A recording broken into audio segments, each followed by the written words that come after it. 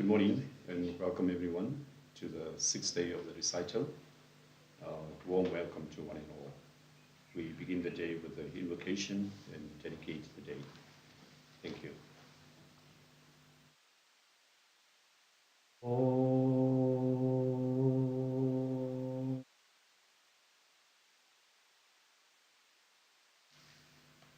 Janmadhyasya yatonvayaditaratas Charte swabhijnat swarat Tene brahmaradayadikavaye Muyanti yat suraya Tejo varamridam yatha vinimayo Yatra trisargo mrisha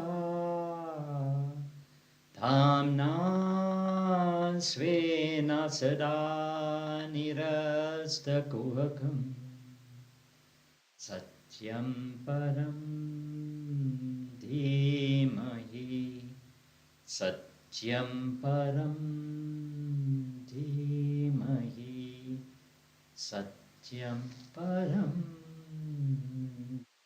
dhimahi.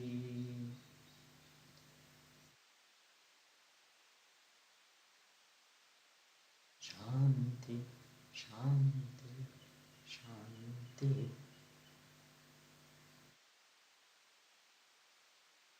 Narayanam namaskritya Naram chaiva narottamam Devim saraswatim vyasam Tato jayam mudirayet. Oh, Shanti, Shanti, Shanti. The study and teaching of the Bhagavatam, the instrument of victory over ignorance, should begin only after salutations have been made to the supreme embodiment, Narayana, to the goddess Saraswati, and to the sage Vyasa. Om Shanti, Shanti, Shanti.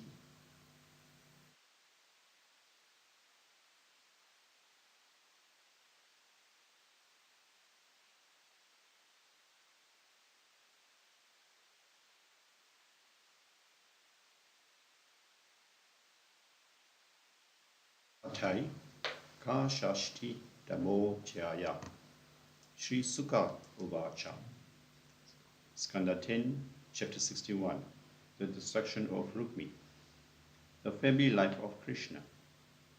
Sri Sukha said, each one of those numerous wives of Krishna gave birth to 10 sons, not inferior to their father in all his great qualities. Each one of those royal ladies, seeing that Achyuta was always in her home without going out anywhere, thought that Krishna considered her the dearest. Those women did not know the real truth about him, that he was ever merged in his inherent bliss, and that his mind was never drawn out by any of them. By his handsome lotus-like face, by his long arms, by his attractive eyes, by his loving smile, by his expressive looks, and by his engaging conversations. These women were enraptured and dazed to the extreme. Though they were empowered by him, they failed to conquer his mind in spite of all their amorous devices.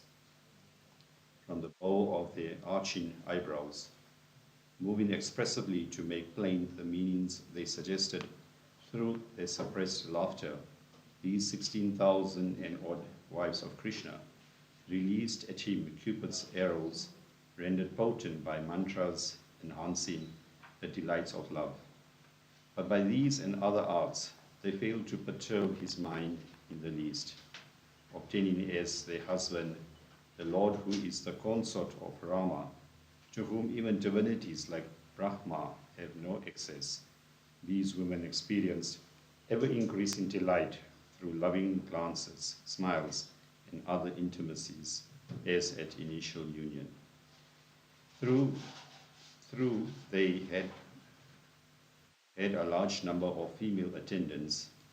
These wives of Krishna themselves did all the personal services for him.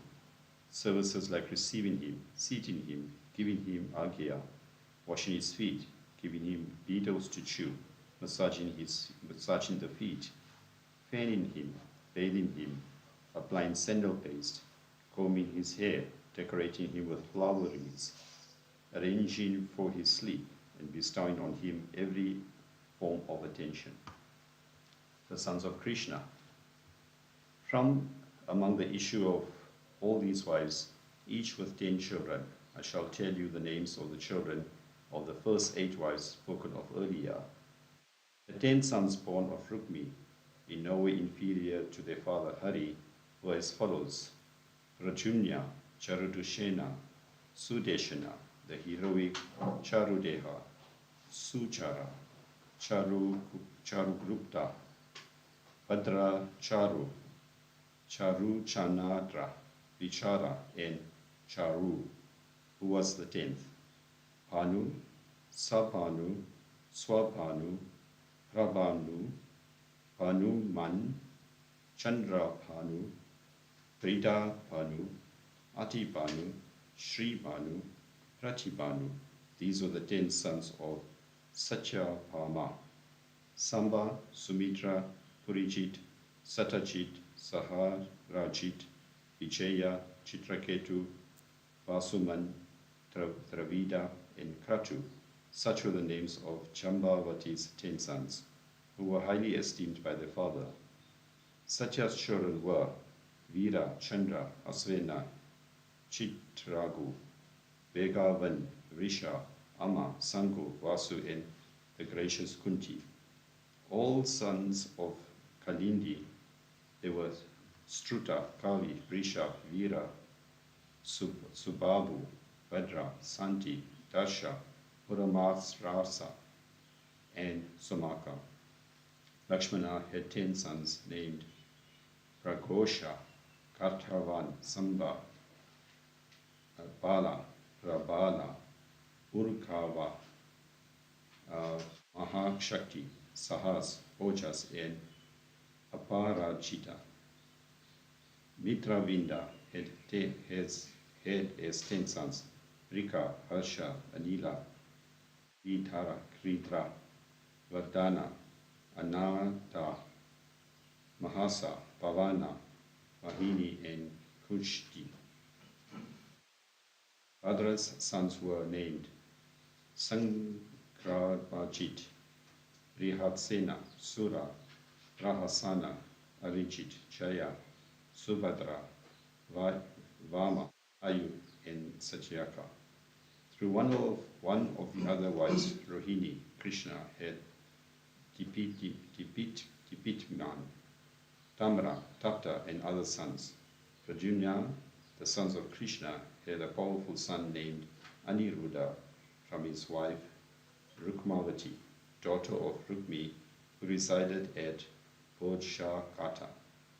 In this way, the sons and grandsons constituting Krishna's progeny were countless, even the mothers of Krishna's sons, who were 16,108. Aniruddha's marriage. Raja Parikshit said, Rukmi, being defeated in battle by Krishna, was awaiting, out of bitter hostility to him, an opportunity to kill him. How did that Rukmi give his daughter in marriage to the son of his enemy, O learned one? I cannot understand how a marriage relation came to be established between enemies. Please explain this to me. Yogis, through their eye of knowledge, understand about the past, present, and future. What is beyond the ken of the senses, distant and hidden?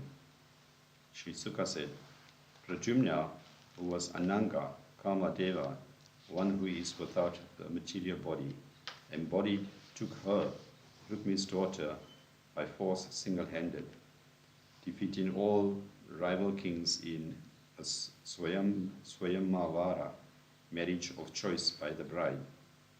Though Rukmi entertained animosity to Krishna for the insult he subjected to him, he, Rukmi, was nonetheless inclined to please his sister, Rukmini, the mother of Pradyumna, and favored the marriage.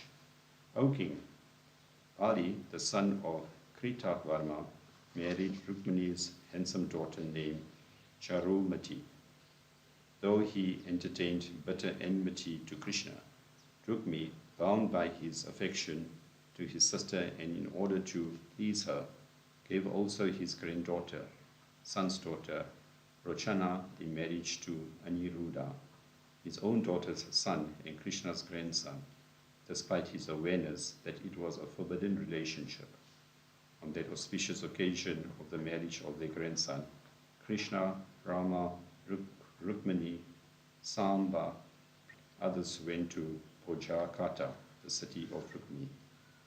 Game of dice and slaughter of Rukmini.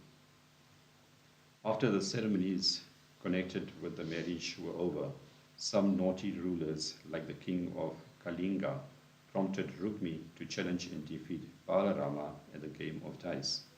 O king, they said, this Balarama is not good at dice, yet he has a mania for it. So challenge him.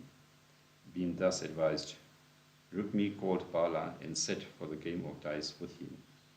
Rama played the game with stakes of 100,000 and 10,000 gold coins. In all these games, Rukmi won.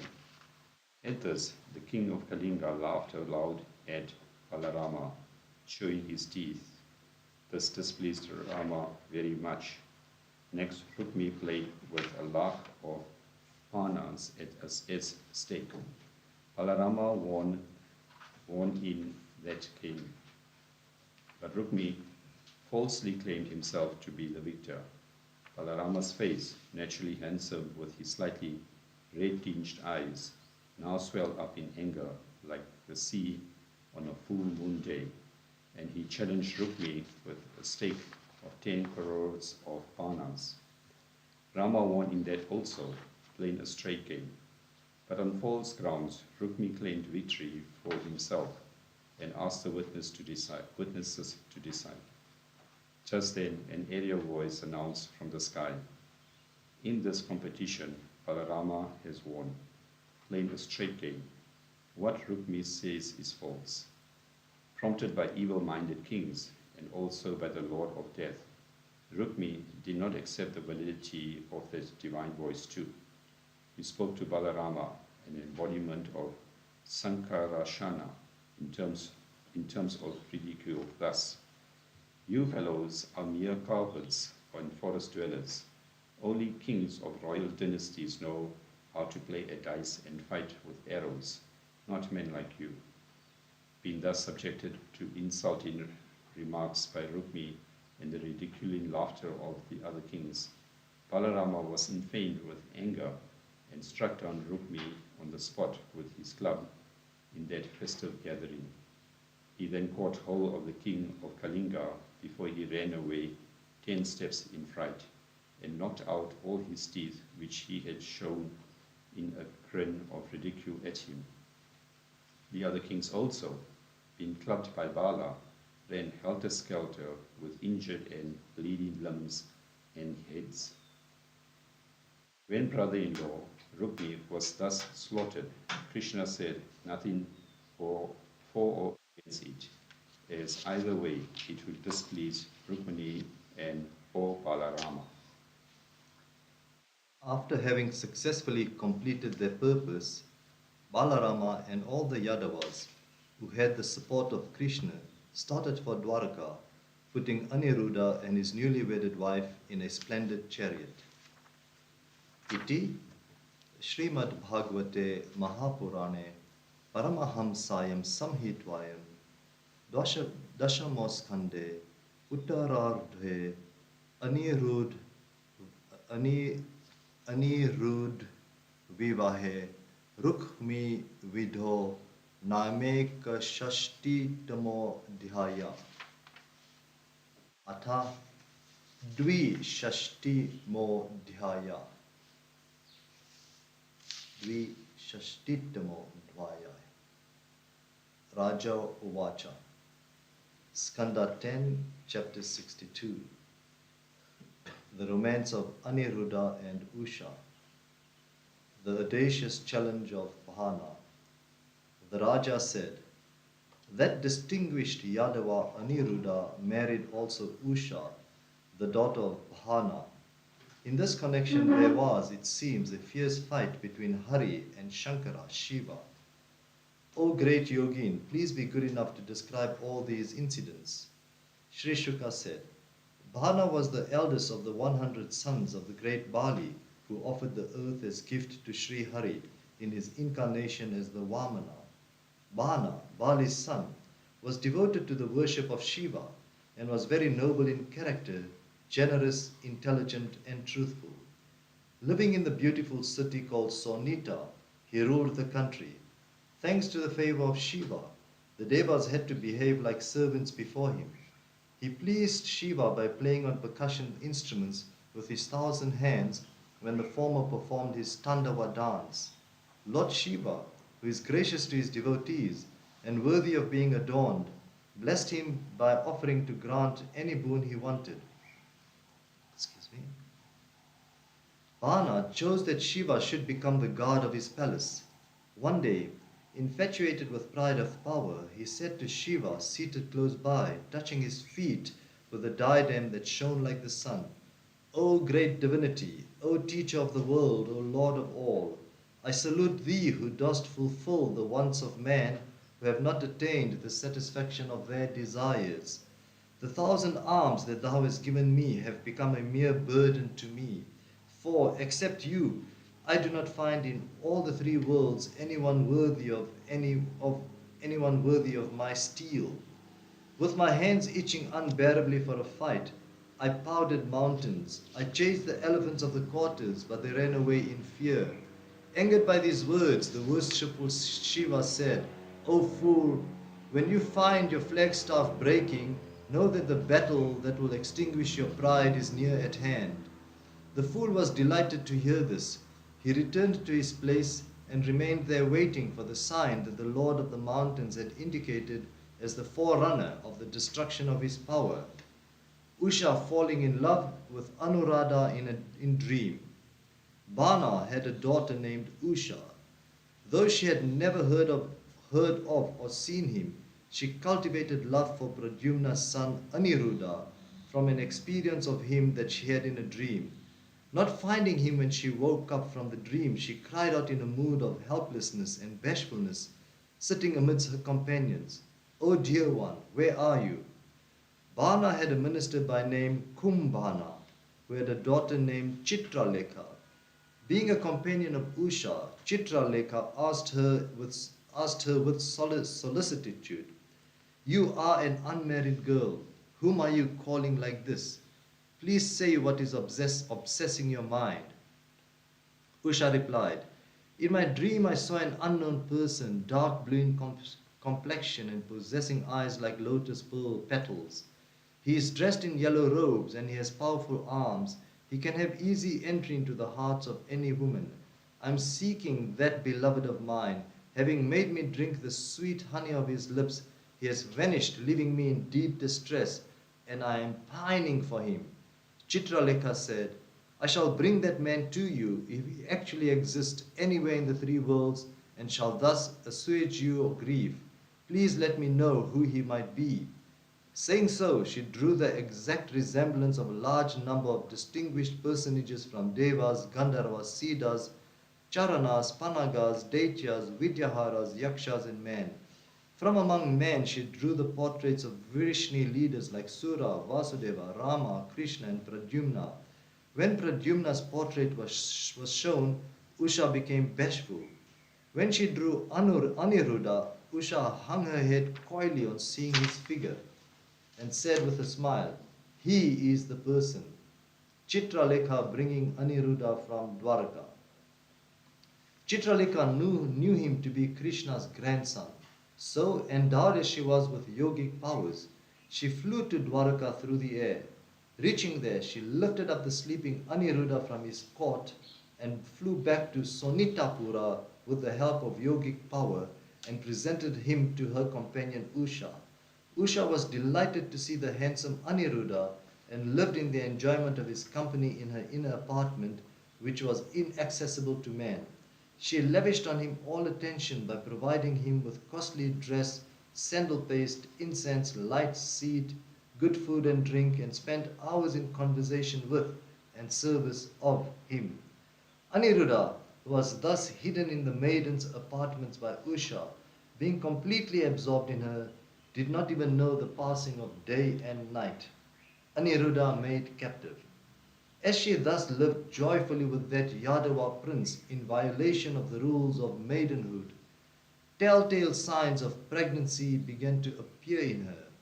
The guards of the inner apartments thereupon reported to Bana, "O king, your daughter's conduct is likely to bring disrepute to the family. Sir, we are guarding the palace without break, and it is impossible for any man even to see her. Under these circumstances, we are puzzled how her virginity has been broken." Bana was very much grieved to hear of the depravity of his daughter. He went immediately to the maiden's quarters of the palace, where he saw the Yadava prince.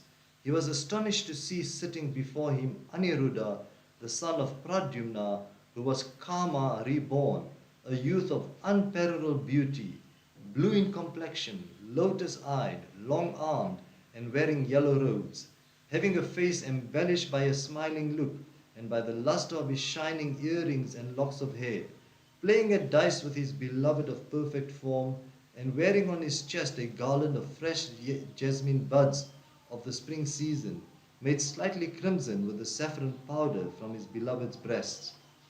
That prince of Madhava's family saw Bana entering with a body of troops with uplifted arms. Thereupon he took up a metallic mace and stood up like an Antaka, angel of death, ready to strike and kill. Like the leader of a herd of wild boars attacking and killing a pack of dogs, he struck at those soldiers trying to surround him. With heads, hands, and thighs broken, these soldiers ran out of the house and disappeared.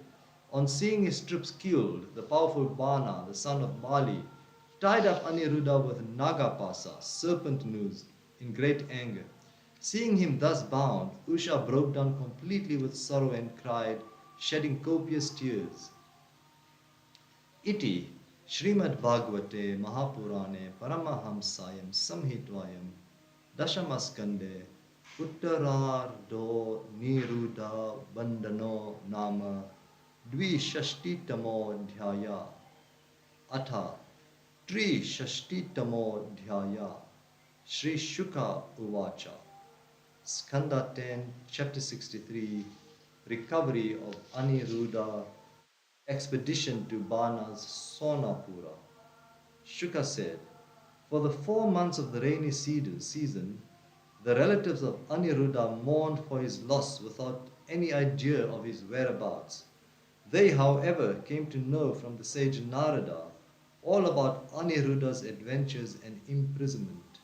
The Vrishnis then went out on an expedition to Sonapura, having Krishna as their guardian angel. Following Rama and Krishna, the other Vrishnis like Pradyumna, Yuyudhana, Gada, Sambha, Sarana, Nanda, Upananda, Bhadra, and others set out, leading 12 Akshahoni of troops, and besieged Sonapura on all sides. Seeing the garden of the city laid waste, and its ramparts, towers, and gates battered, Bana soon gathered an army of equal strength and came to meet the invaders in great anger. Fight with Bana. The worshipful Rudra, seated on his bull vehicle Nandi and accompanied by sons and goblins, fought on the side of Bana against Rama and Krishna. O king, most fierce, wonderful, and hair-raising combats took place between Krishna and Shiva and between Pradyumna and Guha, Subramanya. Fight took place between Balarama on the one hand and Kambhanda and Kupakarna on the other, between Samba and Bana's son, between Bana and Satyaki himself.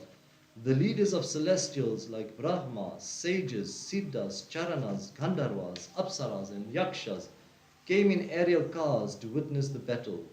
With sharp arrows released from his bow Saranga, Krishna scattered the forces of Shiva, consisting of Bhutas, Pramathas, Guyakas, Dakinis, Yatudhanas, Vetalas, Vinayakas, Pretas, Matris, Pisachas, Kushmandas, and Brahma Rakshasas.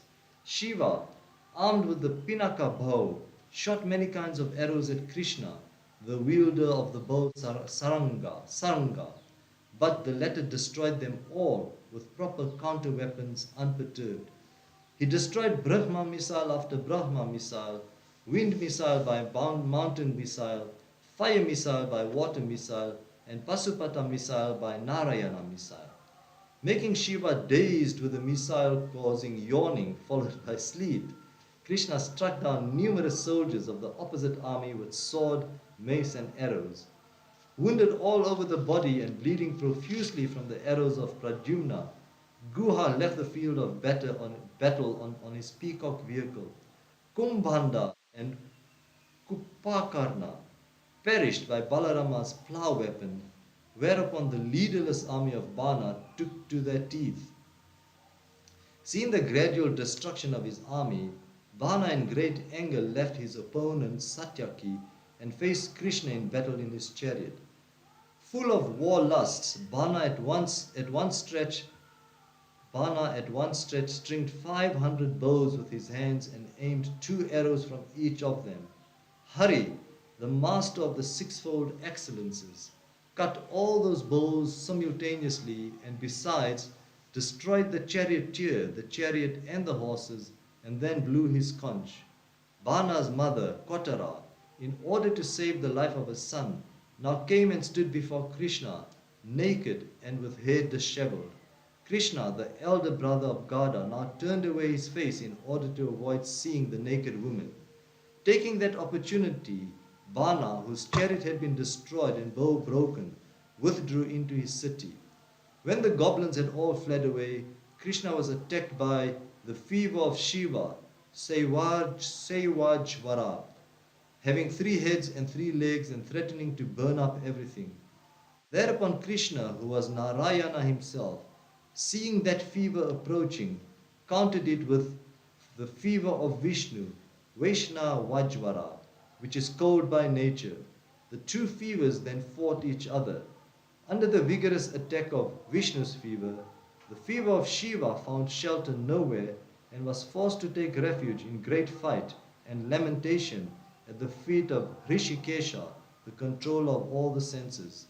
The fever then began to praise him. Shiva's fever and Vishnu's fever. Shiva's fever said, I prostrate before thee, the Brahman with infinite powers, pure consciousness condensed, the taintless, the soul of all, the Lord of all, the cause of creation, preservation, and dissolution, the changeless, and the one indicated in all the Vedantas.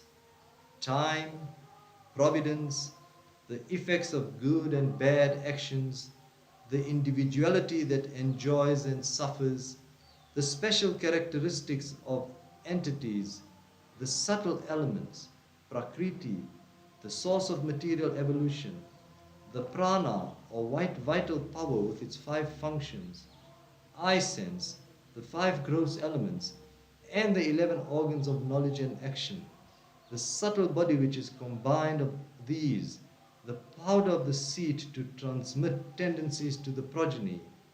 All these constitute Maya, thy power.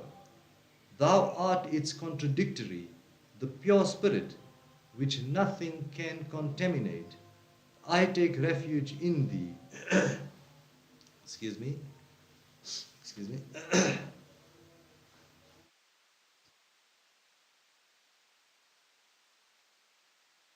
By taking various forms adopted as in play, thou dost protect the devas, holy man, and the world order. Thy present embodiment is to lighten the burden of the earth. by destroying the transgressors who live by the oppression of others. I am scorched by the fierce and severe fever created by thee, which makes one pass through heat and cold alternately. Creatures are bound to be subjected to suffering until they take it to thy service. The Lord said, O three-headed one, I am pleased with you. Be free from the fear produced by the fever pertaining to me. Whoever thinks of this conversation between us should not be assailed by you. Vana's defeat and Rudra's hymn. When Shiva's fever departed, making obeisance to Krishna, Vana reappeared in a new chariot to fight with Krishna. Then the furious Asura, holding numerous kinds of weapons in his 1,000 hands, released arrows at Krishna, who was armed with a discus. Soon the Lord cut off, like the branches of a tree, the hands of the Asura who was shooting arrows in quick succession. As the dismemberment of Vana's hands was progressing, the Lord Shiva, so gracious to his devotee, approached the discus-armed Krishna and addressed him. Sri Rudra said, Thou art Brahman, the self-effulgent light of consciousness, the hidden meaning of Vedic revelation. The pure-minded see thee untainted and unconditioned by anything, even like the Akasha. The sky is thy navel, the fire thy face, water thy semen, the heavens thy head, the quarters thy ears, the earth thy feet, the moon thy mind, the sun thy eye, Rudra thy eye sense, the ocean thy abdomen, Indra thy arms, plants thy hair, clouds thy braids, Brahma thy intellect, Prajapati thy genitals, and Dharma thy heart. Such is the conception of thee, with the worlds at thy limbs. O, thou whose glories know no waning, this incarnation of thine is for the protection of Dharma and for the welfare of the world. Under thy protective control, we, the Devas, are guiding the 7 worlds. Thou art the original and only being without a second of thy side. Thou, the self-effulgent, transcendentest the 3 states of consciousness. Thou art the cause of all, but thyself causeless. Yet for the enjoyment of the objects of the senses, thou abidest in all bodies projected by thy Yoga Maya. The sun, though covered by clouds, its own creation, reveals these very clouds and all other objects underneath them. In the same way, O self-effulgent one, though thou art hidden from the jiva by the cloud of sense, an effect of thy maya, prakriti, thou revealest the eye sense as also the jiva identifying with it. With intelligence infatuated by thy maya, the jivas get intensely attached to children, wife and house, and roll up and down in the waves of the ocean of samsara. After having obtained birth as a human being as a result of the Lord's grace, a man who fails to serve his feet but lives for indulgence in the pleasures of his uncontrolled senses is a traitor to himself. He is indeed to be pitied. A man who abandons thee, the soul of one's soul, the dearest of the dear and one's Lord and Master, and prefers sensuous indulgences, which are unspiritual values, taking one in the opposite direction. That fool is like one who takes poison, rejecting amrita, the food that confers immortality. Brahma, I and other devas and sages who have attained to purity of mind, and by thy grace, all have made total surrender to thee, the soul of our souls, the dearest of the dear, and our Lord and Master.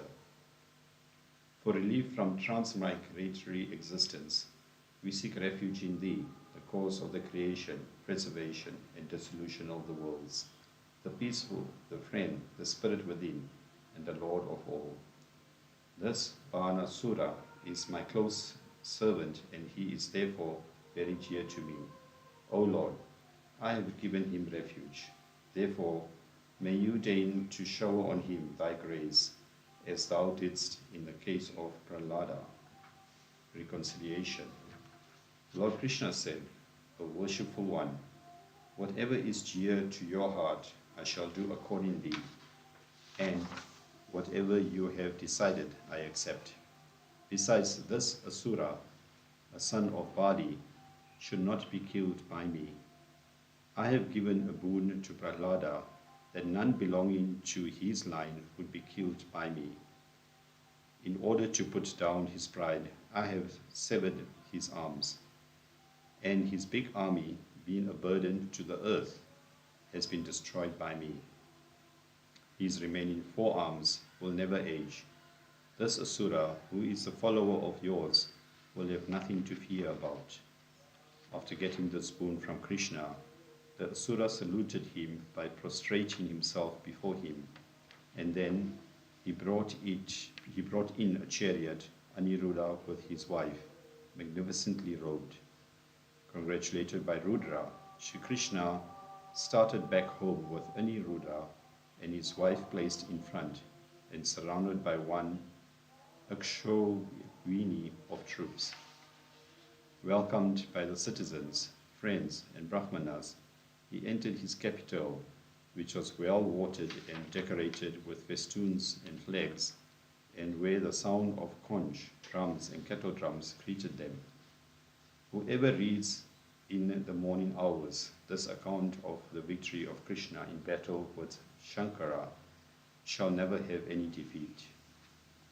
Iti Shrimad Bhagavate Mahapurane Paramahansyam Sanhitayam Dashamaskande Uttararde Nirudanayanam Nama Trishashti Damo Chaya Atha Chatushta Shti Damo Chaya Sri Sukha Uvacha Skanda 10, chapter 64. The story of Nrika. Nrika redeemed from the state of a lizard. Sri Sukha said, O king, one day some Yadava young men like Samba, Pradyumna, Charu, and Bhanu had gone for recreation to the outer gardens of the city. Having engaged themselves in sports for a long time, they felt very thirsty and began to search for water. In the course of their search, they came across a dry well, and in the well they saw a wonderful creature.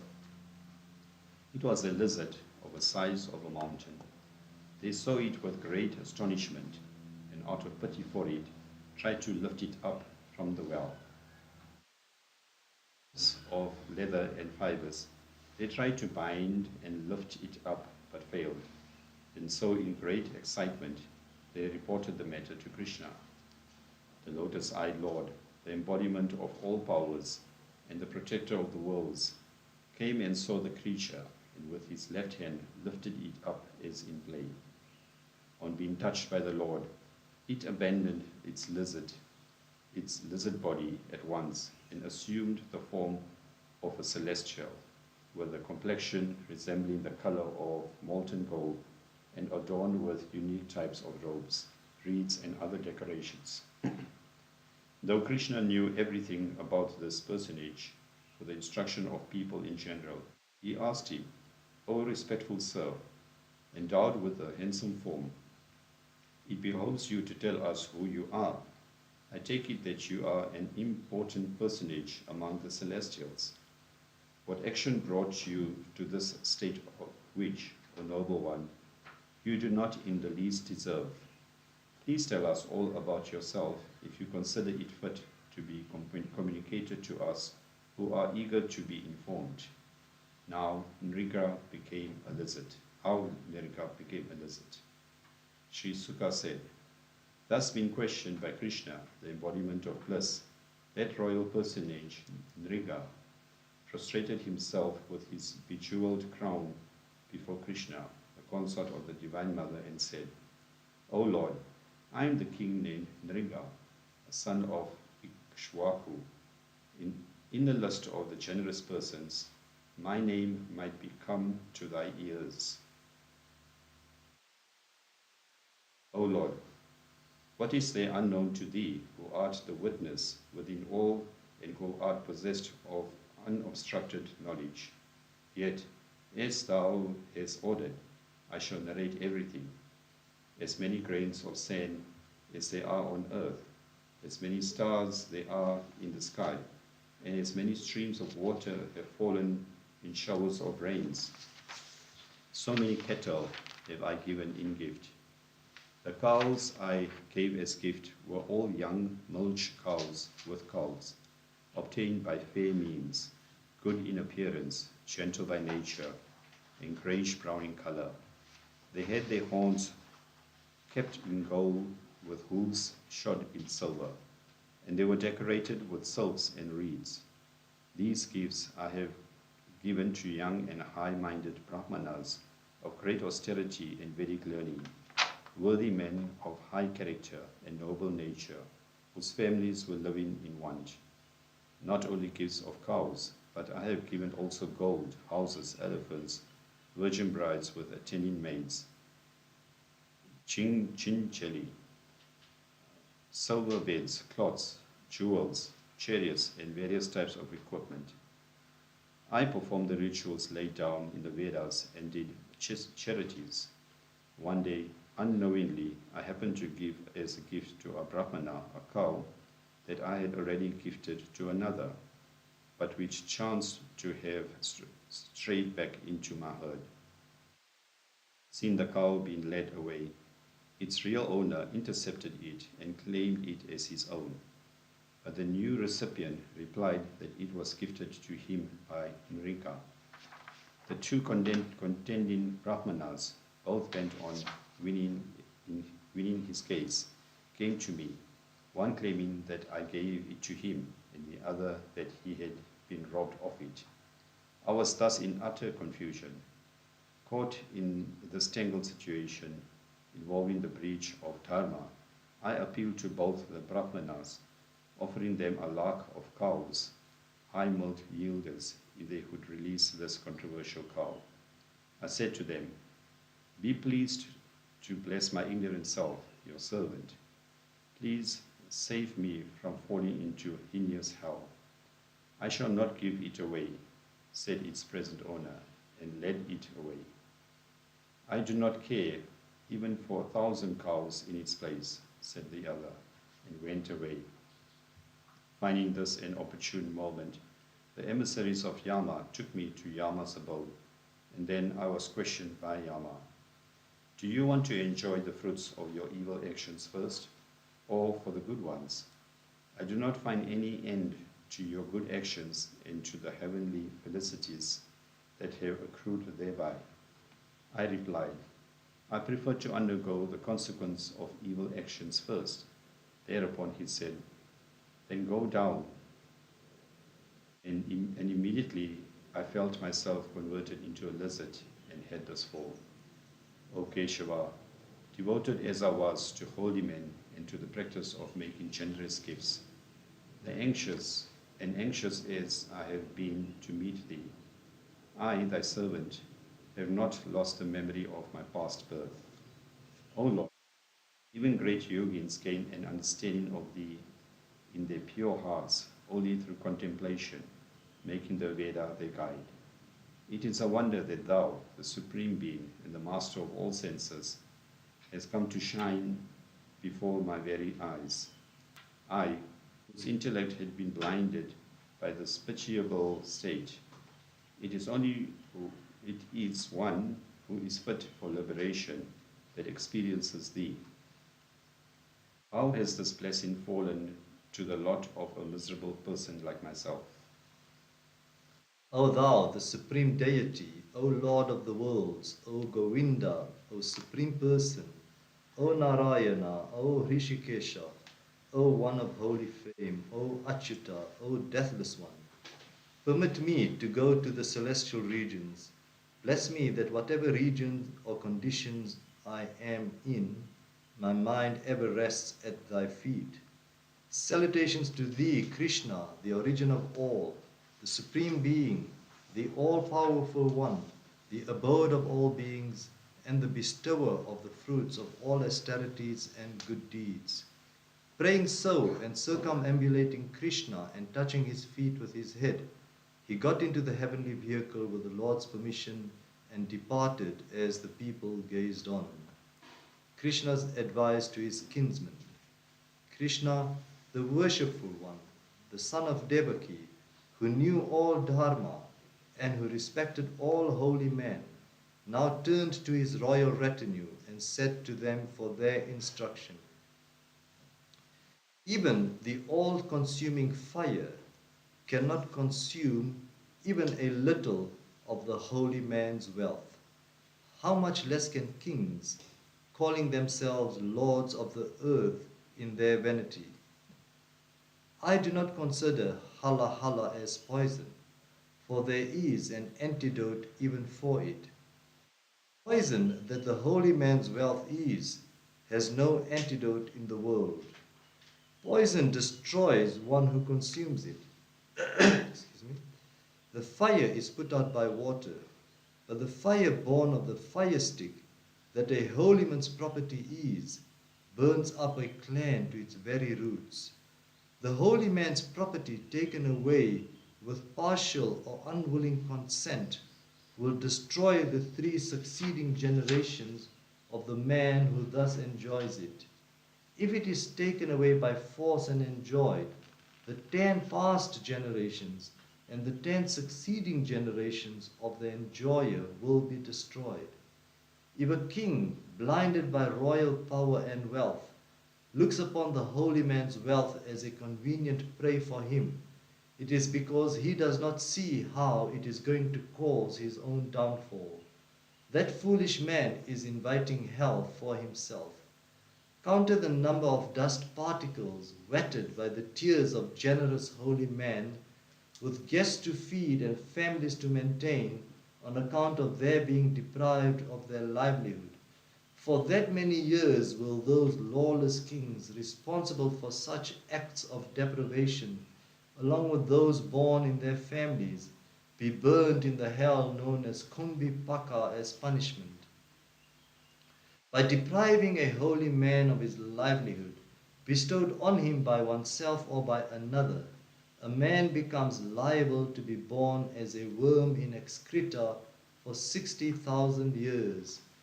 May I never come to possess anything belonging to a holy man, for one who has an eye on it becomes short-lived, and he comes to be defeated by enemies and expelled from his kingdom. Afterwards, they become serpents ever ready to harm others. You, my relatives, should never take revenge on an holy man, even if he wrongs you or curses you. You should always bow down to him. Just as I always bow down to holy men at proper times with due attention and reverence, in the same way should all of you do. My punishment will fall on those who do otherwise. Even if a person takes away a holy man's property unknowingly, that property causes the fall of the man, just as the holy man's cow caused the fall of Nriga.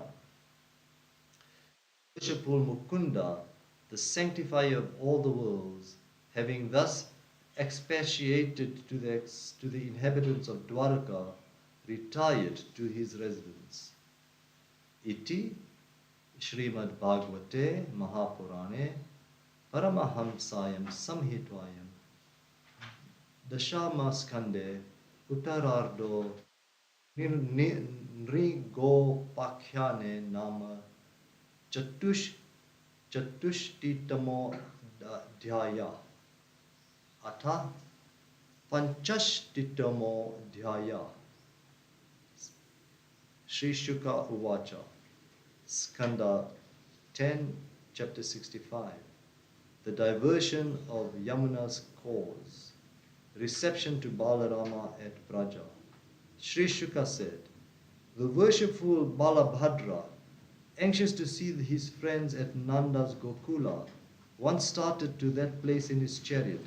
He was welcomed and warmly received by the Gopas and the Gopis, who had for long been feeling the pangs of separation from him. He then made obeisance to his parents, and they in turn pronounced blessings on him. O leader of the Yadus, they said, long did you, Lord of the world, along with your brother, protect us. Then seating him on their laps, they embraced him, bathing him in their tears of joy.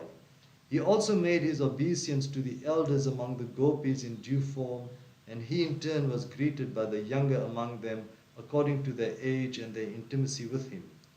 Balarama then met the Gopas and greeted them, cracking jokes and shaking hands according to their varying age and degrees of intimacy.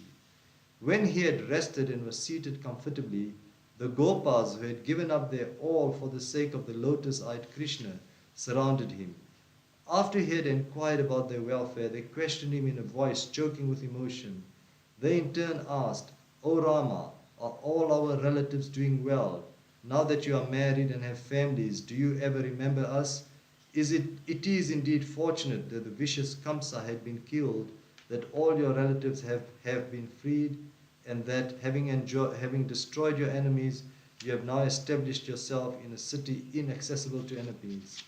Feeling highly honored by Balarama's visit, the Gopis now asked him with a smile, Is Krishna, the dear one of the city women, doing well? Is he ever remembering his parents and relatives residing there? Will he be coming here to see his mother even once? Does he of powerful arms remember our dedicated and constant service to him? He for whose sake we abandoned mothers, fathers, brothers, husbands, children, and sisters. He snapped the bonds of his love with us in a moment and departed from our midst. How could we, women, prevent his departure, disregarding his sweet words that he would soon return? Someone thereupon said, How do the sophisticated women of the city take the words of Krishna, who is fickle and ungrateful? Still another said, Agitated by the passion roused by his glances and attractive smiles, they might be accepting at their face value all the words and promises of that weaver of fine phrases. Some other said, What is the good of talking about him now? Is there no other topic to talk about? If he can spend his time without us, so can we do without him. The only difference is that we shall be spending our time in sorrow. Remembering in this way his smile, words, charming looks, gait, and loving embraces, the Gopis burst into tears.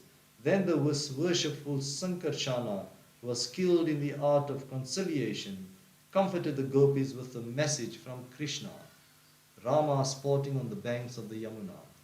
For the 2 months, Chaitra and Vaishakha, Balarama stayed in Gokula, entertaining the Gopis at night. Surrounded by Gopis, Balarama sported in the woodlands on the banks of the Yamuna, illumined by the rays of the full moon and served by the breeze conveying the fragrance of blooming water lilies. Varuna prompted the deity of the celestial drink Varuni to pour wine into the hollows of some trees, and thereby the whole sylvan scene was made redolent with its fragrance. Balarama, drawn by the sweet smell conveyed by the wind, traced the tree where the wine was, and drank of the liquor along with the women. Reveling in his praise sung by the women, Bala roamed about in the forest, his eyes unsteady through intoxication.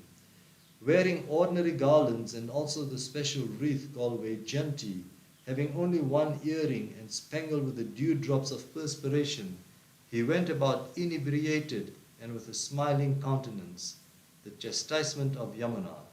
The all-powerful Bala now called the river Yamuna to flow by his side to facilitate water sport. Taking him only for a drunkard, the river deity ignored his call. Balarama thereupon pulled and diverted her course with his plough weapon in great anger. He said, O accursed one, you wanton one, with the end of my plough weapon I shall split you into 100 channels. O king, frightened and shivering at this reprimand, Yamuna hurried and fell at the feet of that great son of Yadu's clan and said, O Rama, mighty hero, what do I know of thy greatness and power? By an insignificant part of thy being, this whole universe is supported. O worshipped one, O friend of devotees, it behoveth thee to release me a refugee at thy feet, who was unaware of thy divinity. Thereupon he released the suppliant Yamuna and entered the river for water sports with the women, as a tusker does with its cows. Having sported in water to his heart's content, he came out of it, whereupon he was presented with 2 pieces of blue cloth, ornaments of inestimable value, and wreaths by goddess Kanti, Lakshmi. Dressed in blue cloths, wearing the golden chain on the neck, bedecked in other ways, and smeared all over with sandal paste, he looked like the white elephant of Indra's heaven. O king, even today Yamuna is bent at that particular place where Balarama diverted its course as if to commemorate his infinite power and glory. All the nights that Balarama spent at Gokula, attracted by the sweetness of the women of Raja, were felt by those women as one continuous night. Iti Shrimad Bhagavate Mahapurane Paramahamsayam Samhitayam Dashamaskande Uttararde Bala Deva Vijaye Yamuna Karshanam Nama Pancha Shashti Tamo Dhyaya Atha Shashta Shashti Tamo Dhyaya Sri Shuka Uvacha Skanda 10, chapter 66. The confrontation with Pandraka.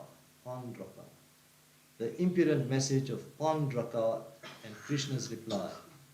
Sri Shuka said, while Bala was in the cowherd settlement of Nanda, an ignorant fool named Pandraka, the king of Kurusha, sent a messenger to Krishna to proclaim that he, Pandraka, was the real Vasudeva. Ignorant and childish persons prompted him to think that he was the supreme being, Vasudeva, incarnated for the good of the world, and he actually believed that he was Achyuta himself. Like a naive boy enthroned as king by other boys in play, he sent the messenger to Krishna, whose ways and nature are inscrutable to men. Reaching Dwaraka and presenting himself at the royal assembly, the messenger conveyed his king's ultimatum to Krishna, the Lord of all, the lotus-eyed. The message ran, the Vasudeva, incarnated out of mercy to living beings, is I alone and none else. Therefore, give up the name Vasudeva that you have usurped. O Yadava, whichever of my emblems and paraphernalia you are now using out of ignorance, give up all of them and come and take shelter in me, or else battle with me. Sri Shuka said, Ugrasena and other counselors laughed loudly on hearing the silly message of the ignorant Pandraka. The Lord gave a fitting reply to the insane message. He said, I shall certainly release the discus and other weapons, but that would be against you and your friends who back you in making this senseless claim. When you lie dead with your face exposed and surrounded by eagles and crows, then shall you find shelter in dogs that tear your corpse. The destruction of Pandraka and the Raja of Kashi. The messenger conveyed Krishna's mocking reprimand to his master Pandraka. Following the message, Krishna ascended his chariot and started on an expedition to Kashi, where Pandraka was then staying with his friend, the Raja of Kashi. Pandraka, who was a great warrior, learning about Krishna's martial preparation, came out of the city with an army of 2 Akshavinis. His friend, the Raja of Kashi, followed him with another army of 3 Akshavinis. And now Krishna had a view of Pandraka. He laughed at Pandraka when he saw him like an actor impersonating him in form and paraphernalia, with conch, discus, sword, mace, bow, shrivasta, kaustuba, floral wreath, the yellow wearing cloth, eagle-marked diadem with very costly gems studded on it, and fish-marked ear pendants, all complete.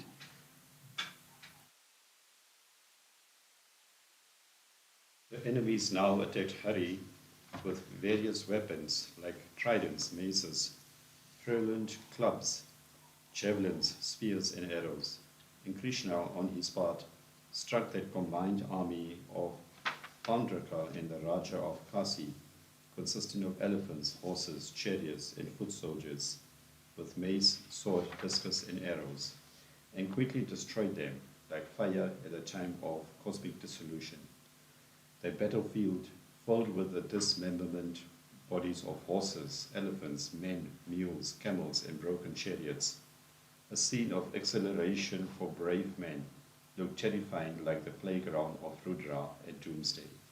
The Lord said, O Pondraka, whatever weapons you asked me to give up through your messenger, these I am now giving up by releasing them against you.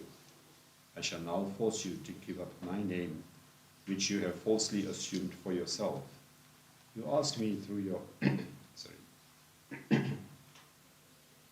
You asked me through your messenger to take shelter at your feet. When I feel I cannot fight with you, then I. But now I have come to fight with you. Rating him like this, he shattered the chariot of Vandraka with sharp arrows, and then, as Indra cut off the tops of mountains with his weapons of thunderbolt, he severed Vandraka's head with his discus. In the same way, he cut off the head of the Raja of Kasi by his arrows, with which he hurled that head into the city of Kasi, as the wind tosses a lotus bud. Thus slain the pretender, Pandraka, along with his allies, Hari entered Dwarka to the accompaniment of panegyrics sung by Siddhas.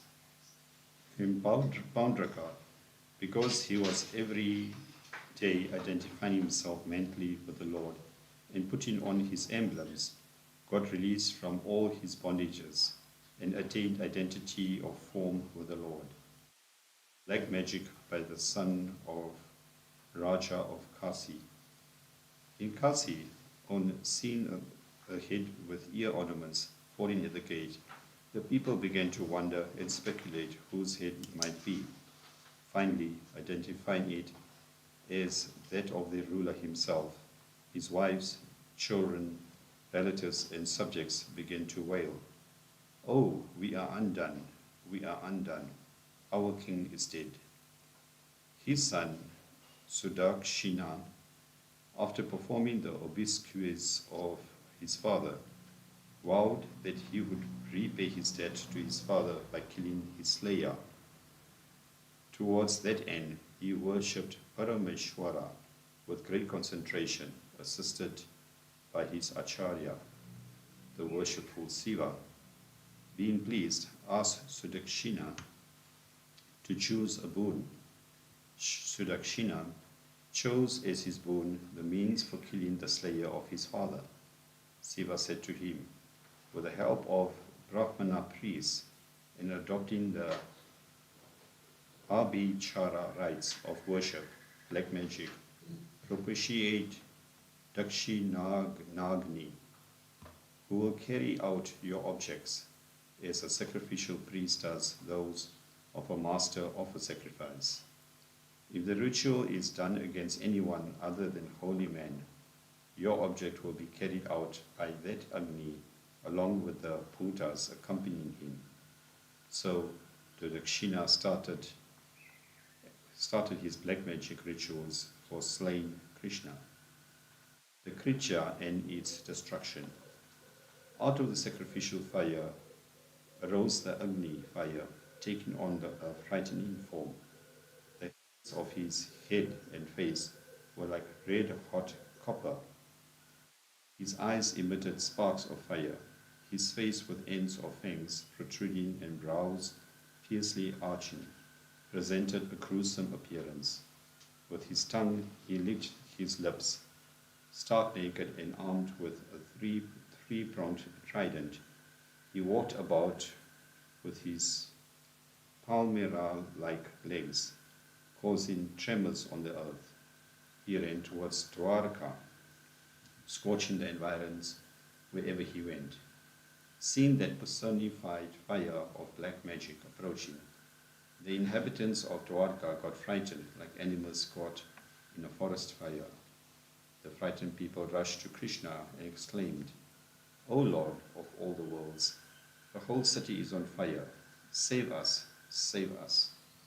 Noticing the agony and consternation of the people, Krishna, who is the refuge of all the worlds, asked them smilingly to be free from fear and assured them that he would save them from the danger.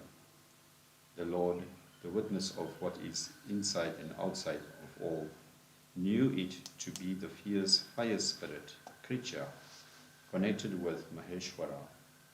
He commissioned his Sudarshana Chakra discus, which was always by his side, to destroy it. Resplendent like a crore of suns, resembling the fire of cosmic dissolution, and filling all the quarters, the sky, the earth, and the middle region with its brilliance. The Sudarshana raised the fire spirit. That fire spirit, being harried by the weapon of the wielder of the discus, had to retreat with face hung in shame. In retaliation, it approached Varanasi and burned up Sudakshina and his priests. Pursuing that fire spirit, the Sudarshana discus of Mahavishnu entered the city of Kasi with its high terraced buildings, assembly halls, houses and bazaars, its gates, palaces and cattle houses, its treasuries, elephant shelters, horse stables, chariot stands and feeding homes. Vishnu's discus, Sudarshana, after burning up the whole of Varanasi, returned to Sri Krishna, for whom every exploit was easy of accomplishment. Whoever years or makes another year with a concentrated mind this divine exploits of Krishna, that fortunate person will be freed from all sins. Iti Shrimad Bhagavate Mahapurane Paramahansyam Sanhitayam Dashamaskande Uttarade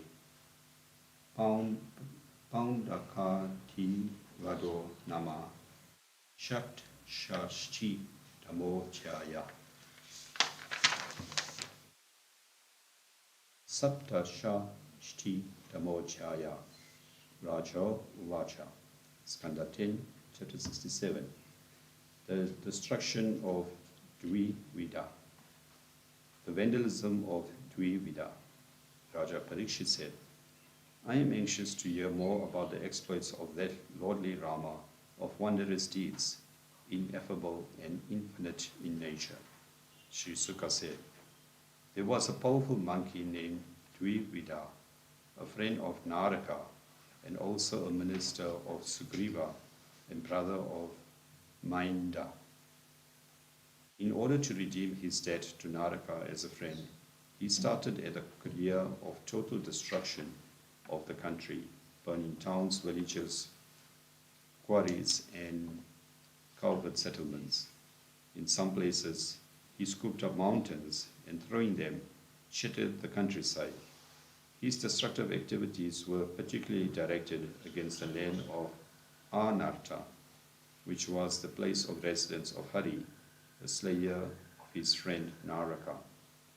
The monkey, who had the strength of 10,000 elephants, sometimes stepped into the ocean and by bailing water with his hands, flooded the seaside villages, entering the hermitages of noted rishis. The evil monkey destroyed all the trees there and desecrated the sacred fire with urine and excreta. Infatuated with pride, he shut up men and women in mountain caves, whose openings he blocked with stone seals, just as the wasp imprisons a worm. Vida, in confrontation with Rama. When he was ranging about like this, spreading destruction everywhere and violating women of noble families, he once turned his course to the mountain Raivataka, from where strains of sweet music were coming. There he saw Rama, of handsome appearance, amidst a group of women, singing. Rama was intoxicated with drink, and his eyes were rolling, and his gait resembled that of an elephant in rut. That perverse monkey, sitting on a tree, shook its branches violently, made faces and emitted grunts. Seeing the pranks of the monkey, the women, naturally light-hearted and fond of fun, laughed loudly at it. The monkey, in turn, cast ridicule on them in the very presence of Rama by showing his posterior at them. and then wagging his eyebrows lasciviously. Annoyed at this behavior, Rama threw stones at him, but the monkey dodged the stones and further tried to annoy Balarama by laughing insultingly at him, by breaking the liquor pot, and by pulling at the clothes of the women. Thus, in the impudence of his might, he insulted and provoked Balarama, who, seeing his audacity and the destruction he had wrought all round, took his plough weapon and club for destroying the enemy.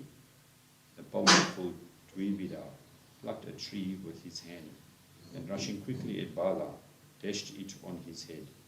Bala, who was Sankarshana, stood the impact of the tree on his head like a mountain without any concern. He then struck the monkey on his head with his club named Sunanda. With his head injured and bleeding profusely by that blow, the monkey looked like a mountain with all ornament of effusions at its top.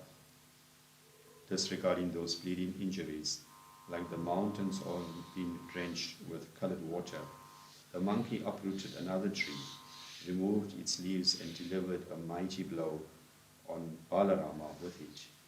But Balarama cut it into several pieces. Thereupon the monkey hit him with another tree, which too Bala cut into pieces. In this way the fight went on with Dvivida plucking trees to attack Balarama, and he reducing them to pieces, until that forest was denuded of trees. Then the monkey began to rain stones on Bala, but they were all reduced to powder by him. The monkey now delivered a mighty punch on Balarama's chest with his fist of his palm-like arms. Bala, the leader of the Yadavas, now laid down his club and plough weapon and hit the monkey on his shoulder with his fist. The monkey fell down, vomiting blood.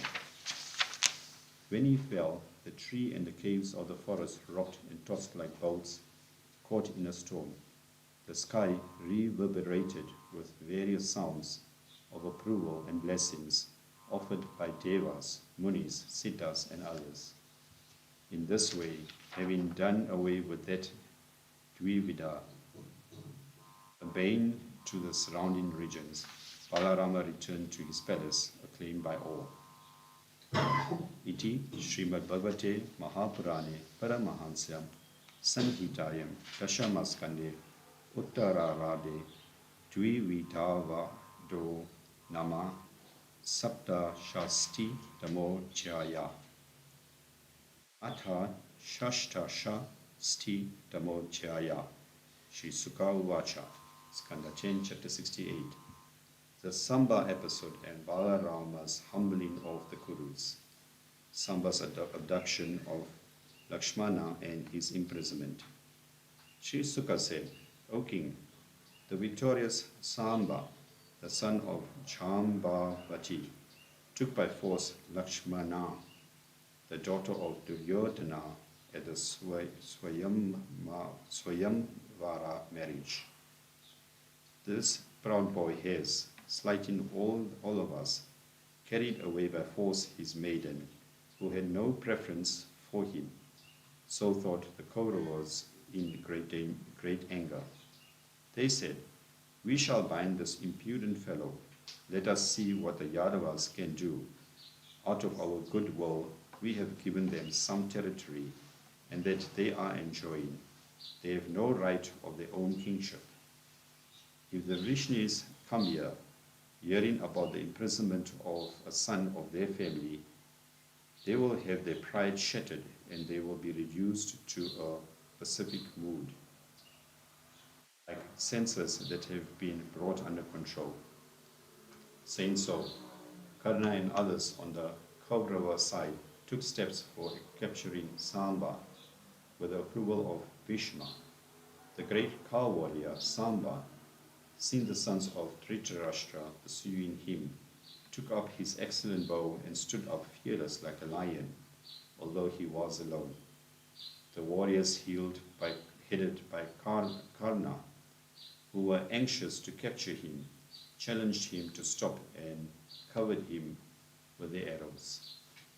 As a lion will not tolerate an attack by inferior beasts, so did this wonderful boy refuse to brook this onslaught of the Kauravas.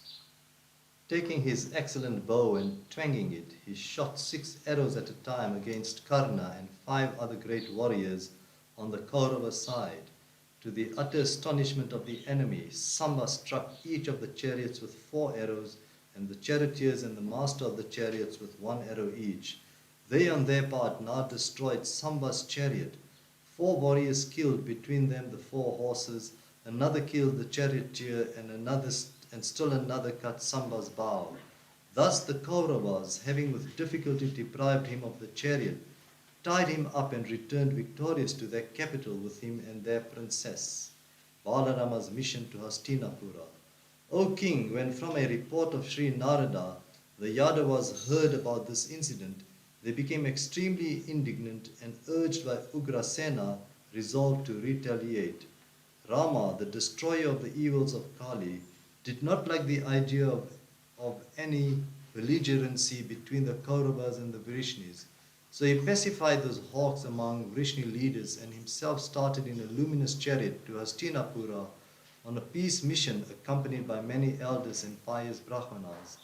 Reaching Hastinapura, Rama stopped at the park outside the city and sent Uddhava to Dhritarashtra to ascertain the intentions of the Kauravas.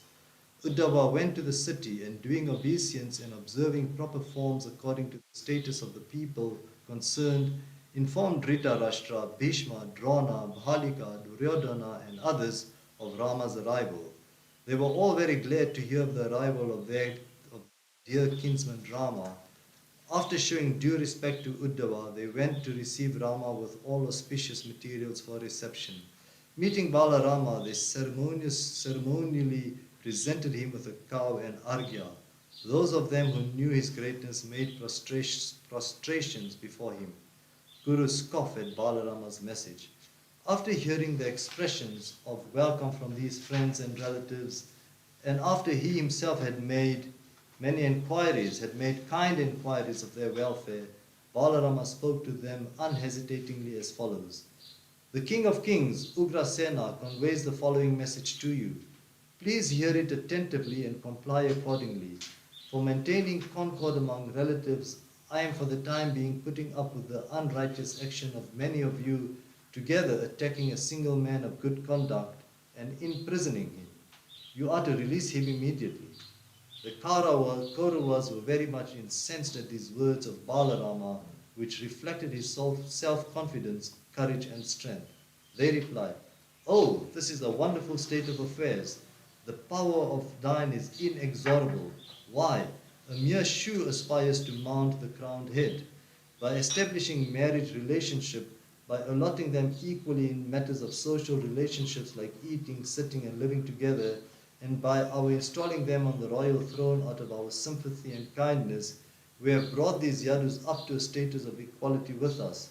It is only out of our grace that they enjoy such emblems of kingly status like a crown, royal umbrella, conch and chowri fan. Enough of mischief has been done by conferring the royal emblems on those Yadavas, like giving milk to a cobra which is sure to attack the giver. See, today they are ordering us about. A lamb cannot pull out of a lion's mouth its prey.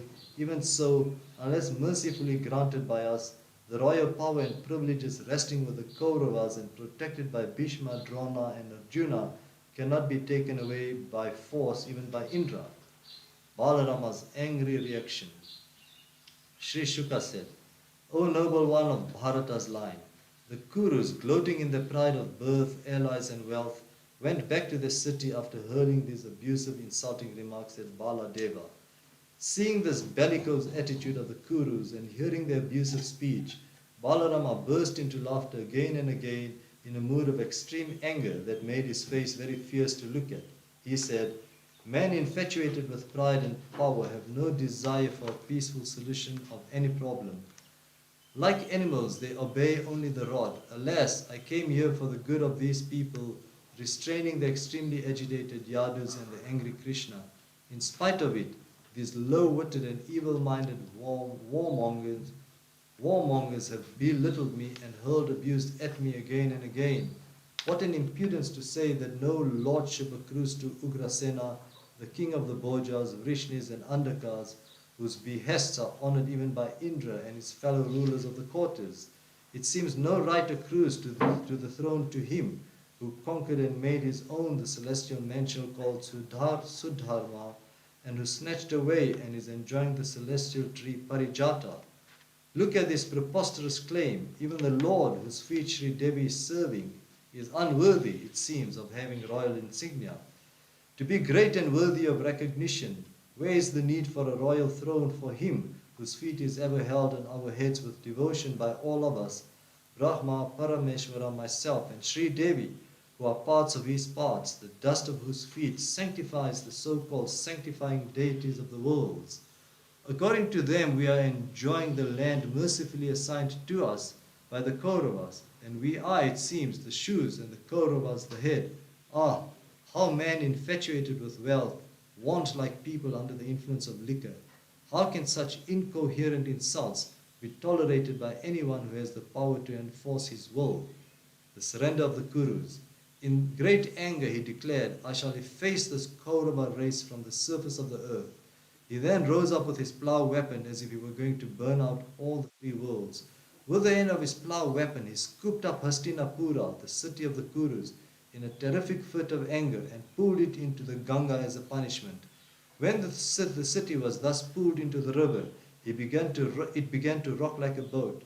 Thereupon the Kauravas got frightened, and for fear of their life came out, with Lakshmana and Samba in front, and stood before that almighty being with respectful salutations. They said, O Rama, thou bearer of the whole universe, we are unaware of thy puissance.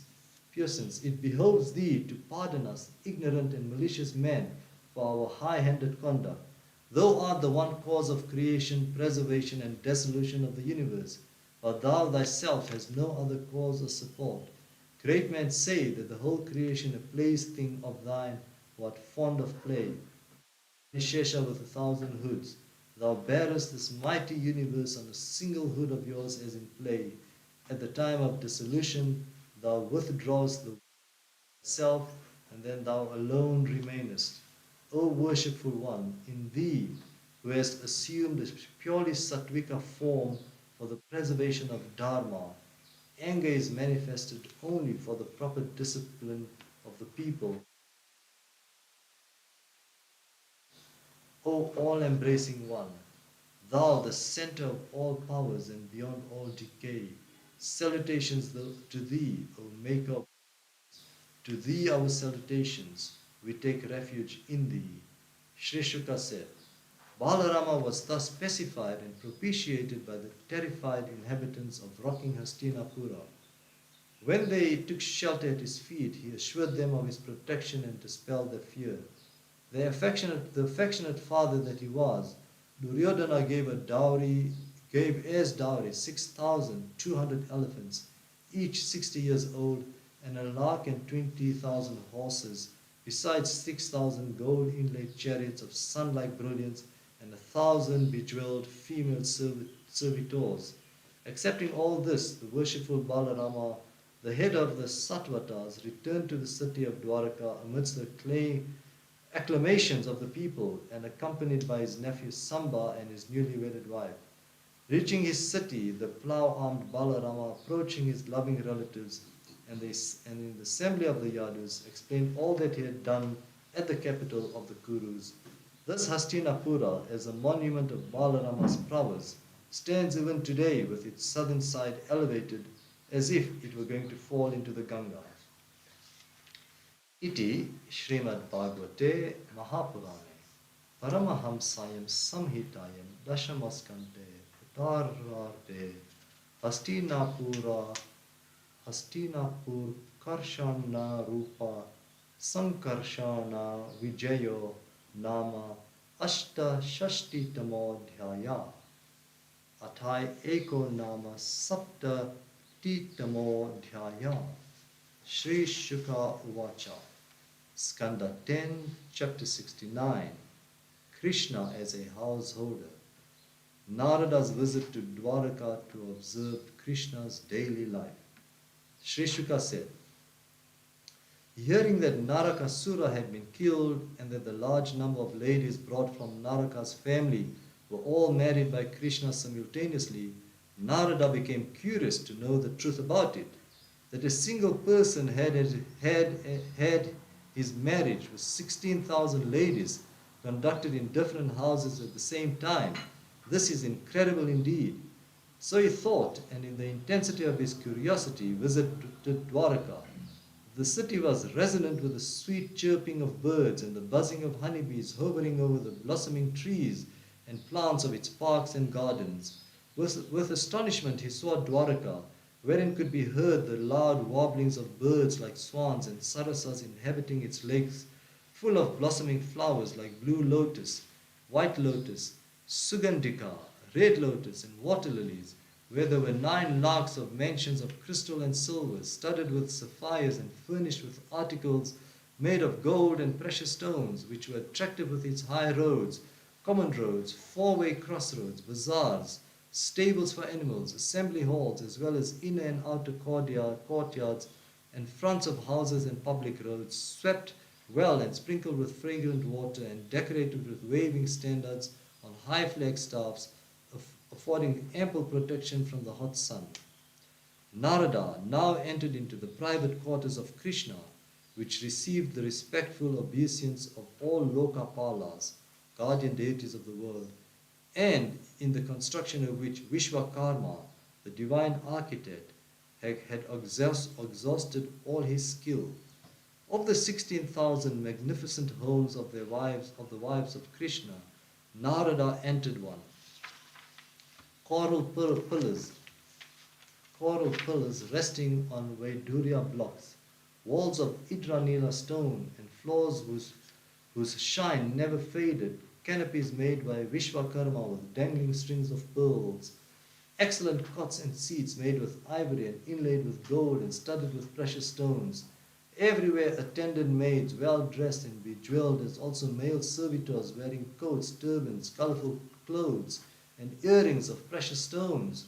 Such were the features of the mansion that Sri Narada entered.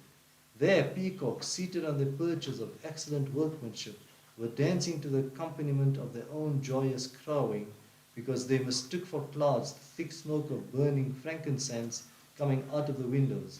Lamps studded with shining gems dispelled the darkness everywhere. Narada's marvelous experience of Krishna. There Narada saw Krishna's beloved Rukmini, continually fanning him with golden-handed chowries, accompanied by numerous attending maids who were well dressed and well decorated like herself. Seeing him, the worshipful Lord, the best among the observers of the rules of Dharma, sprang up from the court of Shri, and after touching Narada's feet with his crowned head, seated him on his own throne. He, the washings of whose feet is the Ganga which purifies everything, that Krishna, the one supreme over all and the creator and teacher of all, the first among the exemplars of righteous conduct, washed the feet of Narada and sprinkled the water on his own head. Appropriately, as he been called appropriately has he been called Brahmanya Deva, he who honors holy men as gods. Narayana and the friends of Rishi Nara worshipped Narada according to rules laid down in the scriptures, and after welcoming him with a few but sweet words, asked him, O Great One, what service could we do for your holiness? Narada said, O Almighty Lord, there is no wonder in thy entertaining goodwill towards all beings, and thy suppressing evildoers. For even these evildoers attain salvation on being killed by thee. I have known for certain that thou hast taken this present incarnation of thy free will for the protection of the world and for enabling all to attain the highest good. I have seen thy feet, which give liberation to devotees, which persons of deep insight like Brahma always worship in their hearts, and which form the only support for those who want to get out of the well of samsara. I am going about meditating on those feet of thine. May thou bless me so that the memory of those feet never desert me. Sri Sukha continued, O dear one, prompted by his desire to understand the working of the Yoga Maya of him, Narada went to the house of another consort of Krishna. There also he saw Krishna playing at dice with his wife and his friend Uddhava. He honored the sage with great cordiality, getting up at his side and offering him a seat. And Krishna said, as if in ignorance, O holy sir, when did you arrive? What can we imperfect beings do for the satisfaction of perfect ones like you, who have no desire? Tell us, Holy One, about anything you are in need of, and help us make our life fruitful. Avoiding a reply, Narada silently walked away to another house. There he saw Krishna fondling little children. Next he went to another house where he saw the Lord getting ready for his bath. In another house he saw Krishna making offerings in the Ahavanyagani, Ahavanya Agni. Another making the offering of Panchamahayajna. In the next feeding holy men. Still another himself taking food after having fed them. In one house he saw him doing his Sandhya rituals and repeating the Gayatri, and in another sword and shield in hand, demonstrating feats of swordsmanship. In different places he saw Krishna, the elder brother of Gada, engaged in different occupations, in moving about the troops with troops of horses, elephants, chariots, etc., in sleeping on a cot with bards singing in his praise, in deliberation about affairs of state with ministers and friends like Uddhava, in water sports surrounded by numerous handsome women, in making presents of well-decorated mulch cows to Brahmanas, in listening to holy recitals of the Puranas and the Itihasas, in laughing merrily over jovial talks with a wife, in pursuing dharma, sacred laws, artha, wealth, and kama, pleasure, in meditating on the Supreme Being above the changes of Prakriti, in serving the elders, in providing them with all their wants and all their objects of enjoyment, in fighting with some and effecting conciliation with others, in concerting with Rama for bringing about the welfare of pious people, in finding out at proper time suitable husbands and wives for daughters and sons, and in conducting their marriage ceremonies in all grandeur, in taking part in the festivals connected with the sending of daughters after marriage, and in the reception of the newly wedded daughters-in-law, causing astonishment among people on seeing him who is the Lord of all yogis engaged in such domestic activities, in performing grand yajnas to deities according to the ritualistic code with the help of expert priests, and in philanthropic activities like digging wells and tanks, laying out gardens and constructing guest houses, in hunting with animals, wild animals on horseback surrounded by other Yadava leaders, and killing such of them as were fit to be offered in sacrifice, and in moving about the inner apartments and among the subjects incognito to have a first-hand knowledge of men and events. The uniqueness of Krishna. Afterwards, seeing the play of the mysterious spiritual power of the Lord in his human manifestation of his, Narada said, smiling to that divine person who is the power that motivates the senses of all, O thou, the master of yoga, by thy service we have had a direct experience of thy inherent power, Yoga Maya, and her functioning, denied even to masters of yoga. O Lord, grant me permission to depart. I shall go about in all the worlds now, flooded with thy auspicious fame, ever singing aloud about thy sportive activities that have the power to sanctify the whole world. The Lord said, O Holy One, as the promulgator, exemplar, and promoter of Dharma, I am leading the life of a great householder. Be not deluded, O child, that I am in any way involved in or attached to that life. Sri Sukha said, thus the Devarshi Narada saw him, Krishna, in all the houses of his consorts, simultaneously performing the noble and righteous duties of a householder. Seeing again and again the manifestation of the Yoga Maya of Krishna, of infinite puissance, the inquisitive Rishi Narada was wonderstruck and pleased. Honored by Krishna, who was demonstrating the greatness of the values of household life, consisting in Dharma, Artha, and Kama, and very much pleased, Narada departed, remembering Krishna always. Thus, for the good of all beings, Narayana assumed a human form, embodying in himself all his divine powers, and lived amidst his 16,108 consorts, served by them with their bashful and loving looks and smiles. Whoever sings, hears, and in other ways enjoys the narratives of Sri Hari's unique cosmic activities of creation, preservation, and dissolution of the universe, which none else can do, he will attain deep devotion to the Lord, who is the bestower of liberation. Iti Shrimad Bhagavate Mahapurane Paramahansyam Samhitayam Dashamaskande Uttararte Krishna Griha Darshanam Namaikauna Saptatitamodyayah Atha Saptatitamodyayah Shri Shuka Uvacha. Canto 10, Chapter 70.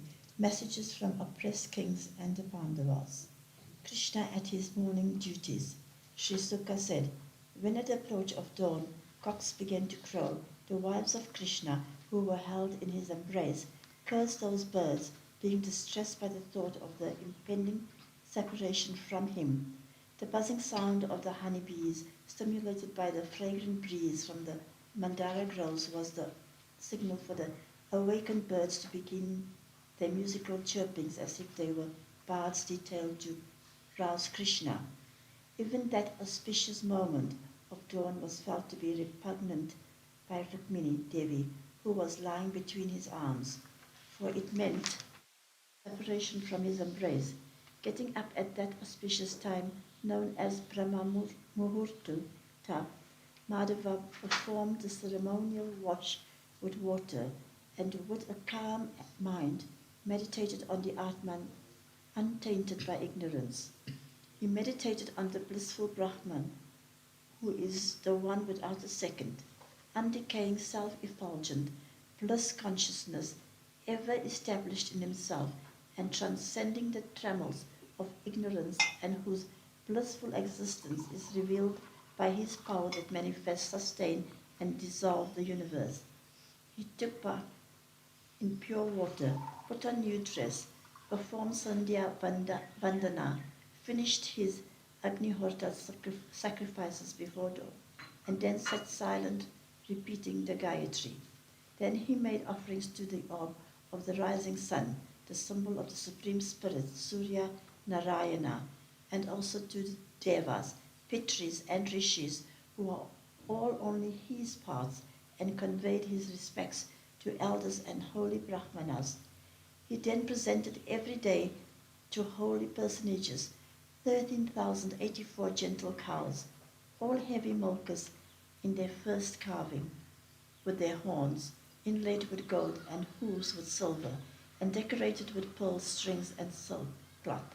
Saluting cows, Brahmanas, Devas, elders, sisters, in fact all beings who in their entirety are none but expressions of his power, he touched with his hands various objects considered sacred and auspicious. Then he dressed and decorated his body, a veritable ornament itself to the whole world, with silk clothes, ornaments, reeds, and unguents. After looking at ghee, a mirror, cow, bull, brahmana, and divine images, he bestowed desired objects on men of all varnas, citizens, and palace servants. Thus, in pleasing all his subjects, he found the highest happiness.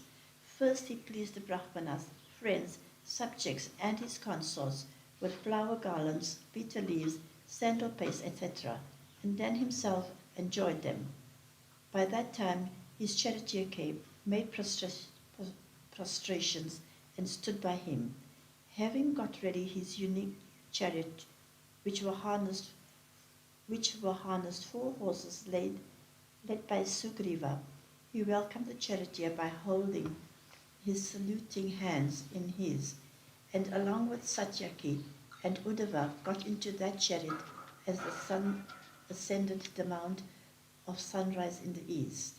The loving and bashful looks of the women of the palace acted as a restraint from which he released himself with some difficulty and drove away with a smile, carrying their minds with him. Krishna in the assembly. Starting in this way from the houses of all the consorts, Krishna appeared outside as a single person, and then surrounded by all the Yadavas, he entered the assembly hall named Sudharma, wherein those present do not experience the 6 travels. Sitting there on the imposing lion throne, surrounded by the valorous Yadus, he shone like the moon in the sky, bespangled with stars.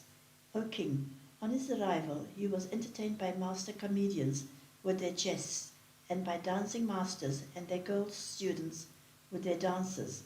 The danseuses sang and dances to the accompaniment of musical instruments like mridanga, veena, flute, cymbals, and conch. The bards, minstrels, and heralds proclaimed his praise. Learned Brahmanas then chanted the Vedas, and orators discoursed on the lives and doings of great kings of old. Message from the victims of Jarasandha. O king, there came one day to that assembly an unknown person who, on announcing himself, was admitted by the guards with the Lord's permission. After prostrating himself before Krishna, the Supreme Being, he apprised him with folded hands about the misery of the kings rotting in the prison of Jarasandha. Whichever ruler had refused to accept vassalage to him during his tours of conquest, Jarasandha captured some 20,000 such captive rulers who were imprisoned by him in the fortress of Girivraja. The messenger said, conveying the appeal of the rulers, O Krishna, thou inscrutable spirit, thou destroyer of the woes of those who take refuge in thee, we who are steeped in the sense of our separate individuality and therefore afraid of the cycle of transmigratory existence, are seeking refuge in thee. So long as men are addicted to prohibited actions and are unmindful of the auspicious path of devotion promulgated by thee, so long will all-powerful time shatter all life's castles of fond hopes and longings. To thee, that unwinking time, our salutations. When thou art incarnated in the world along with thy part Bala for the protection of the good and the destruction of evil beings, we do not understand how evil ones like Jarasandha can override thy commandments and how good men can suffer. Is it that we are reaping the fruits of our past actions? Om Namo Narayanaya Namaha. O Lord, the pleasures of the royal life are momentary like a dream. They are all guided by factors beyond one's control and therefore subject to uncertainty. We only bear the burdens of state and of life in general with this corpse-like body. subject always to various fears, abandoning that bliss of the Atman which desireless devotees get. We pitiable wretches are following the path of desire and have become subject to thy mysterious Maya and the sufferings arising therefrom. May thou, the redresser of the sorrows, all who seek shelter in thee, be pleased to release us from bondage of karma in the shape of this oppressive Jarasandha. For no king can be a match for him who, possessed of the strength of 1,000 elephants, has by himself subjugated all of us, kings and the rulers, and put us under restraints in his house as easily as a lion restrains a flock of ewes. O wielder of the discus, though defeated by thee 17 times in battle, on the 18th occasion he did gain an apparent victory over thee, who chose to imitate the ways of ordinary men, though possessed of infinite prowess, elevated by pride at this. He is oppressing us all, thy vassals. O unconquerable one, do thou act as thou thinkest fit. This, the messenger said, is the prayer of those kings imprisoned by the king of Magadha. They have taken refuge at thy feet and are anxious to see thee. Be thou pleased to relieve these afflicted people. Narada's message. Sri Sukha said, even as the messenger of the kings concluded thus, there arrived Devarshi Narada, crowned with a tawny matted hair and brilliant like the sun. Seeing him, Krishna, the Lord of all divine agencies governing the world, got up from his seat in great delight along with his retinue and the members of the assembly, and all prostrated themselves before the sage. Seating him on a pedestal and worshipping him according to protocol, the Lord pleased the sage with sincere words of welcome. He said, I hope all the three worlds are happy. Great is the blessings we derive from the visit of your holiness who travels all over the three worlds, for we can learn anything we want to know about these regions from you. There is nothing in all the worlds that you do not know of. I would therefore like to know from you about the present condition and activities of the sons of Pandu. Sri Narada said, O all-pervading being, thou dost permeate everything by thy powers and subsist camouflaged like fire in ashes. This thy Maya is irresistible by anyone, including Brahma, who is the creator of the worlds. I have witnessed its power many a times, and it does not evoke wonder in me anymore. None can divine the motives of thine in projecting this universe out of thine with withdrawing it into thyself by the exercise of thy mysterious Maya. This world and Maya, its cause, shine as real because of their dependence on thee. To thee, who shinest as the world, in a manner totally different from thy nature, our salutations. I take shelter in thee, who, for the benefit of jivas caught up in the cycles of repeated embodiments and unable to find any way out of its misery, hast held forth these various Leela avatars, sport of descendants of thine as a beacon light, burning with a holy flame of thy transcendent glory. Yet to thee who hast assumed a human role, I shall communicate what thy aunt's son and devotee Yudhishthira has now set his heart upon. Yudhishthira, the son of Pandu, desirous of the higher status as an emperor, wants to worship thee through the performance of the foremost of yajna, sacrifice, known as Rajasuya. May it have thy approval and blessings, O Lord. That sacrifice will be attended by the devas and well-known rulers who desires to meet thee, O Master of all, by hearing and extolling and meditating on thee, who art the embodiment of Brahman. Even low-born ones attain to purity. That being so, the merit derived by those who thee and touch thee defies description, O Saviour of the worlds. Just as thy auspicious fame illumines and purifies the whole world, including the heavens and the earth and the netherworlds, so do the sacred waters, washing thy feet, sanctify the worlds as the sacred river known as Mandakini in heaven, Ganga on earth, and Bhogavati in Rasatala. Sri Sukha said, then finding that his own people, the Yadavas, were more inclined towards gaining victory over Jarasandha than accepting Narada's proposal, Krishna addressed with a smile the following sweet words to Uddhava, his faithful servant. The Lord said, you, with your sound knowledge of the principles of statecraft, are a true friend and guide to us, like an eye in all matters of policy. What you say on this question, I shall accept and carry out. Looking like one ignorant, though all-knowing, the Lord sought the advice of Uddhava, who, accepting his command, replied appropriately. Iti Shrimad Bhagavate Mahapurane Paramahansyam Samhitayam Dashamaskande Uttararte Maghava Vadhyana Vichare Saptatitamo Dhyayaha Athaika Saptatitamo Adhyayaha Shri Shuka Uvacha Skanda 10, chapter 71. Visit to Indraprastha. Uddhava's advice on the dilemma.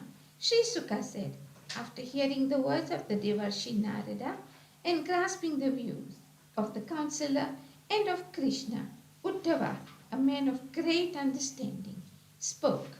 Uddhava said, O Lord, what the Devarshi has exhorted thee, namely, the rendering of help to the Pandavas, the nephew of thy father, in their effort to perform the Rajasuya sacrifice, has to be accomplished. So also it is incumbent on thy part to offer protection to those who have sought it. It is only one who has conquered all the neighboring countries that is eligible to perform the Rajasuya sacrifice. The subjugation of Jarasandha is necessary for both the purposes, namely to obtain the qualification to perform Rajasuya and to release the kings who have sought shelter at thy feet. Such is my view. We shall achieve a great objective by this. The release of the imprisoned king will bring great glory to thee, O Govinda. It is certain that none generally recognized as strong will be capable of facing in battle this Jarasandha, having the power of 1,000 elephants, except Bhimasena, who too has got an equal strength, even with an army of 100 Akshavihinis, he cannot be conquered. It is only in due that he could be subjugated and killed. He is highly devoted to Brahmanas. Whatever a Brahmana prays for, he never refuses. Assuming the form of a Brahmana, Bhimasena should go to him and beg of him a favor. Obtaining that favor of a mutual duel, Bhima will be able to kill him and gain victory in the fight if it is fought in thy presence. Thou, the Lord of all, art time without any form, and Brahma and Shiva are mere tools of thine in the creation and dissolution of the universe. Just as the gopis sing about thee, and the great rishis and thy servants like ourselves extol thy exploits in releasing the lordly elephant king from the clutches of the crocodile, is rescuing Sita from captivity in Ravana's place, and thy own parents from Kamsa's prison. So shall the wives of these kings sing in their homes about thy destroying their enemy and securing the release of their husbands, and act equal to their own release. O Krishna, the destruction of Jarasandha will help in the achievements of many more objectives connected with relieving the world of evil ones. The sacrificial festival, Rajasuya, is the result of the fruition of the karmas of Jiva, of the good karmas of pious ones like Yudhishthira, and of the evil karmas of Jarasandha and others whose destruction it is going to cause. Thou too art in favor of the sacrifice. Description of Krishna's journey. Sri Sukha said, this flawless and very practical advice of Uddhava was approved by the Devarshi Narada, the Yadava leader, and the Lord himself.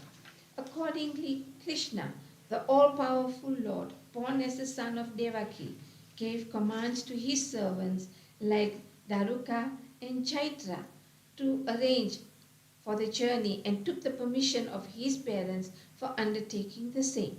He arranged for the journey of his consorts and sons with all the necessary attendants and outfits, and then bidding farewell to Balarama and King Ugrasena himself got into the 8-emblem chariot, got ready by its charioteer. The Lord now started for a formidable retinue consisting of infantry, chariots, and cavalry regiments led by their commanders, and to the accompaniment of martial music sounded by the variety of instruments like mridanga, drums, kettle drums, conch, and trumpets, and filling the quarters with their reverberation. He was followed by his consorts and children, carried in litters and on horseback, and in golden palanquins, dressed in costly raiments, and decorated with precious jewelry, flowers, and unguents. These faithful wives followed Achyuta, protected on all sides by guards armed with swords and shields. Well-dressed maids, dancing girls, and other retinue travelled in litters and in carts, having all their things like materials for camps, carpets, clothes, etc., loaded on oxen, camels, buffaloes, asses, mules, and cow-elephants. A tumultuous din arose from that army, embellished by huge flags, decorations of cloths, umbrellas, and chowries, as also by the headdresses, armors, and ornaments of its men, even like the roar of the waves in the sea, agitated by the movements of huge aquatic creatures like whales under the heat of the sun. Thus, being cordially received and honored by Krishna, and being also informed of his resolution, and having in return prostrated himself before him, Narada started again on his journey through the sky, his mind filled with peace by Krishna's contact, and ever held in communion with him. Gladdening the messenger of the kings, the Lord said to him, O messenger, fear not, good fortune will dawn on the kings. I will arrange for the destruction of Jarasandha, the king of Magadha. Being so informed, the messengers returned and conveyed the information to the kings, and the kings waited with expectation for meeting Krishna, as they were aspirants for freedom, both in the physical and the spiritual sense. Krishna's arrival and reception at Indraprastha. Krishna, the Supreme Being, Hari incarnate, now passing through the regions of Anartha, Sauvira, Maru, desert, and Kurukshetra, left behind many mountains, rivers, towns, villages, cowherds, settlements, mines, etc. He then crossed the rivers Drishadvati and Saraswati, and travelling through the lands of Panchala and Matsya, reached Indraprastha, the capital of the Pandavas. Hearing about the coming of Krishna, whose sight is very difficult for man to obtain, Yudhishthira came out of the city along with his relatives and spiritual preceptors to welcome him. Just as Indriyas, sense powers, would eagerly welcome prana, vital energy, on which their existence depends, so did Yudhishthira welcome Rishikesha, the power behind the mind and all its faculties, with intense warmth and cordiality, and to the accompaniment of the sound of songs and musical instruments, as well as of the loud chanting of the Vedas.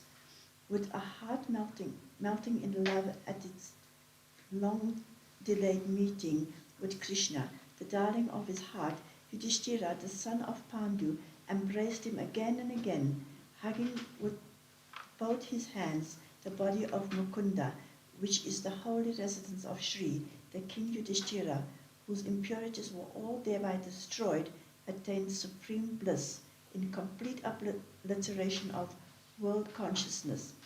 His hair stood on end, and his eyes shed profuse tears of joy. Bhimasena embraced Krishna, his uncle's son, with a smile, and immediately the joyous thrill of love put his senses into abeyance. So also Arjuna and the twins Nakula and Sahadeva embraced him with profuse tears of joy flowing down their eyes. Arjuna then embraced him. Nakula and Sahadeva prostrated at his feet. Krishna made obeisance to holy men and to elders according to the rules of propriety, and was in turn greeted by them. He showed due regard and consideration for the representatives of the clans of the Kurus, Srinjayas and Kakeyas, bards, minstrels, songsters, Panajaras, jesters, and Brahmanas greeted Krishna, the lotus-eyed, with songs and dances, and by playing on various musical instruments like mridanga, conchas, tabors, flutes, drums, and trumpets.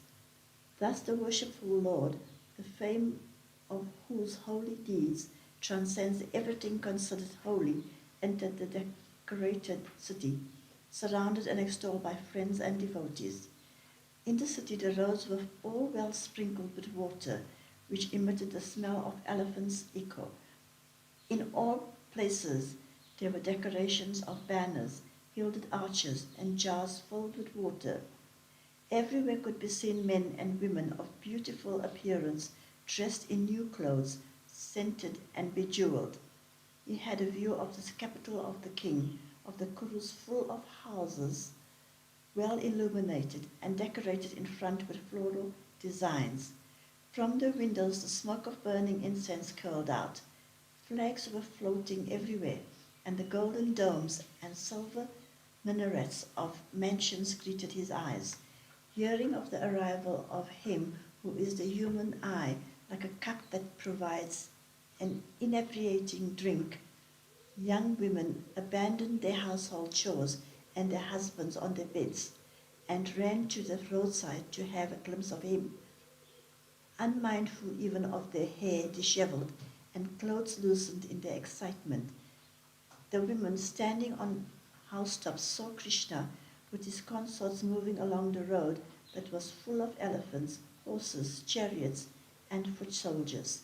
They showered flowers on him, embraced him in their hearts, and bade him a hearty welcome with their smiling looks. Seeing the consorts of Krishna about him like stars around the moon, the women began to say, "What auspicious deeds have been done by these women, the consorts, to merit this festivity of bliss conferred on them by the Supreme Lord in human form, charming by his sportive looks and captivating smile." Groups of citizens and heads of guilds stood there, here and there on the way, with auspicious substances in their hands, and honored Krishna by making offerings to them.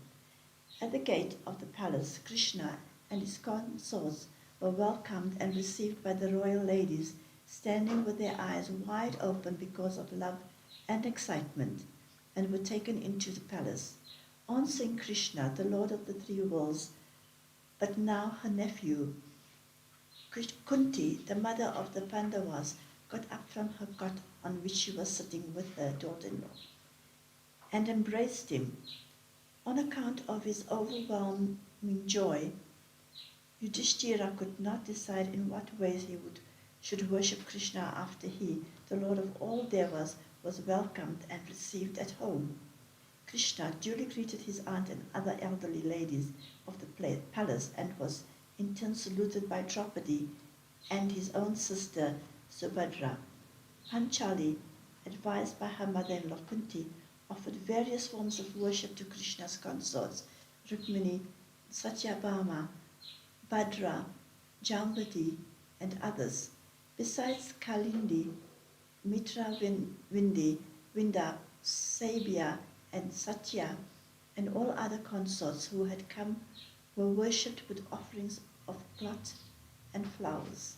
Yudhishthira offered newer and newer forms of hospitality every day to Krishna, who was comfortably accommodated in the palace along with his wives, ministers, retinue, and army.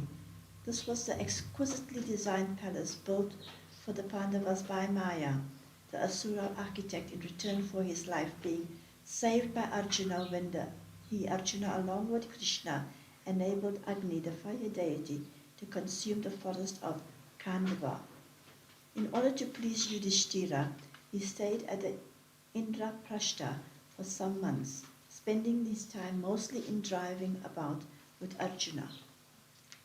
Iti Shrimad Bhagavate Mahapurane Paramahansyam Sanhitayam Dashamaskande Uttararthe Krishnasya Indraprasthanaagamanam Namaika Saptatitamodyayah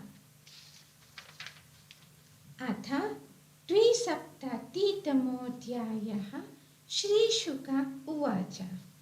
Skanda 10, chapter 72, the destruction of Jarasandha. Yudhishthira resolves to perform Rajasuya. Sri Sukha said, one day Yudhishthira, sitting in the assembly surrounded by munis, brahmanas, kshatriyas, vaisyas, his own brothers, teachers, elders of the clans, relatives and others, said as follows, addressing Sri Krishna. Yudhishthira said, O Govinda, I wish to adore your own holy power manifestations. The Devas were the noblest of sacrifices, the Rajasuya.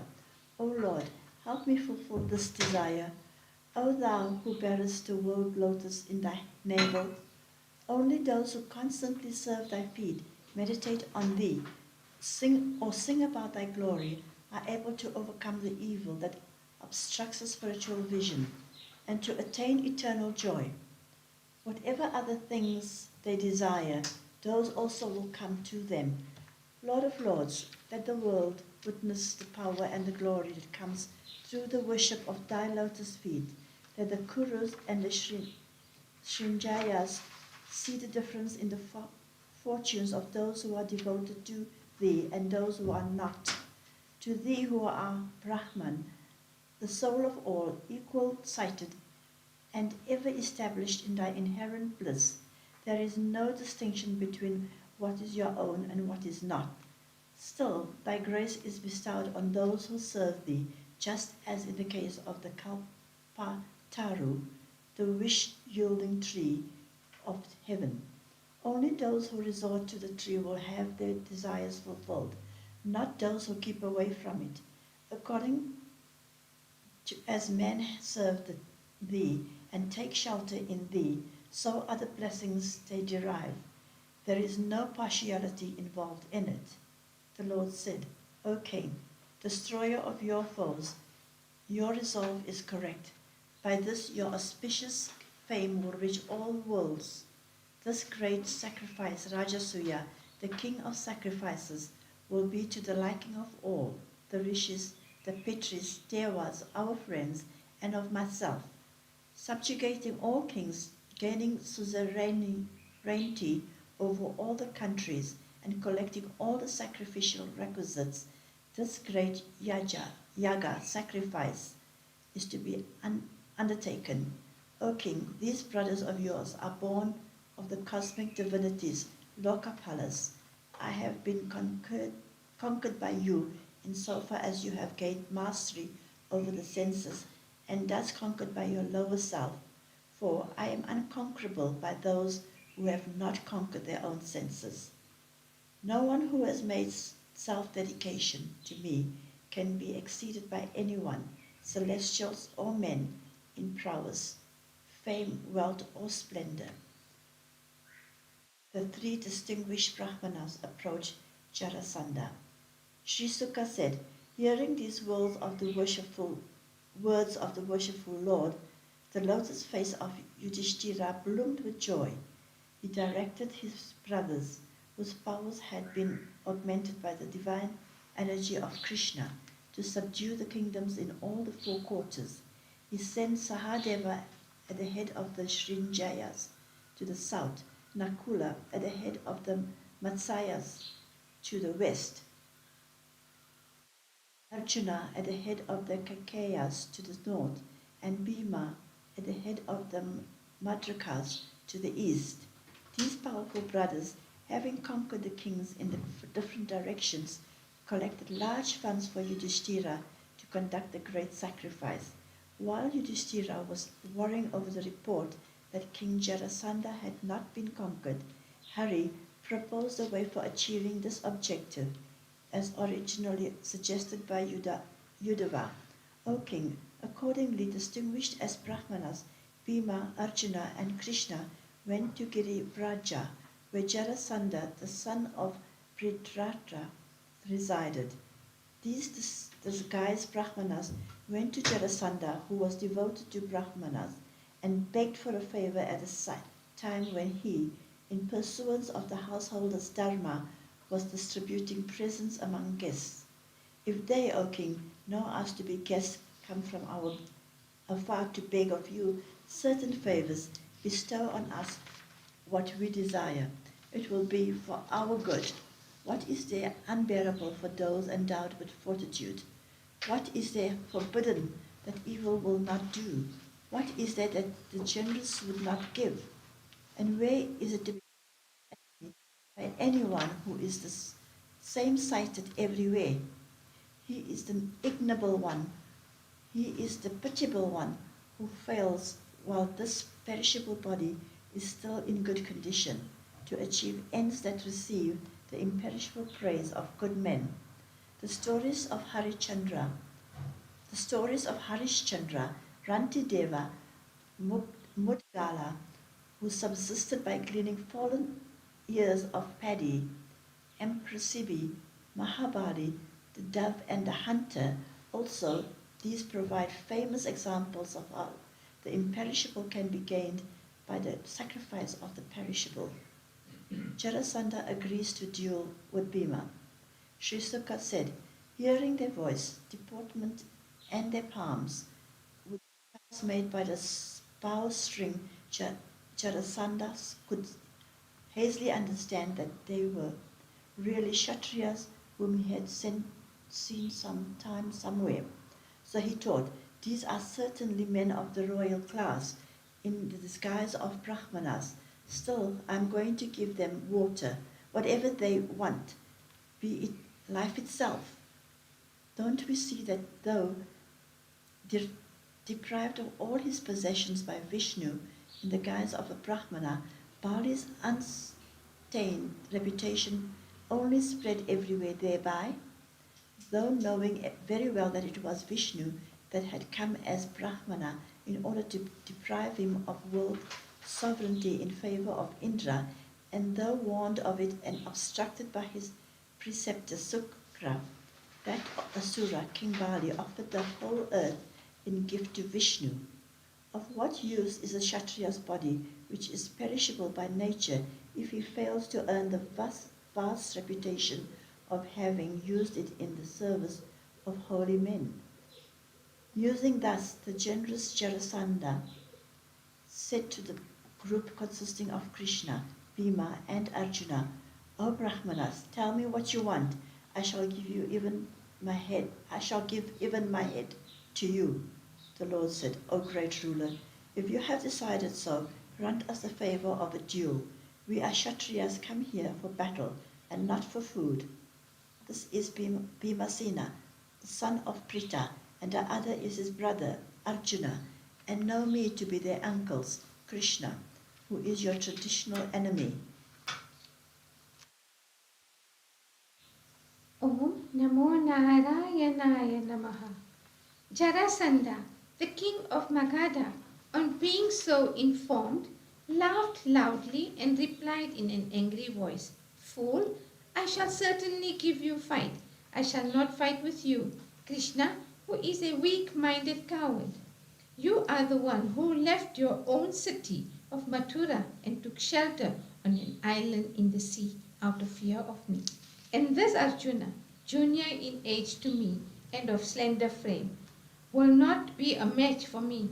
Bhima, however, is an equal to me. Fight between Bhima and Jarasandha.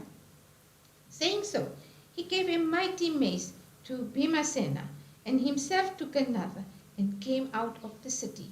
Then selecting a level grounded as the arena, the two proud warriors closed in combat and began to exchange blows with their diamond-hard maces.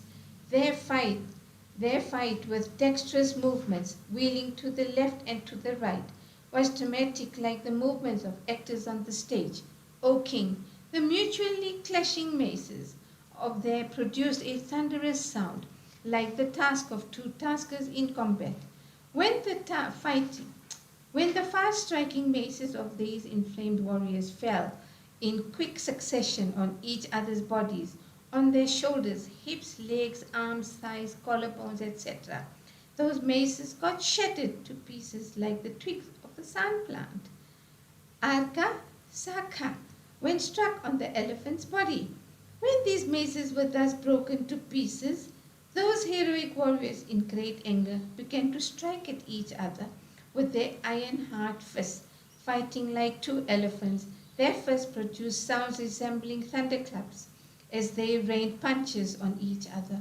O king, the fight of those two combatants who proved to be equal in skills, strength, and courage, and who showed no sign of fatigue, reached the state of stalemate. O great king, in this way 27 days passed, these heroes fighting during day and spending the nights like friends. So one day Bhima said to Krishna, his uncle's son, O Madhava, I find it difficult to overcome Jarasandha. Knowing as he did the peculiar circumstances attending enemy Jarasandha's birth, his immediate death on being born and revival by Jara Krishna, thought of ways of overcoming him after he had infused new spirit and hope into Bhima by his own spiritual power. Krishna, of unfailingly fruitful reflection, now hit on a way of destroying the enemy.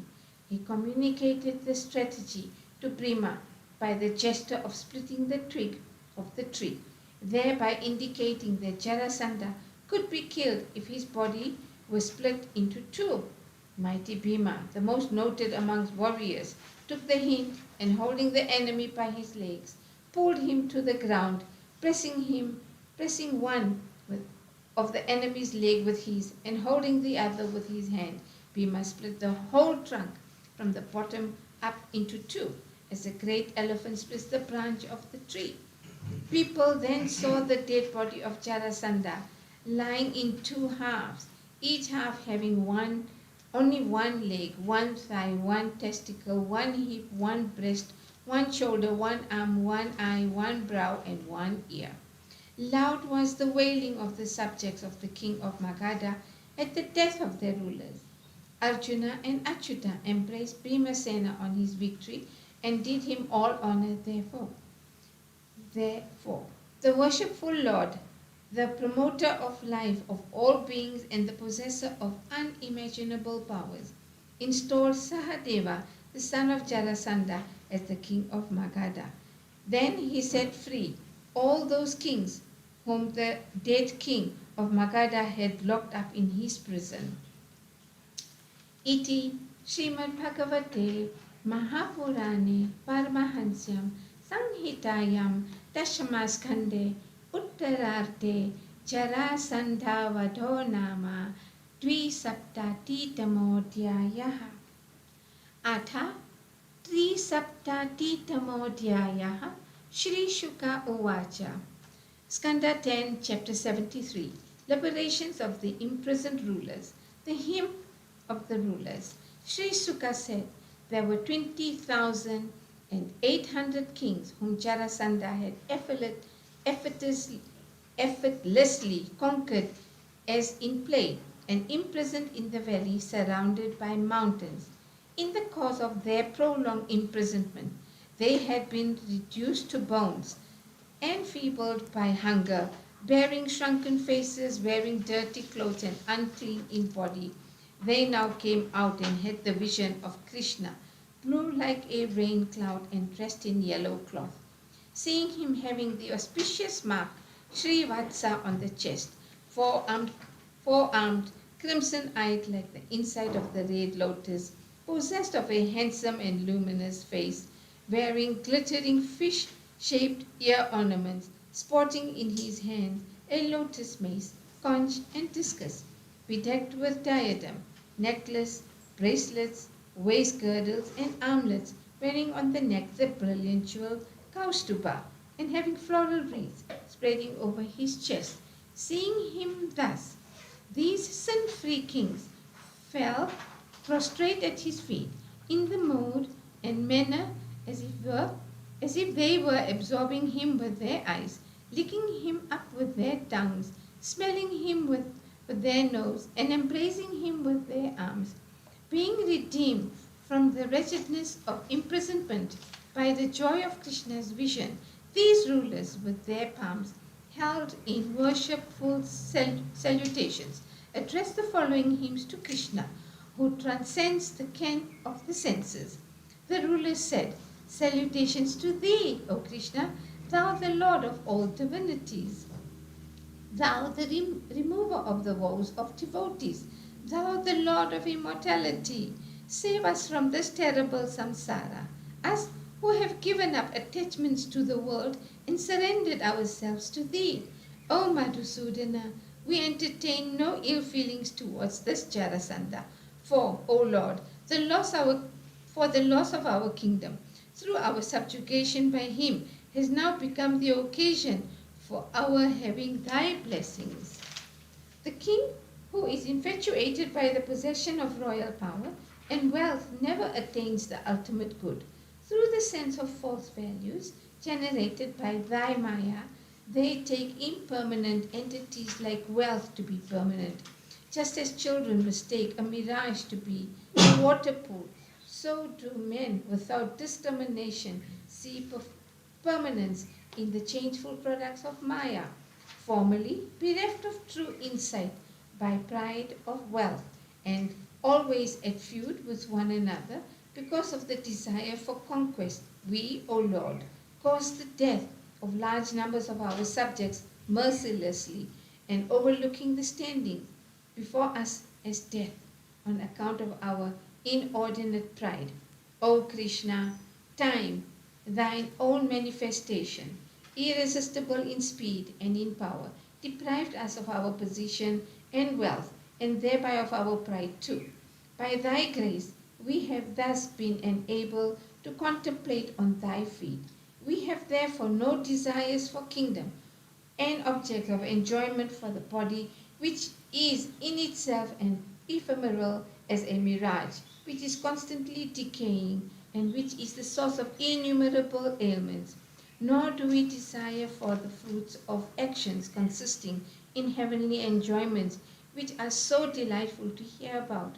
Advise us how we could have unremitting remembrance of thy feet, even if we continue to be involved in the cycles of births and deaths in this world.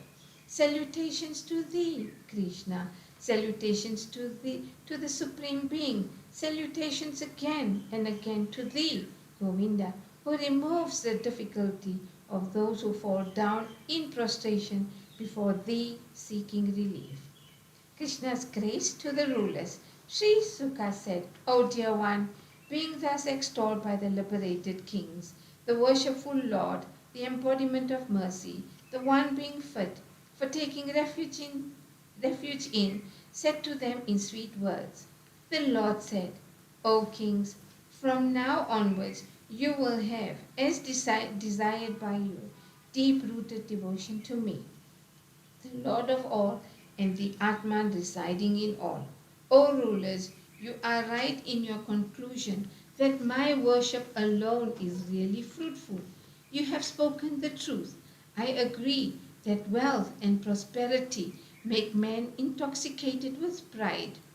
Karta Virya, one of the Hehaya dynasty, Nahusha, Veena, Ravana, and Naraka, as well as some devas, asuras, and kings among men, all had to meet with downfall because of infatuation caused by wealth. Knowing that the body and all things which have a beginning are sure to have an end, be ye thoughtful and introspective. Worship me with sacrifices and protect your subjects according to the laws of Dharma. Beget worthy progeny in joy and in sorrow, in prosperity and in adversity.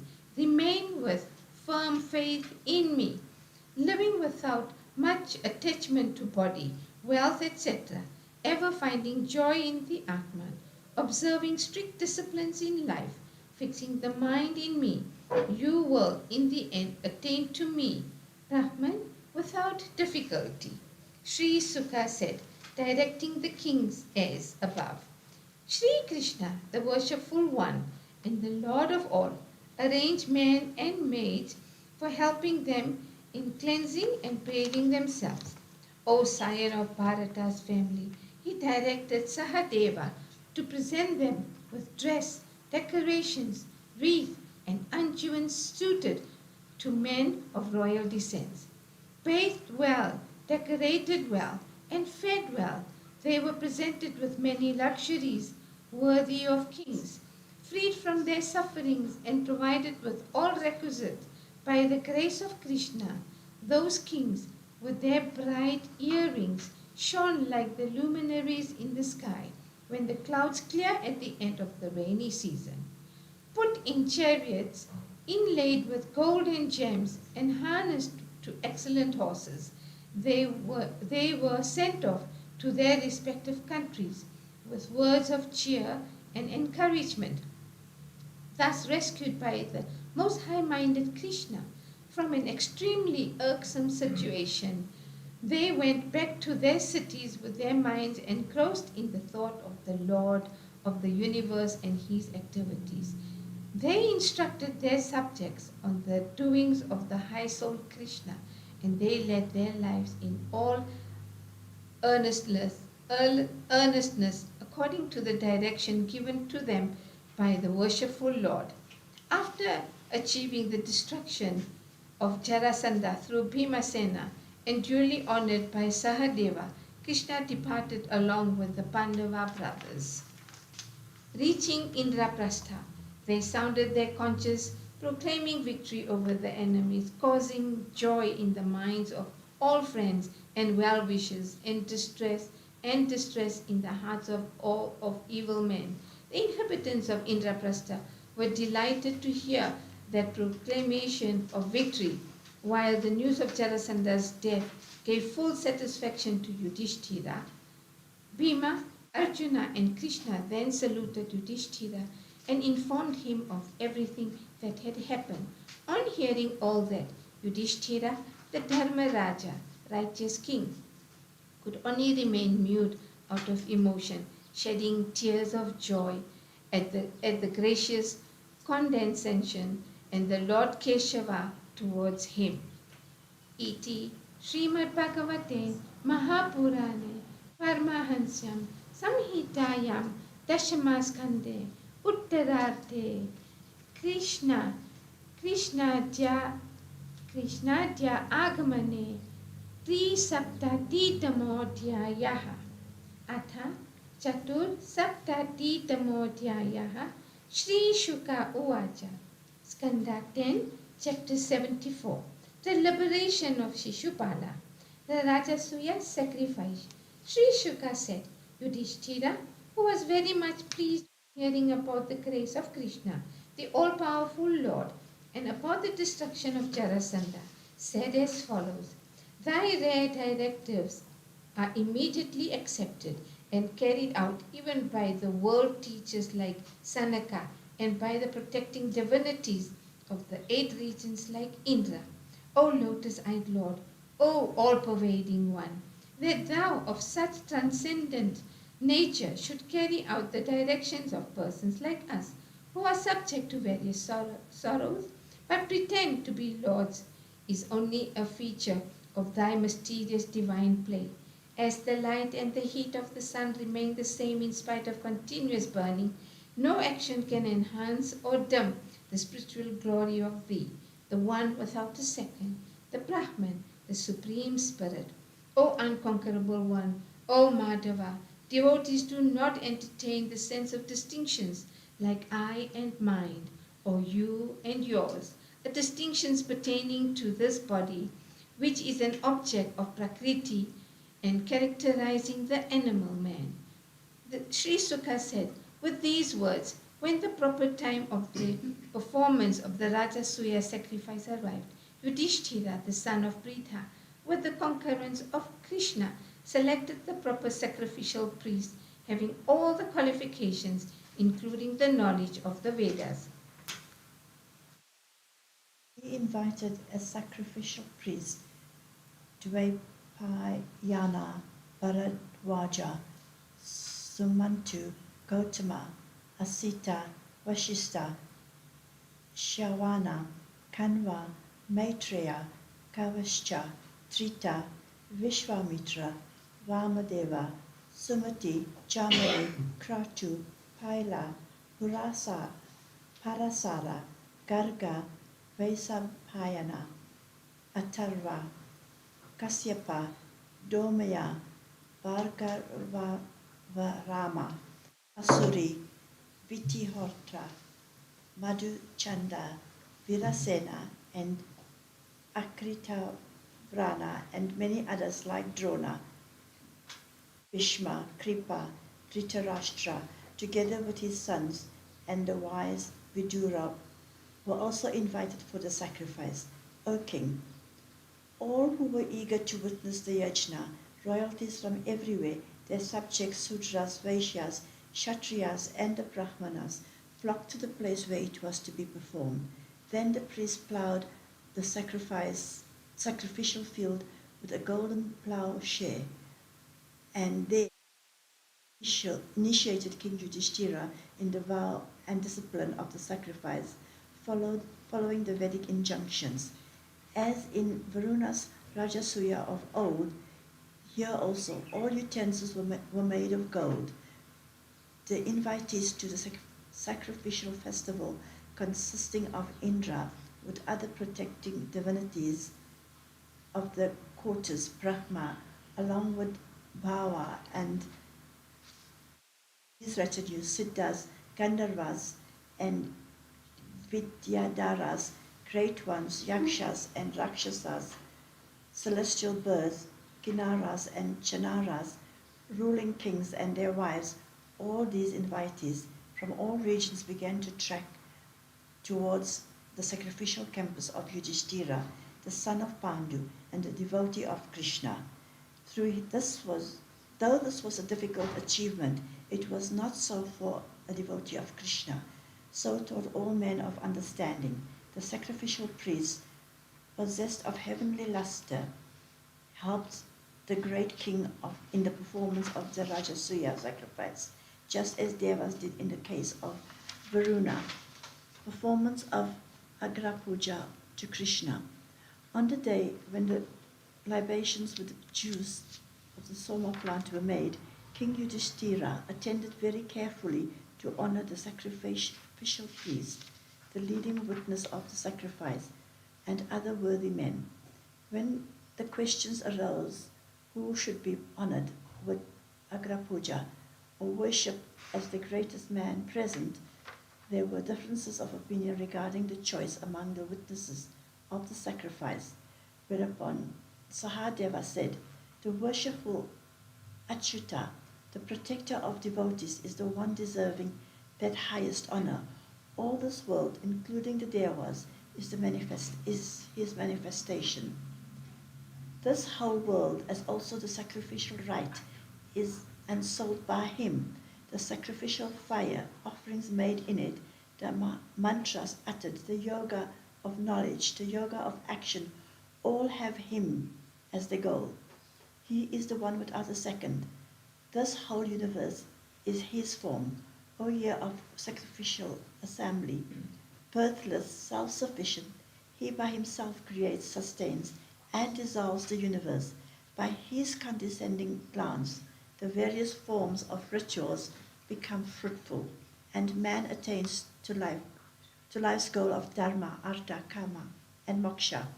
Therefore, let Krishna be worshipped as the first among the honored guests. By so doing, we shall be worshipping all beings, including ourselves. Those who wish the fruits of their gifts to be endless should offer them to Krishna, the soul of all beings, the perfect, the supremely peaceful, in whose eyes nothing is different from himself. Having said so, Sahadeva, who knew Krishna's greatness very well, sat silent while all the assembly acclaimed his suggestion as the right one. Thus receiving the approval of Brahmanas and the assembled guests, Yudhishthira offered worship as the guest of honor to Krishna, the Lord of all senses, all sense faculties, with a mind overflowing with love. Washing the feet of Krishna, Yudhishthira, along with his wife, brothers, ministers, and other friends and relatives, poured that world-sanctifying water on their own heads. Making rich offerings of silk and golden ornaments, he stood with his sight obstructed by tears welling up from the eyes. When people saw Krishna thus honored, they all saluted him with joined palms, made prostrations to him with cries of victory, showered flowers on him. Sisupala's challenge and death.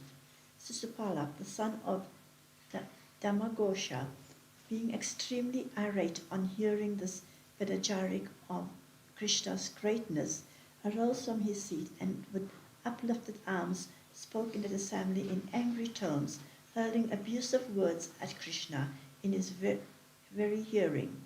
He said, "The saying that none can overcome time, which controls everything, seems to be true indeed, for we find how the understanding of even wise men is shaken by the words of mere boys.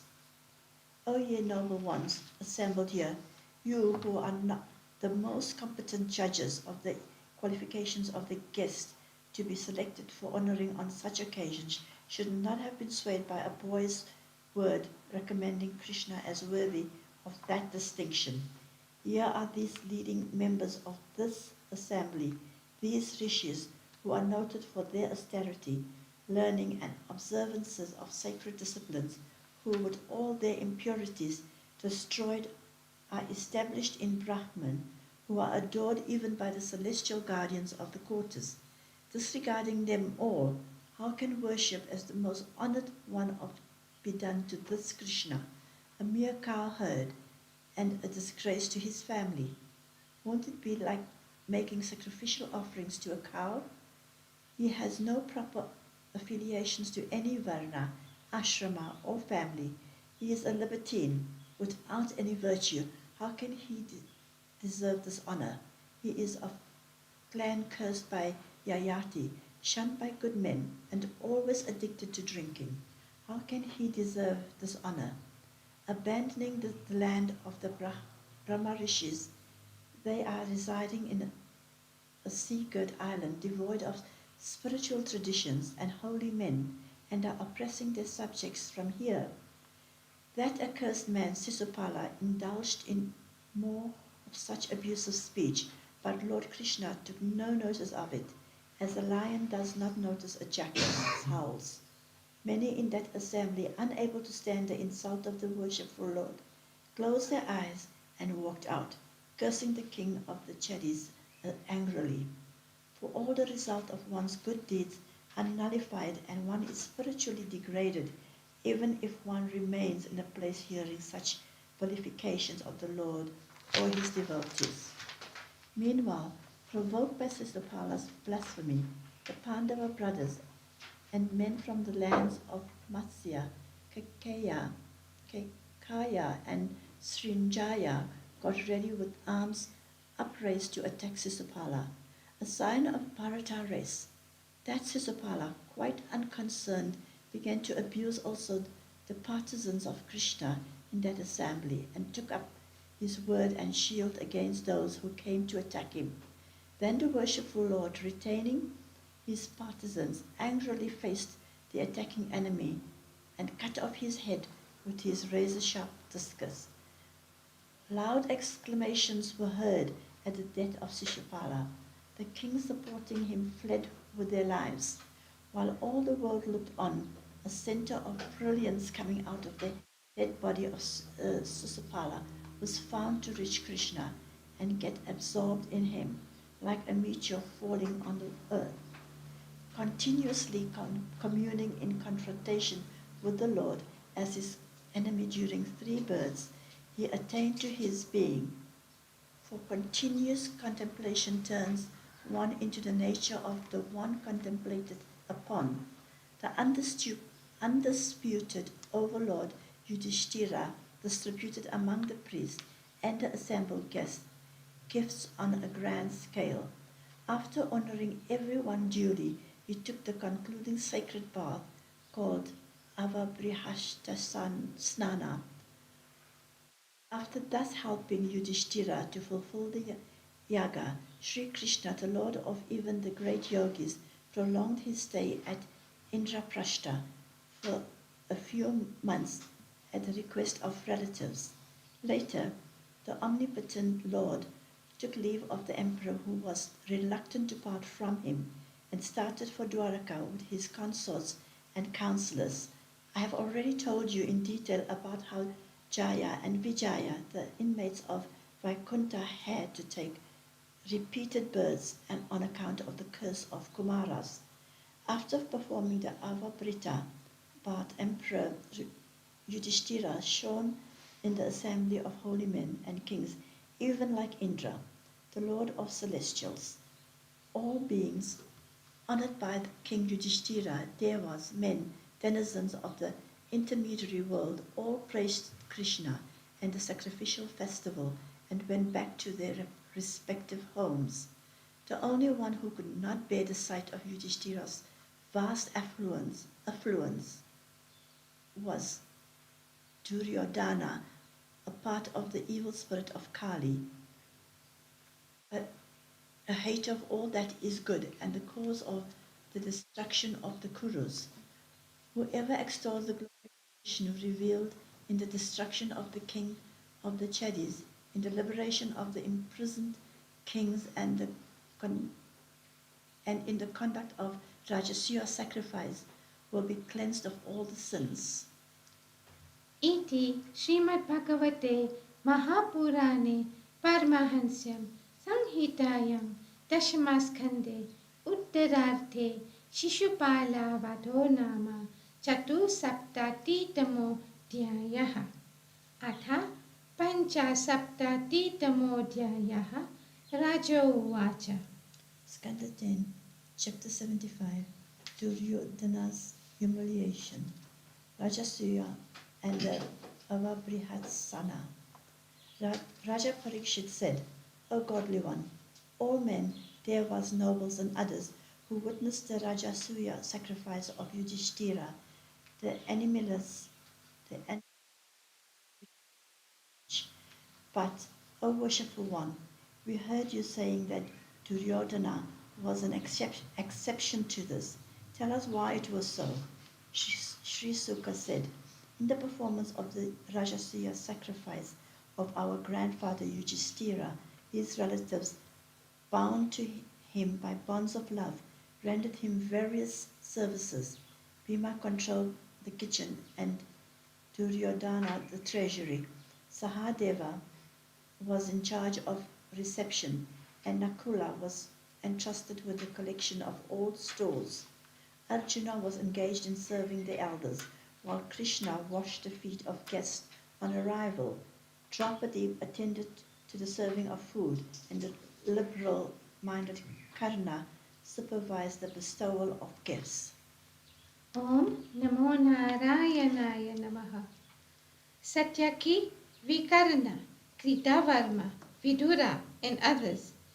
Purishrava, the son of Pahlika, with his brother Santardhana and his group, All of these were allotted different duties in the great yajna. O great king, all of them work for pleasing Yudhishthira. After the sacrificial priest, assembled guests, men of wisdom, and dear friends had all been properly honored with good words, decorations, presentations, etc. And after the king of the Chedis had attained salvation at the feet of Krishna, King Yudhishthira performed Ava Brihasthana the bath, Snana, and the bath marking the conclusion of the sacrifice in the Ganga. Various were the musical instruments that sounded at the bathing festivals: mridangas, conches, small drums, kettle drums, large drums, turbas, and trumpets. Dancing girls danced in great joy, musicians sang in groups. The sound produced by their veena, flutes, and cymbals reached the sky. The visiting kings, adorned with golden necklaces, preceded the procession with a vanguard of troops consisting of the elephants, horses, and infantry, men carrying many colored banners. The Yadus, Srinjayas, Kambojas, Kurus, Kekayas, and Koshalas, headed by Yudhishthira, the master of sacrifice, marched with their armies, shaking the very earth. The sacrificial priests, the members of the sacrificial council, marched, chanting the Vedas aloud, while celestials, rishis, pitris, and Gandharvas rained flowers and sang hymns of praise. Men and women, well dressed and well decorated with flowers and jewelries, regaled themselves, rubbing fragrant paste and spraying colored waters on one another. In high glee, the courtesans smeared over their body the water mixed with saffron, turmeric, sandal paste, oil, milk, curds, and butter, which men sprinkled at them, just like celestial women.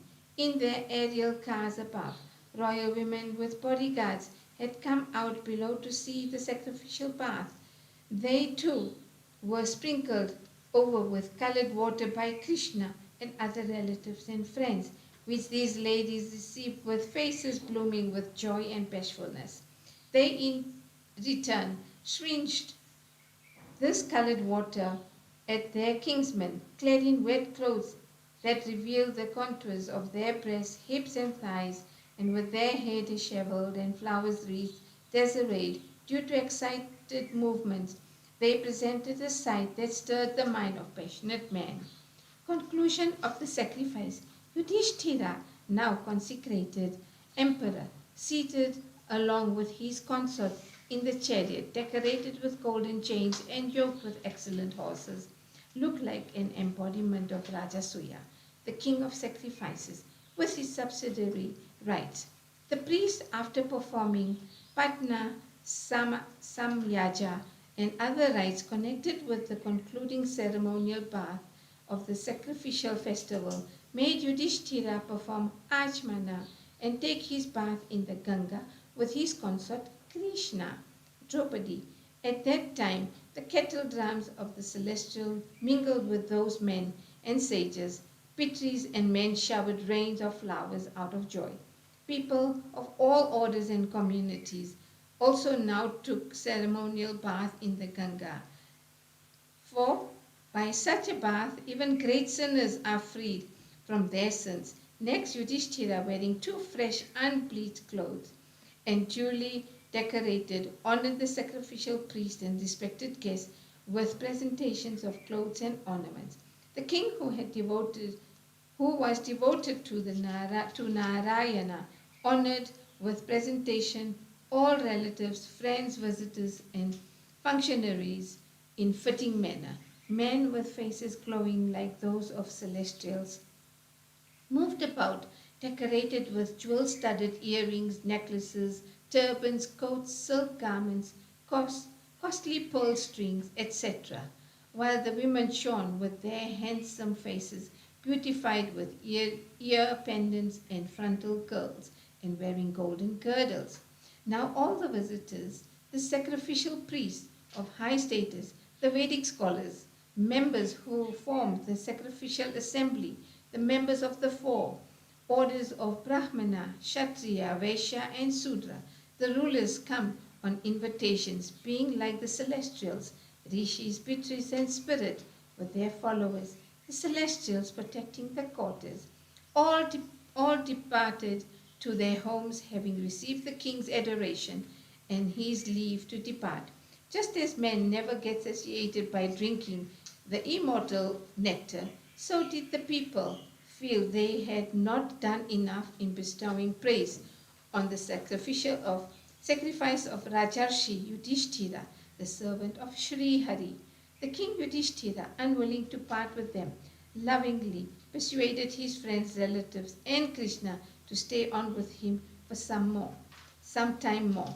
O noble one, the worshipful Lord, in order to please Yudhishthira, continued to stay with him, having sent back Samba and other Yadava leaders to Dwaraka.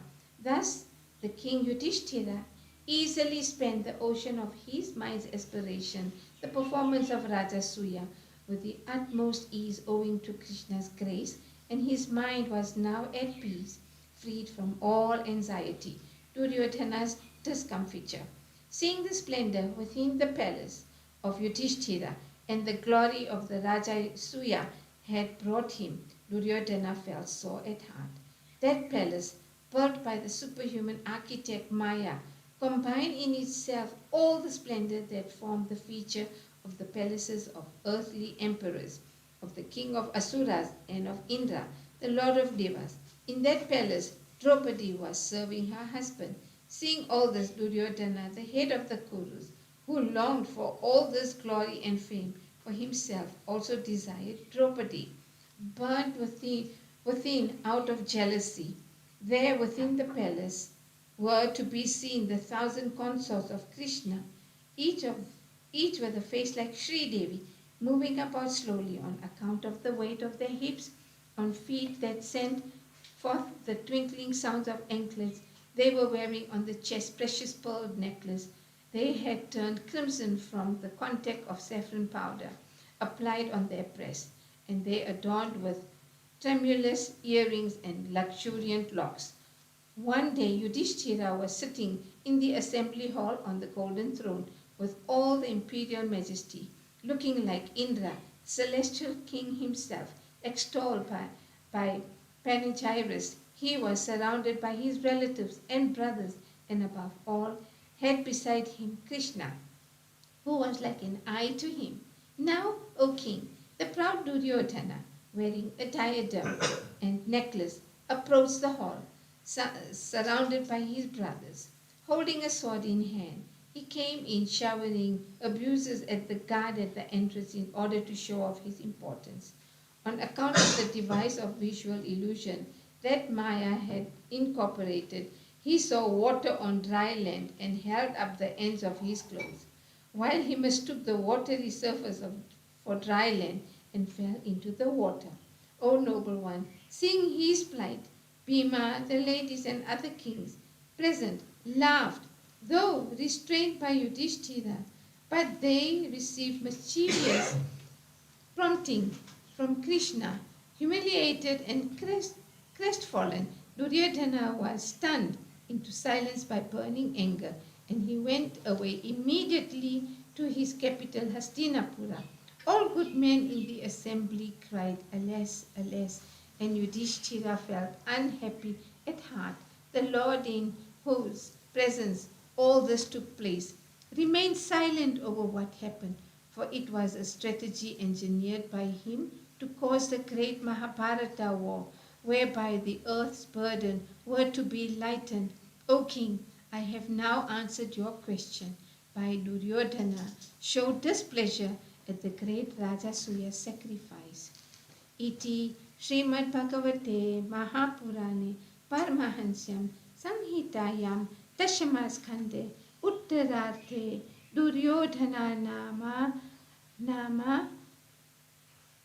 Namangano Nama Panchasaptatitamodyayah Atha Shat Saptatitamodyayah Sri Shuka Uvacha Skanda 10, chapter 76.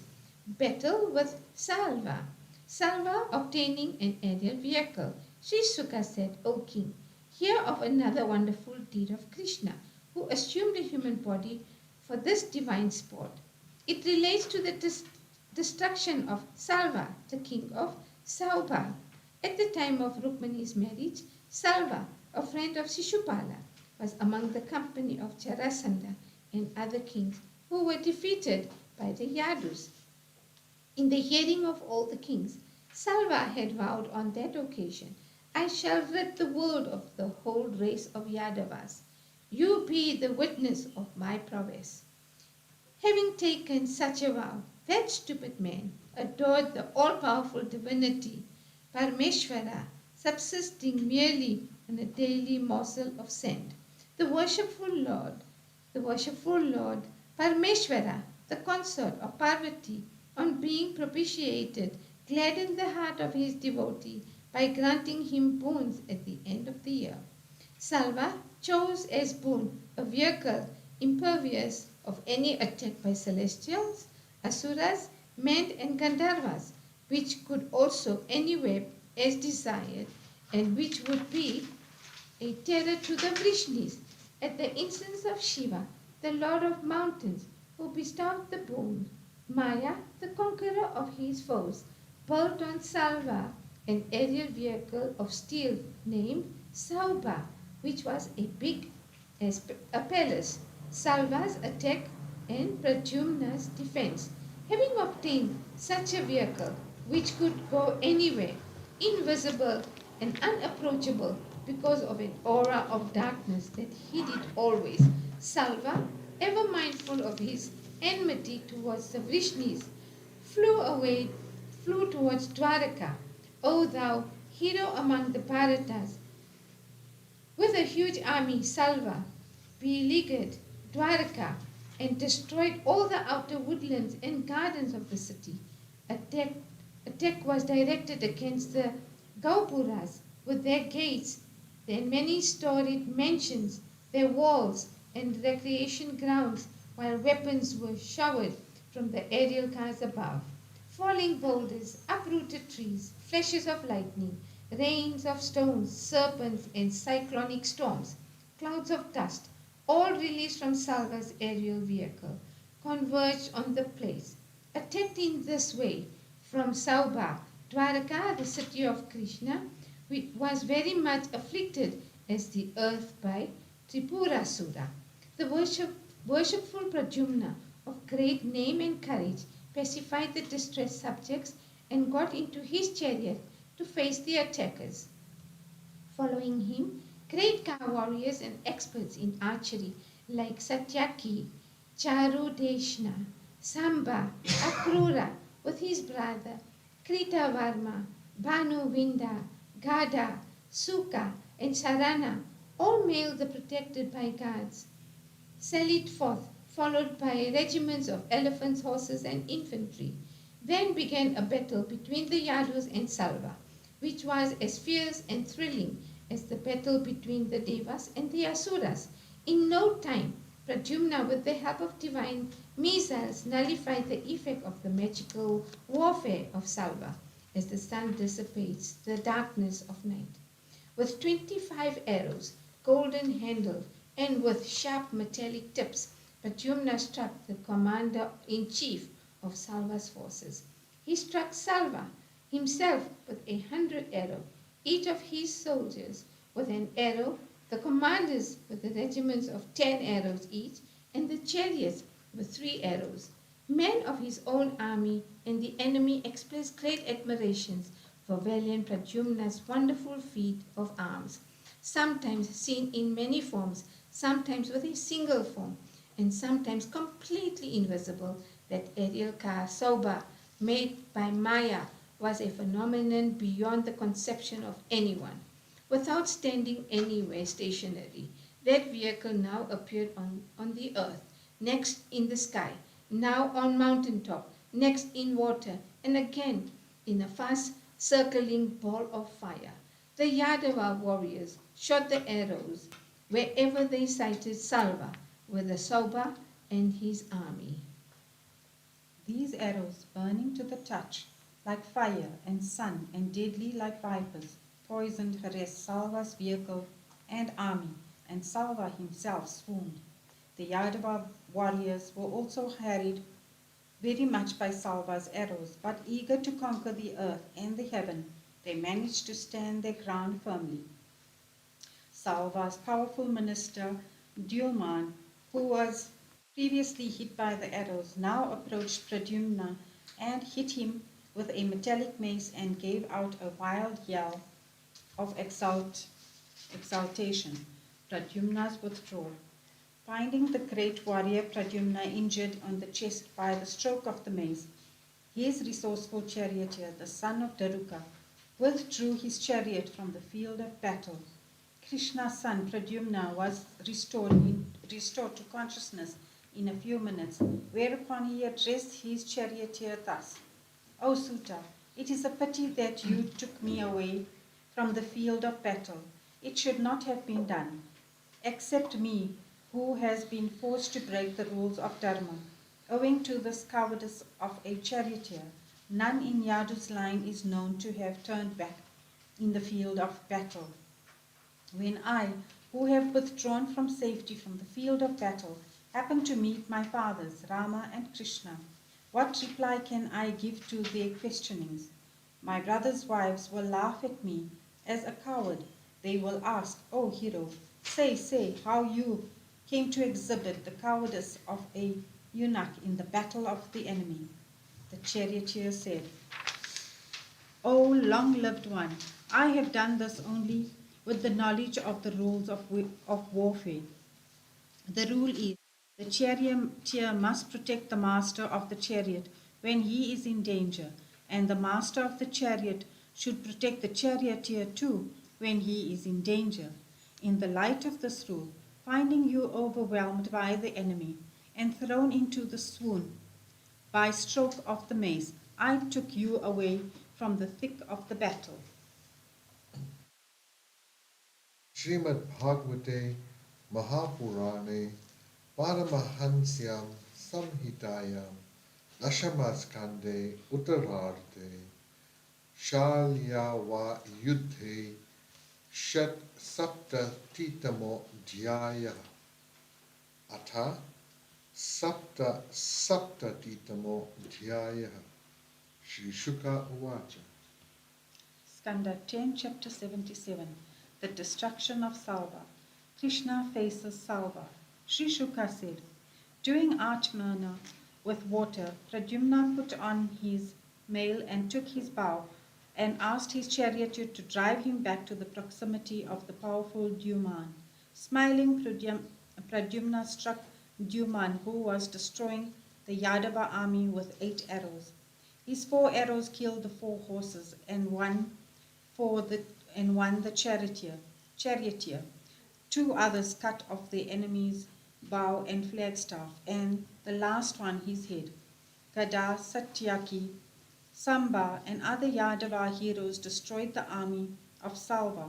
All the occupants of the aerial chariot had their heads severed, with their bodies fell into the sea.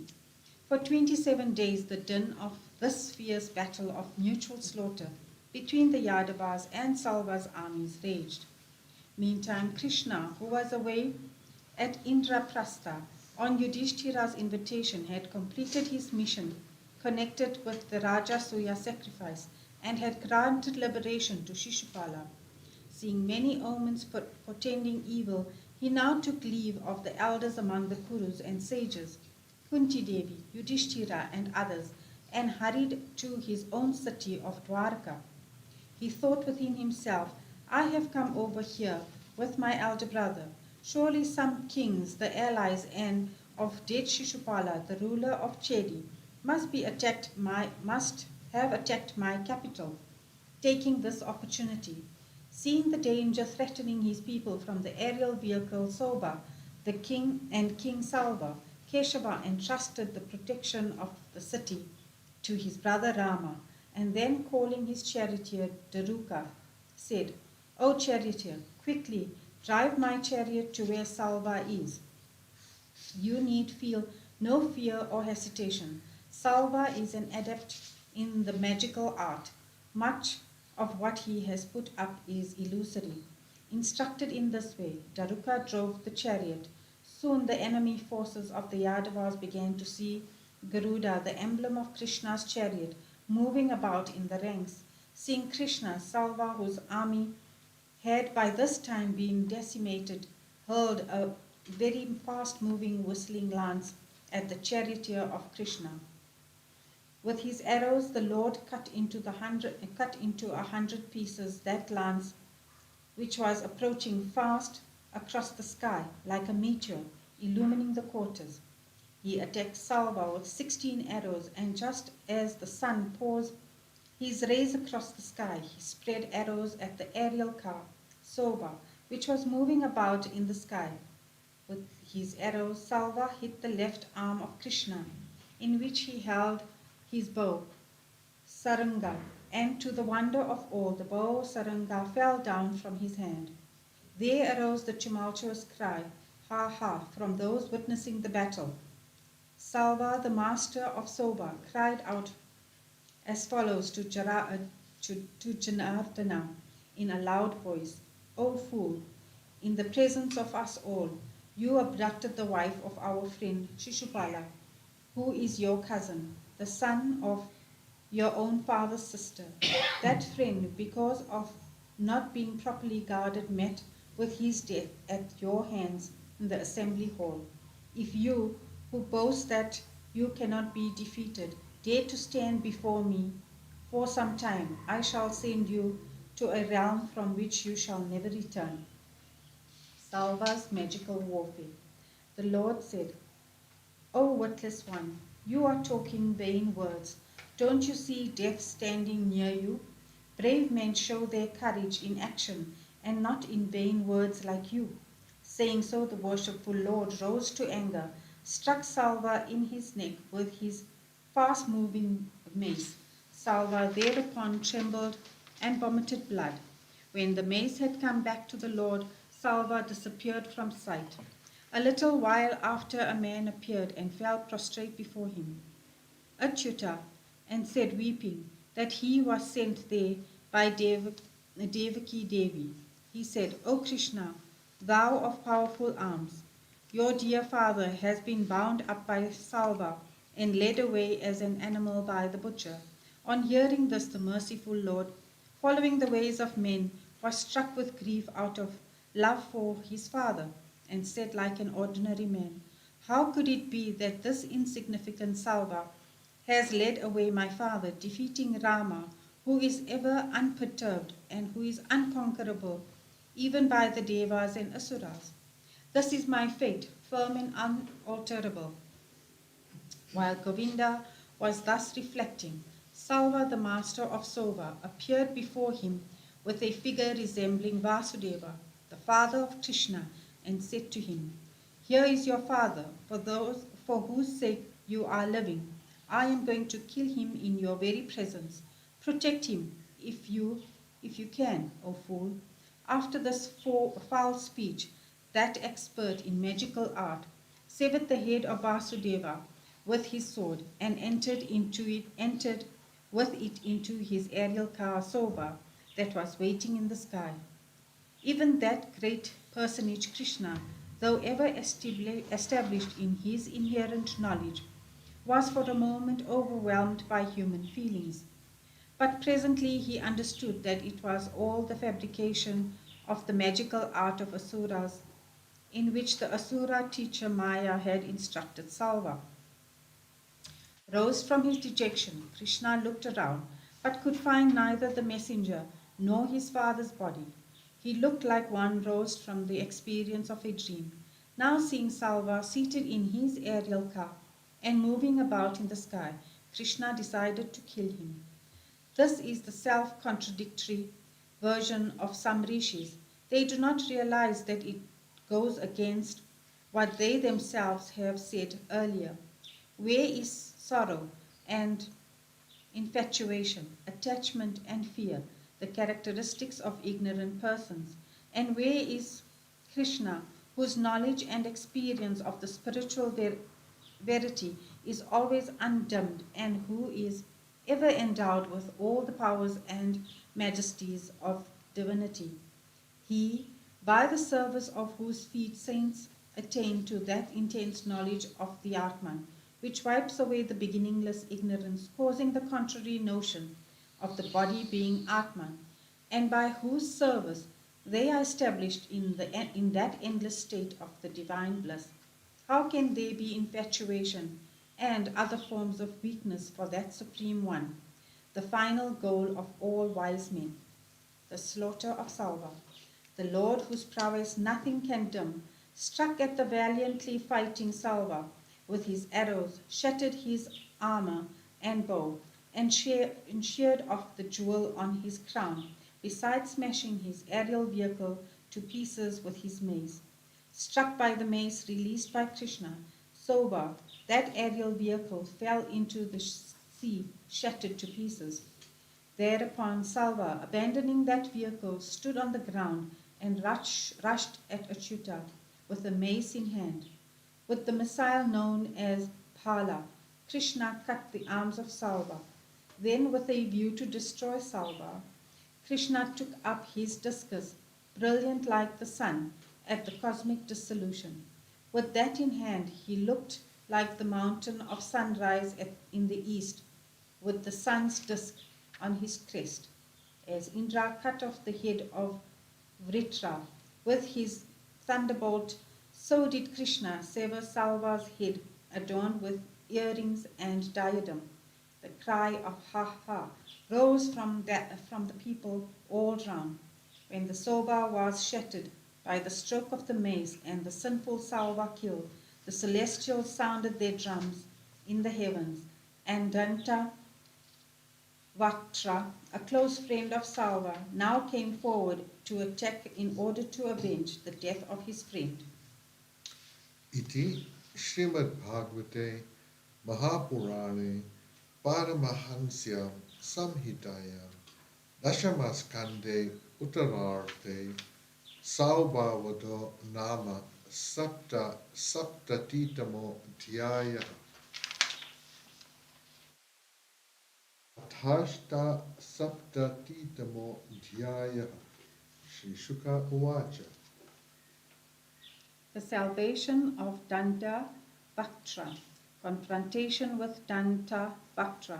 Sri Shuka said, O great king, as an act of friendship to favor an absent friend, the evil-minded and powerful Danta Vaktra was anxious to avenge the death of his friends, Shishupala, Salva, and Pondraka. So alone and on foot, a huge-bodied person was found to approach Krishna in great anger with a mace in hand, causing tremors on the earth by his tread. Seeing him advance, Krishna got down from his chariot with a mace and stopped him, as the shore does an advancing wave. The perverse and haughty Dantavaktra said to Krishna, with his mace uplifted, It is by good luck that I have you before me today. Though you are the son of my uncle, yet seeing that you are hostile to your relatives and want to kill me also, I am now going to destroy you. Low-witted one, with my mace as powerful as thunderbolt. O fool, killing you who are an enemy in the form of a relative, like a disease in one's body. I am going to repay the debt I owe my dead friends. Harassing Krishna with such sharp words like an elephant with a goad, Dantavaktra struck him on his head with his mace and then raised a lion roar. Krishna, the ornament of the Yadava clan, was quite unmoved by the stroke of the mace. He in turn struck Dantavaktra in his chest with his heavy mace Kamodaki. With his heart ruptured by that blow, Dantavaktra fell dead on the earth, vomiting blood, and with hands thrown out and hair scattered. O king, just as the death of Shishupala, a subtle and unique light passed from him into Krishna as all people watched. Dantavaktra's brother, Viduratha, being aggrieved at the former's death, now rushed forward breathing hard and handling a sword and a shield with a view to kill Krishna. With his discus sharp as a razor, Krishna cut off the head of his adversary along with his diadem and earrings. For destroying the Salva, Dhantavakra, and Viduratha, all torments to the people, the Lord was extolled by men and devas, praised by the Munis, Siddhas, Gandharvas, Vidyadharas, Sarpas, Apsaras, Pitris, Yakshas, Kinnaras, and Charanas for his victories, covered with a rain of flowers by them, and surrounded by Yadava heroes. Krishna now entered his decorated city of Dwarka. In this way, the ignorant world thinks of the worshipful Lord, the master of yoga and the ruler of the worlds, is sometimes victorious and sometimes defeated. Balarama at Naimisharanya, hearing of the preparations for war between the Pandavas, Rama, who was neutral in his sympathies, left the scene under the pretext of a pilgrimage. After taking bath at Prabhasa and doing the propitiatory rites for devas, rishis, pitris, and men, he went along the upward course of the river Saraswati, accompanied by many holy men. O scion of the Bharata family, passing through the holy spots of Pridhudaka, Bindusaras, Tritakupa, Sudarshana, Vishala, Brahma Tirtha, Chakra Tirtha, and the east flowing Saraswati, as well as the holy spots on the banks of the Yamuna and Ganga, finally reached Naimisharanya, where Saunaka and the other rishis were engaged in a satra, a sacrifice of very long duration. Recognizing the guest to be a divine personage, the rishis who were engaged in this prolonged sacrifice received him in proper form and kept standing. After accepting the honors bestowed on him and his party, Balarama took his place on a seat. In the gathering there, he noticed a disciple of Vyasa sitting. He got angry at the sight of this Sutta Ramaharshana sitting on a seat higher than those of the rishis and showing no sign of respect towards him by standing up or even by a salutation with his hands. He said, "This low-born man who sits on a very high seat without showing any respect to the rishis and to us, a protector of dharma, deserves death. It is not ignorance that makes him do so. He is a disciple of the worshipful Rishi Vyasa. He is instructed in many scriptural texts like Itihasas, Puranas, and Dharma Sastras. All this has not benefited him in any way, just as the noble parts he plays do not in any way benefit an actor who has not learned to control his senses. So also the study of the Shastras is of no use to one who has no sense control and humility. He only gets conceited with his scholarship. His knowledge of the Shastras only goes to enhance his ego. The purpose of my incarnation is to punish all those who violate Dharma. Hypocrites who put on the facade of Dharma but violate it in spirit and action also deserve death, for they are double sinners insofar as they themselves violate Dharma and mislead him. Saying so, the worshipful Lord, all-powerful, though now on a pilgrimage and hence withdrawn from such acts of fighting and punishment, took a blade of kusha grass and struck down the sutta with it. The propriety of this act may be questioned. All that can be said is that it was destined to take place. Balarama's atonement. The sages all exclaimed, "Ha, ha," in sorrow and said to Balarama, "O Lord, You have done an unrighteous action, O gladdener of the Yadu clan. We have given him a seat due to a Brahmana for expounding the sacred text during the course of the Satra, and he is not to get up from his seat in honor of anyone coming in when he is engaged in expounding. We have assured him health and life until the Satra is over. What you have done is the slaughter of a holy man without properly realizing it. On you who are the Lord of all yogis, even Vedic injunctions may not be binding, but in the interests of the world, it is better that even such ones as you observe these rules to set an example. O thou who sanctifiest the world, if out of thy own accord thou dost proper atonement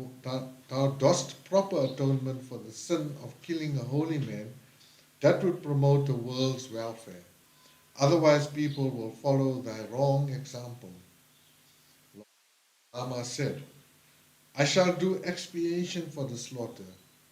Please lay down the most stringent penance I should undergo. Besides, by my yoga maya, I shall revive the Sutta, grant him long life, powers of mind and senses, and whatever else you want. The rishis said, O Rama, do what you like, but at the same time validate the reputation of thy weapon, prowess, and the Sutta's death on the one hand, and our word to the Sutta on the other.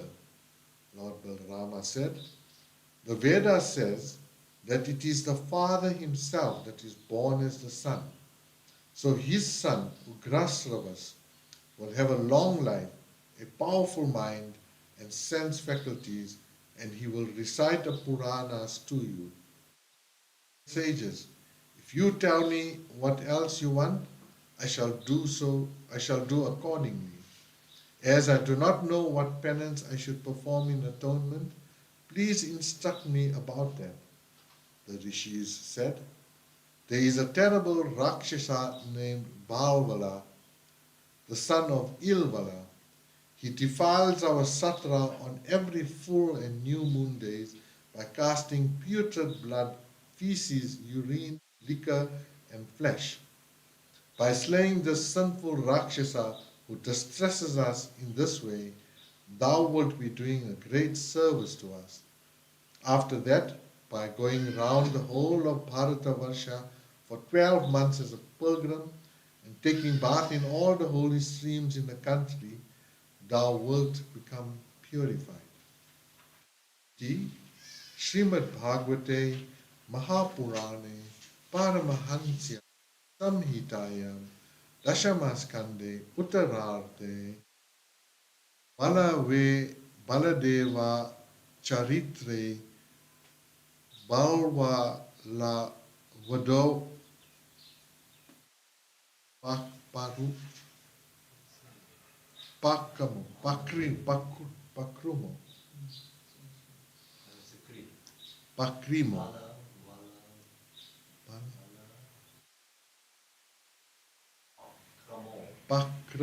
Pakramo Namashta Saptatitamo Dhyaya Athe Kona Shititamo Dhyaya Sri Shuka Uvacha. Skanda 10, chapter 79, Pilgrimage of Balarama. Destruction of Balvala. Sri Shuka said, O king, when it was the next full moon day, there arose a terrible storm with clouds of dust and a foul smell spreading everywhere. It was followed by a rain of feces in the sacrificial hall sent by Balvala.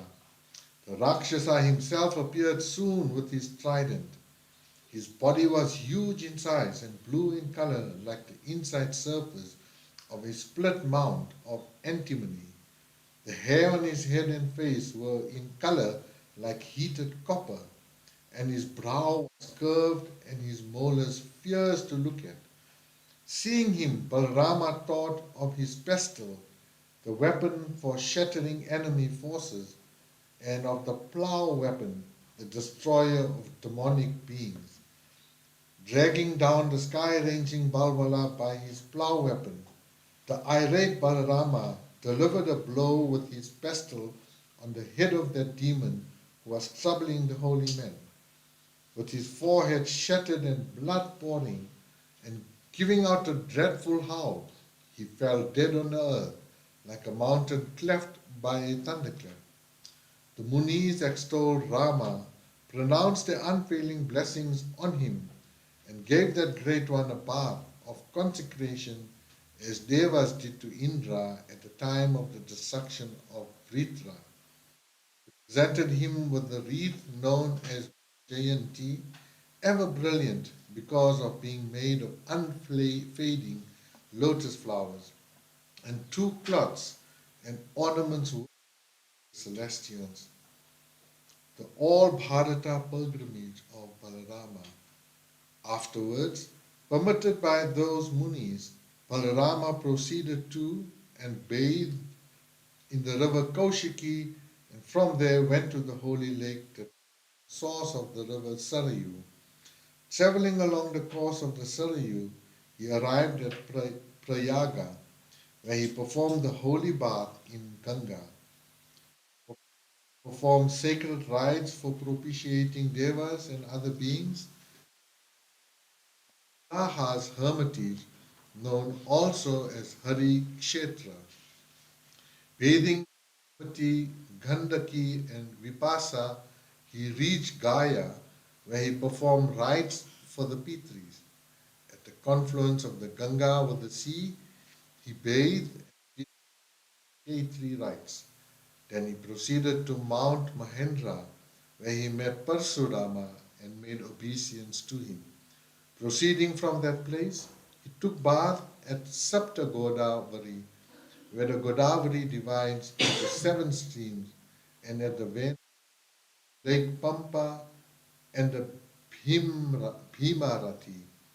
He next worshipped at the shrine of Skanda and proceeded to Shaila, the abode of Shiva, and from there to the holiest of holy places in Dravida country, Venkatadri, Tirupati, to Kamakoshini, Kanchipuram, the most holy,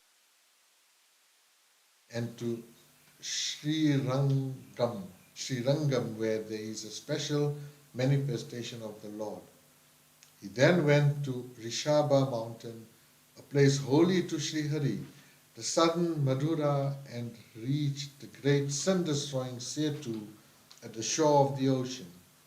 At Setu, he gave 10,000 cows as gift to holy men, and then went to the rivers Kritamala and Tamraparni, and from there to the Malaya mountain.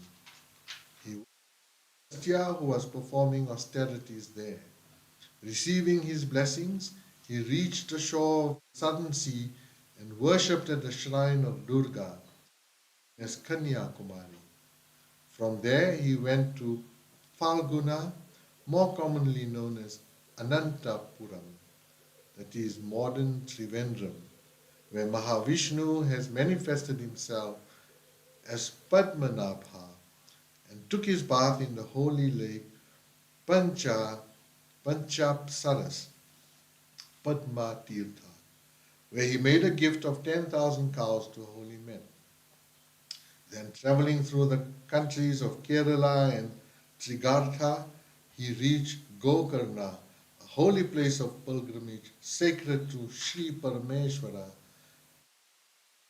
The Durjati, Shiva, is always present. He then worshipped at the Durga of the island, reached Parakha, bathed in the holy waters of Tapi, Payoshni, and Nirvindya, and reached Dandaka. He next went to the river Reva, on whose banks the city Mahishmati stood. Then bathing at Manu Tirtha, he reached Prabhasa once again. Conclusion of Bala's pilgrimage and the Kuru Pandava war. At Prabhahasa, Balarama heard from the conversation of Brahmanas that the earth had been rid of most of its burdens by the death of vast numbers of Kshatriya rulers in the war between the Kurus and the Pandavas. He then directed his course to Kurukshetra in order to intervene to stop the mace combat between Duryodhana and Bhimasena that was then going on. Yudhishthira, Nakula, and Sahadeva, besides Krishna and Arjuna, saluted him and stood silent, much concerned to know what was in his mind. Seeing Bhima and Duryodhana fighting fiercely for victory, exhibiting various wheeling movements of mace warfare, Balarama said, O Raja Duryodhana, O Bhima, I consider both of you as heroes, equal and well matched. One, Bhima, is superior in point of strength, and the other, Duryodhana, in training. Therefore, in the fight between you two of equal prowess, there is no sign of victory or defeat for either. Therefore, let this vain fight be stopped. But, O king, with bitter remembrance of the insulting words spoken and the treacherous offences perpetuated, the mutual antagonism between the two cousins was such that they refused to give ear to this wise counsel. Concluding that this attitude of theirs was dictated by their past karma, Rama went back to Dwarka at the great joy of Ugrasena and other relatives. Balarama, who was himself an embodiment of Yajna, now went again to Naimisharanya, and having now withdrawn himself from all warfare, was engaged by the rishis in the performance of many sacrifices. The all-powerful and worshipful Lord Balarama imparted to them the purest and highest form of spiritual illumination, by virtue of which they realized the whole universe as grounded in the Atman, and the Atman as pervading everything. Having performed the terminal sacrificial bath, adorned with fresh silk cloth and decorations, and surrounded by relatives, Balarama, along with his wife, looked like the moon surrounded by its effulgence. Innumerable there such marvelous deeds performed by Balarama of great strength, limitless glory, and immeasurable prowess under the guise of man. Whoever in the morning and evening ponders over the works of Rama, of wonderful deeds, the incarnation of Adishesha, that meritorious man will be very dear to Mahavishnu, the Supreme Lord. Bhagavate Mahapurane Paramahansyam Samhitayam Dashamaskande Baladeva Tirtha Yatra Nirupanam Nameikona Shititamo Dhyaya Atha Shititamo Dhyaya Rajovacha. The story of Sri Rama, the bliss of divine communion. The Raja Parikshit said, O Master, O worshipful one, I desire to hear whatever more you could say about other expressions of the divine prowess of the Lord Mukunda, the Supreme Being, the seat of infinite glories. O great Rishi, who is the man of sound discrimination, being depressed by the pursuit of desires, that would withdraw from listening repeatedly to the account of the Lord's excellences when he has once been initiated into them. That indeed is real speech, which expounds the glories of the Lord.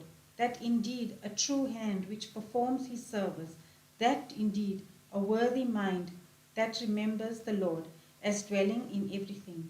And that indeed an ear functioning truly which listens to accounts of him.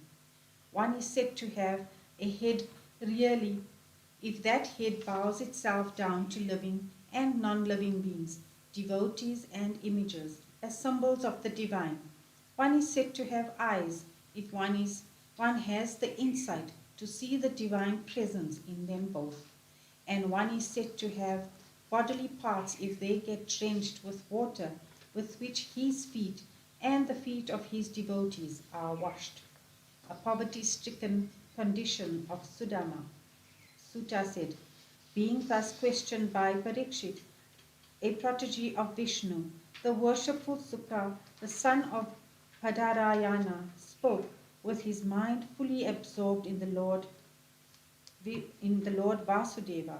Sri Shuka said, there was a certain Brahmana, a dear friend of Krishna, who was highly versed in the Vedas, full of renunciation for sense objects, peaceful and endowed with mastery over the senses. He was a householder, subsisting on what chance brought him. He was called Kuchela because he had only very dirty clothes to wear, his real name being Sridhama. His wife, too, was like him in all these respects. Looking famished for want of food, she was known as Shutkakshma.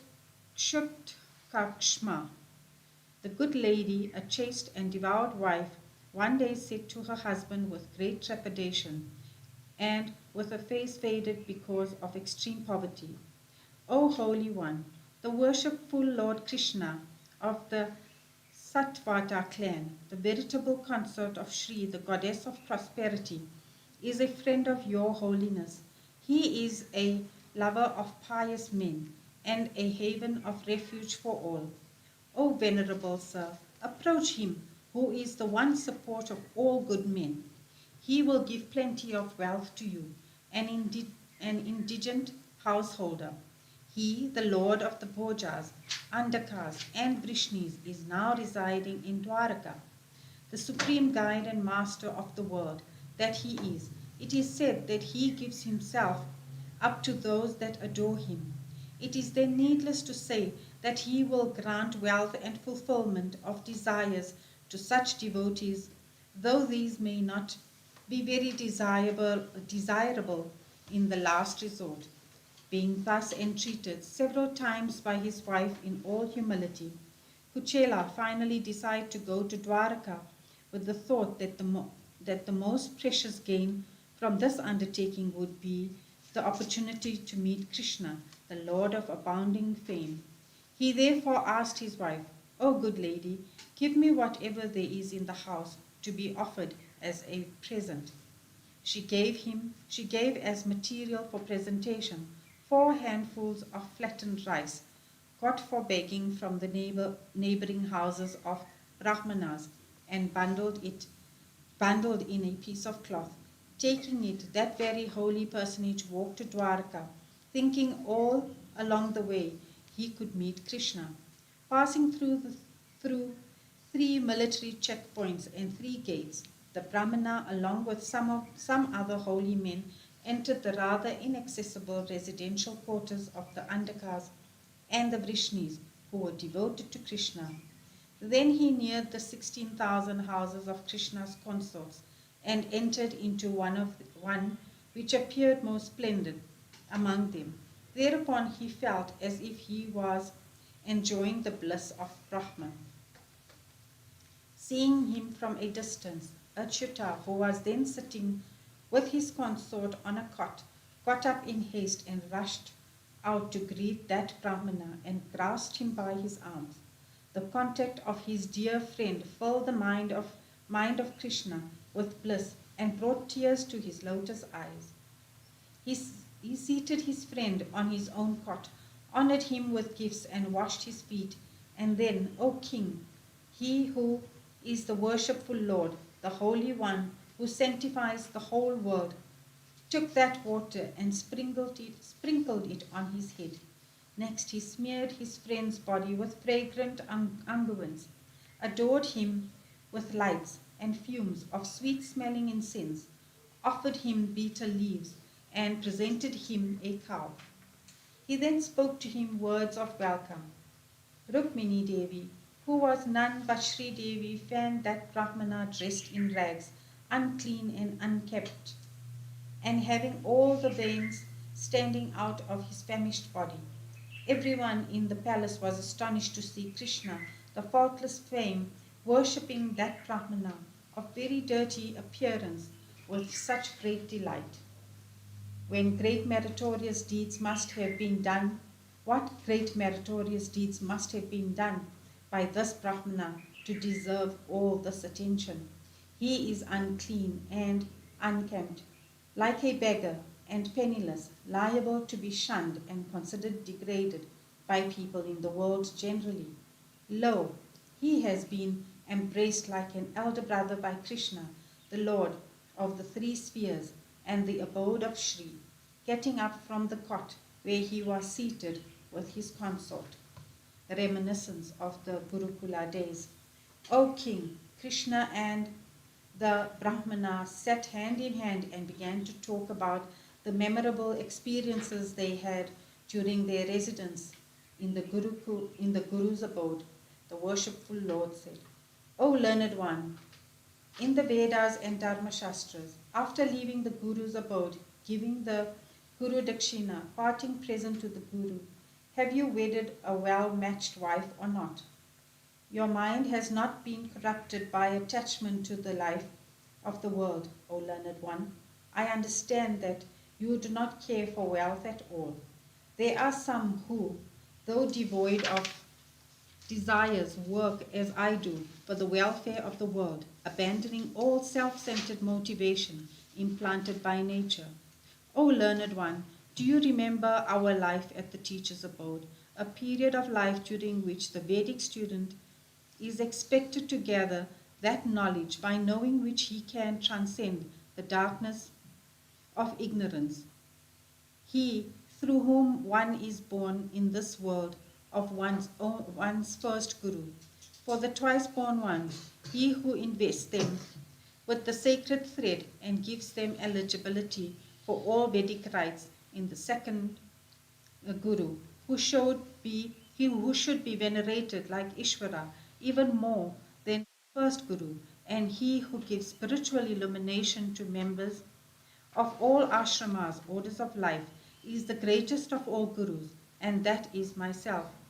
Those who, through the instruction of myself, the Guru, are able to cross the ocean of samsara easily, they among the followers of the four varnas and orders of life are the knowers of the true meaning of life. Though I am residing in all beings, I am not as pleased by various forms of service like yajna, brahmacharyan's duties, austerity, and renunciation, as I am by the service of me through the Guru. O learned one, do you remember what happened to us when we once went to the forest to collect fuel at the instance of our Guru's wife? O twice born one, when we were in the densely wooded forest, we were overtaken by a heavy unseasonal rain accompanied by powerful winds and fierce thunder and lightning. Soon the sun set and everything was overcast with darkness. The place being flooded with water, it was impossible to distinguish high and low levels on the ground. Hand in hand, we roamed about that flooded forest without knowing even the direction and in utter distress from the fierce wind and rain. Coming to know our condition in the morning, our teacher Sandipani came in search of us into the forest and saw us in that pitiable situation. He then said, Alas, O children, you have suffered very much for us. Life is the dearest thing for all creatures, setting no value on it even. You have devoted yourselves to my service. The real Guru Dakshina present to the Guru, given by the highest type of disciples, is this offering out of devotion of even this body, which is the means for achieving everything in life. O noblest of the twice born ones, I am mightily pleased with you. May the Vedas which you learned from me be unfadingly fruitful to you in this world and the next. Many were such incidents that took place during our stay in the Guru's house. Do you remember them? It is only by the grace of the Guru that man attains to the fulfillment of his aspirations in life and to the peace of the spirit within. Said, O Supreme Divinity, O Teacher of the worlds, what other fulfillment is there for us to attain who had the good stay in the Guru's abode with you, whose thoughts always become true. O all-pervading, is constituted of the Veda, the source of all-round welfare.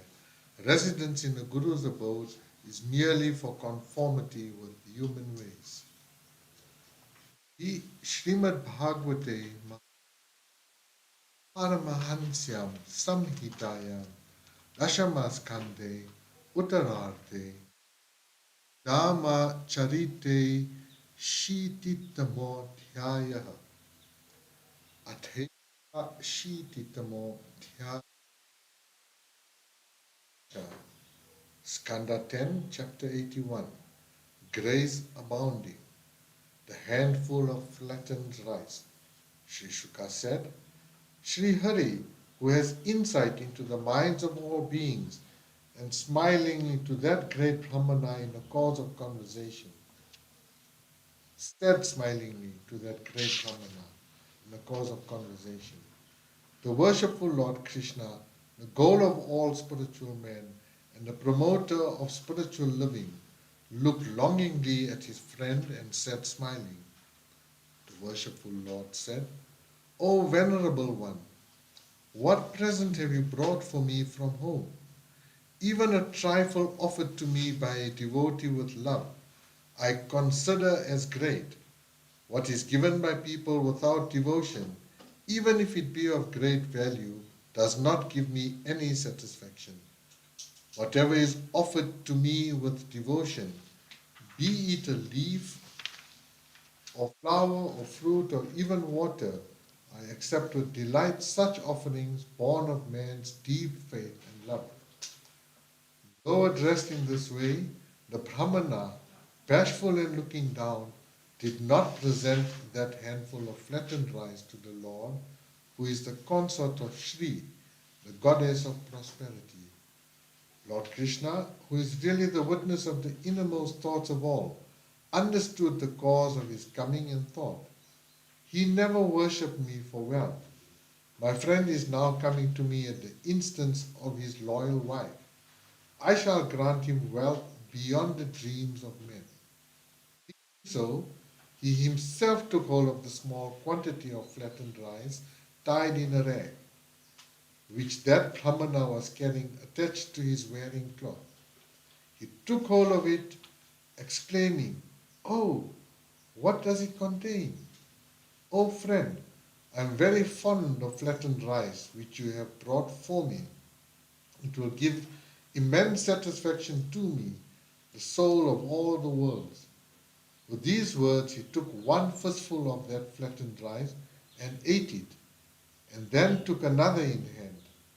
At this, Rukshmani Devi, who was none but Sri Devi, ever devoted to the Lord, caught hold of his hand, preventing the Supreme Lord from eating more of it. The Devi said, O soul of the universe, by what you have already eaten, you have conferred on him prosperity here and hereafter to your satisfaction. Sri Dhamma's reverie on the way back. The Brahmana spent a happy night at Achyuta's residence, taking food and rest, and feeling himself transported to the heavenly region.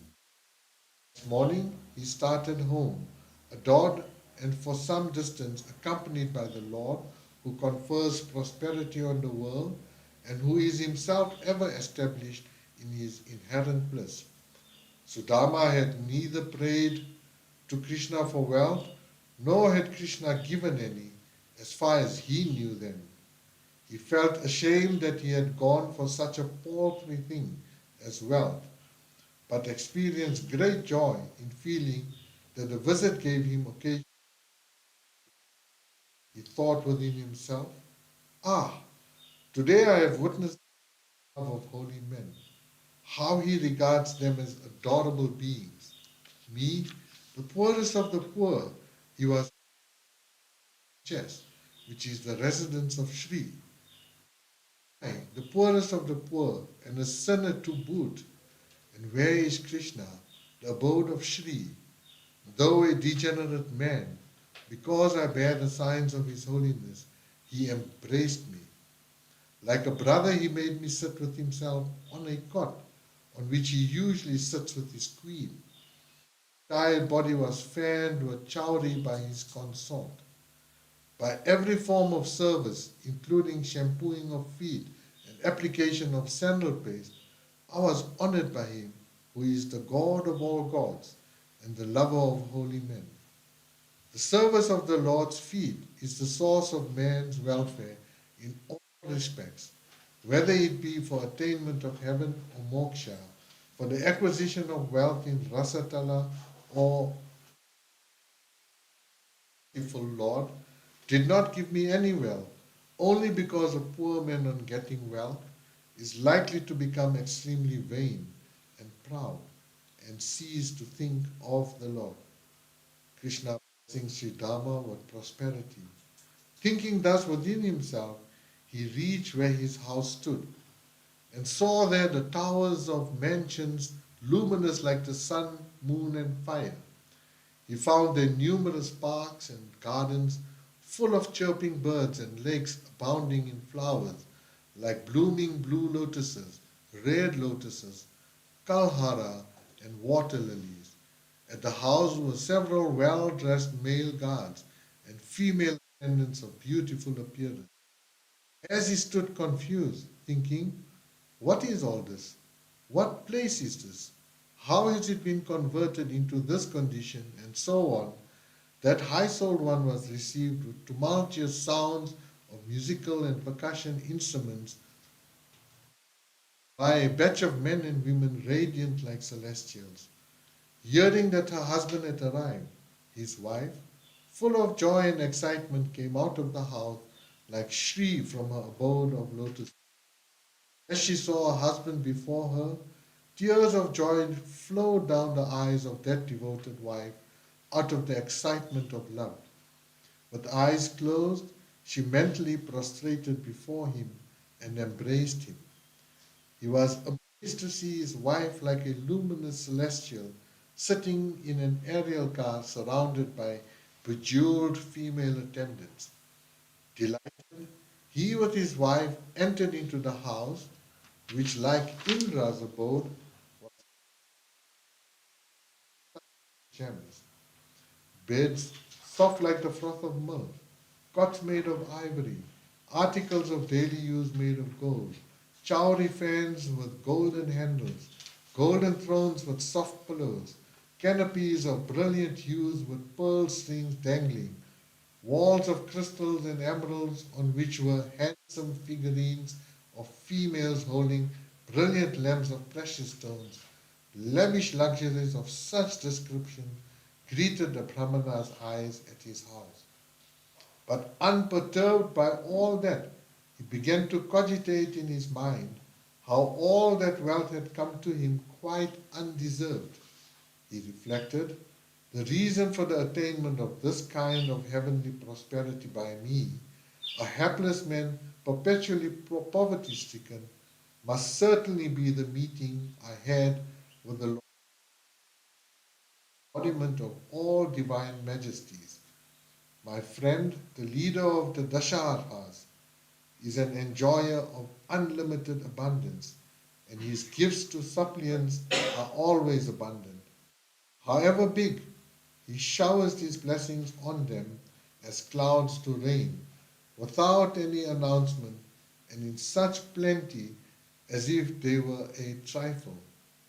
Even a matchless blessing he gives, he considers as nothing, and even a trifling thing that a devotee offers him is great in his eyes.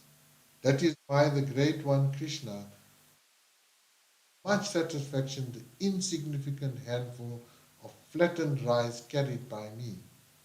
May I, who have had this intimate association with the Great One Krishna, Lord of all auspicious qualities, be blessed with love, comradeship, and servitude in respect of him in life after life. And may I also have association with his devotees. On devotees who have no understanding of their own long time interest, the Lord, who has a perception of it, does not give too much wealth, royal power, big following, or high skills, lest the resulting pride from their possession should lead to their spiritual fall. Thus I have been blessed with wealth is a great ordeal to me, that I have been blessed. Concluding in this way, by reflection, the Brahmana, who had intense devotion to Krishna, desired to renounce the objects of worldly life completely.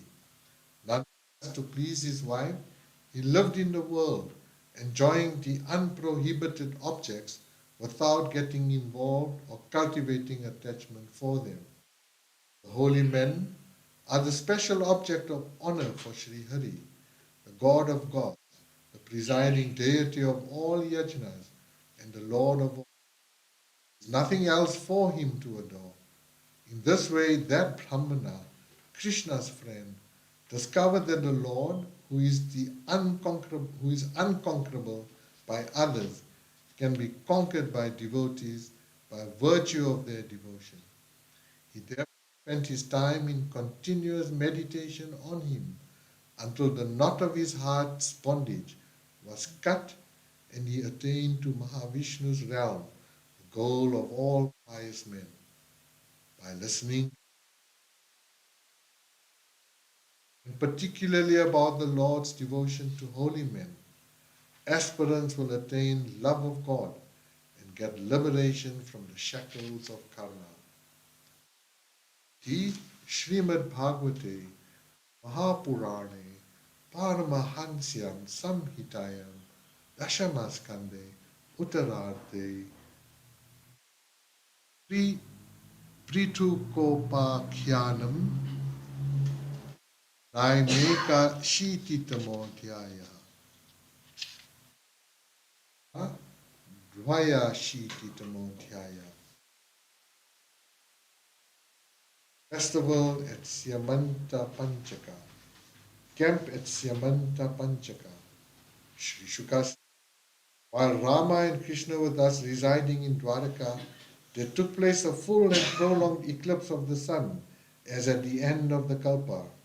Knowing beforehand about the occurrence of the eclipse, large numbers of people went in advance to Syamanta Panchaka to perform holy bath and rituals conducive to their welfare. There of old, Parshurama, the most noted among warriors, created large pools with the blood of kings he slaughtered in his campaign to erase the race of Kshatriyas from the world. Though the worshipful Parshurama, being of divine origin, was unaffected by karma, yet for setting an example to the world at large, he performed worship for the eradication of his sins like an ordinary man. Large numbers of people from all parts of Bharata assembled there on pilgrimage, and among them were Yadavas like Akrura, Vasudeva, and Ugrasena. Leaving Aniruddha, the commander Kritavarma, Suchandra, Suka, and Sarana for the protection of the city of Dwaraka, the other Yadavas like Gada, Pradyumna, and Sambha went on their pilgrimage desirous of cleaning themselves of all this. Chaka was embellished by the movements of these Yadavas of impressive appearance, decked with golden necklaces, wreaths, garments and armor, and seated in chariots resembling the vehicles, accompanied by cavalry moving like waves, by elephants trumpeting like rumbling clouds, and by troops of foot soldiers brilliant like Vidyadharas. Assembled there with their wives, who were superbly dressed and decorated, men took bath in the holy water and performed worship with great concentration, observing fast. Then they gave gifts of cows decorated with cloth, wreaths and golden chains to holy men. After this, they took bath again in the water sanctified by Parashurama, with prayer in their heart, to be blessed with firm devotion to Krishna. They then fed holy men with dainty dishes permitted by these holy men. The Yadavas who looked upon Krishna as the deity took food themselves and rested under the cool shades of the trees. They also met old friends, relatives, and royalties that had gathered at the spot. Meeting of friends and relatives.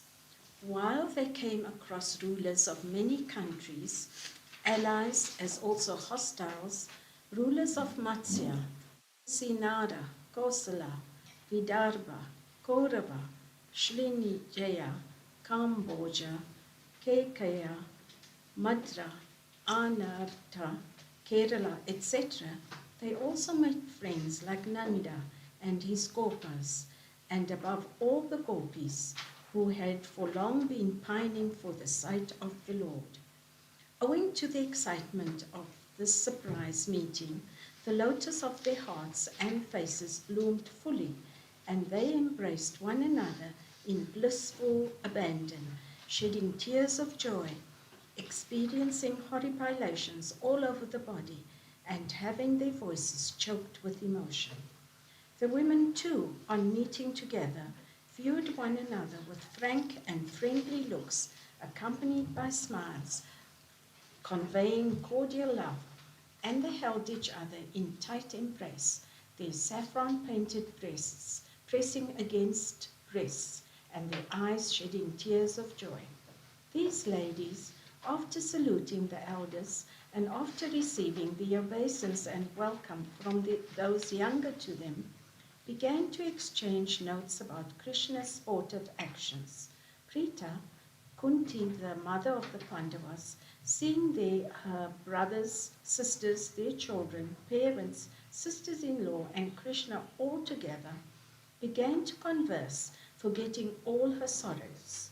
Kunti Devi said, addressing Vasudeva, O respected elder brother, I consider myself an extremely unfortunate person. For men of great nobility that you all are, you do not bestow any thought on me when I am in danger. Those to whom providence is not favorable are not, in spite of close relationship, remembered by friends, relatives, sons, brothers, and even parents. Vasudeva said, O good lady, don't accuse us, who are human toys in the hands of God. The whole world functions subservient to the Supreme Lord and according to His will. Persecuted by Kamsa, we the Yadavas have had to run away from our land and wander about in other parts of the country. O sister, it is only now that Providence has restored us once again to the state we had lost. All the assembled kings, received and welcomed by Yadava leaders like Vasudeva, met Sri Krishna and felt highly elated with bliss. Bhishma, Drona, Dhritarashtra, Gandhari, with all her sons, the Pandavas with their wives, Kunti Devi, Srinjaya, Vidura, Kripa, Kunti Bhoja, Virata, Bhishmaka, Nag, Najit, Purujit, Drupada, Salya, Trishtaketu, Kasi Raja, Damagosha, Janaka, Madraka, Keikaya, Yudhamanyu, Shushurma, Balika, these and their sons and other kings who were partisans of Yudhishthira had arrived there and were all wonderstruck to see Krishna, the paragon of beauty, in the company of his consorts. All these were very much pleased to be welcomed and received by Rama and Krishna, and they unanimously congratulated the Vrishnis on having Krishna as their support, and said, O King of the Bhojas, you and your men are the most fortunate persons on earth, for you are able to see Krishna always, whom it is difficult for even yogis to perceive. He whose fame, extolled in the Vedas, purifies the whole universe, the water flowing from whose feet, namely the Ganga, and the words flowing from whose mouth, the Shastras, purify the world, he, by the contact of whose feet, the earth, though doomed by the destructive threat of time, heals none the less all our needs in plenty. That Mahavishnu, who has the power to grant even to sinful people heaven, or liberation, or that desireless state which does not care even for these two, dwells in your house as the divine incarnate. Him you see every day, touch, travel with, talk with, sleep with, and sit with. With him do you maintain marriage relationship and the obligations of performing funeral obsequies. You indeed are the blessed people who have realized the highest purpose of life. Krishna meeting Nanda and Yashoda. Sri Shuka said, knowing that the Yadavas headed by Krishna had come there, Nanda went to meet them, surrounded by Gopas carrying the materials that they had brought in their carts. When they saw Nanda, the Yadavas, who had for long been intensely longing to meet him, sprang up from their seats in great joy, as swooning bodies do when the prana returns to them, and held him in warm embrace. Vasudeva embraced him in great joy and recalled with much emotion the ordeals to which Kamsa had put him, and his abandoning his sons in Gokula for their safety. O noblest of the Kurus! Rama and Krishna, after doing obeisance to their foster parents, embraced them and remained mute, their voice choked by the tears of joy they were shedding out of intensity of love. And Krishna on their seats, and embracing them in their arms, the blessed Yashoda and Nanda overcame their sorrow of separation. Rohini and Devaki, the real mothers of Rama and Krishna, embraced Yashoda, the queen of Raja, and shedding tears out of the memories of the great service she had rendered them, spoke thus to her. O Queen of Raja, the goodwill and friendship you have extended to us in all situations cannot be compensated even by the gift of all the abundant wealth of Indra. Who can forget it? O respected lady, these two children who have never seen their parents were deposited with you, and as the eyes are protected by the eyelids, so were they protected by you and enabled to live and grow without any fear or danger, receiving from you, their foster parents, all endearment, nourishment, and protection. Pious persons like you make no difference between mine and thine. Sri Shuka said.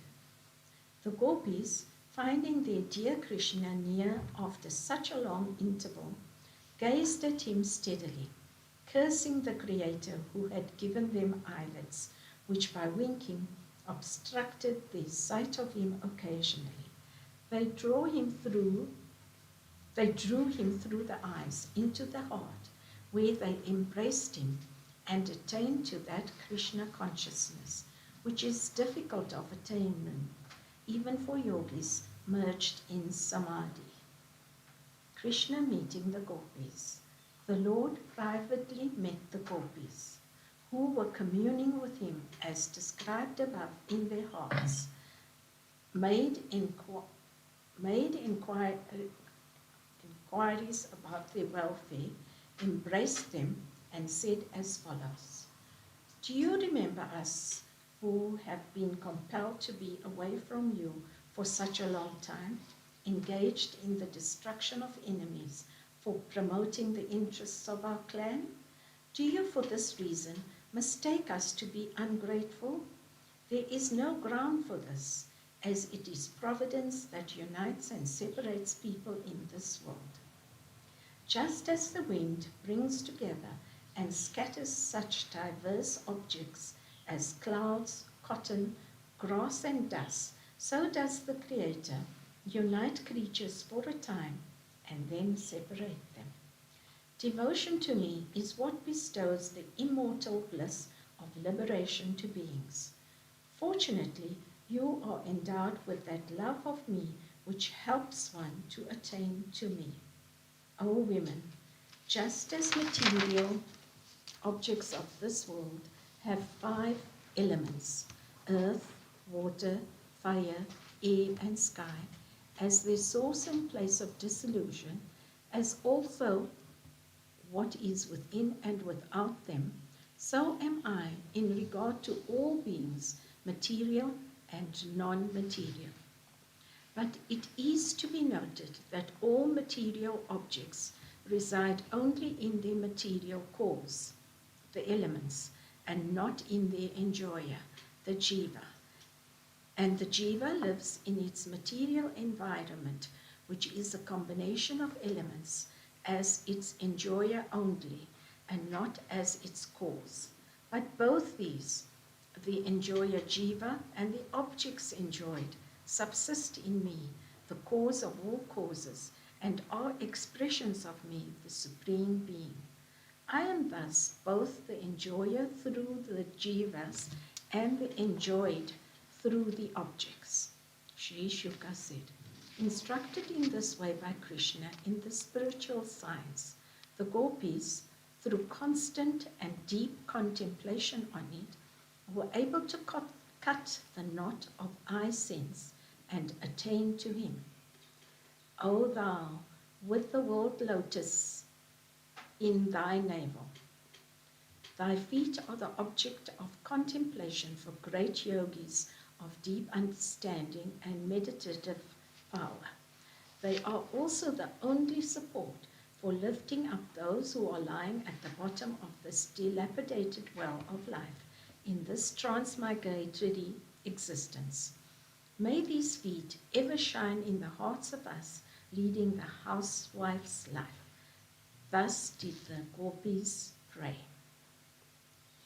Iti Shrimad Bhagavate Mahapurane Paramahansyam Sankitayam Dashamaskande Uttararte Vrishni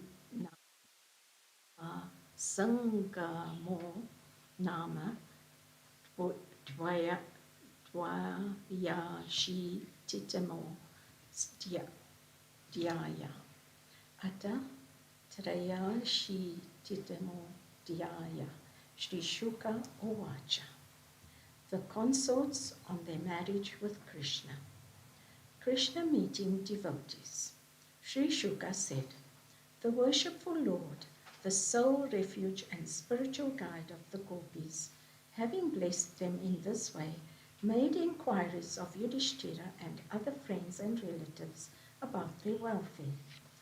They, for their part, felt themselves purified of all their sins by the contact of the blessed feet of the Lord, and replied to the inquiries of Krishna, the Lord of all. They said, no evil can befall even those who drink through the cup of the ears once at least, a little of that nectar of thy lotus feet, the description of thy divine excellences coming out of the mouths of holy men who have drunk deep at that fountain, a drink that can efface the spiritual ignorance of men, the cause of their bondage. By thy spiritual radiance, thou hast sublated the intellect-born states of waking, dream, and sleep, and art ever established in the infinite and pure bliss consciousness that knows neither ebb nor flow. Thou hast now assumed a human form by the power of thy Yoga Maya for the protection and resuscitation of the spiritual message of the Veda that has decayed by the passage of time. Salutations to thee, the refuge of the Paramahamsas. Draupadi's questions to Krishna's wives.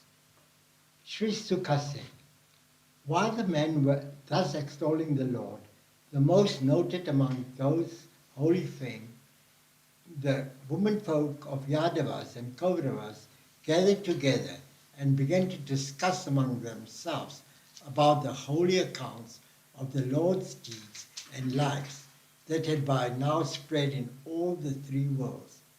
Draupadi said, O Princess of Vidarbha, O Bhadra, O Jambavati, O Princess of Koshala, O Satyabhama, O Kalindi, O Saibaya, O Rohini, O Lakshmana, and other consorts of Krishna, tell us how Achutya, the imperishable one, incarnated as man and following the ways of the world by the power of his Maya, happened to marry each one of you. The answers of the consorts. Rukmani said, when everything was ready to give me in marriage to Shishupala, the king of Chedi, and kings of Jarasandha were standing with their bows ready for enforcing this decision, the Lord, defeating them in most humiliating fashion, took me away as a lion its share from the herd of goats. May his feet be forever my object of adoration. Satyabhama said, my father, aggrieved by the death of his younger brother in the connection with Sayamantaka episode, spread a scandal connecting Krishna with his death. In order to free himself from this ill fame, Krishna recovered the Sayamantaka from Jambavan, the chief of bears, and restored it to my father. To compensate for the offense he had done by spreading these false aspersions, my father gave me to the Lord, though I had been promised to another earlier. Jambavati said, my father, without knowing Lord Krishna to be the same as Rama, the Lord of Sita, whom he looked upon as his master and the Lord of the universe, fought with him for 27 days in connection with the recovery of the jewel Sayamantaka. Finally discovering from experience the real identity of Krishna, my father surrendered at his feet, offering to him both the jewel and myself. Here I am his handmaid. Here am I his handmaid, Kalandini said. I was performing austerities with a desire that I might get a place at his feet as a servitor.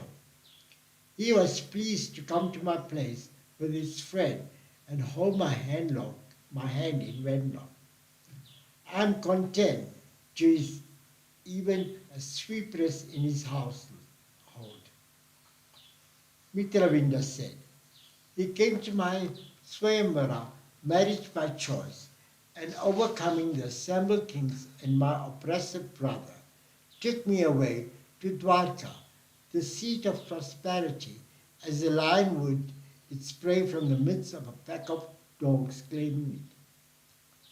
May I have the opportunity of serving his feet in life after life. Satya said, in order to test the strength of the kings seeking to marry me, my father was maintaining 7 oxen of extraordinary strength and very sharp horns. These animals, which had easily destroyed the false pretension of many a person of great strength and combative spirit, were overcome by my lord in a trice and tied up as kids by children in play. Thus, paying the bridal money of heroism, he took me with all my attending maids, defeating all opposing kings, on the way to the city of Dwarka with its army of 4 types of regiments. May I ever be blessed with the opportunity of serving him. Bhadra said, O Lady, Draupadi, my father sent for Krishna, who is my uncle's son, and gave me to him, in whom my mind was already fixed, along with many female friends and troops. Whatever embodiment I may get due to my karma, it is my prayer that I may get contact of his feet in every birth. Lakshmana's account. Lakshmana said, hearing repeatedly from Sri Narada about the incarnation and the exploits of the Lord, and thinking over and over again that Sri Devi, the goddess with the lotus in hand, chose to wed him in preference to all the protecting deities of the world, my mind got fixed in Krishna, the bestower of salvation. O good lady, my loving father, Brihatsena, coming to know my mind, and devised a scheme for the fulfillment of my desire. Just as at the time of your marriage, in order to get Arjuna as the bridegroom, a target in the shape of a fish was made, in the same way, a target of that kind was made for my marriage also. By this target was completely hidden to the view from the outside and had to be hid by looking at its reflection in water. Hearing of this, large numbers of kings from various quarters, all highly versed in the theoretical and practical sides of the science of arms, assembled at my father's palace, along with their instructors. They were received and welcomed by my father in keeping with their dignity and age, and they, with their mind, sat on me, took up the bow and arrow to shoot at the target. Some took up the bow, but finding it too much for them to string, gave up their attempt. Some others pulled the bowstring up to the other end of the bow, but were knocked down as they were not strong enough to hook it. Other heroes like Jarasandha, Ambashta, Shishupala, Bhima, Karna, and Duryodhana could string the bow, but could not identify the target. Arjuna, seeing the reflection of the target, could locate it and shoot at it, but his arrow only touched it and glanced off. It could not pierce it. When all these proud kings had withdrawn, with their pride humbled, the worshipful Lord took up the bow, stringed it in play, and aiming the arrow at the target, with the eyes fixed on its reflection in the water, shot it down at the auspicious time when the sun is in conjunction with Abhijit.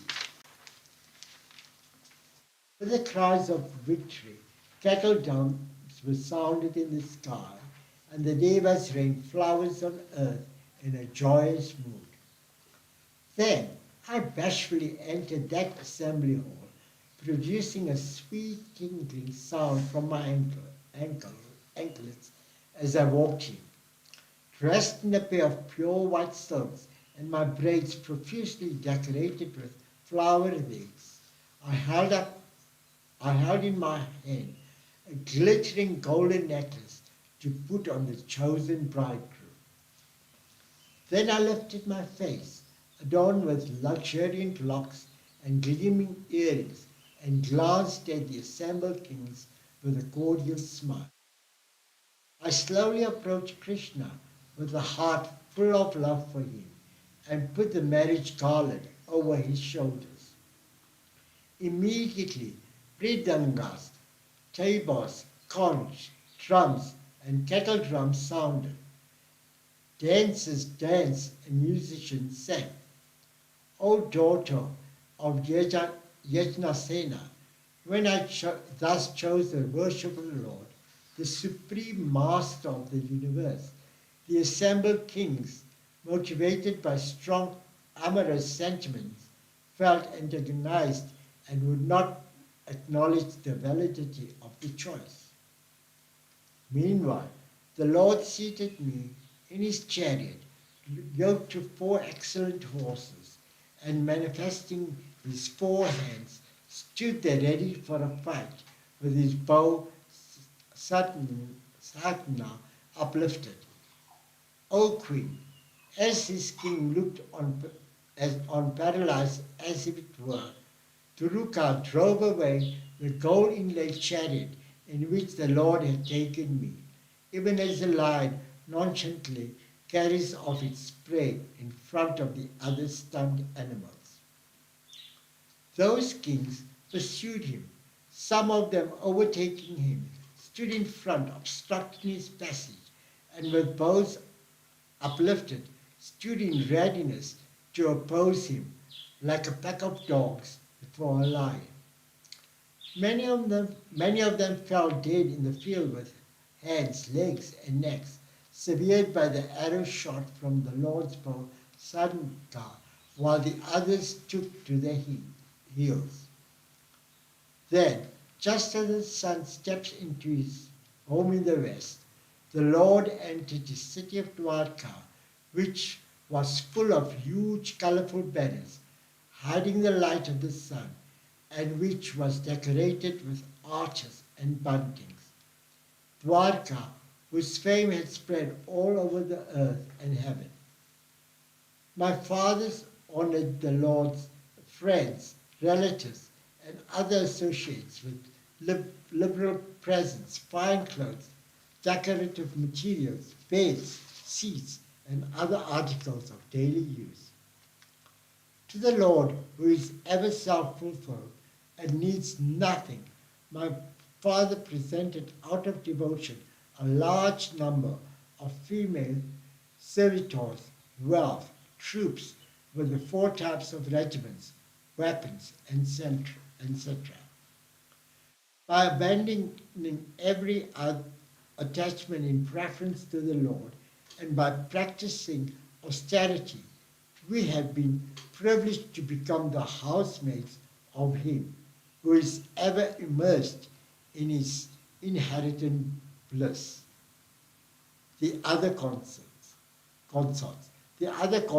said, after the destruction of Nraksura, the son of the earth deity, along with his armies in battle, the Lord released us, the daughters of the king, whom Naraka had defeated in his conquest of the 4 quarters. Although he is without any desires and is the grantor of liberation, he who none the less pleased to wed us, who has been meditating on his saving feet.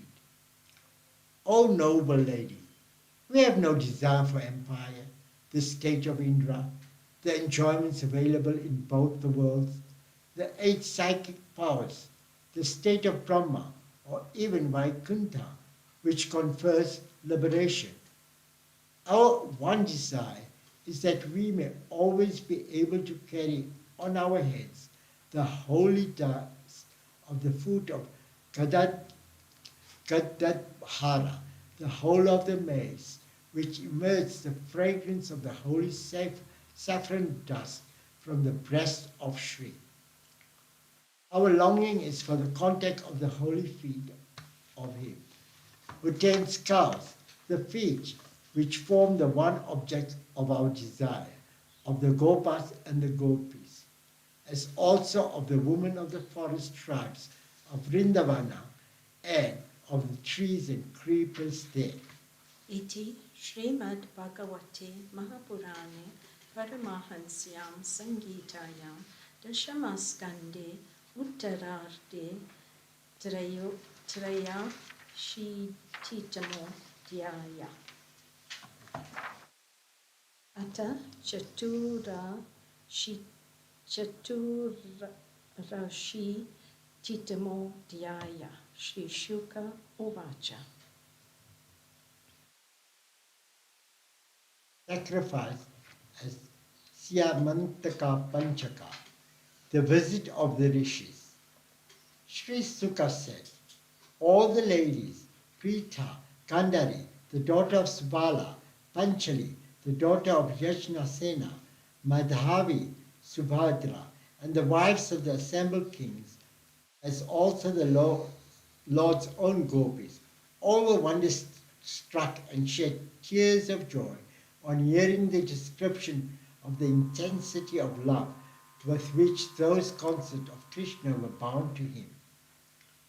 While man with man and woman with woman were talking among themselves in this wise, there arrived a large number of rishis to meet Rama and Krishna. The names of some of them are Bain, Vyasa, Narada, Chaiwana, Devala, Asita, Vishwamitra, Satanda, Bharadavaja, Gautama, Parusharama, with his disciples Vishishta, Galava, Brigu, Prulastya, Kashyapa, Atri, Markandeya, Brihaspati, Dviti, Trita, Ekata, Sanaka, and the others, Kumaras, Angiras, Agyastha, Yajnavalkya, and Vamadeva. Seeing all these sages, whom the whole world respected, Rama and Krishna and all the kings assembled there got up from their seats and made prostrations to them. All of them, including Rama and Krishna, honored them with a cordial welcome and with offerings of seeds, arghya, with water, garlands, incense, and sandal paste. The worshipful Lord, who had assumed a human form for the protection of Dharma, now spoke to them while the vast assembly listened in rapt attention and deep silence. Krishna's reception of the sages.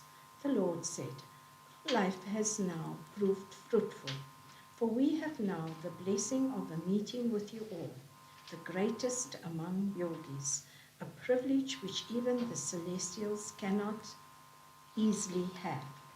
It is a rare good fortune indeed that human beings like us, possessed as we are of so little merit accruing from austere practices and given to worship of God only through images and pilgrimages to holy rivers, could meet, touch, converse, and worship such holy ones like you. It is not that holy waters, tirthas, are not altogether holy. It is not also that divine images of clay and stone are not divine. But these take a very long time to purify the mind of a man, while holy men help him to accomplish this by their very darshana, meeting.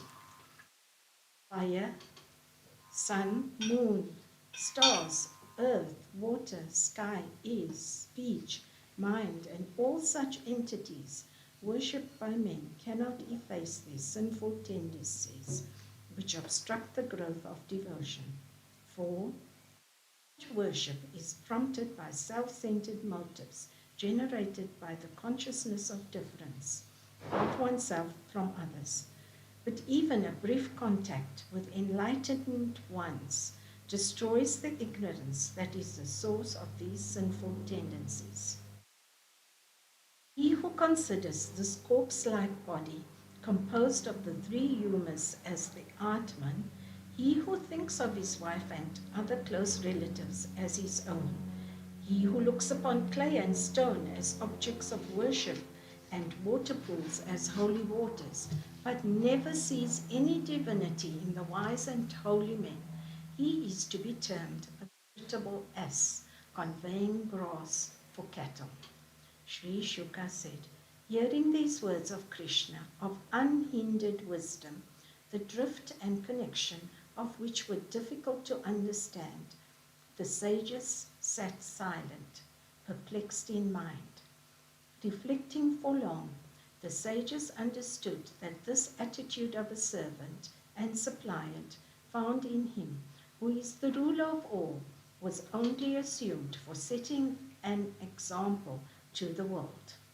Then they spoke smilingly to him, the master and teacher of the worlds. The sages in praise of Krishna. The sages said, "We who are the most noted among the knowers of truth and are resorted to even by Prajapatis, become bewildered by the deluding influence of thy Maya when we see thee, the Supreme Being and the Master of Maya, assuming a human form, hiding his divinity, and behaving like one subject to ignorance like ordinary men. Wonderful is the sport of thine. Like the earth, out of which objects of various forms and nature come out, so thou, the one desireless and changeless being, producest, sustainest, and dissolvest this whole universe by itself and in thyself. But thy entity is not in the least affected by it. This behavior of the Infinite One as a human being is only an assumption for divine sport. At particular times, for the protection of the good and the destruction of the evil ones, thou assumest a form of sattva as the divine incarnate, and by thy sportive activity sustainest the eternal Vedic path. Thou, the Supreme Being, art the soul of Varna Ashrama Dharma. The Veda constitutes thy immaculate heart. By study and meditation on it, accompanied by austerity and self-control, one could know the Supreme Being in his relational aspect as this universe and its cause, and also as the transcendental being beyond all relations. So thou, infinite being, who art the source of the Veda, and to whom the Veda is the gateway, specially adorest that society of holy men in whom the Vedic revelation shines and who therefore constitute thy abode. Today, by meeting thee, the goal of all pious men, we have attained the fulfillment of our life. Our pursuit of knowledge, our austerity, and our spiritual insight have become fruitful. For thou art the highest excellence that man could attain. Salutations to thee, Krishna, who hast by thy Yoga Maya hidden thy divine nature, who art really the Supreme Being and Lord of all. His power of spiritual understanding remains unfaded even in the embodied state. These kings and these Yadavas who live constantly with thee know not thee who hast hidden thyself by the mask of thy Yoga Maya, and hast thus made invisible thy real nature as pure spirit, as the Lord of all, and as time the consumer of all. A sleeping person feels the dream objects perceived as real objects. He also thinks that the dream ego, which perceives all objects to be the real ego, and is not aware of his real identity, which is distinct from the dream ego. So also man, whose memory has been impaired by Maya because of the wandering of the senses among sense objects, is not able to recognize thee, who art the real entity projecting all these names and forms constituting the universe. Today we have been blessed by the actual sight of thy feet, which are the source of the sin-destroying Ganga, and which even advanced yogis can only visualize in their hearts in meditation, and not see actually with open eyes as we have done. Therefore, bless us to be thy devotees, for only by intense devotion to thee, aspirants have been able to shatter the shell of jivahood and attain to thy state, not by any other means. Vasudeva's request to them for spiritual aid. Sri Shuka said, having said all this and taking their leave of the worshipful Lord, Dhritarashtra, Yudhishthira, and others, they made themselves ready to depart. Seeing them departing, the high-souled Vasudeva approached them. made prostrations to them, holding their feet, and said with great devotion, Vasudeva said, Salutations to you, who are the repositories of all the Vedas and the Devatas. O great rishis, please tell me how we can overcome karma through the performance of karma, works. Narada said, it is not very astonishing that, considering Krishna to be merely his son, he is questioning us about the means for his spiritual upliftment. Familiarity generates a kind of disregard in the minds of men. See how persons living on the banks of the most sacred and sanctifying Ganga go for a bath and purification to other waters.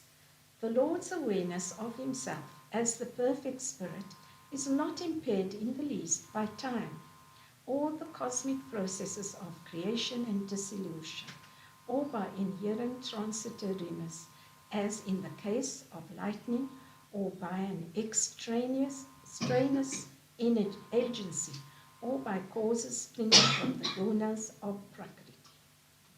The Lord of all, and the one without a second, he, Krishna, is untouched by imperfections, by karma with its results of enjoyments and sufferings, and by movements of Prakriti. But ordinary people do not understand this when he puts on the sheaths of prana and other coverings of the human body, which are parts of his own Shakti, just as the sun is not recognized at the time when he is hidden by clouds, mist, or Rahu. Vasudeva advised to perform yajna.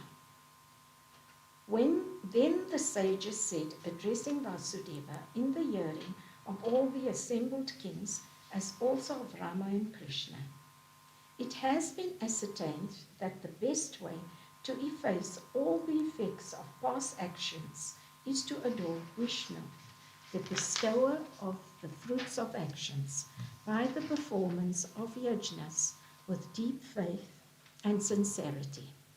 Great men have declared, with the insight born of knowledge, that this dharma of performance of yajna, that is, the discharge of all ritualistic works and works that form one's duties in the world, as offering to Vishnu, is productive of peace of mind and easily leads to the liberation of the jiva. The path to moksha for the twice born among householders consists in the faith-laden adoration of Mahavishnu through yajna, utilizing their properly acquired wealth for its performance. Dear Sir, man has to overcome the desire for wealth through yajna and charity, the sexual desire and longing for progeny through home life, and the hopes for the felicities of heavens in the hereafter through proper discrimination of the evanescence of such attainments. Great men renounce these three forms of desire during their life in the world, and then only took to the life of a forest recluse. A twice born comes into this world with a threefold debt to the devas, to the rishis, and to ancestors. These debts are repaid by performance of yajna, through study of the Vedas, and by begetting a son to continue the line. If one abandons the life of action through discharging these debts, he is liable to spiritual degradation. You are already free from the debts to rishis and ancestors. Now, through the performance of yajna, get release from the debt to devas. Thus, freed from all debts, abandon your home. O Vasudeva, you have surely worshipped the Lord of all the worlds, Sri Hari, with great devotion, for he has been born as your son. Vasudeva's Yajna. Sri Sukha said, Hearing these words, the high-souled Vasudeva prostrated himself before these rishis and chose them as sacrificial priests for the proposed yajna. O king, these rishis, who were chosen according to the scriptural injunction by Vasudeva as the sacrificial priest, helped him to perform several yajnas in the sacred spot of Sayamantaka Panchaka. After the vow for the performance of sacrifice was taken, all the Yadavas and the other assembled kings bathed, put on lotus garlands, wore silken cloths, and adorned themselves in every way. Their wives, too, wearing gold necklaces, dressed in silk, and putting on saffron marks, went to the sacrificial hall with many auspicious offerings in their hands. Ridangas, tabors, conch, big drums, and kettle drums sounded. Male and female dancers danced.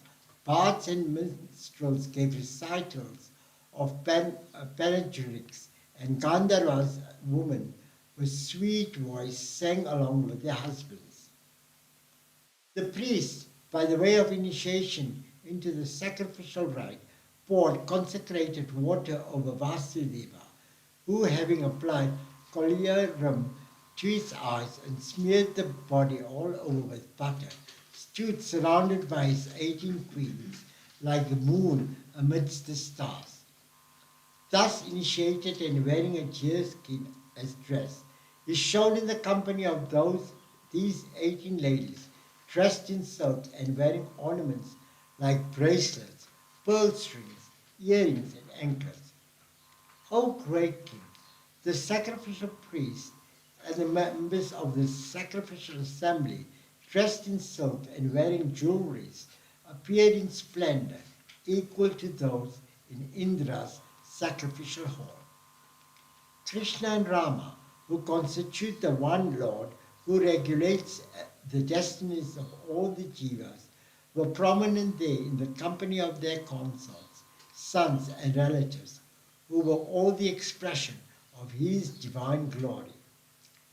Performing the prescribed yajnas like Darsha, Purnamasa, and Jyotishtama, which form the Prakriti, and also the Vaikriti yajnas, which are unprescribed elaborations of rituals, he adored accordingly to injunction the Supreme Lord manifest there as Krishna, who is himself the master of all the ingredients of sacrifice, the rules and procedures of sacrifice, and the sacrifice itself. After he gave the presents and gifts prescribed by the scriptures to the well-decorated sacrificial priests, besides very valuable cows, lambs, and maids. After performing the Patni Samyaja and the rites connected with Avibritha, both marking the end of the sacrifice, the rishis who officiated as priests and the other brahmanas followed Vasudeva to the lake of Parasurama to take the final bath. After bath, Vasudeva gave away all his decorations and clothes to the minstrels. So did all his wives. Vasudeva then put on a new dress and decorations and gave sumptuous feed to all men and even to animals up to dogs. Along with his wives and son, he adored with presents all who had attended the sacrifice, the Vidarbhas, the Koshalas, the Kauravas, the residents of Kasi, the Kekayas, and the Srinjayas, the members of the sacrificial assembly, the sacrificial priests, celestials, men, demigods, Pitris, and Charanas. They all took leave of the Lord and went away praising the yajna. Other relatives, friends, and close associates, Dhritarashtra, Vidura, the sons of Kunti, Bhishma, Drona, Kunti, Devi, Nakula, Sahadeva, Narada, the worshipful sage Vyasa, and all other friends and relations, all embraced the Yadava friends and departed to their respective places with their hearts melting in love, but also sad at the thought of separation. Nanda stayed with the Yaduvas. Nanda, who was highly devoted to relatives and friends, together with his Gopals, decided to stay on there for some time and was received and entertained very cordially and respectfully by the Lord Balarama and Ugrasena. Having easily fulfilled his desire to perform the yajna, Vasudeva one day said to Nanda joyously amidst his relatives, holding him by his hand. Vasudeva said, "O brother, I believe that the bond of affection with which the Lord has tied his creatures cannot be broken by brave men with the help of their strength or by yogins with the help of knowledge. For the unparalleled love and friendship you bestow on us, though unrequited by us ungrateful people, is still found to persist in you. In the past, we could not, O brother, extend adequate hospitality to you because of our incapacity. And now the pride of wealth makes us both oblivious of the good man standing just before us.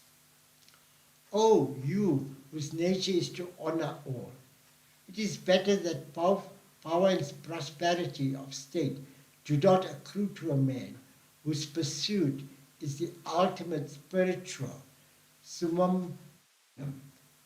For blinded by power and prosperity, man ceases to recognize even his kith and kin." Sri Sukha said. Thus, Vasudeva, with a heart melting in love, wept shedding copious tears, remembering Nanda's friendliness towards him.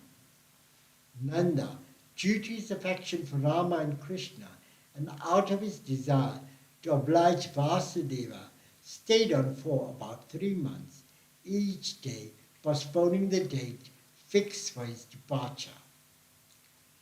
Sent off with military honors by the Yadavas, he finally departed for his Raja with his scouts and followers, carrying with him large quantities of valuables like ornaments, silk cloths, and various kinds of outfits and utensils presented by Vasudeva, Ugrasena, Uddhava, and Krishna and Rama. Nanda, the Gopas and Gopis, departed from Mathura, but they were not able to take away their minds, which they had offered at the feet of Govinda. After all their relatives, friends, had departed, like Vrishnis with Krishna as the sole and sport, also started for Dwarka, seeing that the rainy season was imminent. They gave to the inhabitants of Dwarka detailed reports of Vasudeva's sacrifice and about meeting with friends during their pilgrimage. Iti Shrimad Bhagavate Mahapurane Paramahansyam Sanghitayam Dashamaskandhe Uttararde Tirthayatranu Varnanam Nama Chaturashi Titamo Dhyaya Ata Pancha Shi Titamo Dhyaya. Kanda 10, chapter 85. Krishna's service to his parents. Vasudeva's prayer to Krishna. One day, when his sons Rama and Krishna saluted him in the morning and presented themselves before him, Vasudeva, after making loving inquiries, said to them with a joyous heart, "Hearing the words of rishis about the superior power of his sons, supplemented by what he had seen about the same in daily life, Vasudeva gained full conviction about their divinity and said, addressing them, O Krishna, thou art yogi. O Sankashana, thou eternal being. I understand both to be the Purusha and the Pradhana, which form the cause of all this universe, and also the transcendental spirit. He in whom the creation rests, he by whom, for whom, and from whom it is come into existence, he who forms its agent and its activity, he who constitutes the time factor in which it subsists, all that I know to be thyself, the controller of Pradhana and the Purusha and the Lord of all. O Spirit transcending the senses, having projected this multifarious universe, thou the birthless one, hast penetrated into it, thou sustainest it as prana, source of energy, and as jiva, the source of intelligence. Prana and other energies which cause the world to evolve, all which are not self-energetic, but are merely the powers of the Supreme Being.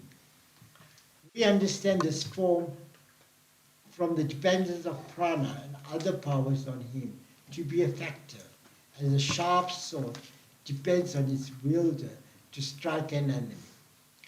We understand it also from the total difference in their nature and function, the spirit being intelligent and prana and other entities being non-intelligent. For non-intelligent beings are moved purposefully only by intelligent beings. They have the potentiality to move, but they require a prime mover to initiate the movement and direct it purposefully. Thou art in truth the shine of the moon, the heat of the fire, the brilliance of the sun, the twinkling gleam of the stars, and the flash of the lightning.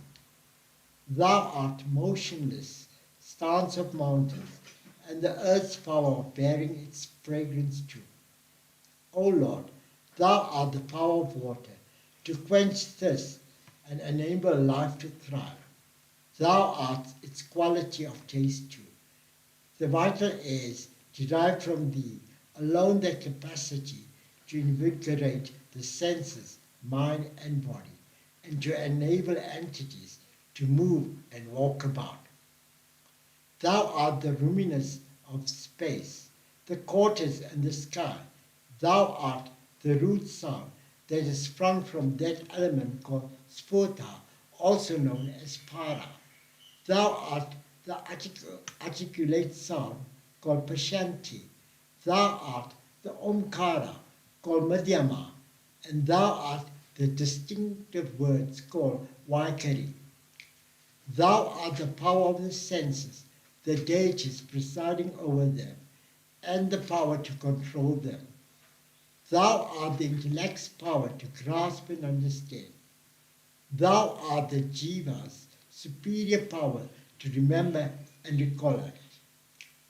Thou art the tamasahamkara, that is the cause of the elements, the rajasahamkara, that is the cause of the senses, and sattvika kamhakara, that is the cause of devatas presiding over them, and also the mind.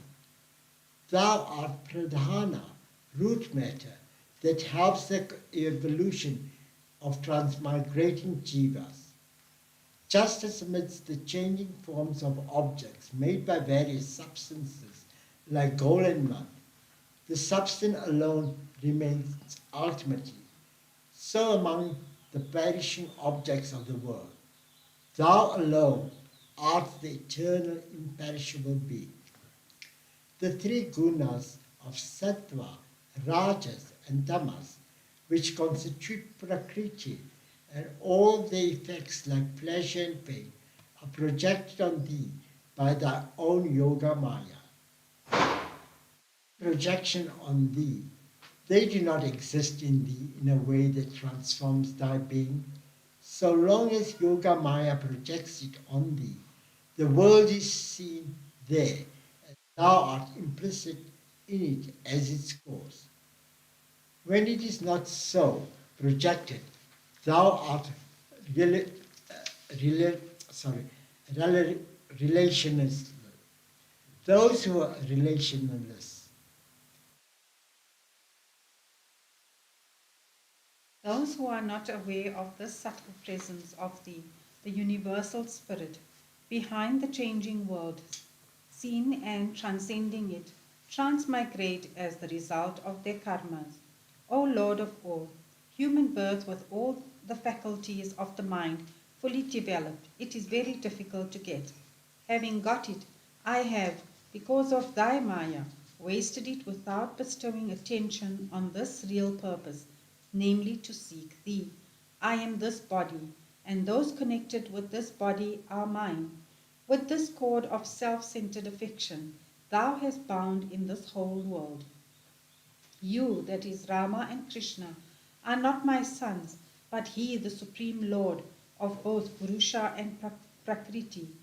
For ridding the earth of the burden of evil kings, thou art incarnated here.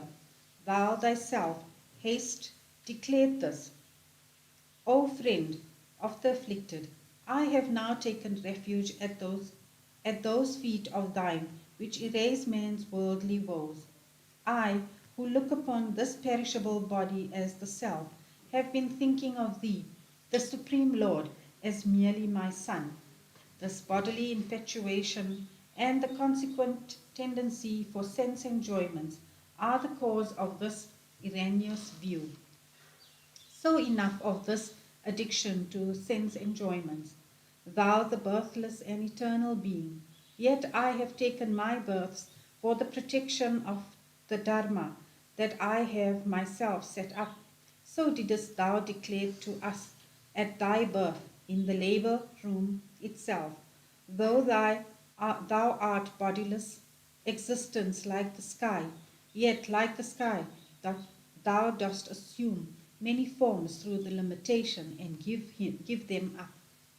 Who can have an insight into the mysterious play of thy Yoga Maya, O thou of abounding holy fame? Krishna's reply.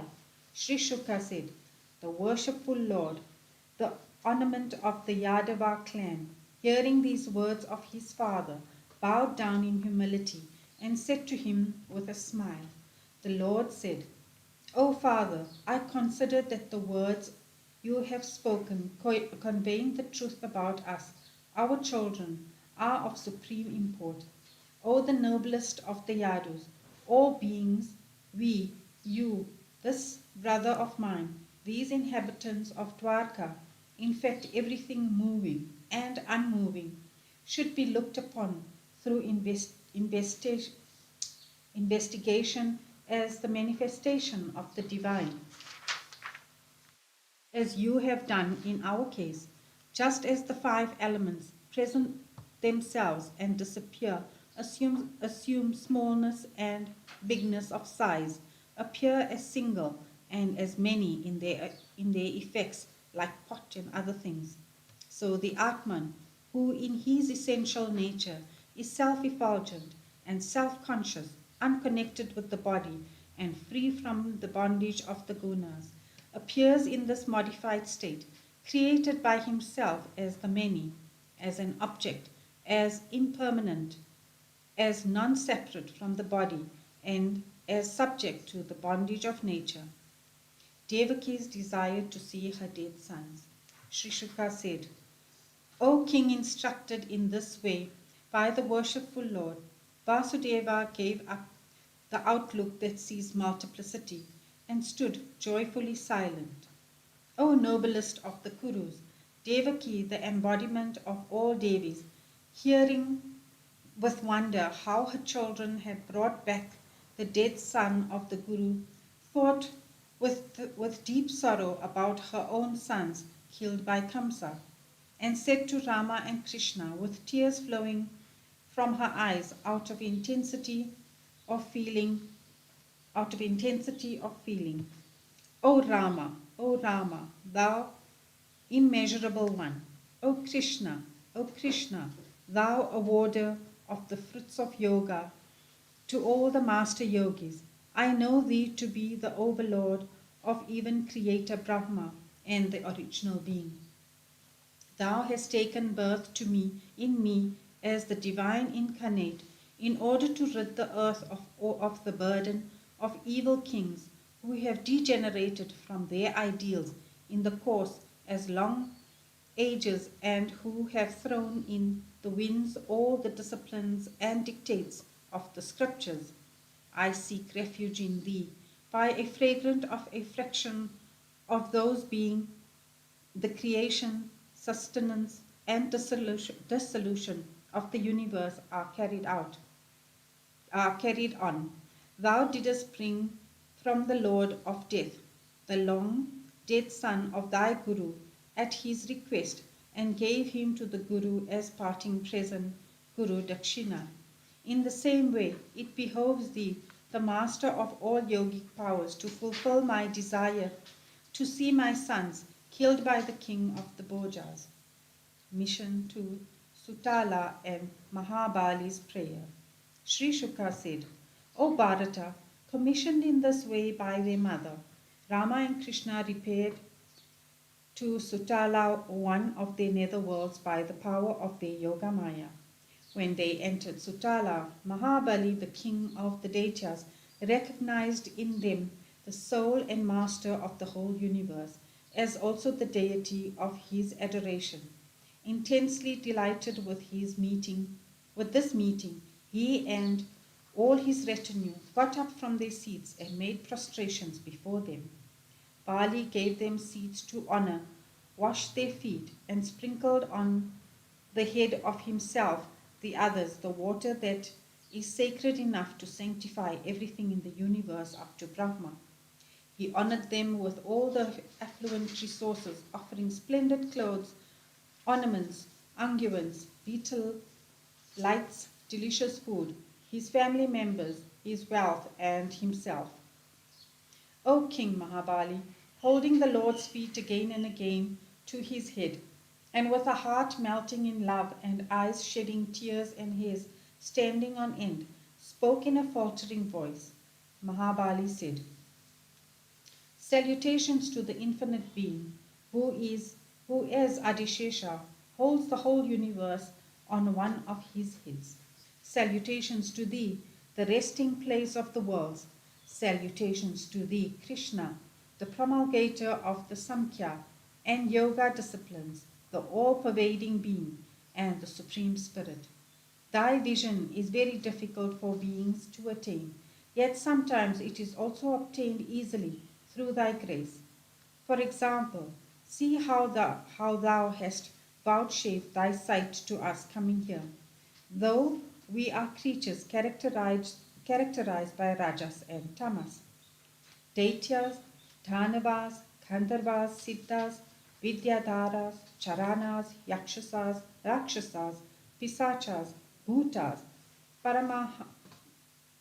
Pramatas, etc., and we, Asuras and others like us, are naturally antagonistic to thee, who art of pure sattvika form and revealed through the sastra constituting thy body.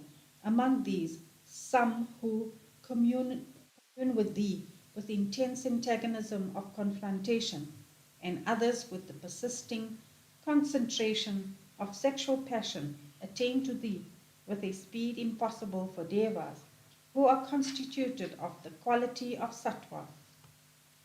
O thou who bestowest the fruits of the spiritual striving to all yogis, even the greatest of yogis have not been able to understand thy yoga maya, what it is and how it functions.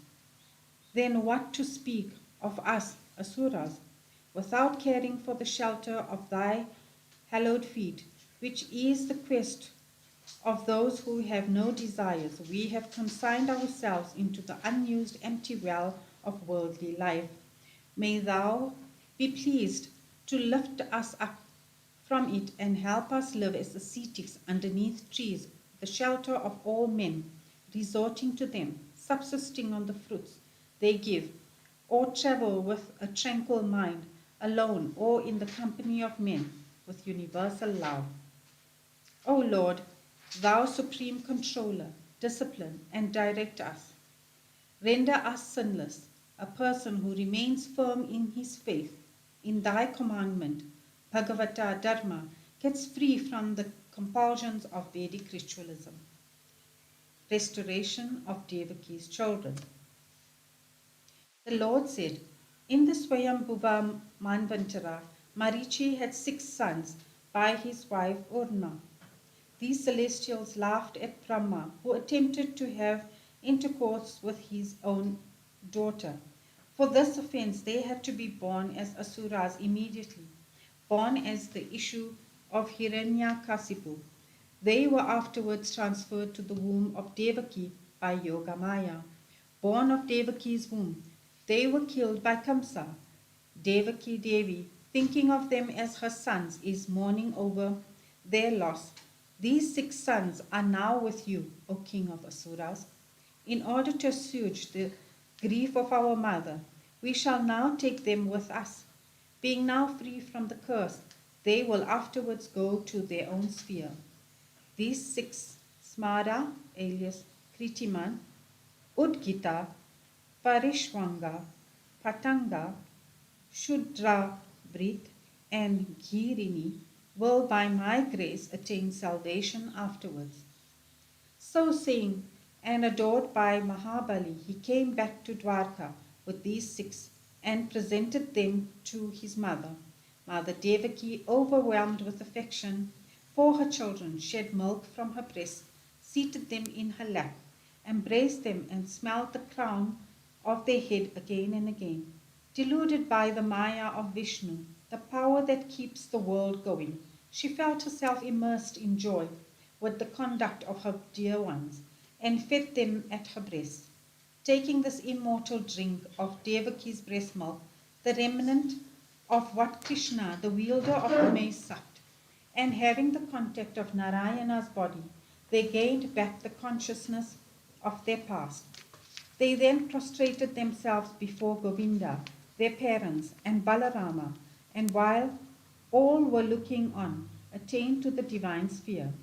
O King, Mother Devaki felt astonished at these events and returned of her dead children and their departure afterwards, and concluded that all this was due to the mysterious spiritual power of Sri Krishna.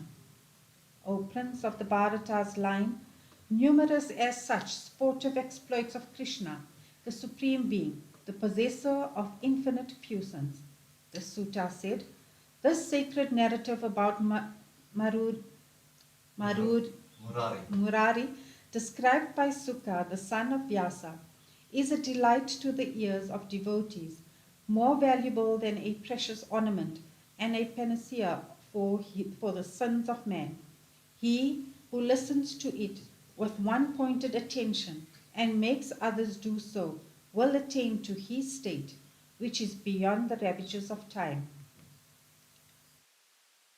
Bhagavate Mahapurane Paramahansyam Samhitayam Dashamaskande Uttararthe Rita Grajanaya Pancha Shititamo Dhyaya Atha Shad Shititamo Dhyaya Rajovacha.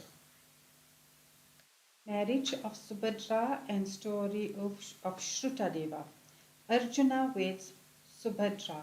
Raja Parikshit said, O holy sir, I would like to know what were the circumstances leading to the marriage of Arjuna and my grandmother Subhadra, who was a sister of Rama and Krishna. Sri Shuka said, Arjuna of noble birth was moving about the various parts of the country on a pilgrimage. When he was at Prabhasa, he heard of his uncle's daughter Subhadra. He heard also that Rama desired to give her in marriage to Duryodhana. while others in the family were not agreeable to this. Now desiring to get her for himself, Arjuna went to Dwaraka in the guise of a triple-staffed sannyasin. He stayed there for several months during the rainy season for the attainment of his object, receiving the adoration of the citizens as well as of Rama, none of whom could see through his disguise. One day, Balarama invited him to his house and fed him with great attention.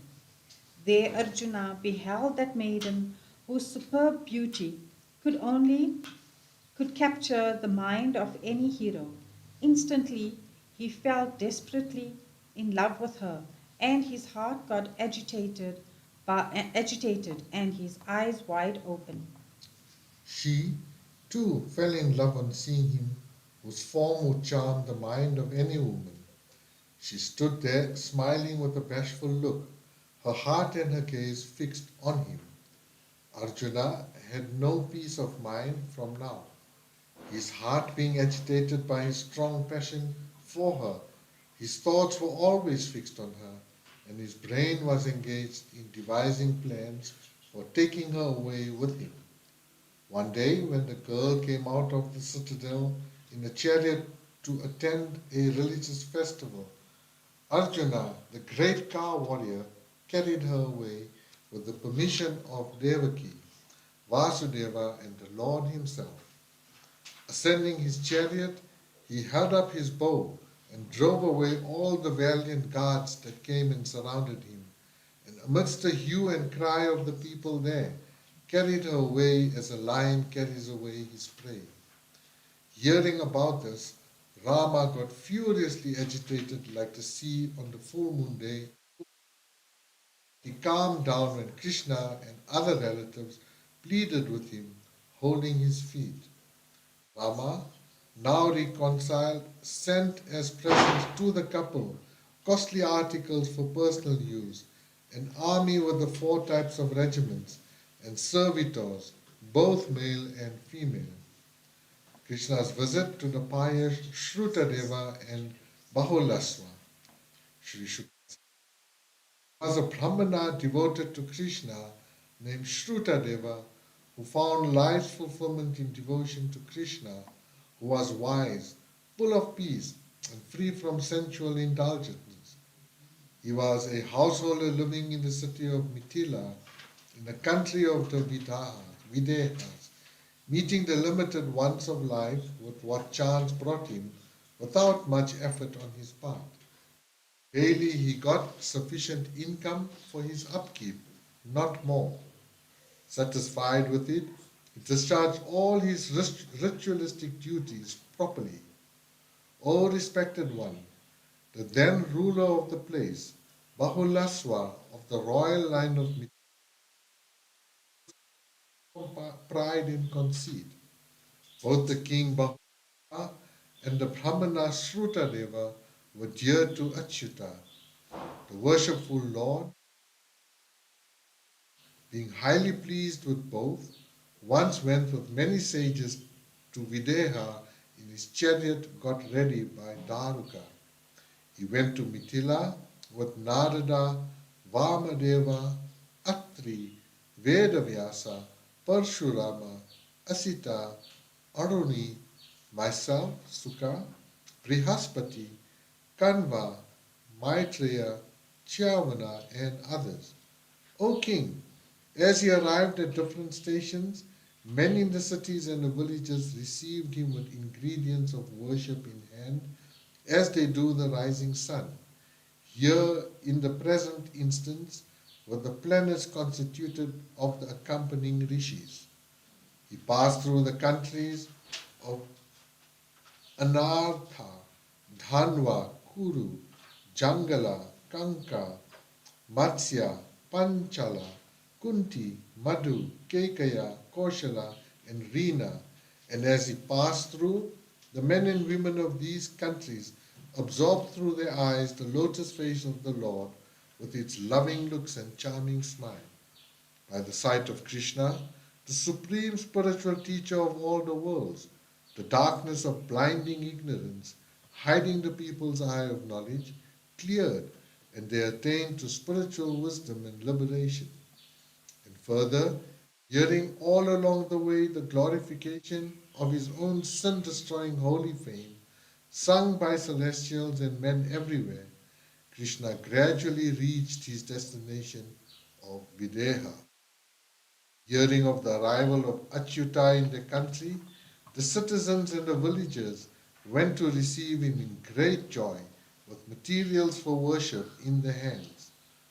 When they saw him of holy and transcendent fame, their faces and hearts bloomed with the joy of his vision, and they fell down prostrate with joined palms before him in full salutation, as also before the well-known sages. Guessing that Krishna, the teacher of the whole world, had come to bless them, Shrutadeva and the king of Mithila both fell at the feet of Krishna, the Lord. The king of Mithila and the Brahmana Shrutadeva invited Krishna along with the rishis accompanying him to be their guests at the same time. The worshipful Lord accepted the invitation of both, desirous as he was to bless them both at the same time. Assuming two forms, he went to the houses of both simultaneously without the one knowing his presence in the other's house. Krishna at the palace of the king of Mithila. On their arrival at his house, the king of Mithila seated these venerable guests on excellent seats, venerable personages whose names even were difficult to be heard by evil men. The emotion of divine love surging in his heart expressed itself through his eyes as a torrent of tears. Prostrating himself before the Lord, he washed his feet, and that world sanctifying water he poured on the heads of himself and all the other members of his household. Then he worshipped him with ingredients of worship like sandal paste, flour, garlands, clothes, ornaments, incense, light, etc., and with gifts of cows and oxen. Feeding the party to satiety and pleasing them with sweet conversation, he placed the feet of Sri Krishna in his lap, and while joyously stroking them, prayed. Raja of Mithila said, O all-pervading one, thou art the Atman in all beings, the witness of all, and the self-revealing light of consciousness, the ultimate subject. Though unseeable as the ultimate subject, thou hast come before us assuming a form. Thou hast declared, neither Ananta, Balarama, my brother, nor Shri, my consort, nor Brahma, my offspring, is as dear to exclusively devoted to me.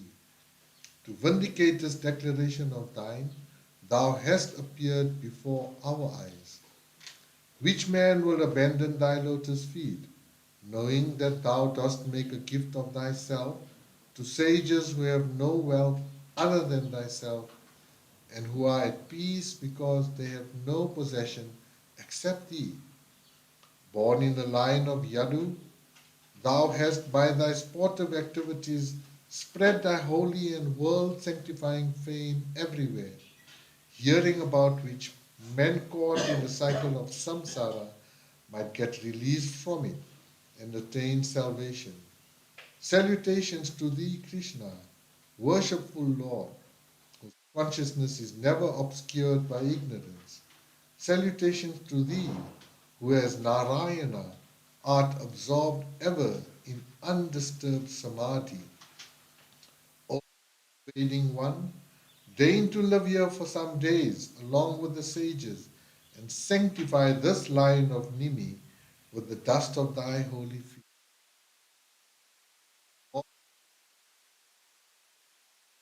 Whoever promotes the world's welfare, spend some days in Mithila, bringing infinite good to the men and women of that country.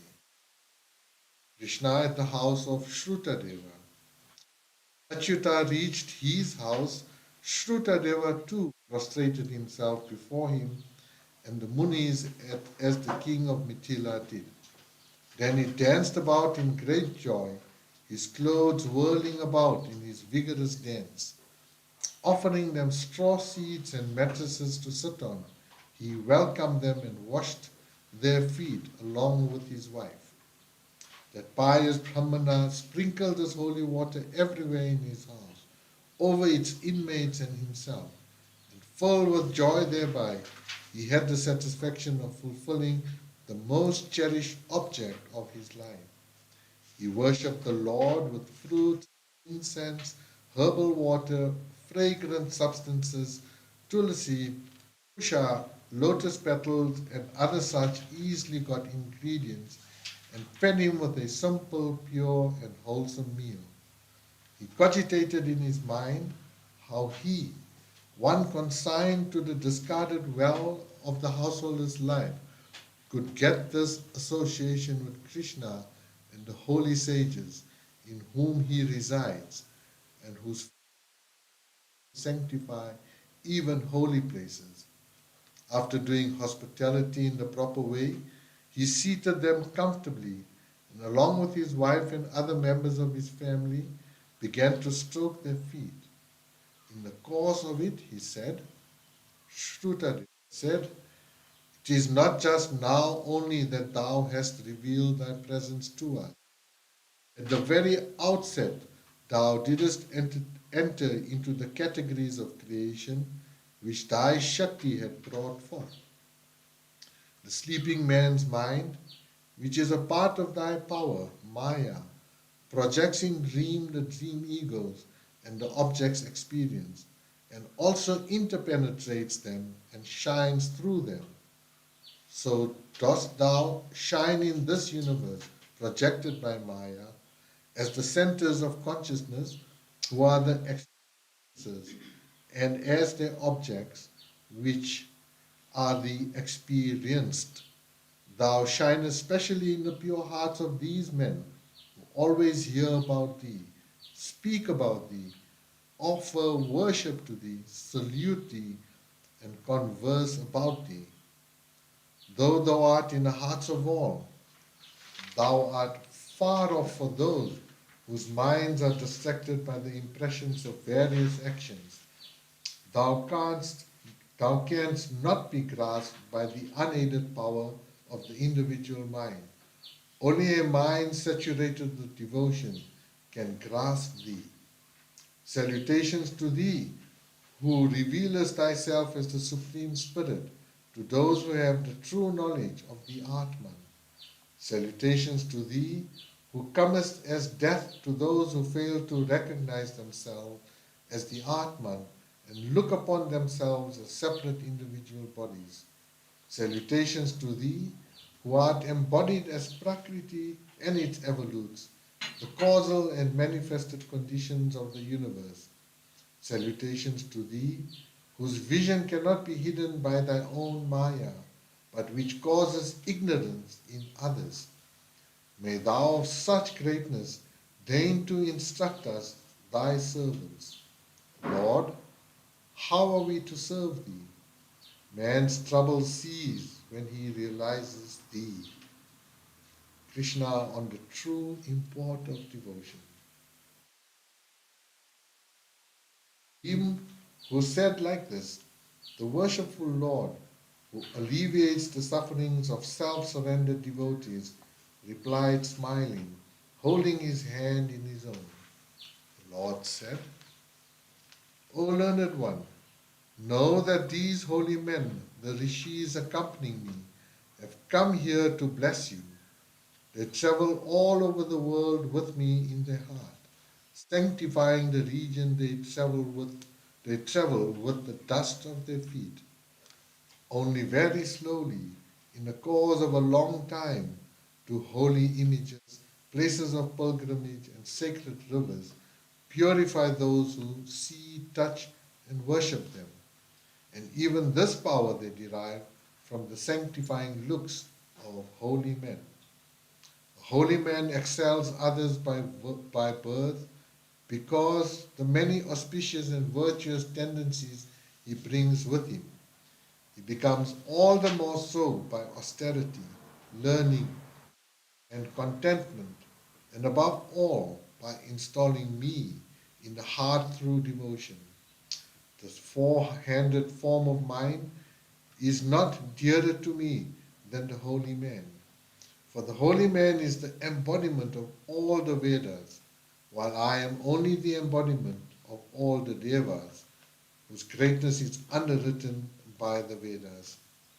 People of carping and evil mentality, without understanding this truth, become confirmed in the worship of images, while slighting holy men, who are the teachers of men, who are my own self, and who constitute the Atman of all.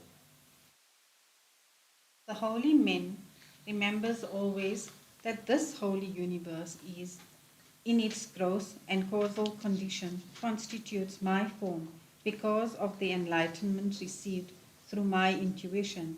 Therefore, O learned one, adore these divine sages with the same strength of faith that you have in me. That indeed is my true worship, not the worship with costly offerings in the images. Sri Shuka said, thus instructed by the Lord, the Brahmana and the king of Mithila adored the sages and Krishna with the conviction that they are one and attain to liberation. O king, in this way the worshipful Lord, demonstrating himself to be the devotee of his own devotees, taught these two aspirants the path of spiritual evolution revealed in the Vedas. He stayed with them for a few days and then returned to Dwarka. The Shrimad Bhagavate Mahapurane Paramahansyam Samhitaya Dashamaskande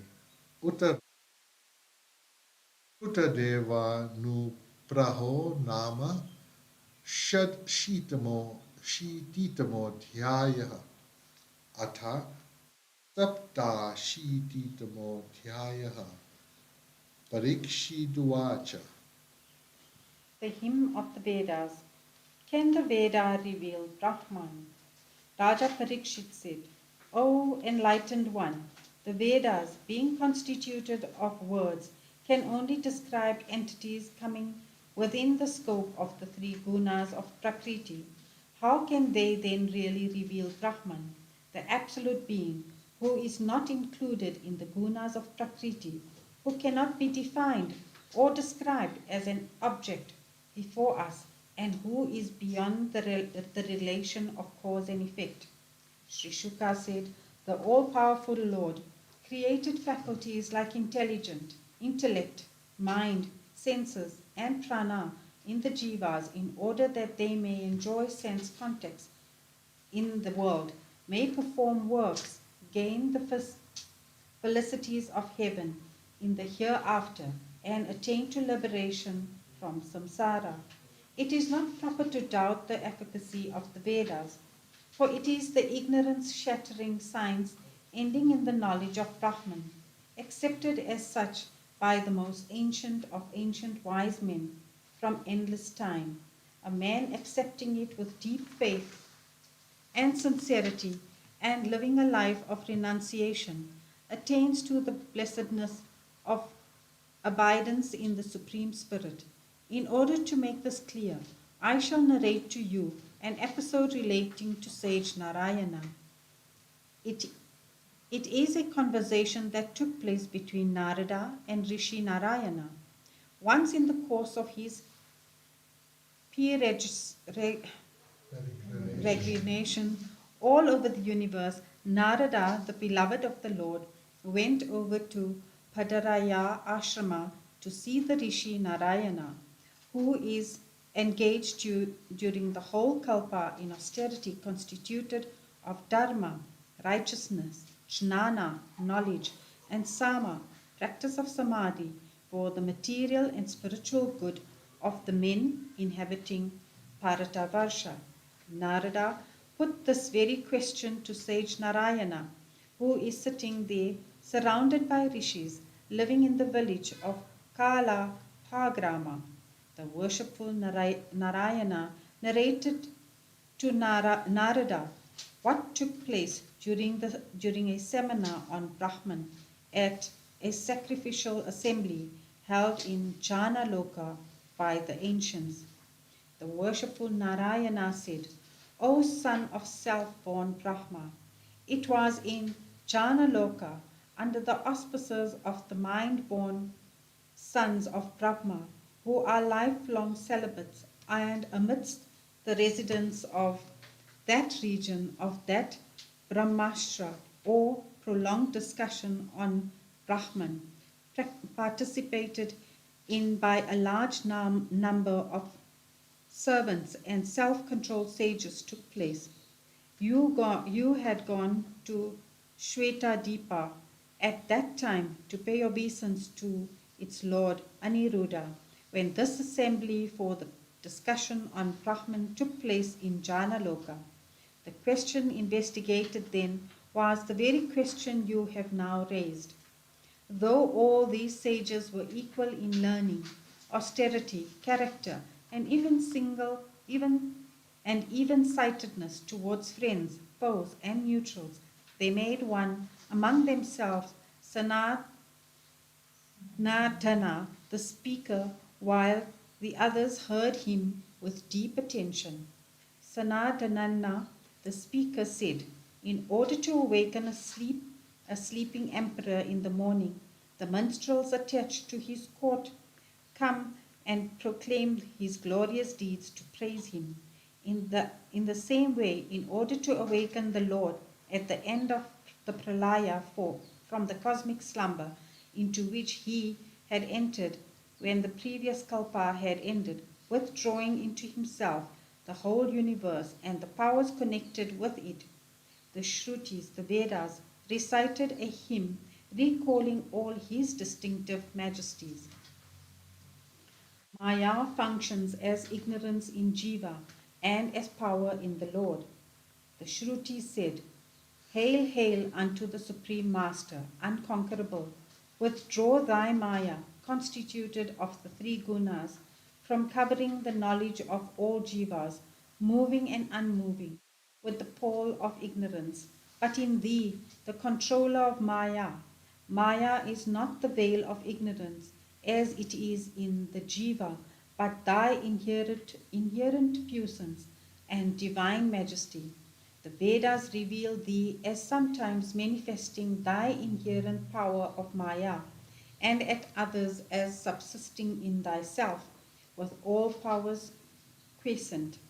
The universe, non different from thee, the whole universe of experience, is ultimately thyself alone, for it is known as the Vedas and the Rishis that thou alone remainest when everything is dissolved in the subtlest state, just as the appearance and disappearance of all effects, like pots, take place in their material substance clay, so do the origin and vanishing of the universe take place in thee, their material cause.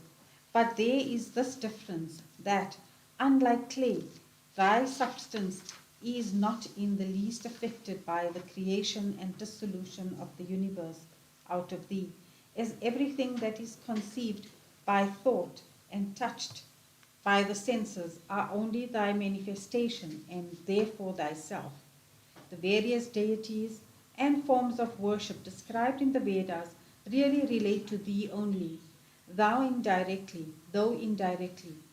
The steps we place on any object on the ground, though they may appear to be placed on that object, are in the final sense placed on the earth only as the earth supports all objects.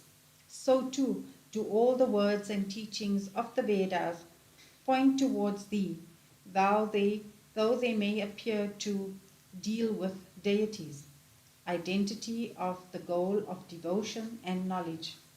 O Master of Prakriti, knowing this, that all the divine manifestations and incarnations are really thyself, great sages divided into the ocean of the world sanctifying accounts of thy sportive actions as such divine incarnations and manifestations, and through that assuage the heat of all their sufferings.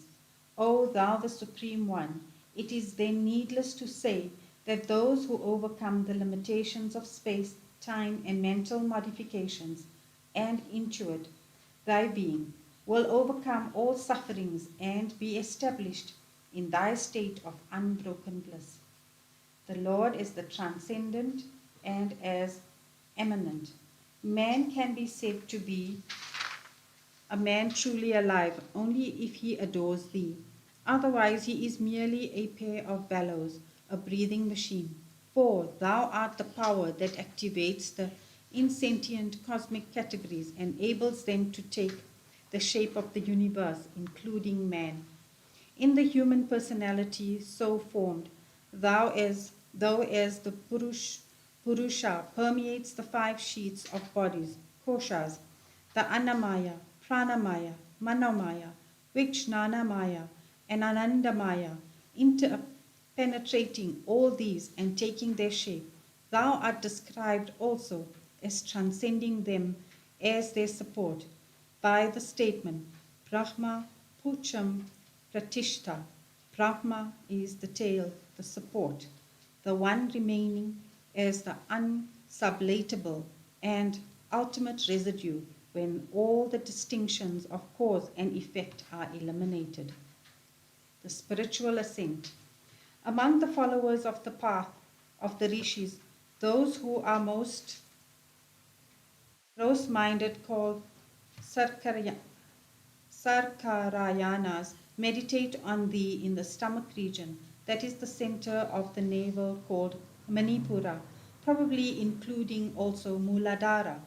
Others more subtle-minded called Arunis meditate on thee in the spiritual dimension in the heart region called Dahara. From the heart, Shushumna, the spiritual conduit, leads to the head, the highest region where thou art intuited in the Sahasrara, or the 1,000-petal lotus. There is no more birth and death for those attaining this. Divine Eminence. Though thou art already present in these diverse creations of thine, as their material cause, still it looks as if thou hast entered into them again after the creation of the bodies, manifesting identification with their shape and character, just as the first takes the shape and nature of the fuel of it is burning. Therefore, men who are endowed with a dispassionate mind and who have renounced all self-centered values recognize thee as the enduring spirit in these transient bodies, the jiva and his destiny. The Purusha, the jiva, abides in the bodies created by the karmas performed by himself, without his spiritual nature being effaced by anything within or without, in the midst of the cause and effect relationship. He is described as a part, amsa, of thee, and thou as the whole, endowed with infinite puissance and excellences, arriving through discrimination as the spiritual origin and destiny of man. Wise men adore thee with deep faith and devotion, having accepted the Vedic teaching that thou art the center for dedicating and depositing all one's actions, and that devotion to thee can secure one's release from samsara. Bhakti as the 5th Purushartha. O Lord of all, in order to reveal the spiritual nature of man, which is difficult to comprehend, thou dost body thyself forth as divine incarnations. There are some who enter into the vast nectarine ocean of thy deeds and excellences, revealed through the sportive actions of these thy incarnations, and exclude all other forms of spiritual striving. They leave their homes and all worldly attachments and join that community of all renouncing men who constitute the swans, Paramahamsas, ever sporting with delight at the lotus of thy feet. They reject even apavarga, moksha, or liberation, which is generally considered the 4th and the highest Purushartha, or value of life, and prefer the fifth Purushartha, consisting in the absorbing divine service of Prema Bhakti. Human embodiment, a great opportunity. This human body, so well suited for thy service, is now readily available for one like a bosom friend or a dear relative to be used for devotional purposes. So also thou, who art the soul of one soul, and benevolent, art eager to bless the devotee. But alas, heedless man shows no interest in thee, because of his indulgence by sense objects of a degrading nature. By this neglect of devotional life, he becomes a killer of the soul. By the force of tendencies developed through a life of attachment to this body, he roams about in inferior bodies in this terrible maze of samsara. Devotion through confrontation and sexual love.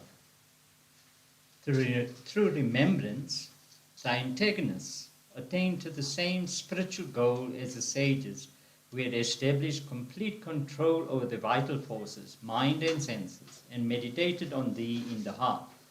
To thee, we, the Shruti Devatas, who look upon thee as equally present everywhere and ever commune with thy lotus feet, and the women, the Gopikas of Vrindavana, who longed for the embrace of thy arms, powerful and handsome like Adishesha, are of equal worth. Whatever the nature of the passion that moves the devotee, if it makes him intensely think of thee, thy grace falls on him.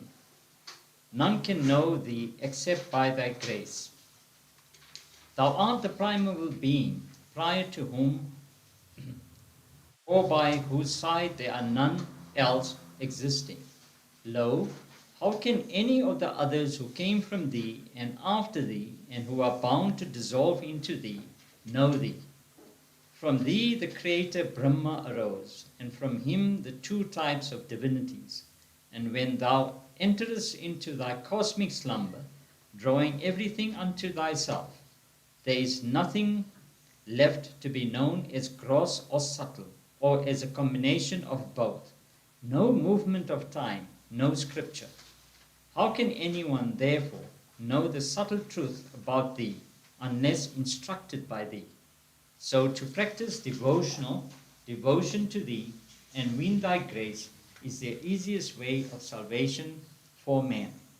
The conflicting views of philosophers. Different philosophers have different theories of reality.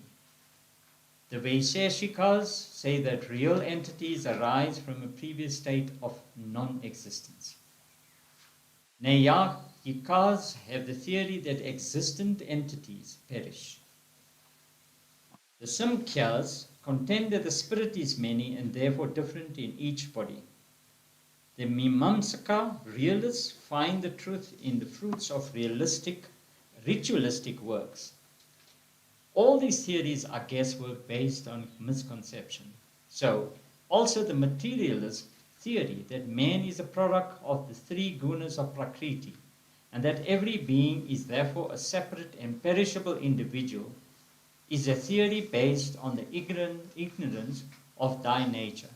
For thou, pure consciousness, in whom ignorance has no place, is the ultimate truth. The world derives its reality from the Lord.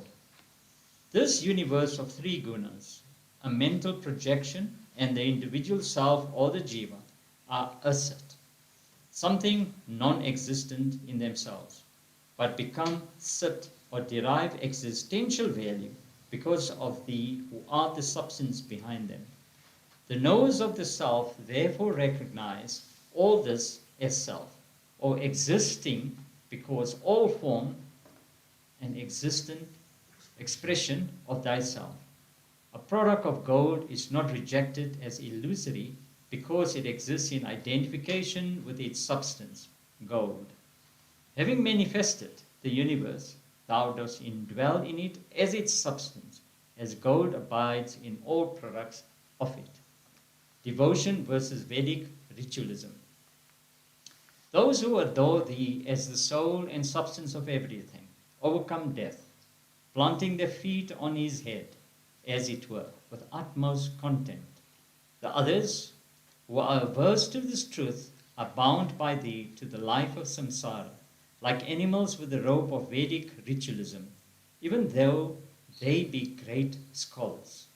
Those who love thee purify the worlds, not the others, who put on a garb of spirituality without love of thee at heart. The supremacy of the Lord. Though thou, the self-luminous and self-conscious one, be without limbs and sense organs, thou art the power that supports the sense faculties of all creatures. Dominated by thy Maya, all the devas and creators like Prajapatis offer tribute to thee as subordinate kings do to their suzerains, and they in turn subsist on what men offer them as sacrificial offerings. Out of fear of thee, all the devas perform their appointed tasks. Karma determines differences. O unfettered one, when thou, the transcendent being, desirest to sport with thy yoga maya and castest thy glance at her, when the powers and tendencies of jivas that had become latent in thee at the close of the cosmic cycle are roused up, and as a consequence, jivas, with bodies moving and unmoving, come into being. These differences noticed in the nature and the power of the jivas are due to their own karmas and not of thy making. For to thee, who art the highest of all beings, who art the same towards all like Akasha, beyond mind and words, and extremely subtle, there is no such difference as the favored one and the disfavored one. All beings are alike to thee, and the differences noticed in them are only due to their own karma. Jiva as non-different from Brahman. O eternal being, if embodied beings, jivas, are countless in number and are also eternal and all-pervading, they cannot come under thy control, as each would be its own absolute authority and could go in his own way. They can be under thy control only if it is otherwise. If the jiva is a manifestation of thyself through an adjunct, then thou, as their causal substance, will be permeating them in all their transformations through their adjuncts, and would be their controller without losing thy own original nature as the supreme being. But the all-pervading and ultimate sphere that thou art, thou canst not be an object of knowledge like other knowable things. To say that the ultimate sphere can be seen will be an absurd doctrine. Unity of all beings in Brahman. A living being, jiva, cannot be a product of prakriti, matter, alone, or of purusha, consciousness alone. For both these are eternal, whereas living beings come and go. They are therefore the product of the mutual superimposition of both into a complex unit in which their separateness cannot be understood or experienced. They may be compared to bubbles in which air and water particles combine. When all these jivas dissolve in thee, their existence, knowledge, bliss, either in deep sleep or in liberation, then all their separateness disappears. With this difference, that in sleep the emergence is still in combination with the adjuncts in a subtle form as of flower nectars of various kinds in honey, while in liberation it is absolute emergence as of river water in the ocean. Devotion as the panacea for samsara. Knowing that it is due to the delusion caused by thy maya that the jivas are subject to birth after birth in the transmigratory cycle, samsara, wise men adore thee, the granter of release from samsara, with intense devotion. How can there be samsara for one who serves thee? For thy wheel of time with its rim of three parts, past, present, and future, on which the life of transmigration is mounted, causes fear only to those who do not take refuge in thee. Surrender to the Lord is the safeguard in spiritual life.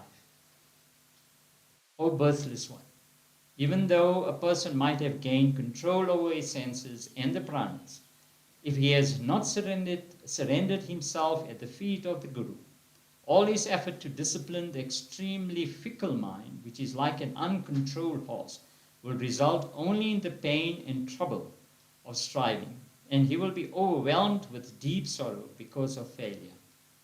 His condition will be like that of a party of merchants in the mid-ocean without a helmsman to direct the boat. Renunciation, essential for spiritual life. When thou, the essence of all bliss, art available as his very self to one who has resigned himself to thee, what further use will he have for such objects as relatives, sons, body, wife, wealth, house, lands, life, and properties like chariots, etc.? And what joy can a man derive who, without knowing thee, the bedrock of reality, goes after the joy of sex life and other enjoyments of the world that are ephemeral and doomed to destruction by the very nature? Even realized souls renounce. Though these devotees who are free from the pride of narrow egotism hold thy lotus feet in their heart and have within themselves that all sanctifying stream of devotion flowing from those feet of thine, still they resort to holy centers of spiritual living and thinking during their life in the world, abandoning hearth and home. Even for those who have but once seriously bestowed their mind on the ever-blessed Atman, which is thyself, can never feel happy in the self-centered life of the home, which has a painful effect on the spiritual essence in man. Not only that, by the visit to such holy spots, they sanctify them and enhance their holiness. God and the world as cause and effect. It is contended that all this world has arisen out of Sat, a really existent cause, and therefore it must also be real. This, however, is not acceptable to reason. First, it is not universally applicable to all cases of cause and effect, as in the case of father and son. The son has a different identity from that of the father, and cannot be reduced into the latter's form, as a pot can be reduced into mud. Next, sometimes an effect may be a mere appearance on a real cause, as the snake is on a rope in an illusory perception. In both such types of instances, the rule that the effect is as real as the cause is not found to fit. At the most, from the point of view of practical efficiency, it may have some relevancy, even as a wrong idea blindly accepted on the ground of a transmitted tradition is found to work in practice, or as a false coin passes for a genuine one undetected. The permanency for the fruits of Vedic rituals based on thy words, the Vedas, is only the wishful thinking of dull-witted persons who are not able to comprehend the Vedas with their continuity, implications, suggestions, and many-sidedness. Vedic rituals may bear fruits which may last long, but are not really eternal. The phenomenality of the effect. This universe was not existing before creation, and will not exist after the cosmic dissolution also. So, its existence in thee, the Sat Chit Ananda, during the interval can only be in a phenomenal sense, without any substantiality. It is therefore compared to ornaments and pots, who are the modifications of gold and mud, respectively. Ignorant people mistake these temporary formations of the mind to be permanent. The contrast between Jiva and Ishvara. Prompted by Maya, thy creative power, the Jiva embraced the ignorance aspect of that power and got established in the feeling that he is a body-mind complex. Consequently, he lost his blissful nature and became subject to birth and death in the transmigratory cycle. But thou, who art established in thy spiritual glory, hast shed ignorance, like a snake its slough, and shinest in thy unlimited majesty, exhibiting the sixfold powers. Desire for enjoyment, the bane of the ascetic life. O Lord, if renouncers, yatis, or sannyasins do not root out desire for enjoyments from their hearts, then thou, though present in their hearts, dost not reveal thy presence to those hypocrites, just as a jewel does not reveal itself to its wearer who has forgotten its presence on his neck. The ascetics who are after sense enjoyments have to stand misery from two sources, from death, who is sure to visit them, and from thee, who dost not reveal thyself to them. Enlightenment and scriptural injunctions. O thou Lord of countless glories, in one who is illumined with thy knowledge, the bond of self-centered life, egoity, is broken, and therefore he is oblivious of, becomes free from thy laws regarding merit and demerit, enjoyments and sufferings. The scriptural injunctions pertaining to men who are body-centered become meaningless for him, for he is thence established in the bliss of spiritual freedom, which in thyself, who has entered into the hearts of men through the glorious devotional traditions transmitted in every age by great men through a succession of teachers and disciples. Veda can describe Brahman only negatively. Even leading divinities like Brahma do not find the limits of thee, for thou art the unlimited, and the unlimited by its nature cannot be fully comprehended. For the same reason, even thou dost not know thy limits. Within that infinite and incomprehensible being of thine, countless Brahmandas, universes, with its seven expansive external coverings, whirl about together under the propulsion of time like clusters of dust in the air. So the words of the Veda, unable to describe thee positively, arrive at thee only at the final residue left under negating all conceivable entities. The hymn and its significance. The worshipful Narayana said, the great sages, born of the mind of Brahma, heard this exposition of the truth of Brahma by Sanandana with great attention, and then saluted to Rishi, their hearts illumined by the knowledge of the Atman. Thus was the quintessence of the Veda, Puranas, and the Upanishads expounded by the ancient sage Sanandana and others who move about from sphere to sphere in the universe. Thou inheritor of Brahmic bliss, thinking with deep faith over the message productive of renunciation in the minds of men, you may freely move about in the worlds. The gist of the hymn. Sri Shuka said, O king, the sage Narada, who had perfect control over his mind and who observed strict celibacy in life, heard the teachings of Sri Narayana with deep faith and receptivity and became filled with joy, thinking over it again and again. Sri Narada said, salutations to thee, the divine incarnate, a manifestation of the Supreme Lord Krishna, of holy fame, who comes down as glorious incarnations for the welfare of all creatures. Paying homage to Rishi Narayana, the first and foremost of sages, and to his worthy disciples, Narada went to the ashram where my father Vyasa dwelt.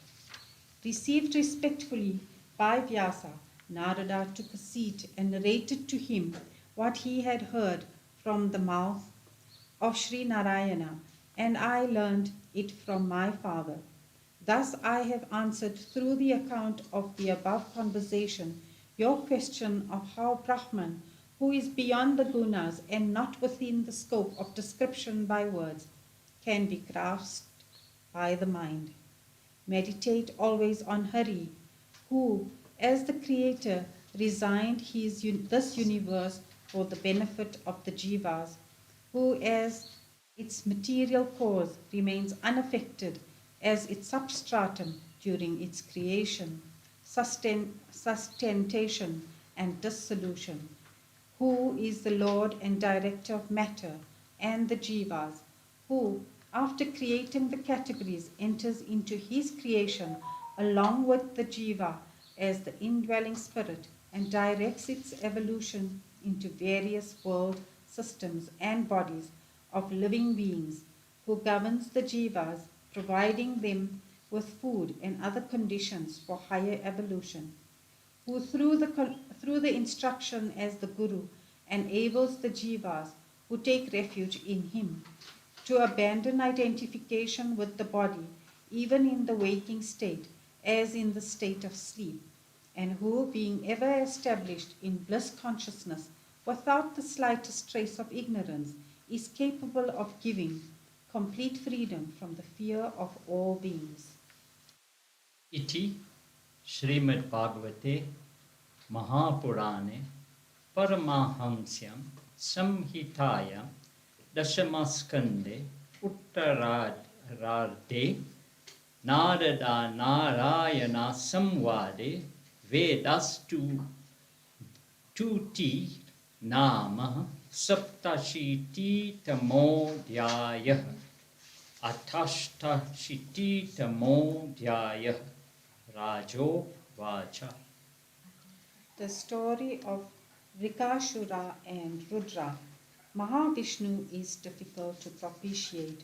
Raja Parikshit said, it is generally found that among celestials, men and asuras, those who worship Parameshwara, who is an ascetic living in unclean places like the cremation ground, become wealthy and are given to worldly enjoyments, whereas it is not so with regard to worshippers of Hari, even though he is the consort of Lakshmi, the goddess of prosperity herself.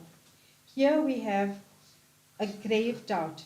We want to know why there is this paradox that the followers of these two types of masters with opposite features obtain results that are contrary to the characteristics of the masters. Sri Shuka said, Shiva, who is always associated with Shakti, has three aspects in each of which his eye sense is covered by the adjuncts of Sattva, Rajas, and Tamas, respectively. From these three types of eye sense arose the mind, the 10 senses, and the 5 elements, respectively. He who worships Shiva, associated with any of these three adjuncts, derives powers and enjoyments pertaining to all the aspects.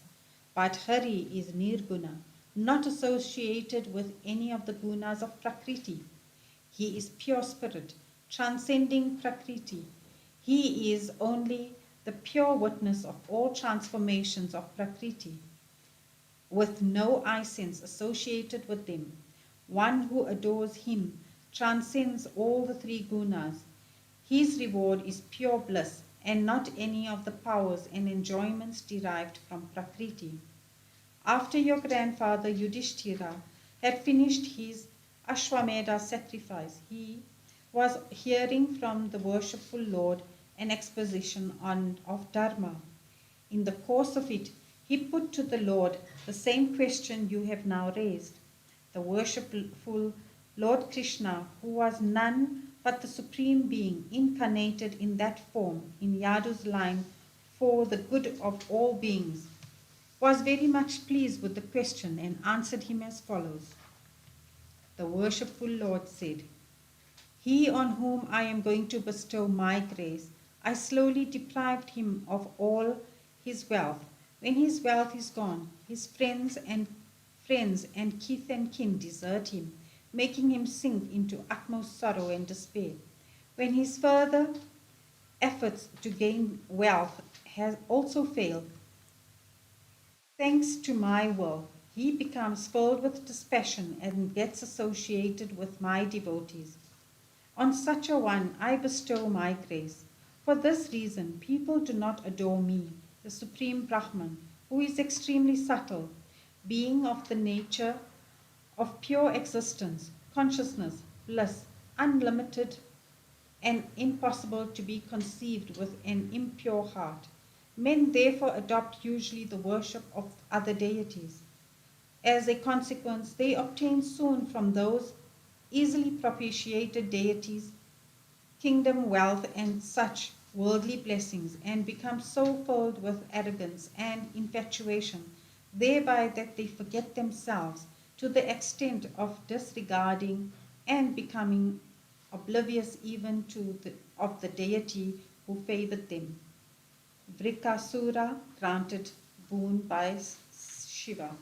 Sri Shuka said, Brahma, Vishnu, and Maheshwara are competent to bless and to cure. Of these, Brahma and Shiva may become quickly gracious and curse too with equal quickness. As an illustration, great men narrate an ancient legend showing how Shiva fell into trouble by giving boons to Vrikashura, a wicked asura by name Vrika, the son of Sakuni, once met by sage Narada on the way and asked him who among the three deities, Trimurti, is most quickly propitiated. Narada replied, You adore Rudra, then you will get the fruits of your worship very quickly. He, Rudra, is quickly propitiated, and he is also offended with equal quickness. On the 10-headed Ravana and Banasura, who praised him with minstrels do. He bestowed untold wealth, and thereby he brought sufferings on himself. Thus advised by Narada, that Asura performed a sacrifice at Kedara, offering the flesh taken from his own body in fire, conceived at the face of Rudra. Disappointed at not getting that deity's favor, even after 7 days of worship, he was about to cut his own head, drenched in holy waters, and offer it in the sacrificial fire. The merciful Lord Shiva thereupon emerged from the sacrificial fire, assuming a body brilliant like fire itself, and as men do, held the hands of the Asura to prevent him from cutting off his head. The touch of Rudra healed all the wounds of the Asura's body and made him whole once again. Rudra said, O noble one, enough of austerity. Seek whatever boon you want of me. I shall grant it. I am pleased even with the offerings of water made by devotees adoring me. It is not proper that you torture your body like this. Thereupon the Asura said, Let any being on whose head I place my hand perish. Such a boon of terrible consequence to living beings was sought of the deity by that wicked Asura. O Scion of Bharata's line, hearing this, Rudra felt uneasy at heart and laughed, but nonetheless granted him the boon, which was like giving milk to a serpent. Vrika's attack on the Rudra and after. Being thus blessed, that Asura immediately decided to abduct Gauri, the consort of Rudra. So he thought of testing the boon on Shiva himself, and was about to place his hand on the head of Rudra, causing him terrible fear about the consequence of his own actions. Not that Shiva was afraid of his life, his concern was about the other lives the Asura might endanger. He therefore began to run, followed by the Asura. As if frightened and shivering, he ran everywhere to the ends of the earth, the sky, and the quarters, and then proceeded northwards. This was only to ensure that the Asura did not go after anyone else. Brahma and other leading celestials kept mum, not knowing how to save Rudra. Rudra now ran towards Vaikuntha, which is beyond all darkness. In that Vaikuntha is manifest the Supreme Narayana. It is the highest goal of all renouncing sannyasins established in peace.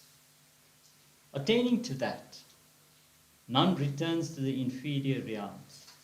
Seeing from a distance the predicament in which Lord Shiva was placed, the worshipful Narayana, the redresser of the woes of all, assumed the form of a brahmachari by employing his yoga maya and approached that asura. Equipped with a girdle of grass, deer skin, staff and rosary, and shining like fire itself, he went holding some kusa grass in hand and greeted the asura in all humility.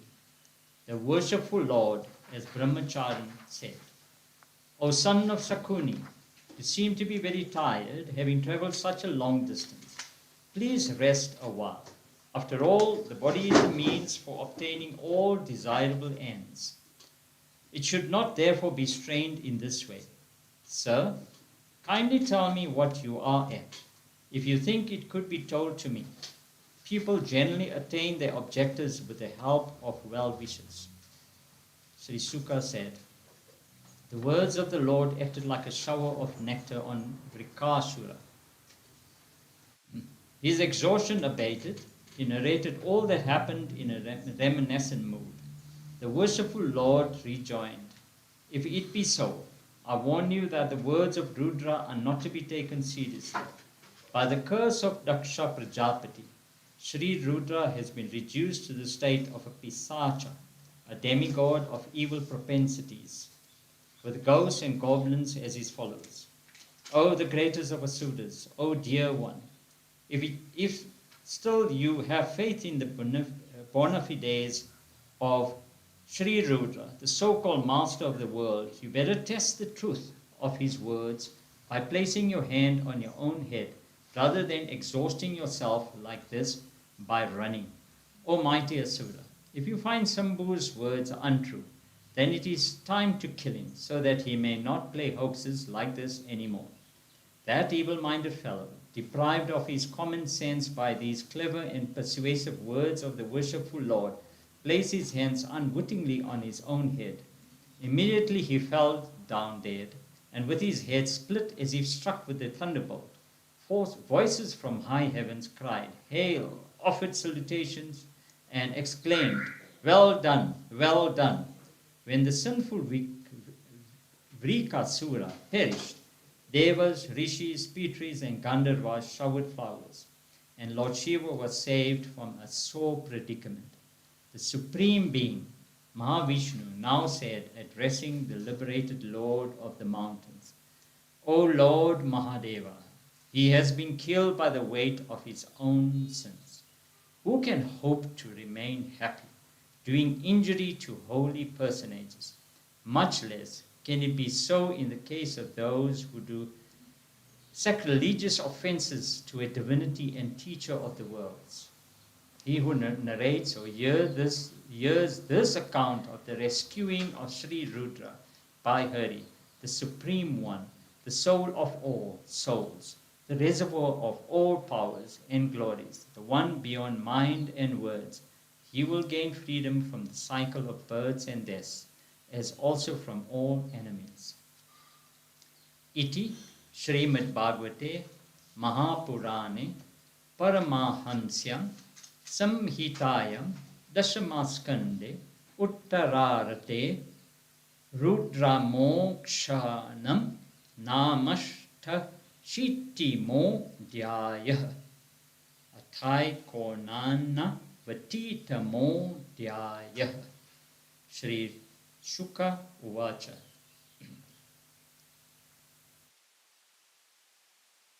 Skanda 10, chapter 89. Recovery of the Brahmana's children. Brigu tested the Trimurti. Sri Shuka said, O king, on the banks of the river Saraswati, some rishis had started a satra, a sacrifice of very long duration. Among them, a dispute arose as to who among the Trimurti, Trinity of Brahma, Vishnu and Maheshwara, is the greatest. O king, to investigate and find out the answer, they deputed Bhrigu, the son of Brahma. Bhrigu went to the celestial assembly of Brahma. In order to test the innate constitution of his mind, Bhrigu did not prostrate himself before Brahma, nor recite any hymn in praise of him. At this, the worshipful Brahma was all anger and blazed in his natural brilliance, enhanced by his irate mood. He, however, restrained his anger at his son's conduct by means of his discriminative power, just as the flames of fire are extinguished by water, which is itself an evolute of fire. Next, Bhrigu went to Kailasa, the abode of Maheshwara. On seeing Bhrigu, Maheshwara got up from his seat and in great joy advanced to embrace him like a brother. Bhrigu, however, did not allow himself to be embraced, declaring that he, Rudra, was a traducer of social conventions and Vedic injunctions.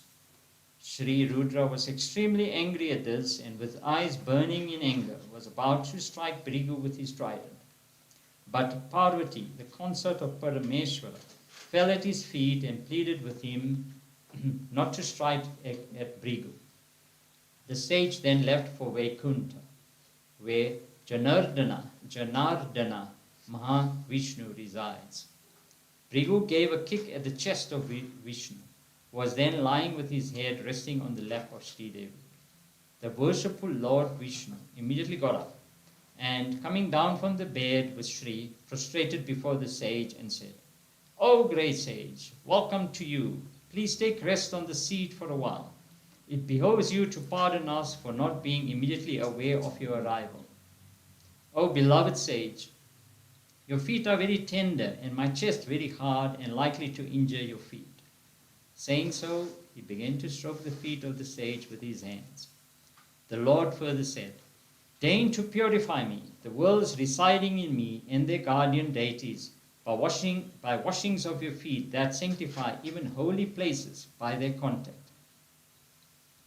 O worshipful sir, I am from this day the permanent residence of Sri Devi. For on my chest, sanctified by the contact of your feet, the goddess Shri will always dwell.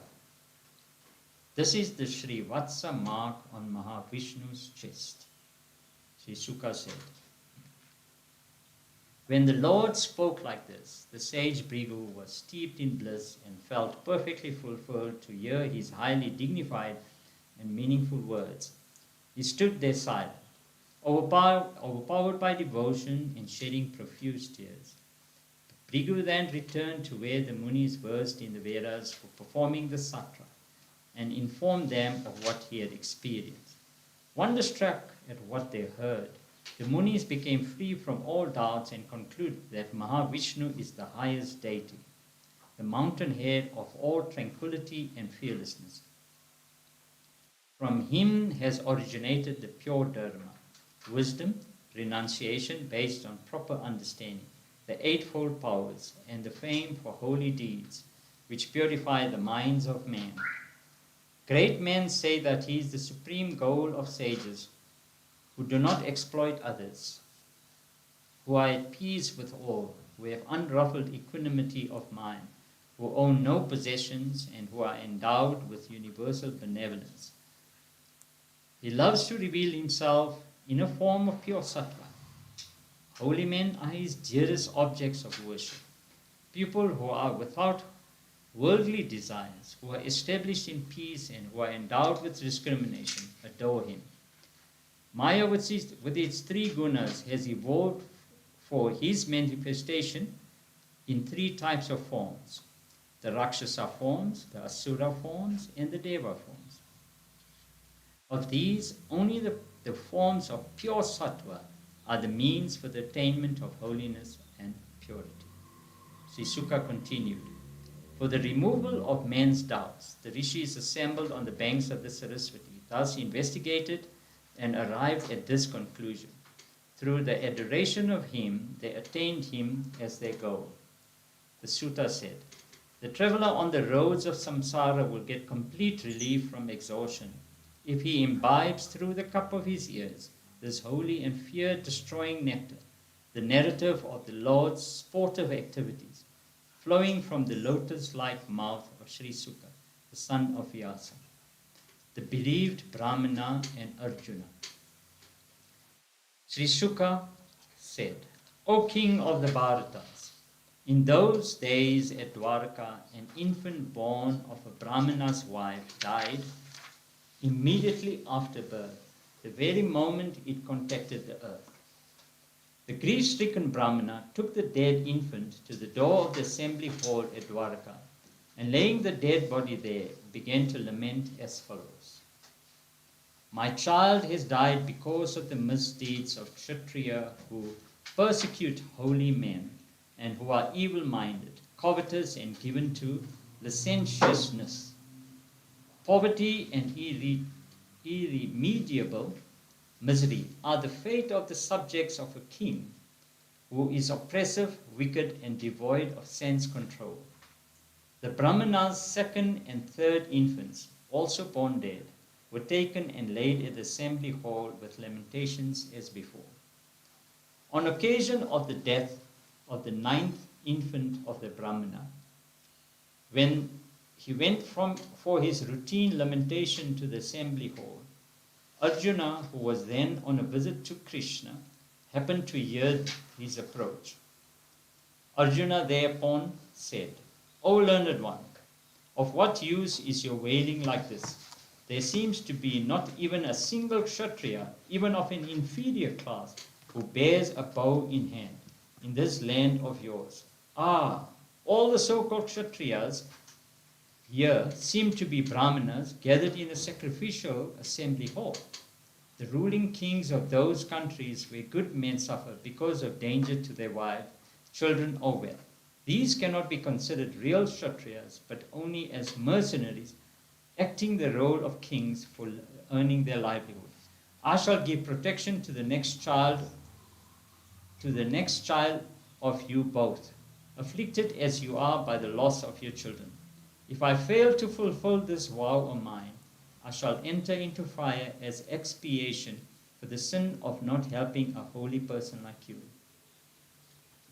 The Brahmana said, neither Balarama nor Krishna, neither the great archer Pradyumna, nor the irresistible Aniruddha has been able to give us relief. How are you going to accomplish what these divine personages could not do? It is mere immaturity that makes you think you could do it. So we do not take you seriously. Arjuna said, true, I am neither a Balarama, nor a Krishna, nor a Pradyumna, nor an Aniruddha, but I am Arjuna, the wielder of the famous weapon, the bow Gandiva. O learned one, do not belittle my prowess, which evoked wonder and admiration even in Sri Rudra, even conquering the Lord of Death. I shall restore your issue to you. O hero, thus assured by Arjuna, that Brahmana put trust in what he heard from him about his own powers and went home satisfied. Arjuna's discomfiture. When the time for the next delivery of his wife came, the Brahmana, apprehensive of danger, approached Arjuna for protection.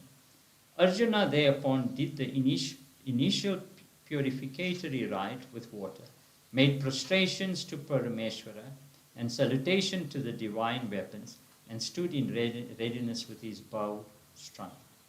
Arjuna coveted the lying-in room into an arrow chamber, fencing it with divinized arrows around, above, and below.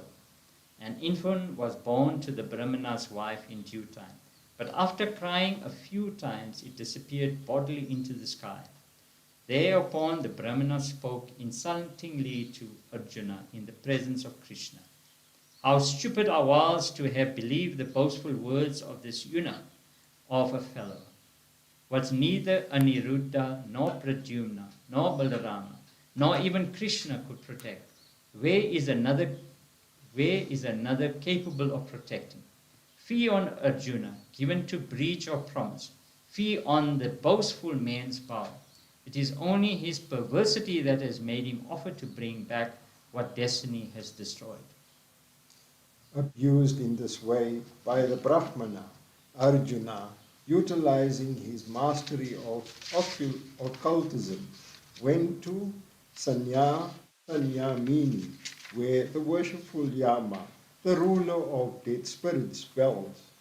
Not finding that Brahmana's child there, Arjuna, bow in hand, went to the realms of Indra, Agni, Niriti, Soma, Vayu, and Varuna, and to Rasatala, Swarga, and many other regions. He could not find the Brahmana child in any of these places and was now guilty of breach of faith.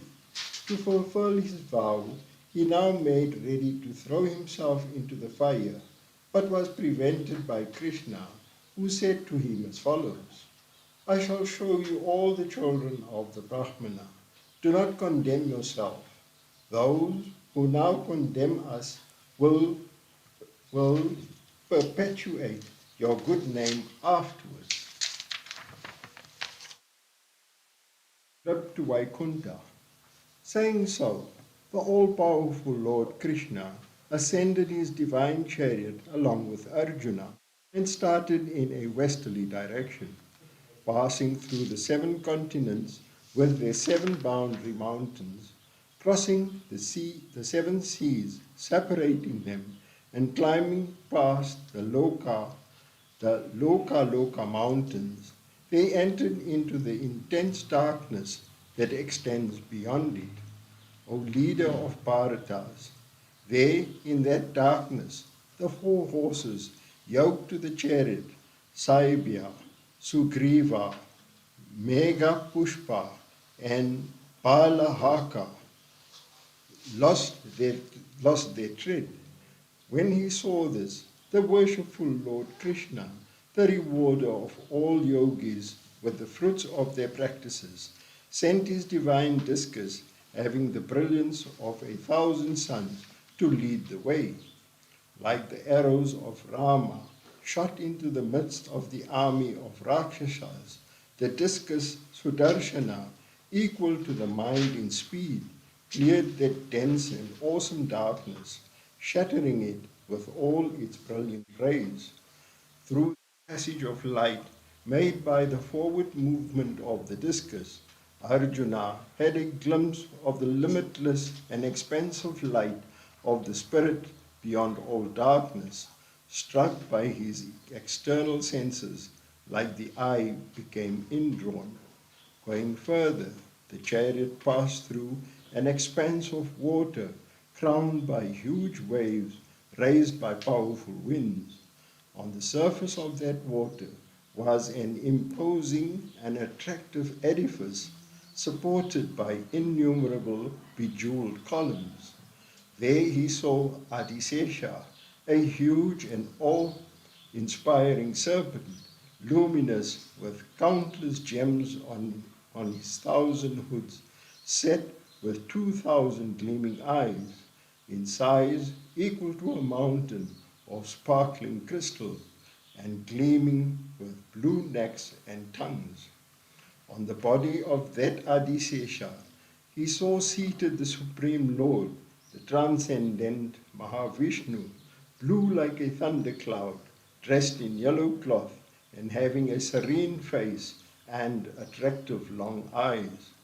He saw him with numerous curls illumined by the luster of his diamond-studded crown and ear ornaments, with 8 long and well-formed arms, with Sri Vatsa mark on his chest, and with the jewel Kaustuba on his neck, and with the floral wreath surrounding his frame. He was being served by his attendants, headed by Sunanda, by his weapons like the discus, and had assumed forms, and by his majesties like strength, prosperity, fame, Maya, and the 8-fold powers. At Vaikuntha, the supreme realm of Vishnu. Achyuta made obeisance to himself in a different form as a part of his divine play. Arjuna prostrated himself before him with great excitement born of his vision. The Supreme One, the Lord of all divinities, divine manifestation, said as follows smilingly in his majestic voice to two standing before him with folded hands. I brought the sons of the Brahmana to my realm in order that I may meet you both. You are both parts of me, born on earth to relieve her the burden of evil men. Having accomplished that mission, come back quickly to my realm.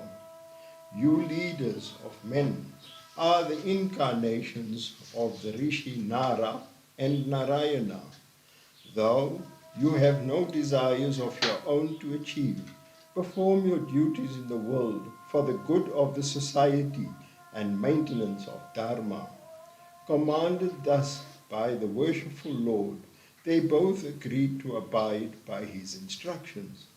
Then they saluted him and gladly returned with the children of the Brahmana, arriving at home in as perfect a condition as they left. They gave all the children to the Brahmana, checking their correctness by form and age. By this experience of the supreme abode of Vishnu, I have wisdom from the wonder it produced and came to the subtle conclusion that all the success that man appears to achieve through self-effort is only by the operation of the Lord's grace. Displaying his divine prowess in many such ways, the Lord lived as a man, enjoying the things of the world and performing many yajnas for the good of the world. Just as Indra brings rain in proper time to the Lord, provided all the wants of his people in plenty, and became great in their eyes. He destroyed many of the unrighteous kings himself, and he got destroyed through Arjuna and others, and through Yudhishthira and the like, he brought the laws of Dharma to operate smoothly.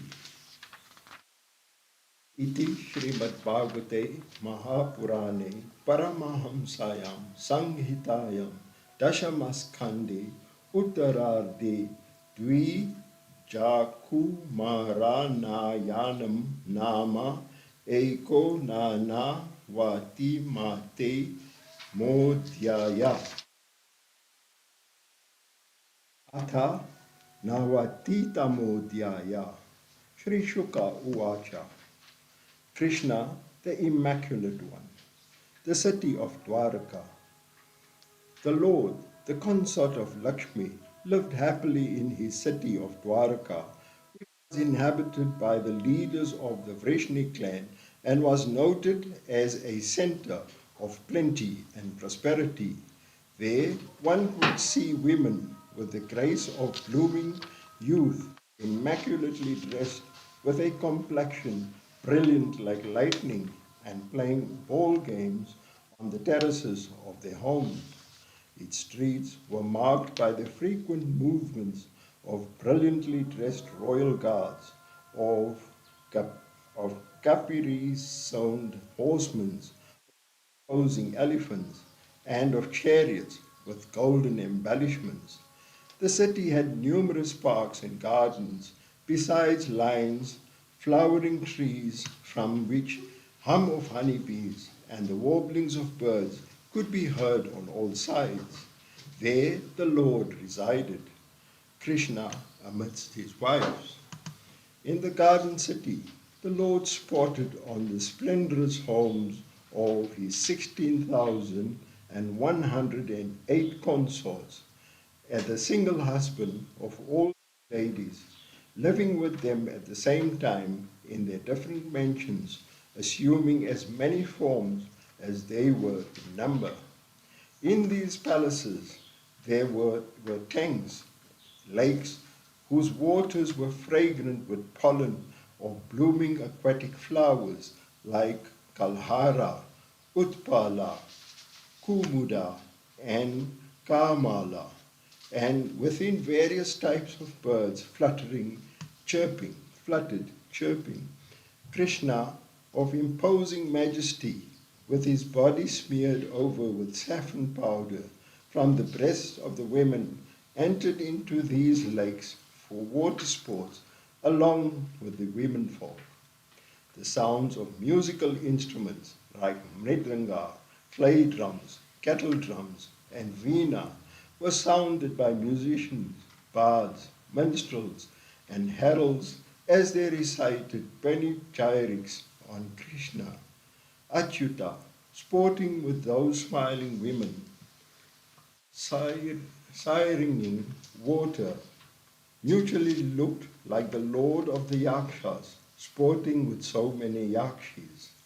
These were their thighs and breasts visible through their drenched clothes, and with their long tresses loosened and flowers dropping therefrom, approached Krishna and struggled with him in a tight embrace under the guise of pulling off the syringe from his hands, and in the process shone with their faces, lustrous by excitement caused by Cupid's festivity, wearing round his neck a floral wreath smeared with saffron from the breasts of these ladies, and having his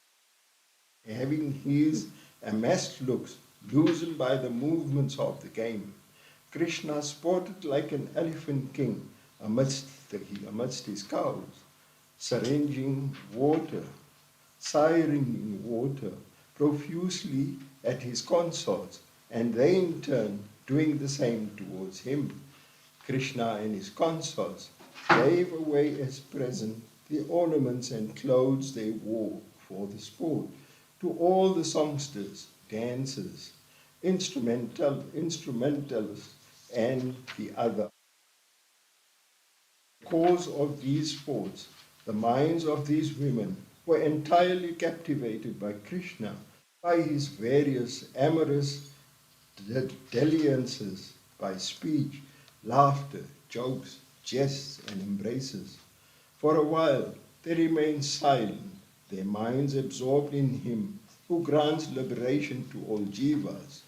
Then, with thoughts about him revived, they indulged in senseless love-born prattle, like, like inebriated people.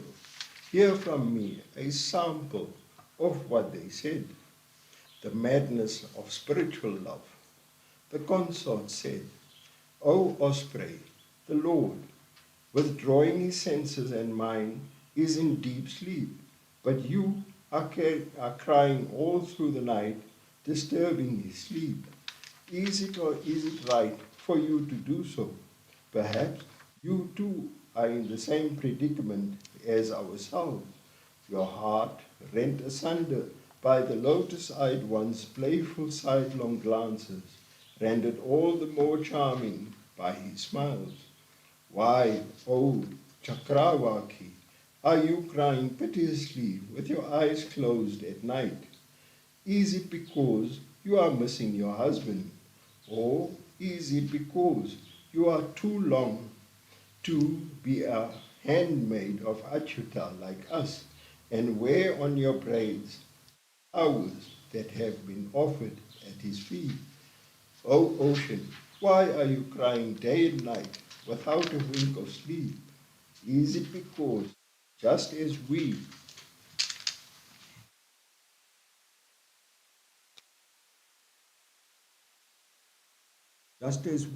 in the cause of his amorous dalliances with us, have been deprived by Mukunda of all our cherished bodily decorations, the collyrium from our eyes, saffron from our breasts, and flowers from our hair. You too have been reduced to the same critical situation by his taking possessions of your precious assets like your awful majesty, and your wealth like the jewel Kaustuba, and the conch Panchajanya. O you moon, you seem to be a victim of consumption, for so weak you look, your rays being hardly able to remove the surrounding darkness. It seems to us that you too are standing stunned and speechless like us, trying to recall what Mukunda had confidentially spoken to us both.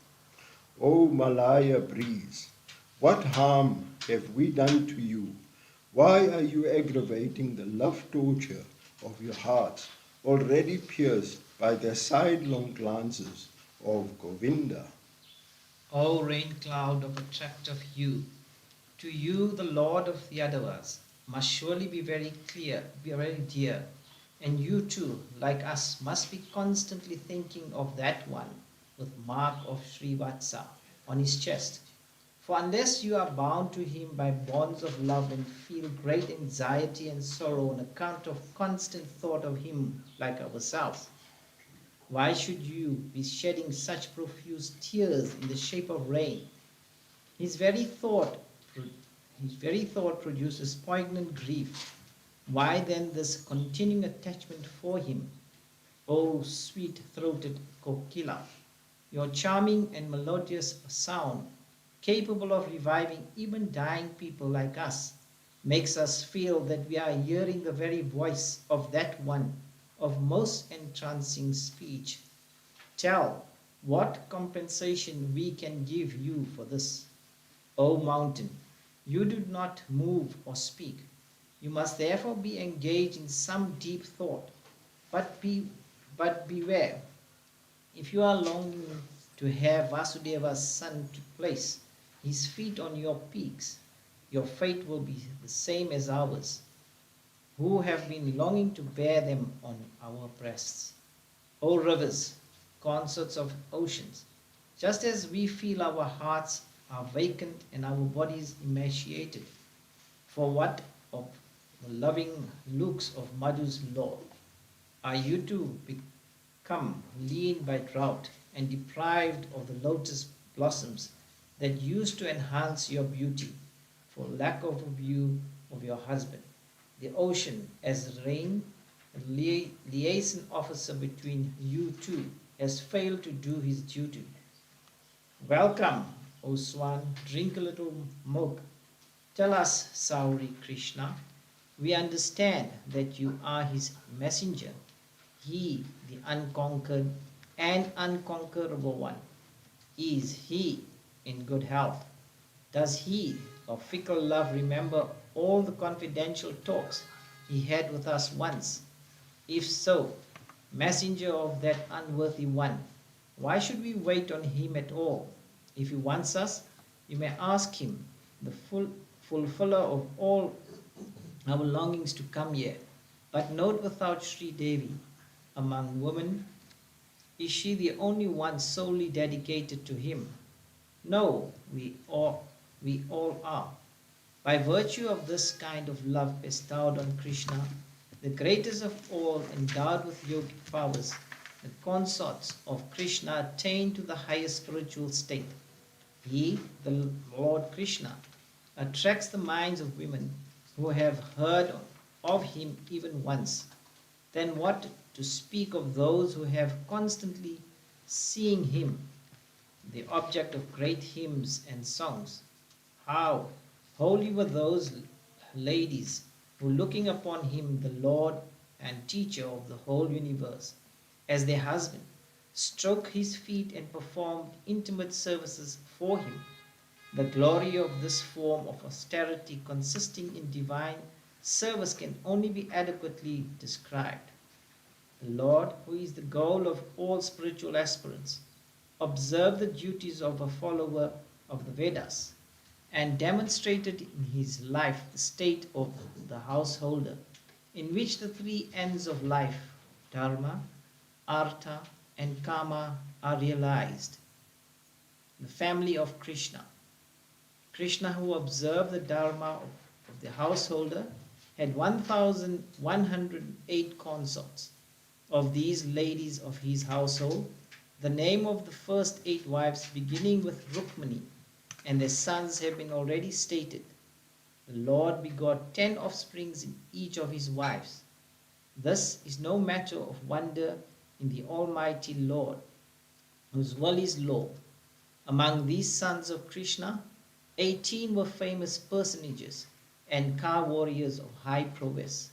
Hear from me their names: Padhyumna, Aniruddha, Diptiman, Shruta Deva, Banu, Samba, Madhu, Vrida Banu, Vrika, Aruna, Pushkara, Veda Bahu, Sunandana, Chitrabahu, Virupa, Kavi, and Nyagroda.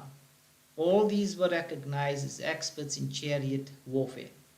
Of these, Pradyumna, the son of Rukmini, was the foremost, and he was equal to his father in all respects. The great car warrior Pradyumna married the daughter of Rukmini and had a son named Aniruddha, who had the strength of 10,000 elephants.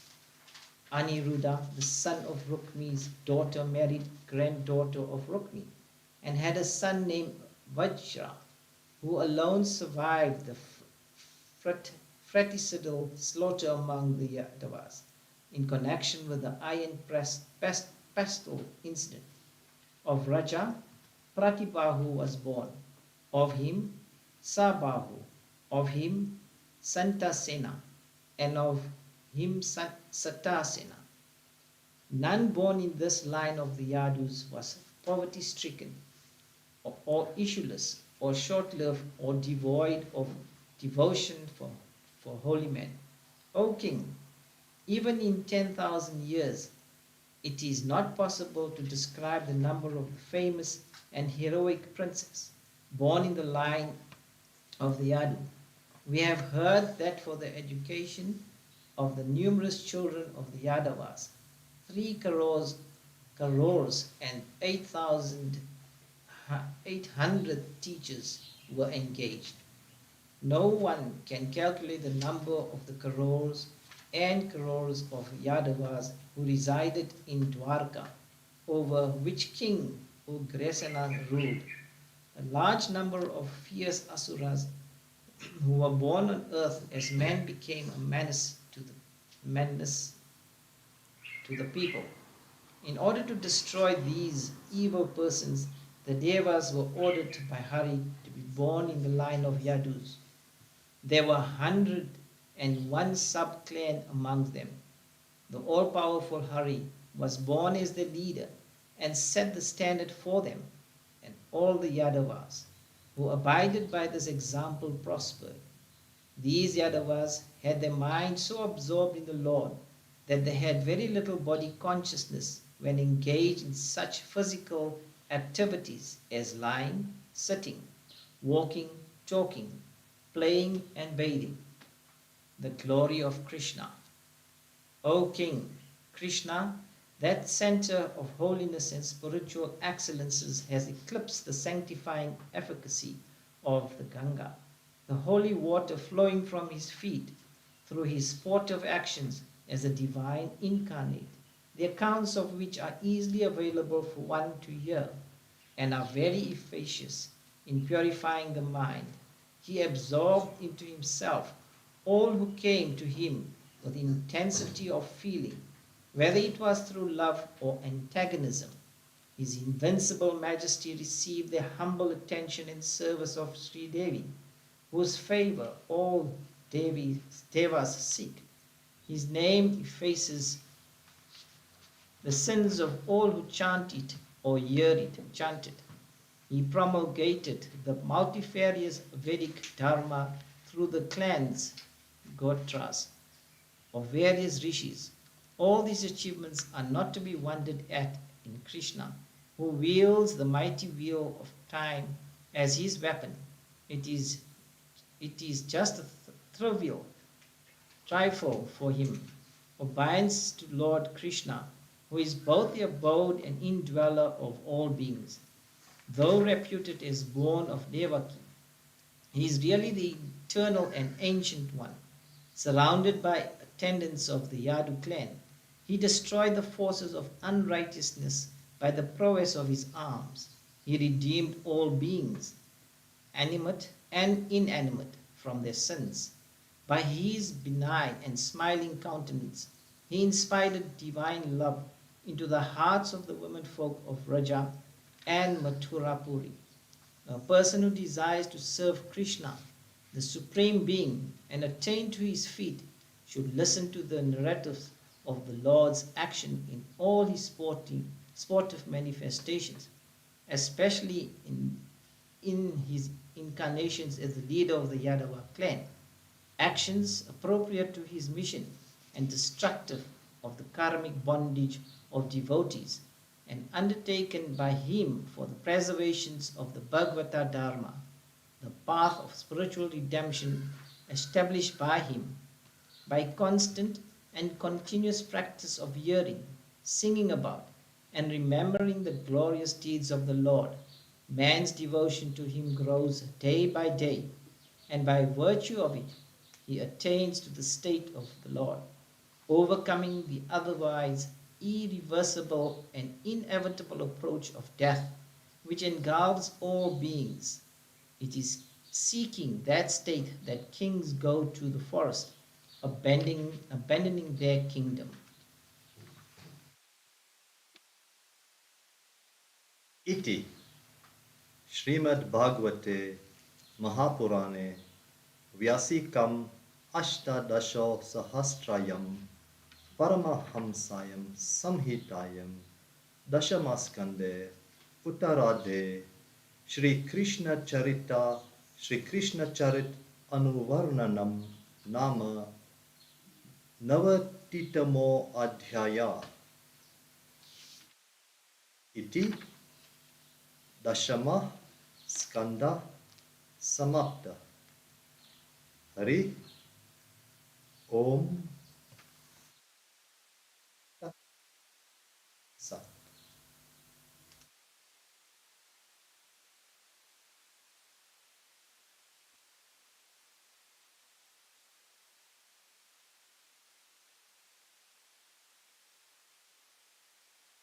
Shrimad Bhagavatam Ekadasha Skanda Atha Prathamodhyaya Shri Bhadarayani Uvacha.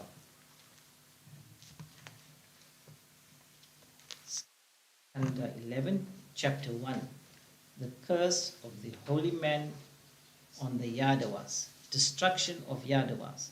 Sri Sukha said, Krishna and Rama, utilizing their large following of Yadavas, effected the destruction of Asuras masquerading as kings. Then they created a bitter intestine feud amongst the Yadavas themselves, resulting in their destruction. Thus they relieved the earth of its burdens. The Lord, making instruments of the sons of Pandu, who were provoked to great anger and vengeance because of the repeated outrages on them by their enemies, the Kauravas, like the deceitful game of dice, insulting behavior, humiliation of Panchali, poisoning and incendiarism, created a war between the two parties, which resulted in the destruction of all the kings and their followers who had joined on either side. Thus the Lord lessened the earth's burden. Besides, he relieved the earth of its burdens of wicked kings, also with the help of Yadava armies under his own lead and protection. The inscrutable now thought, the earth's burden has no doubt been very much reduced in a way, but not to the desirable extent. For there yet remains the power of the Yadava clans, whose might is irresistible by anyone. These Yadavas who depend upon me and who have untold military resources that can be easily misused can never be defeated by any other power. So just as bamboo groves are destroyed by fire, ignited by internal friction, I shall instigate an intestine quarrel among the Yadus, leading to their destruction. and then I shall withdraw from the scene of action to my abode of peace. The Lord, whose will always comes true, resolved thus, and brought about the destruction of his own Yadava clan through the curse pronounced by some holy men. By the charming beauty of this form that excelled everything called beautiful in the world, he attracted the looks of all towards himself. By his sweet words, he attracted the minds of all who remembered them. By the imprints he left on life, he inspired noble actions dedicated to him in all who noticed them. For the good of posterity, he spread all over the world the fame of his holy deeds. Considering these to be sufficient to help people overcome the darkness of ignorance, he concluded his sport as the incarnate and went back to his eternal realm. How Raja said, how could there be any occasion for the incurring of a holy man's curse by the Yadavas, whose minds ever rested on Krishna, and who were noted for their devotion to holy men and elders, for their liberality, and for their readiness to serve? O Great One, what occasioned that curse? What exactly was the nature of the curse?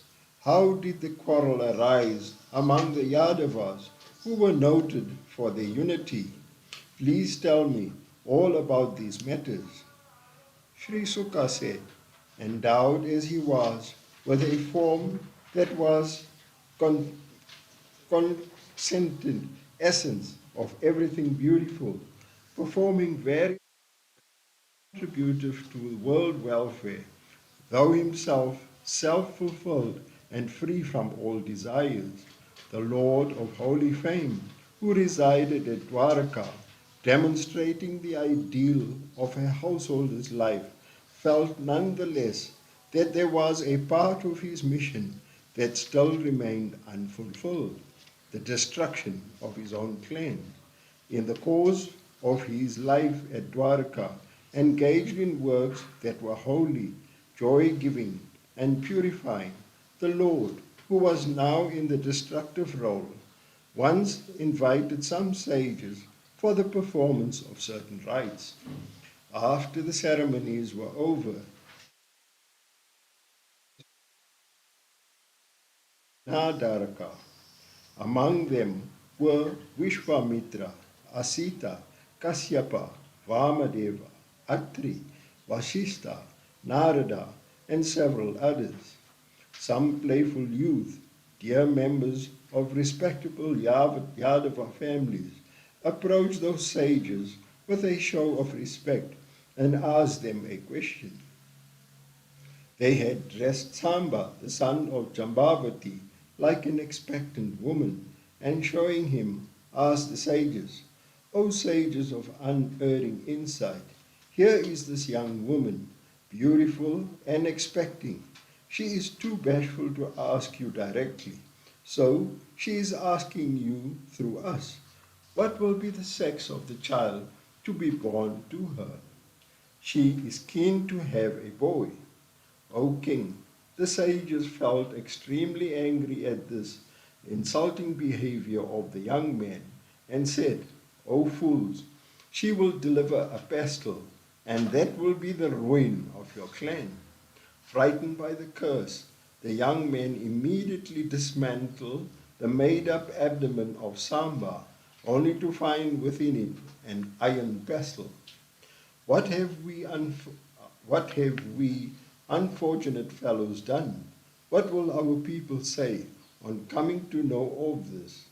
Lamenting thus, and confused and agitated, they went back to their homes, carrying the pestle with them. Faded faces, they made a clean breast of everything to Sena in the assembly of the Yadavas. The matter was not, however, brought before Krishna. Krishna welcomes the events. O king, hearing about the unfailing curse of holy men and seeing the iron pestle the residents of Dwarka, were both immensely astounded and terrified. Ugrasena, the Yadava king, had the pestle powdered and, along with the residuary bit of iron, had the whole thing thrown into the sea. Now a fish in the sea happened to swallow that bit of iron, while the filings were all washed ashore by the waves, where they all miraculously grew into a kind of a grass called iraka. The particular fish that swallowed the iron piece was caught amongst others in the net cast by a fisherman into the sea. He took the iron piece from the stomach of the fish and forged it into an arrowhead. Though the Lord knew all these details and was capable of counteracting their evil effects, he did not care, being himself the time spirit. All these events had indeed his approval. Iti Shrimad Bhagavate Mara Mahapurane Paramahamsayam Sanghitayam Ekadashoskande Prathamodhyaya Atha Dvitiyodhyaya Sri Shuka Uvacha Sermon of Vasudeva's question to Narada. Sri Sukha said, O great king, the sage Narada, in his eagerness to serve Krishna, would often sojourn long at Dwaraka and was under Sri Krishna's protection. Ever threatened with death as men are, who are among them with even a modicum of understanding, will not adore the feet of Mukunda, the giver of moksha, and the object of worship for the immortals even. Once the sage Narada went to Vasudeva's house after welcoming the honored visitor with offerings and seating him comfortably. Vasudeva asked him as follows with due respect. Vasudeva said, O worshipful sir, the arrival of parents is the welfare of children. The arrival of a devoted holy man at the place is for the relief of men suffering from the travails of samsara. In the same way, your peregrinations are undertaken for the good of the whole. Ways of celestials are sometimes the cause of good and sometimes of suffering. But the ways of sages like you, whose minds ever rest in the Lord, are always for the good of men. Devas, who are under the regulation of karma, favor their devotees exactly as and to the extent the devotees have made offerings to them. Just as a shadow moves exactly as the shadow-giving object moves, but holy men sympathize with all sufferers, irrespective of any such consideration. O holy, be that as it may, I wish to know from you those devotional disciplines, Bhagavata Dharma, by following which the Lord became gracious to you. I believe by hearing it with faith, man is freed from the fear of cycle of life and death. Long ago, being under the infatuation of divine Maya, I adored the infinite Lord, hunter of liberation, for getting an issue, not for freedom from samsara.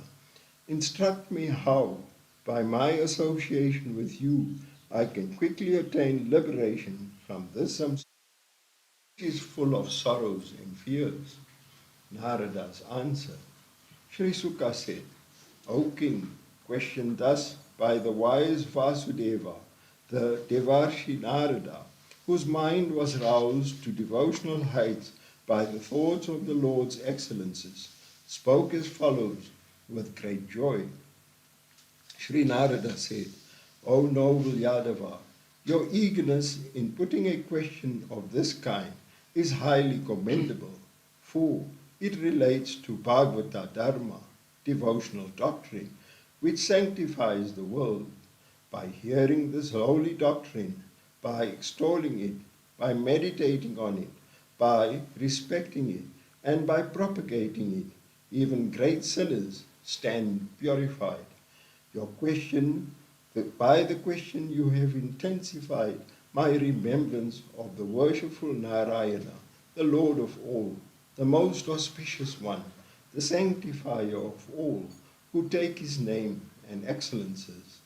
There is the tradition of a conversation that took place ages ago between the sons of Rishabha, known as the Navayogis, the group of 9 yogis, and Janaka, wherein the doctrines of the Bhagavata Dharma are well expounded and illustrated. Swayambhuva Manu's son was Priyavrata, his son Agnidra, his son Nabi, and his son Rishabha. Rishabha was said to be a part of Vasudeva, the Supreme Lord, incarnated to spread the devotional doctrine amongst mankind. He had 100 sons, all well versed in the Vedas. Among them, Bharata, the eldest, was wholeheartedly devoted to Lord Narayana. It is noteworthy that this country, known originally as Ajana Bhavarsha, came to be reputed under the name of Bharatavarsha, after that great king, Bharata. Having enjoyed this world for some time, he abandoned heath and home, resorted to the seclusion of the forest, devoted himself entirely to meditation on Hari. After 3 births attained to him, 51 became Brahmanas, devoted to Vedic ritualism, while 9 of the remaining became rulers of 9 provinces of Bharatavarsha. The still remaining 9 became contemplatives and philosophers, ever engaged in the quest of the Atman. Established in the sense of being the Atman, they went about unclad. Kavi, Hari, Antariksha, Prabuddha, Pipala, Palayana, Avirhotra, Drumila, Chamasa, Karabhajana. These were the well-known 9 yogis, Navayogis, who roamed over the world, established in the experience of the whole universe in its subtle and gross aspects as the form of the Lord, none different from him, the universal self, free from the limitations of the body and moving about everywhere. They liked, with no obstacles restricting them. They had their peregrinations through the realms of all species of beings, devas, siddhas, sanyas, gandharvas, yakshas, Manushyas, Kinnaras, Nagas, Munis, Charanas, Bhutanathas, Vidyadharas, birds and beasts. Once they happened to arrive by chance at the Brahma Sastra, a prolonged sacrificial festival of spiritual discussions that was being conducted by a large number of rishis on behalf of King Nimi in Ajana Bhavarsha. Seeing those great ones, luminous like the sun himself, all of them there, sacrifices, the sacrificial fire deities, and the priests got up from their seats, recognizing them to be the Navayogis, the great devotees of the Lord. King Nimi honored them with comfortable seats and due worship. Overjoyed and with great humility, the king spoke to these Navayogis, whose self-luminous forms made them look like Sanaka and the other Kumaras. King Videha Nimi said, I look upon you as the attendants of the Supreme Lord, Mahavishnu himself. It is well known that Vishnu's emissaries trek all over the worlds in order to purify them. Human birth is very rare, and even when attained, man's life is of short duration. Meeting exalted devotees of the Lord is still rarer. O holy man, I would therefore like to ask you what it is that constitutes the ultimate good of man. In this life of transmigratory existence, even a moment in holy company is like obtaining a great treasure. Please tell us about the Bhagavata Dharma, the path of devotion. It is said that the Lord is extremely pleased with one following it and that he bestows his very self on him. Kavi on Bhagavata Dharma. Sri Narada said, O Vasudeva, questioned in this way by King Nimi, those great men, the Nava-yogis, congratulated him and addressing him, the sacrificial priests and the members of the sacrificial assembly said as follows. Kavi said, for men suffering from the agonies of the life of samsara, springing from the identification of the Atman with the body, the worship of the feet of Achyuta, the immortal being, is the only way to attain the state that is free from fear and suffering. For one attaining him, the fears of samsara end forever. For the easy attainment of the truth of the Atman by persons who are uninstructed, the Lord has himself directly revealed a way. Know that to be the Bhagavata Dharma. O King, no obstacles can stand in the way of one adopting this Dharma. He will not slip or fall down while running on the highways of samsara. Even if his two eyes are blindfolded, that is, even if he is without the knowledge derived from the two types of scriptures, Shruti and Smriti. Whatever actions there are that a person does with his body, word, mind, and all other sense organs, by the prompting of tendencies generated by one's past karma, all that should be dedicated to Narayana in respect of their fruit and agency. This is the essence of Bhagavata Dharma. For one whose mind is turned away from the Lord, there will be no awareness of his own true self. As a consequence, he will feel identified with the body. From such identification will rise hankering and attachments for bodily objects, and from it, fear of their loss and of death. All this arises from the functioning of his Maya, which none can overcome except by his grace. So, let a wise man serve the Lord through wholehearted devotion, recognizing his presence in the Guru, in the deities and in all beings.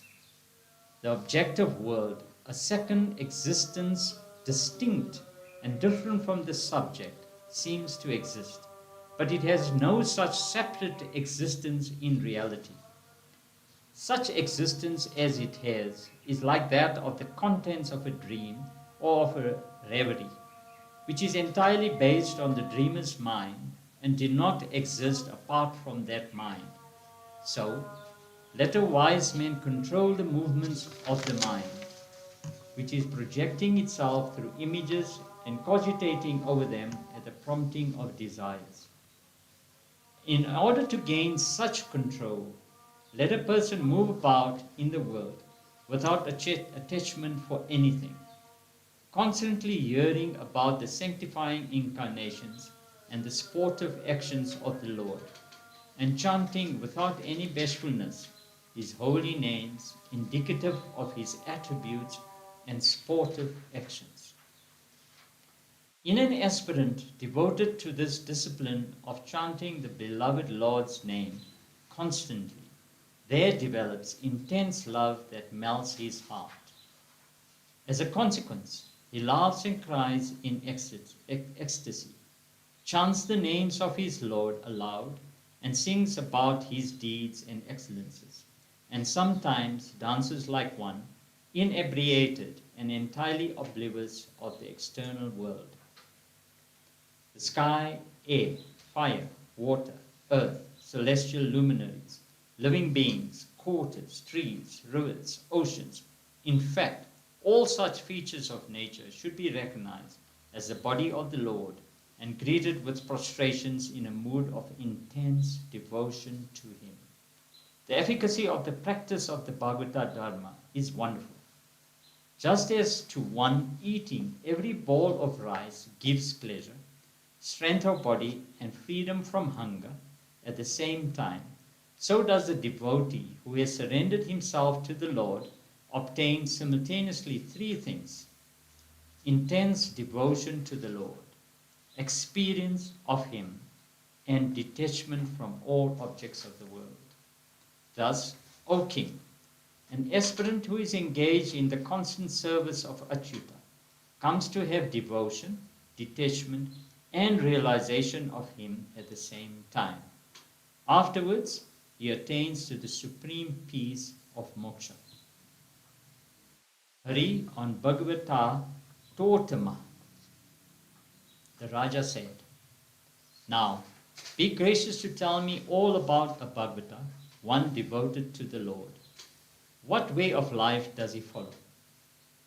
What distinguishes him among men? How does he behave?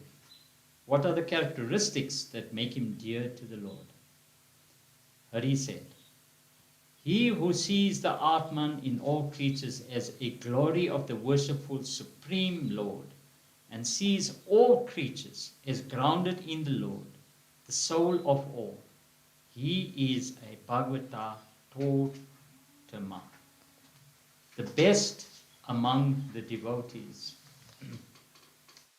He who has love for the Lord, friendship to his devotees, kindness to ignorant people, and indifference to his antagonists, he is a devotee of the second grade.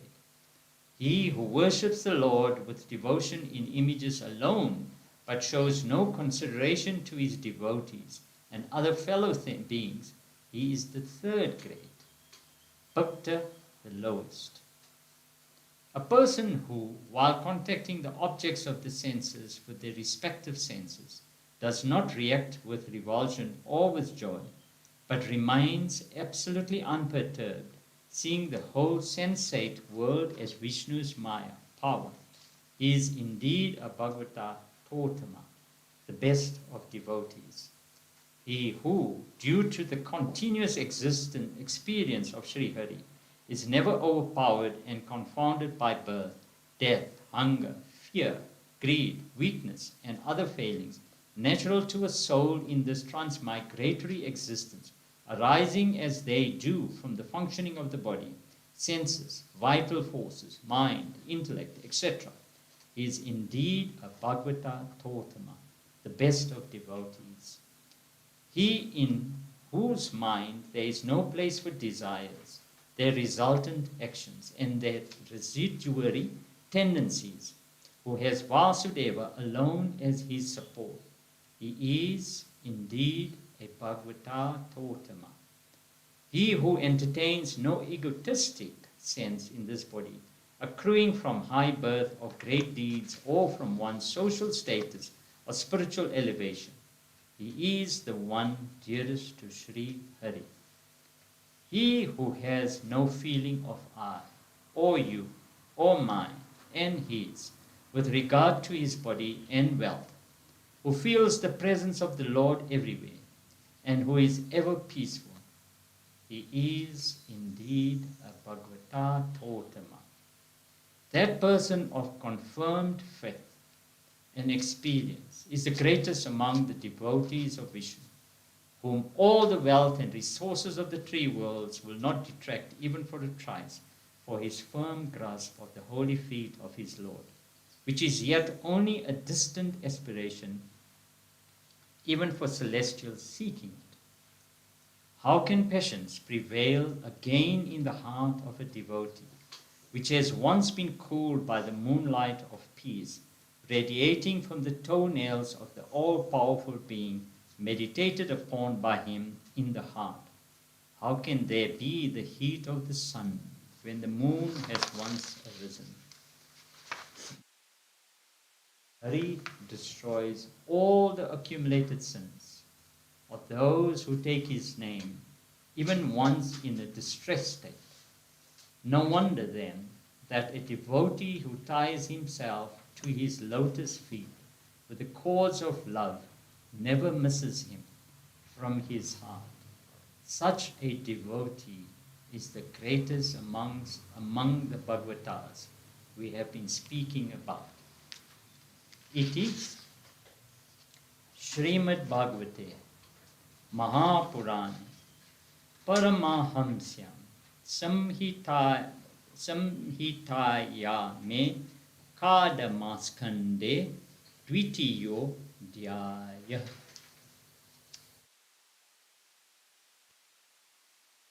Atha Tritiyo Dhyaya Rajo Vacha.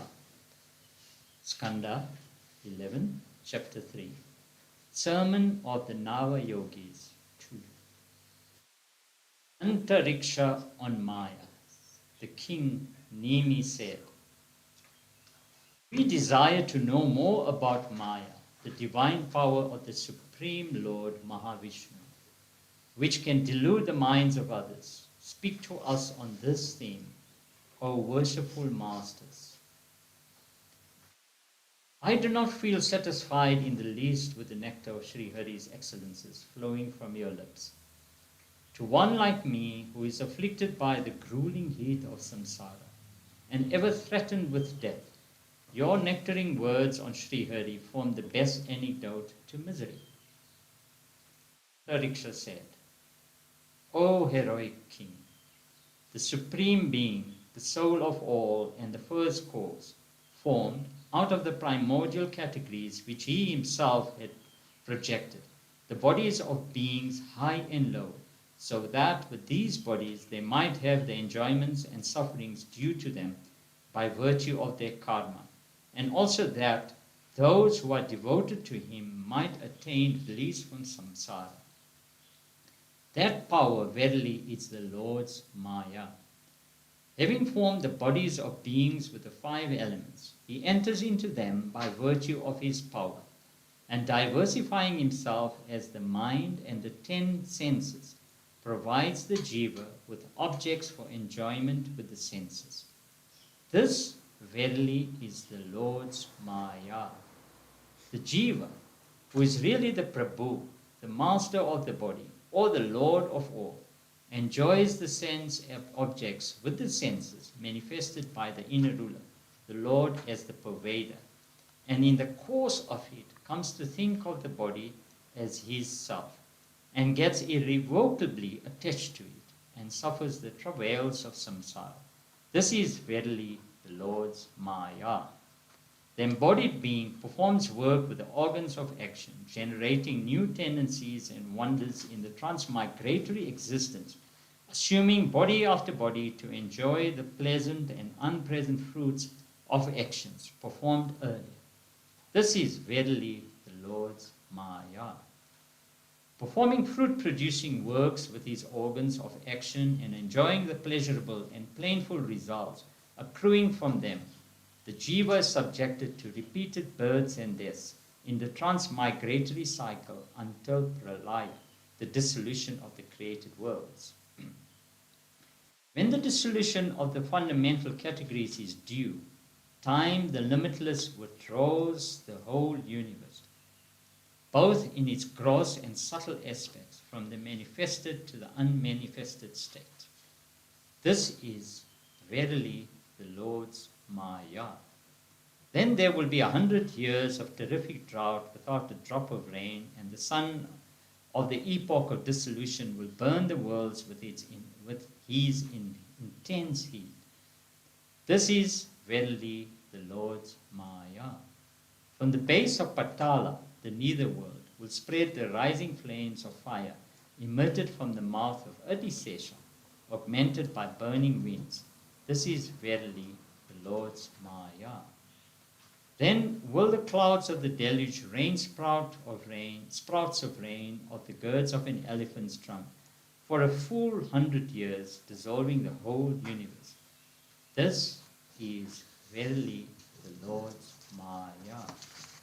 At that time, O king, Brahma, who has been identifying himself with the manifested universe, will abandon that identification and enter into the unmanifested like the flames of the fire that have consumed all the fuel.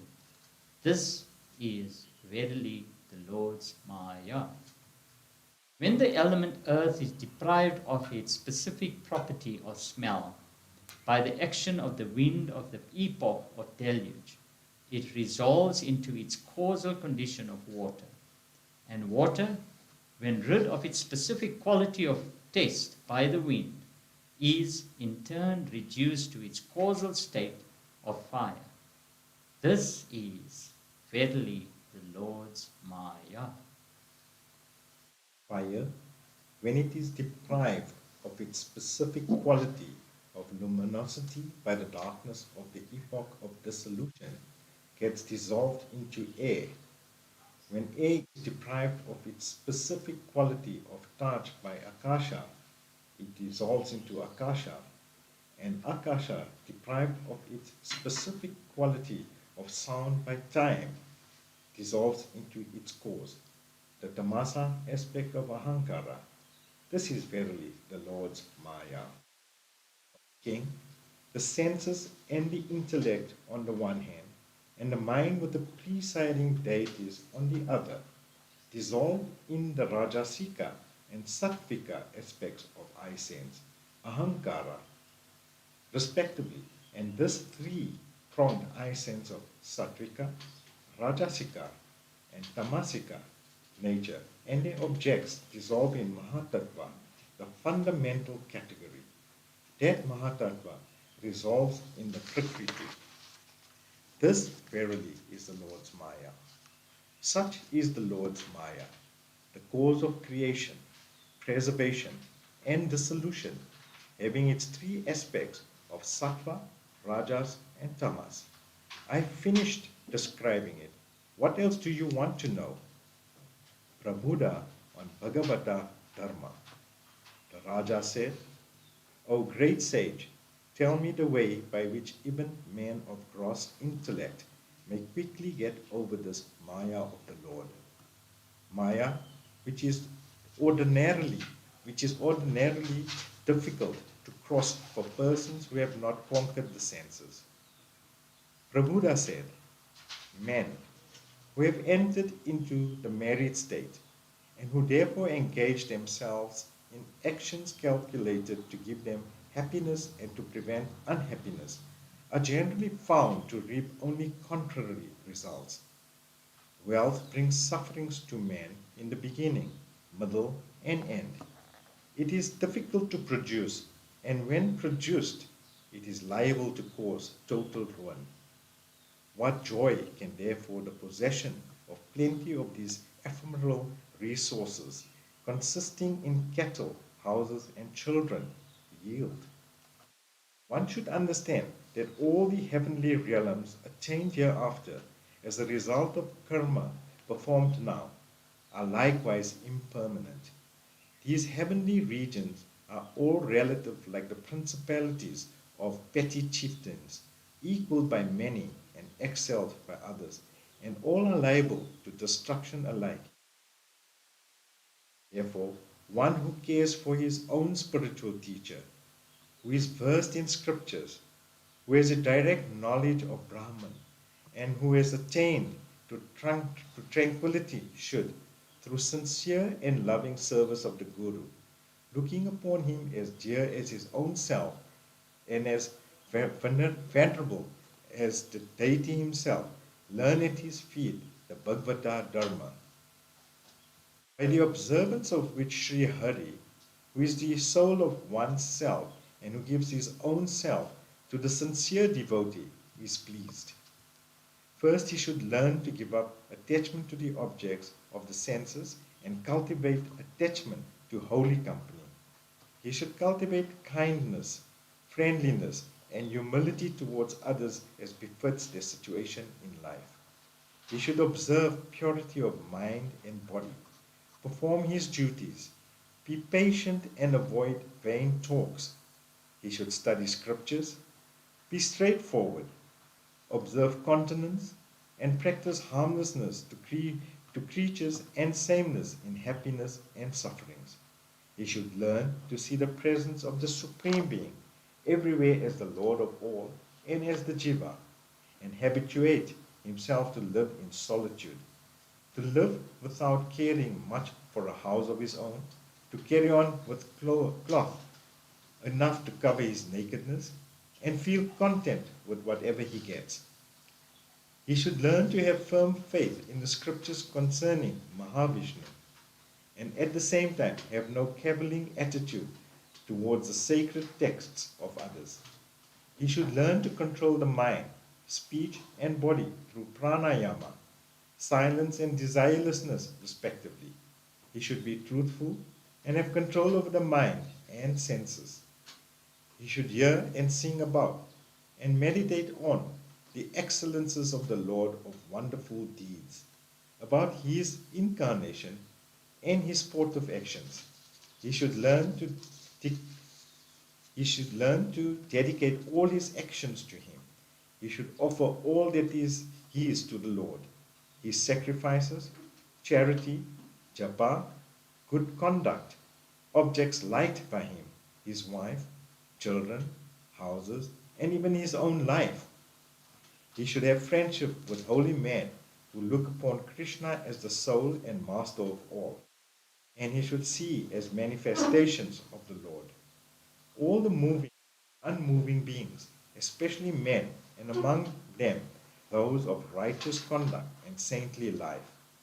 He should learn from him, the teacher, how to get absorbed in conversations with like-minded devotees on the sanctifying deeds and excellences of the Lord, and thereby generate intense joy, satisfaction, and detachment in all the participants. Para Bhakti, or supreme devotion, constantly remembering Hari, the destroyer of ignorance, and conversing about him with other devotees. He should pass through bhakti as a discipline to its mature state of spontaneous and loving devotion, para bhakti, which would fill him with thrills of bliss manifesting as continuous horripilation. Such an advanced devotee with prema bhakti, loving devotion, sometimes weeps out of the agony of separation from him. Sometimes he laughs thinking how the Supreme Lord is dominated by his devotee. Sometimes he is full of bliss. Sometimes he utters words of divine significance which others cannot understand. Sometimes he dances and sings in the exuberance of joy. Sometimes he enacts the sportive actions of the Lord, and sometimes he remains silent in joyful absorption in the Supreme Divine. Instructed by the teacher in the Bhagavata Dharma, and aided by devotion generated by its practice, a devotee of Narayana goes across the divine Maya, so difficult for others to cross. Hipalayana on Narayana. The Raja said, "May you, the greatest of the Brahman knowers, be pleased to tell me what constitutes the nature of Brahman, the infinite, of Paramatma, the Supreme Spirit, who is again called Narayana, the divine person." Vipalayana replied, "Narayana, O king, is the supreme truth, who constitutes the cause of the origin, sustentation, and the dissolution of the universe. Himself causeless, he is the unchanging entity that manifests himself as all the changing states of waking, dream, and sleep, but at the same time keeps his identity separate and unaffected by them. He enlivens and activizes the body, senses, prana, and the mind. Know him, O king, to be the truth supreme, indicated by the expressions of Narayana, Brahman, and Paramatma, indicating each of the above mentioned aspects. Just as sparks coming from the fire do not illumine or burn that fire, the entities born of him like the mind, word, eyes, buddhi, prana, and senses cannot reveal that being.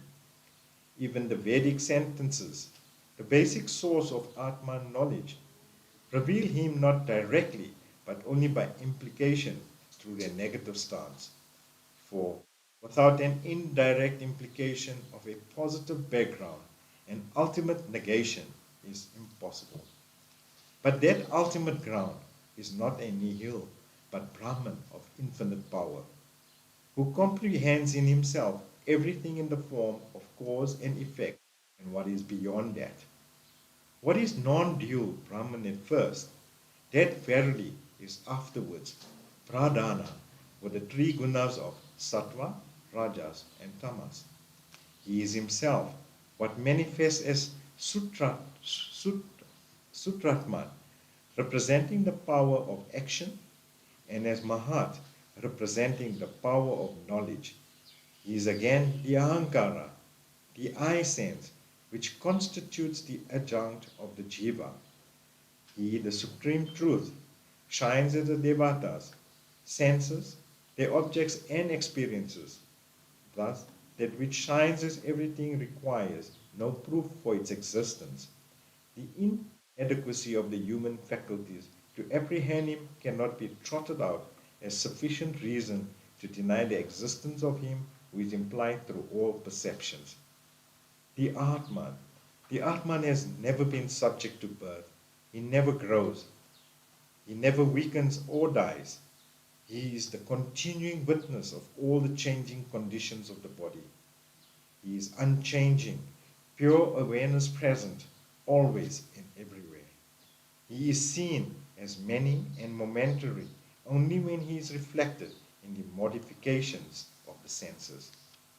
It is therefore these modifications that come into being and perish, and not pure consciousness as such.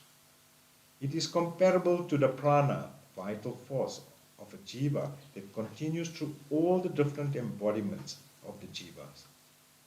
In embodiments in various species born of eggs, womb, seeds, and sweat, wherein the jiva gets different types of bodies, the same prana pursues the jiva. When the senses and the ego are dissolved in deep sleep, the Atman remains as pure consciousness, changeless and without any adjunct. Consciousness then does not become a nihil, because one coming out of sleep has the memory of a blissful objectless experience, in which one knew nothing else than that sense of bliss. Unless there was an experience of that type in deep sleep, there could not be a memory of it. Only because of the obstruction of the ignorance and its non-objectiveness, it is not very clear. By the growing delight in the service of the Supreme Mahavishnu, who holds the waters in his navel, powerful devotion develops from strength to strength and destroys the impurities of the heart generated by the life of the body and the senses. When the heart is purified, the truth of the Atman shines in it, just as sunlight is apprehended by eyes that have, through proper treatment, been cured of cataract or other diseases causing blindness. Abhihotra on Vedika worship. The Raja said, "Please tell me about what is known as Karma Yoga, by means of which man is able to gain purity of mind and afterwards abandon works at the earliest and take to the discipline of knowledge characterized by worklessness." Long back, I put this question to Sanaka and his saintly group in the presence of my father. But the sages gave me no reply. Why is it that they gave no answer? Abhihotra said, "Ordained action, prohibited action, and non-performance of ordained action. What these are has to be settled by Vedic authority only. They cannot be settled by any worldly means like custom, observation, or reasoning. And Veda, being divinely inspired and not composed by any human agency, is difficult to understand even for great scholars. The words of Veda have often indirect and mystifying meaning. Just like the attractive speech of parents to persuade their children to take medicine The Vedic sentences imply an indirect purpose and not the heavenly felicities they seemingly offer. As a medicine is given to cure disease, so the karmas are ordained in the Vedas in order to free man from karma and not to continue indulgence in them. If an ignorant man of uncontrolled senses fails to perform the works prescribed by the Veda, he will be guilty of the sin of negligence of ordained duties and will go from death to death again and again, entangled in the transmigratory cycle. If the Veda ordained karmas are done non-attached and in a spirit of dedication to the Lord, karma eventually will lead one to Naishkarmya, or the state of Atman consciousness. The promise of worldly facilities are only an incentive offered to the dull and the ignorant. Tantrika mode of worship. If a person desires to quickly cut asunder the knot of eye sense which binds the divine spirit to the body, let him worship Keshava according to the rites laid down in the Tantra, in addition to observing Vedic ways of life.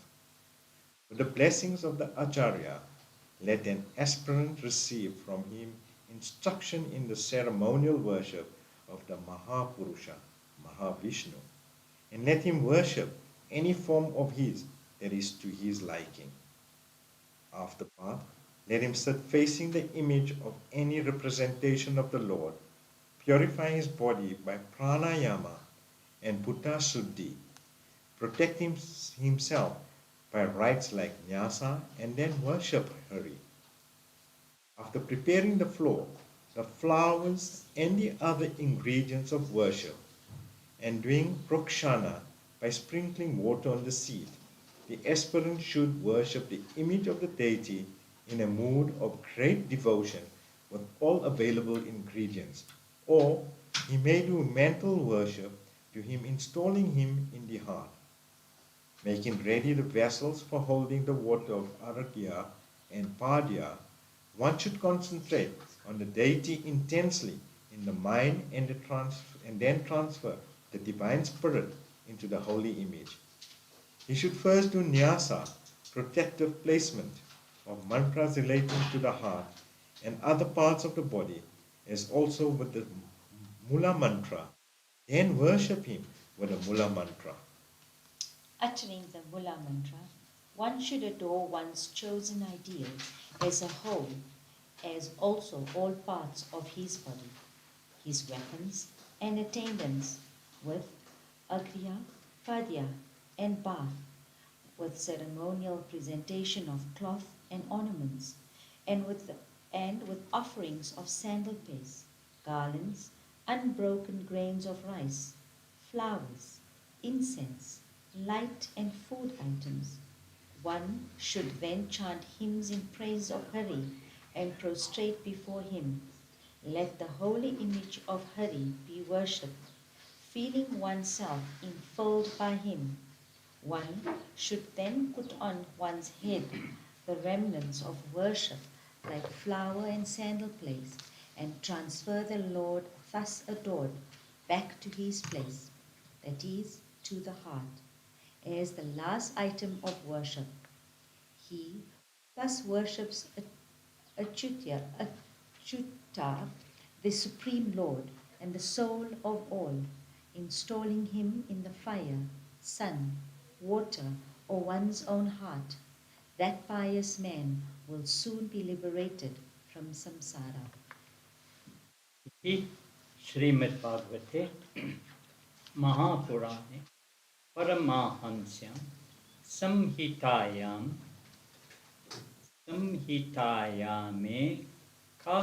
एकादशस्कन्धे तृतीयोऽध्यायः अथ चतुर्थोऽध्यायः राजोवाच. Skanda 11, Chapter 4, Sermon of the Nava Yogis 3. Drumila on Incarnations. The Raja said, whatever descendants, avtaras, Sri Hari made out of his own free will in the past, and whatever actions he performed in such descents, whatever he is now performing and would perform in future, please tell me about all that. Drumila said, it is puerile to try to make an exhaustible enumeration of all the glorious attributes of the infinite Lord. It may perhaps be possible with great difficulty in the course of a long period to exhaust counting the particles of dust on the earth, but not the glories of the infinite being, who is the home of all powers and majesties, the original being, Narayana, having projected the five elements and made the body of the Virat, or the cosmic whole, with it, entered that body himself by a part and came to be known as the Purusha. This cosmic whole into which he has entered constitutes his body.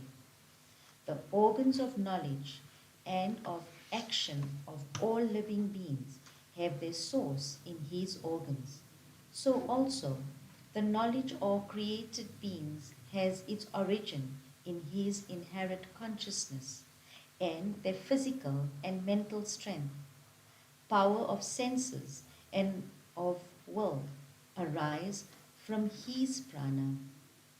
Through the gunas of Prakriti, like Sattva, Rajas, and Tamas, he is the ultimate source of preservation, creation, and dissolution of the worlds, from whose power of Rajas arose Brahma at the start of the creative process, from whose Sattva aspect arose Vishnu, the grantor of fruits of all yajnas, and the protector of the worlds, holy men, and Dharma, from whose Tamasa aspect came Rudra, for the dissolution of the universe.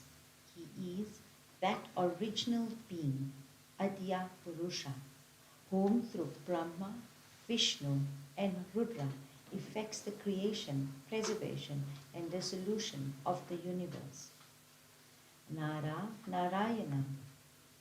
He incarnated himself as Narayana, the son of Dharma Prajapati by his wife Murti, the daughter of Daksha Prajapati. He was the most noted among the rishis for being established at the summit of peace. He taught the knowledge that put an end to karma and demonstrated it in his life too. For the good of the world, he still abides in spiritual absorption at Badri, adored by the rishis. Indra grew afraid that this rishi, Narayana, was aiming to wrest away his own position by the power of his tapas. So, with a view to distract him from his austere disciplines, Indra sent Cupid, Karma, with a following of heavenly damsels, spring season, pleasant breeze, etc., to Bhadrakrishrama, where Narayana was performing austerity. Without knowing the greatness of the incarnate Lord, they sent volleys of shaft constituted of women's glances at him. On knowing that the Lord had understood these attempts of theirs on him to be inspired by Indra, Karma and his followers lost self-confidence and became terror-stricken from fear of curse. But the Lord said to them, smiling, O Karma, O mild breeze, O heavenly damsels, do not be afraid. Accept our hospitality and let this hermitage be honored. O King, to him, the giver of shelter to all, who spoke this wise, the celestial emissaries of Indra, with head bent in humiliation and looking pitiable, said, O Lord, this mercy and impassively are not to be wondered at thee, who art beyond the pale of Maya. unaffected by nature, and so holy that thy feet are always worshipped by self-absorbent saints. Those who are devoted to thy service have to face many impediments their way on their way caused by the devas, who feel jealous to him, them surpassing their own heavenly regions and attaining to thy supreme state. This does not happen to those who offer the devas their share of sacrificial offerings in yajnas and continue to remain as their slaves. But when thou art there as their protector, thy devotees overcome these obstacles, placing their feet squarely on their head. There are some who with difficulty cross the vast and formidable ocean constituted of obstacles placed by us, devas, through intermediary factors like hunger, thirst, inclemencies of weather arising from cold, heat, rain, and wind, as also through enjoyments offered by tongue and sex. But lo, having done so, they get drowned in impotent anger. Just a small puddle of a calf's hoof mark, and as a consequence lose the fruit of the austere practices they performed with great effort. To them who were thus extolling him, the great one, Narayana, in order to humble their pride, showed some of the well-decorated women with explosive beauty who were in attendance on him. On seeing these women, who were like Shri Devi embodied, the emissaries of Indra found all their own grace and charm drowned in the abounding splendor of their body and felt infatuated by the fragrance proceeding from their bodies.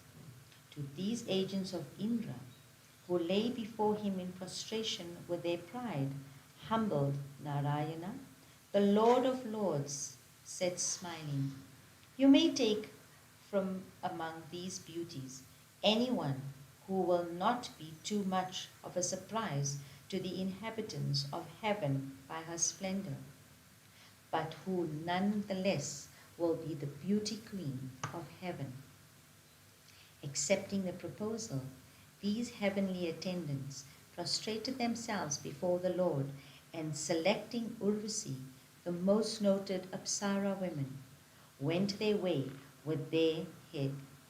In the heavenly assembly, in the hearing of all the celestials, they with due humility reported to Indra all about the greatness of Narayana. Indra was both frightened and wonderstruck to hear their words. Other incarnations. Incarnating in the form of a swan, Achyutya revealed the spiritual truth for the good of the world. He again incarnated by the part of himself as Datta, as the Kumaras, and as Rishabha, our father. In the incarnation of Hayagriva, he recovered the Vedas through the destruction of Asura named Madhu. Incarnation as fish, he saved King Satyavrata, the earth and vegetation from the destructive deluge. In the incarnation of the cosmic boar, the Asura Hariyaksha was destroyed and the earth lifted up from cosmic waters. In the incarnation of as the tortoise, he supported his back and sinking Mandra mountains, which was being used as the churning rod for churning the milk ocean. Incarnating as Hari, he saved the lordly elephant who took refuge in him, squirming in the grip of a crocodile. He saved the ascetics known as Balakiyas of minute size, who prayed for him for rescue from the puddle made by the calf hooves, which was to take them like an ocean. He saved also Indra, who was overpowered by the darkness of sin, Brahmahita, as a result of killing Vritra. He freed the helpless celestial women who were shut up by asuras in their homes after they were defeated after they defeated the Devas. He destroyed the great asura, Hiranyakashipu, in the incarnation as the man-lion in order to give protection to the pious, especially Hiranya's son, Prahlada. In each Mahavantra, allying himself with the Devas in the conflict between them and the Asuras, he destroys the Asuras' chief for the protection of the worlds.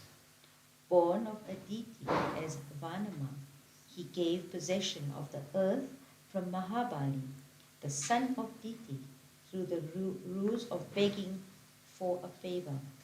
Born as Parshurama, the firebrand of the Brigu clan, who lit the conflagration and consumed the dynasty of Heya kings, he effaced the Kshatriya clan from the earth in 21 campaigns. As Rama, the consort of Sita, he built the bridge across the sea and destroyed the 10-headed Ravana residing in Lanka, and thereby he reigns supreme in the minds of men, purifying the whole world by his holy fame. He will be born among the Yadus for ridding the earth of her burden of evil men, and will perform deeds that are impossible even for Devas to accomplish. Born, he will confound by arguments the Asuras who have taken to Vedic rites but are unfit for performing them. At the end of Kali Yuga, he will appear as Kalki and destroy evil men who masquerade as rulers. 21. In this way, numerous and far-famed are the incarnations and the exploits of the Lord, the Master of the universe. What is recounted here is only an insignificant part of it. Iti Shrimad Bhagavate Mahapurane Paramahamsyam Samhitayame Ka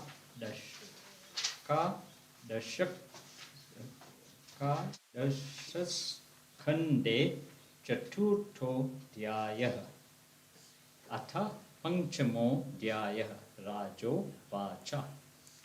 Skanda 11, chapter 5, Sermon of the Nava Yogis. Chamasa on the worldly minded. The Raja said, O enlightened ones, what is the fate of those who do not adore Sri, but lacking in the mastery of the senses, ever seek to fulfill their insatiable desires? Chamasa said, from the Supreme Person's face, arms, thighs, and feet originated along with the 4 ashramas, the 4 varnas of Brahmana, Kshatriya, Vaishya, and Sudra, distinguished on the basis of the dominance of nature's dispositions, gunas in them. In the Brahmana, Sattva is dominant. In the Kshatriya, Rajas in combination with Sattva. In the Vaishya, Rajas in combination with Tamas, and in the Sudra, Tamas. Those among them who, in spite of being endowed with knowledge, do not adore the Supreme Lord, their source and support, or despise him out of pride, fall down from the high place in evolution that they have attained.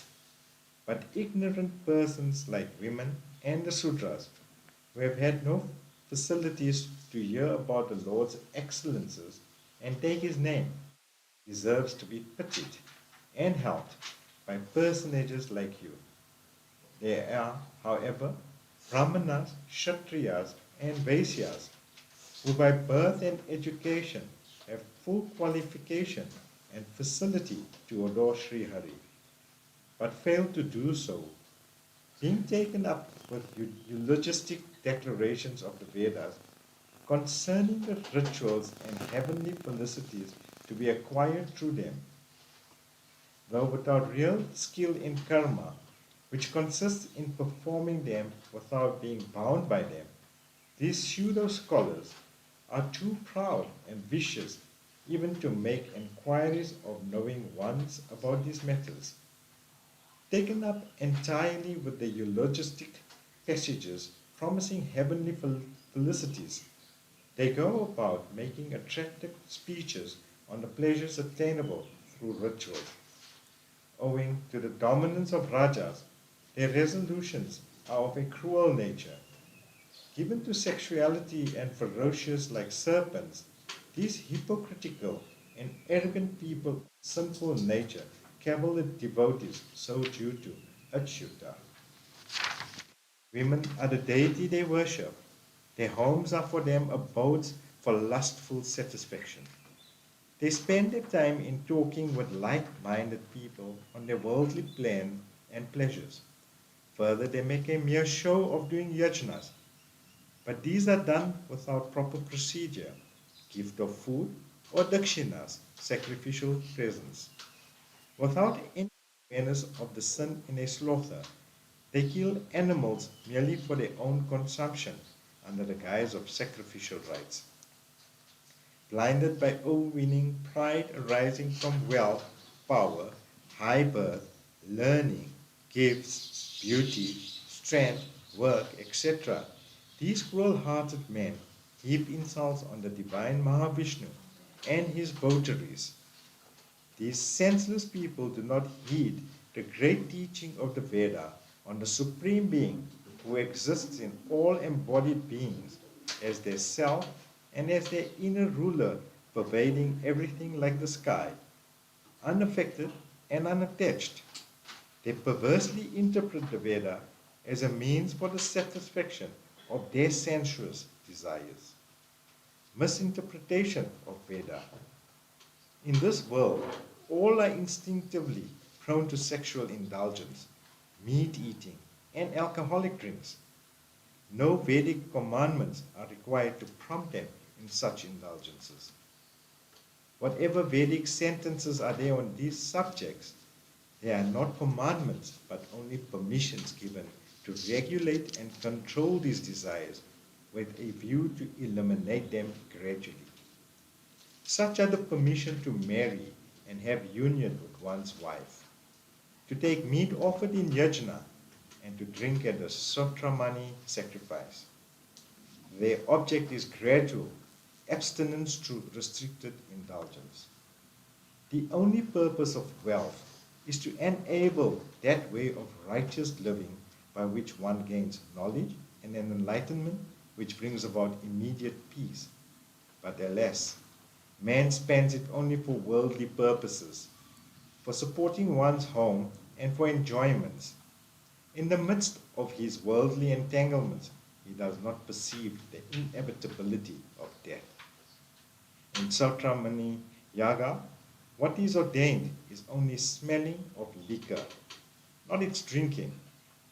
In the same way, in a yaga, what is allowed is killing of animals according to procedure and mantra, and not practice of cruelty for purpose of eating. So also, sexual intercourse is allowed to the householders for the sake of offspring, and not for indulgence. These evil men have no understanding of the sacred duty, Swadharma, inculcated by the Veda. Proud and self-righteous, these men, without caring to understand this truth, slaughter animals without any compunction, and are in turn eaten by these animals in the hell. Passionately attached to the corpse-like body and to those who are related to it, they persecute others and thereby their own higher self, Sri Hari, who resides in all. Degradation and downfall are the fate of such people. This tragedy of degrading themselves is the fate of those who restlessly follow the three worldly values without having attained enlightenment on the one hand, but having crossed the gross animal-like state of ignorance on the other. Restless persons destroy their own spiritual potentialities through their mistaken notion that Vedic ritualism is the summit of wisdom, and they come to grief when they find at last that time has brought all the castles in the air into ruin, and that they have failed to achieve their ends in life. People who are absolutely alien to devotion for Vasudeva find themselves ultimately forced by time to abandon their hard-acquired wealth, house, properties, friends and children, and they attain to regions of darkness much against their wish. Kara Bhajana on worship. The Raja said, "Tell me what different forms and colors and what different procedures and names the Supreme Lord is worshipped by men in different ages." Kara Bhajana said, "In the different ages of Krita, Treta, Dwapara, and Kali, the Lord is adored in different forms with different complexions and follow different procedures of worship. In the Krita Yuga, the Lord is worshipped in the form of a brahmachara, fair in complexion, four-armed, wearing matted locks, tree bark, antelope skin, and sacred thread, and holding his hands beads, staff, and water pot. Then men are serene in temperament. There is no mutual antagonism among them. Universal friendship and equality prevail. The way of adoration then consists in meditation, accompanied by the practice of control of the mind and the senses. Devotees then extol him, addressing him by such names as Hamsa, Suparna, Vaikunta, Dharma, Yogeshwara, Amala, Ishvara, Purusha, Avyakta, and Paramatma. In the Treta Yuga, he is worshipped as red complexioned, golden haired, four-armed, and wearing a girdle of 3 strands. His form is constituted of the Veda, and he is worshipped holding in his hands the paraphernalia for Vedic rituals like the sacrificial ladle and utensils. Then men who are given to righteous mode of living and learned in the Vedas worship Sri Hari, who is the embodiment of all the divinities, the eradicator of man's miseries, and the center of abundant brilliance with the yajnas described in the Vedas. He is extolled in that age with names like Vishnu, Yajna, Prasnigarbha, Sarvadeva, Urukrama, Vrishakapi, Jayanta, and Urugaya. In the Dwapara Yuga, he is worshipped as having a form of blue complexion, dressed in yellow cloth, armed with his own weapon, the discus Sudarshana, carrying his distinctive marks like Srivatsa, and bedecked with ornaments like the jewel of Kaustubha. King, in that age, spiritual aspirants adore him with all the emblems of royalty like the ceremonial umbrella and the like, and using the rituals and procedures of both the Veda and the Tantra. Salutations to thee, Vasudeva. Salutations to thee, Sankarshana. Salutations to thee, the worshipful Lord, as Pradyumna and Aniruddha. We salute thee as Rishi Narayana, as the Supreme Spirit ruling over all the world, as all the inclusive whole, and as the indwelling Spirit in all. O King, the Lord is extolled in this manner in the Dwapara Yuga, and known now how he is worshipped with various tantrika rituals in the age of Kali. The wise ones then adore him as black in complexion, but brilliant like sapphire. He is worshipped with all his limbs, decorations, weapons, and his attendants, recital of his excellences and chanting of his name form the principal part of the worship. Devotees pray to him thus: I salute thee, O universal being, protector of the devout. Thou art the one fit to be meditated upon always, the Saviour from humiliation, the fulfiller of all prayers, the source of all holiness, the redresser of the sufferings of devotees, the ship for getting across the ocean of samsara, and the object of adoration for even Brahma and Shiva. O universal being, I salute thee who, by thy righteous nature, deserts abandon a prosperous realm, coveted even by celestials, and went into the forest to redeem thy father's promise, and who chased the fictitious deer in the forest to carry out thy consort's desire. The greatness of Kali Yuga. In this way, people of each yuga worship Sri Hari, the Lord of all progress and prosperity, in forms and with names that are appropriate to that age.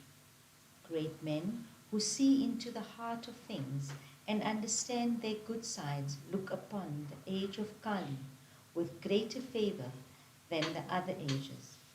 For in this age, man attains to his goal merely by extolling his names and excellences. For jivas entangled in the transmigratory cycle, there is no better means than taking the Lord's name and singing his praise for the attainment of peace, enlightenment, and liberation. O King, many of them who are born in earlier yugas long to have embodiment in Kali, for more devotees of Narayana are born in Kali than in other ages, especially in some parts of the Dravida region of the country through which Tamrapani, Kritmala, Payasavini, Palayar, and even holy Kavari and the great west flowing Mahandi, Periyar, have their course. Devotees of the Lord will specially abound. O King, those who drink the waters of these rivers will become purified in mind and will generally develop devotions to Vasudeva, the worshipful Lord. He who, abandoning the sense of agency and the consequent notion of difference, throws himself heart and soul in the resignation at the feet of Mahakumu, the one supremely suited to entrust oneself with, has no longer any debt or obligation to devas, rishis, elemental relatives, pretis, or anyone else. He is the servant of none else but the Lord, and in being so, he fulfills the obligations to all and is free from the sin of failure to do his duty. Such a devotee who has taken shelter at his feet completely, abandoning all others loved by the Lord, is so dear to him, the Supreme Lord Sri Hari, that by his mere presence in the devotee's heart, he erases the effects of whatever prohibited acts he might have done in the past. Exhortation to Vasudeva. Narada said, Nimi, the king of Mithala, was very much delighted to hear the exposition of the Bhagavata Dharma, and he, along with Acharya, adored the Nava Yogis. Then, while the people present were looking on, those yogis who had great psychic powers disappeared from the sight of man, and King Nimi, following their instruction, attained the supreme goal. O one, you too can attain that supreme goal if you observe these instructions regarding Bhagavata Dharma with great faith, control of the mind, and non-attachment. The world is filled with the reputation of two Devaki and Vasudeva. For Hari, the worshipful Lord and the master of all that exists, has been pleased to be born as your son.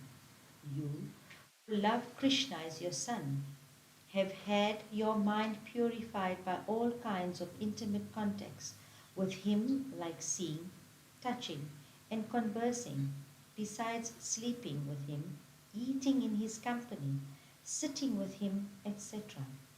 Sisupala, Pundraka, Salva, and other rulers got attracted to him, though in a mood of confrontation, he constantly meditating on him, his gait, his sport, etc., and thereby attained to oneness with him. Then that need is there to speak about the destiny of those who do all this in a mood of love. Do not entertain the idea that Krishna is merely your son. He is the Lord and the soul of all, the supreme being unaffected by any change, who has appeared now as a human being, hiding all the divine majesties by his power of Maya. Born as the Lord incarnate to protect and enhance the spiritual interests of the pious and to reveal the earth of the burden of evil kings of Asuric origin. He has spread his holy fame all over the world to help devotees attain supreme bliss. Sri Shuka said, hearing all this, the high-souled Vasudeva and his fortunate wife Devaki were filled with wonder, and they overcame their ignorance of their heart. If a man hears this extremely holy narrative with one pointed mind, his ignorance shall hear itself, and he will attain to the realization of the Supreme Spirit. Iti Shrimad Bhagavate Mahapurane Paramahansyam Samhitayam Eka Dasha Skande Panchamo Dhyaya Shashto Dhyaya Shri Shuka Uvacha. Skanda 11, Chapter 6, Krishna on the eve of his ascension. Hymn of the Devas. Sri Shuka said, after this, Brahma, accompanied by his offsprings like Sanaka and the other Kumaras, as also the Prajapatis and the Celestials, came to Dwarika one day. Baba, Sri Parameshvara, who could know the past and the future, also came to Dwarika with the following of the demigods and elementals. Promoted by their keen desire to see Krishna of world-chanting form, whose holy and sin-destroying fame had flooded all the worlds, there came to Dwarika a host of other celestials too, including the Maruts, Indra, and other sons of Aditi, the 8 Basus, Avishindevas, Rishibus, Angiras, Rudra, Vishvadevas, Sandhyas, Gandharvas, Apsaras, Nagas, Sitas, Charanas, Kuryakas, Rishis, Pitris, Vidyaras, and Kinnaras. That city of Dwarika, a seat of plenty and prosperity, and resplendent with riches of every kind, they saw the wondrous form of Krishna, at which they looked unsatiated for long with unwinking eyes.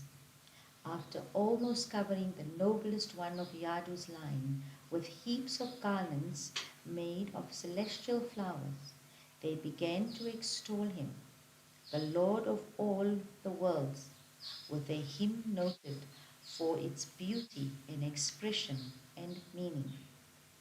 The Devas said, O Lord, The devotee seeking liberation from the bondage of karma can only meditate with devotion on thy lotus feet in their hearts. But lo, we have been allowed to adore him in truth and in reality with our senses, vital forces, mind, intellect, and words. O unconquerable Lord, remaining as the inner controller of thy Maya, with its three gunas, thou art creating, persevering, and dissolving in thyself this universe of unimaginable vastness and mystery. Still thou art not in the least bound by these works, because thou art ever established in thy inherent bliss, uncorrupted by passion. O praiseworthy one, and the Lord of all, men of impure mind, striving through meditation, learning, charity, austerity, and rituals, fail to attain that purity of mind generated in the minds of saintly persons of powerful faith that takes shape in their hearts and gathers strength by listening to recitals by thy sportive deeds and excellences. Towards this end, thou, engaging thyself in works, providing materials for thy contemplations. Thy feet are meditated upon with the heart melting in love on contemplatives for the attainment of salvation, which are worshipped by sattva devotees in one with the other of the four Vayus of Vasudeva, Sankarshana, Pramud, Pramud, Premuda, and Anuruddha, for the attainment of equality with thee in divine glories, which the knowing ones adore at three Sankhyas, junction periods of time, for surpassing all the heavens of the celestials. May those feet become the fiery destructive force for the annihilation of all our sins. May thy feet, which Vedic ritualistic contemplate upon in their sacrificed fires, holding oblation in hands and uttering the Vedic mantras as laid down, which yogis desiring the eightfold powers meditate upon according to the instruction of yoga scripture, which are worshipped with love by the highest devotees having no worldly desires. May those feet become the fiery destructive force for the annihilation of all our sins. Just as women get annoyed with a co-wife occupying her place, Sri Devi is much concerned to see her seat, thy chest, occupied by garland of wild flowers, the offerings by thy devotees, illumining thy whole form. But unconcerned by the Devi's attitude, thou dost continue to retain that old floral wreath and receive more of them joyfully, showing that thy concern is more for devotees than even for Shri. May thy feet, decorated with a floral wreath, become the fiery destructive force for the annihilation of all our sins. O worshipful Lord of unlimited powers, may our sins be effaced and ourselves purified by thy feet, which covered all the worlds in three strides. The feet, that form of veritable standard of victory, having the Ganga of triple strands as banners giving encouragements to the armies of devas and fright to those of asuras, and working for the enhancements of the good and the downfall of evil. May our welfare be wrought by the adorable feet of thine, the transcendent being, Purushotama, the Lord of Purusha and Prakriti, whose hands control the destinies of all these mutually conflicting embodied beings from Brahma down. Even the cattle keepers control cattle by their nose string. Thou art the material cause in which all worlds rise, remain in manifestation and dissolve. The Vedas speak of thee also as the instrumental cause that directs Prakriti, Purusha, and Mahatattva. Thou art the three-navel wheel of time, to which revolves with incredible speed, driving all the three destruction.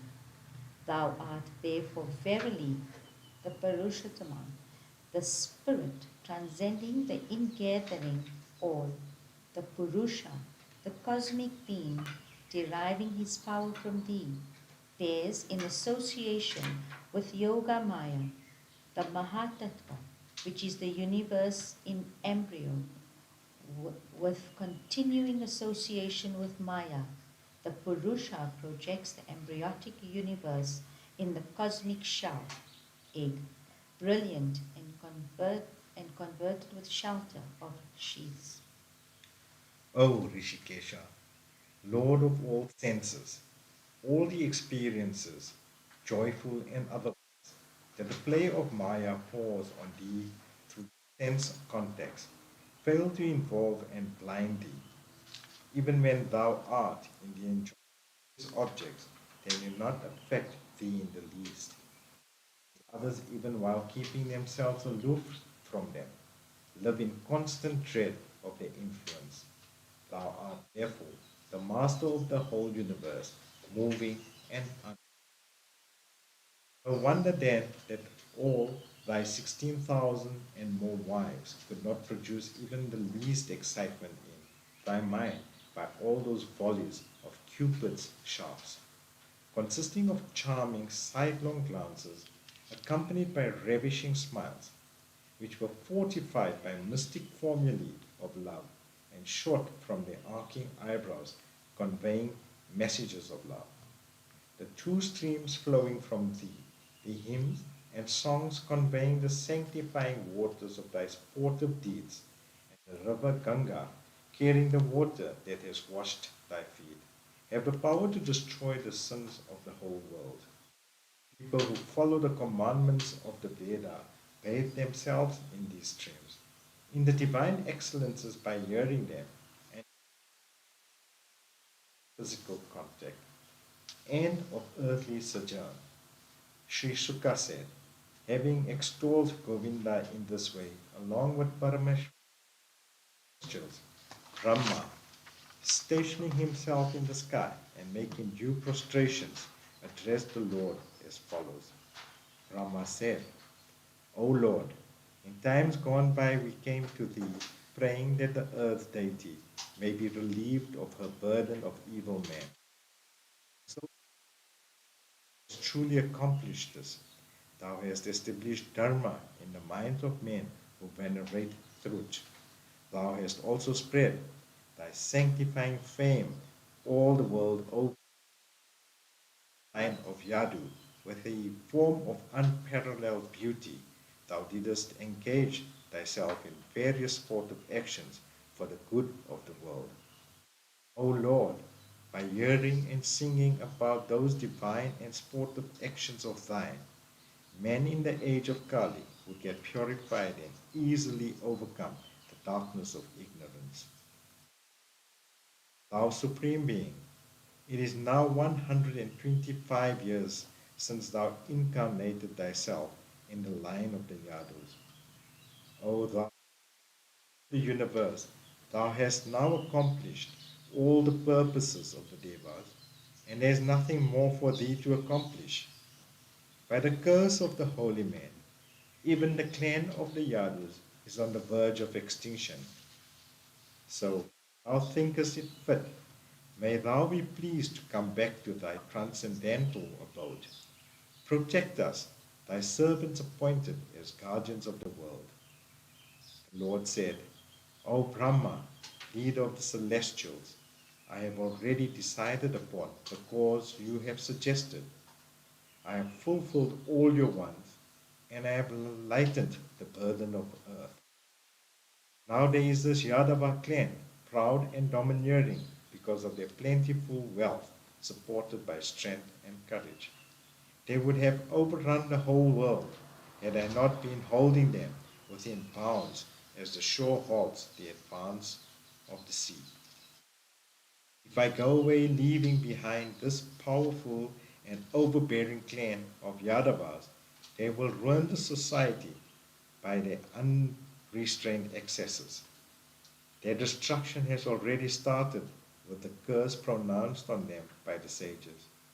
After the annihilation is completed, I shall come to you abode of Satyaloka while returning to the Vaikuntha. Sri Sukha said, being thus told by Krishna, the Lord of the universe, Brahma and the celestials prostrated themselves before him and departed to their respective abodes. Afterwards, portents foreboding evil began to appear in Dwaraka. And to the elders of the Yadava clan who went to him to report about this, the Lord said as follows. The Lord said, Alas, this evil portents are appearing everywhere here, and we have the sage's curse hanging over us, threateningly. O respected sirs, if we love our lives, we should not stay here any longer. We should immediately go to the holy place of Prabhasa. It was by the bathing there that the moon, cursed by Daksha Prajapati to be affected by Phthisis, got over the effects of the curse and had all the digits restored. We shall bathe in these waters, offer libations, tarpana, to the mains and the divinities, feed brahmanas sumptuously, and give liberal gifts to worthy men. For these as our lifeboat, we shall cross the ocean of this misfortune. Sri Sukha said, O king, directed by the Lord in this way, the Yadavas decided to start off for Pravasa and got ready their chariots, harnessing horses to them. Uddhava seeking refuge.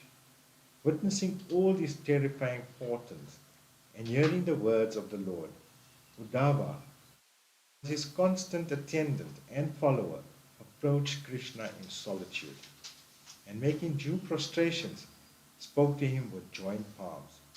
Uddhava said, O thou Lord of all divinities, thou master of yoga, whose holy fame is a blessing to those who hear about it,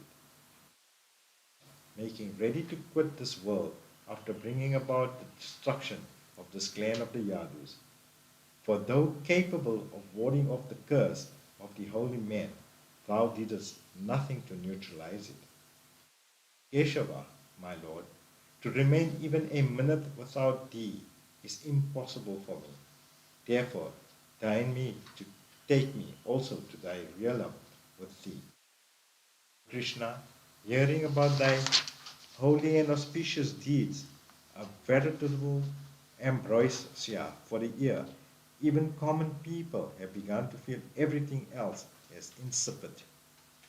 How then can we, thy devotees, bear separation from thee, whom we have been serving for the whole life, while sitting and lying, while walking and standing, while eating and playing? We, thy servants, are sure to get over thy Maya through thy service, putting on ourselves the remnants of what thou hast used for sandal paste, flower garlands, clothes, and decorations, and eating the remnants of the food of which thou hast partaken.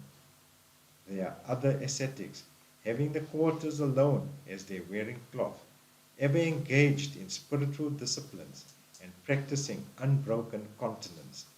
These pure serene and all-renouncing sannyasis attain to thy realm, the Akshara Brahman. O thou, the greatest of yogi, as far as we, who are wandering in the paths of work, are concerned, we shall cross this impenetrable darkness of ignorance through absorption in conversations with other devotees on thy deeds and excellences.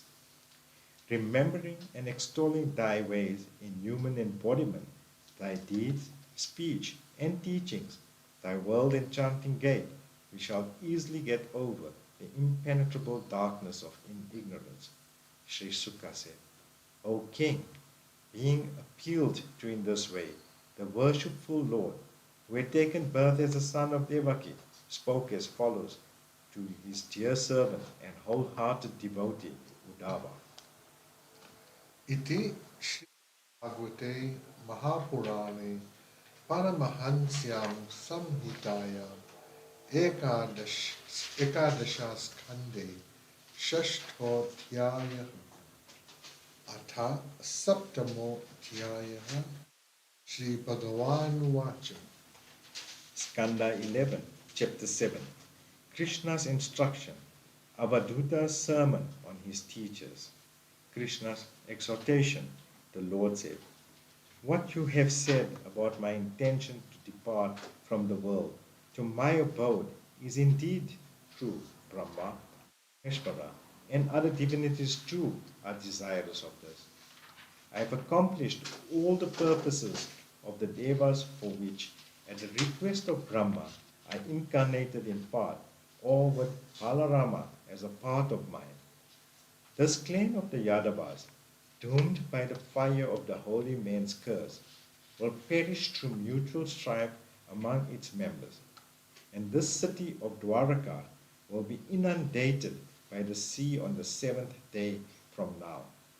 On my ascension, this world denuded of its good fortune will be subject to the sway of Kali, the spirit of the evil age. After I have left it, do not stay in this land, for in the age of Kali that is to follow, men will all be unrighteous in their outlook. Abandoning all attachment for your own people and relatives, resign yourself to me and wander over the world, recognizing my presence in everything. Know this world, grasped by the mind, speech, eyes, ears, and other senses, to be insubstantial and transitory, being like mental projection in a magic show. For the man of uncontrolled mind, there is the erroneous perception of multiplicity. A person with such perception is subject to the notion of good and evil. And for one with that notion arises a distinction between ordinary action, inaction, and prohibited action. Therefore, with the mind and the senses controlled, you must see the world in the Atman, and that all-pervading Atman in me, or to be indifferent, or to be non-different from me, the Supreme Lord. One who is endowed with the knowledge of the scriptures and with enlightenment, who feels as one with the Atman in all, and is full of the joy of the Spirit, meets with no obstruction from any source. Even when one has transcended the distinction between the harmful and the favorable, he avoids the harmful not because of the compulsion of Vedic injunction, nor does he promote the favorable because they are advantageous. His reactions are spontaneous and unmotivated like those of an illumined, peaceful, and established in the universal benevolence. He sees the Lord as the essence of the world, or recognizes the whole of the manifested existence as ensouled by him, and become free from the travails of samsara. Sri Sukha said, being thus addressed by the worshipful Lord, Uddhava, the great devotee and aspirant for the knowledge of truth, said to Achyuta with due prostrations. Uddhava 6 instructions.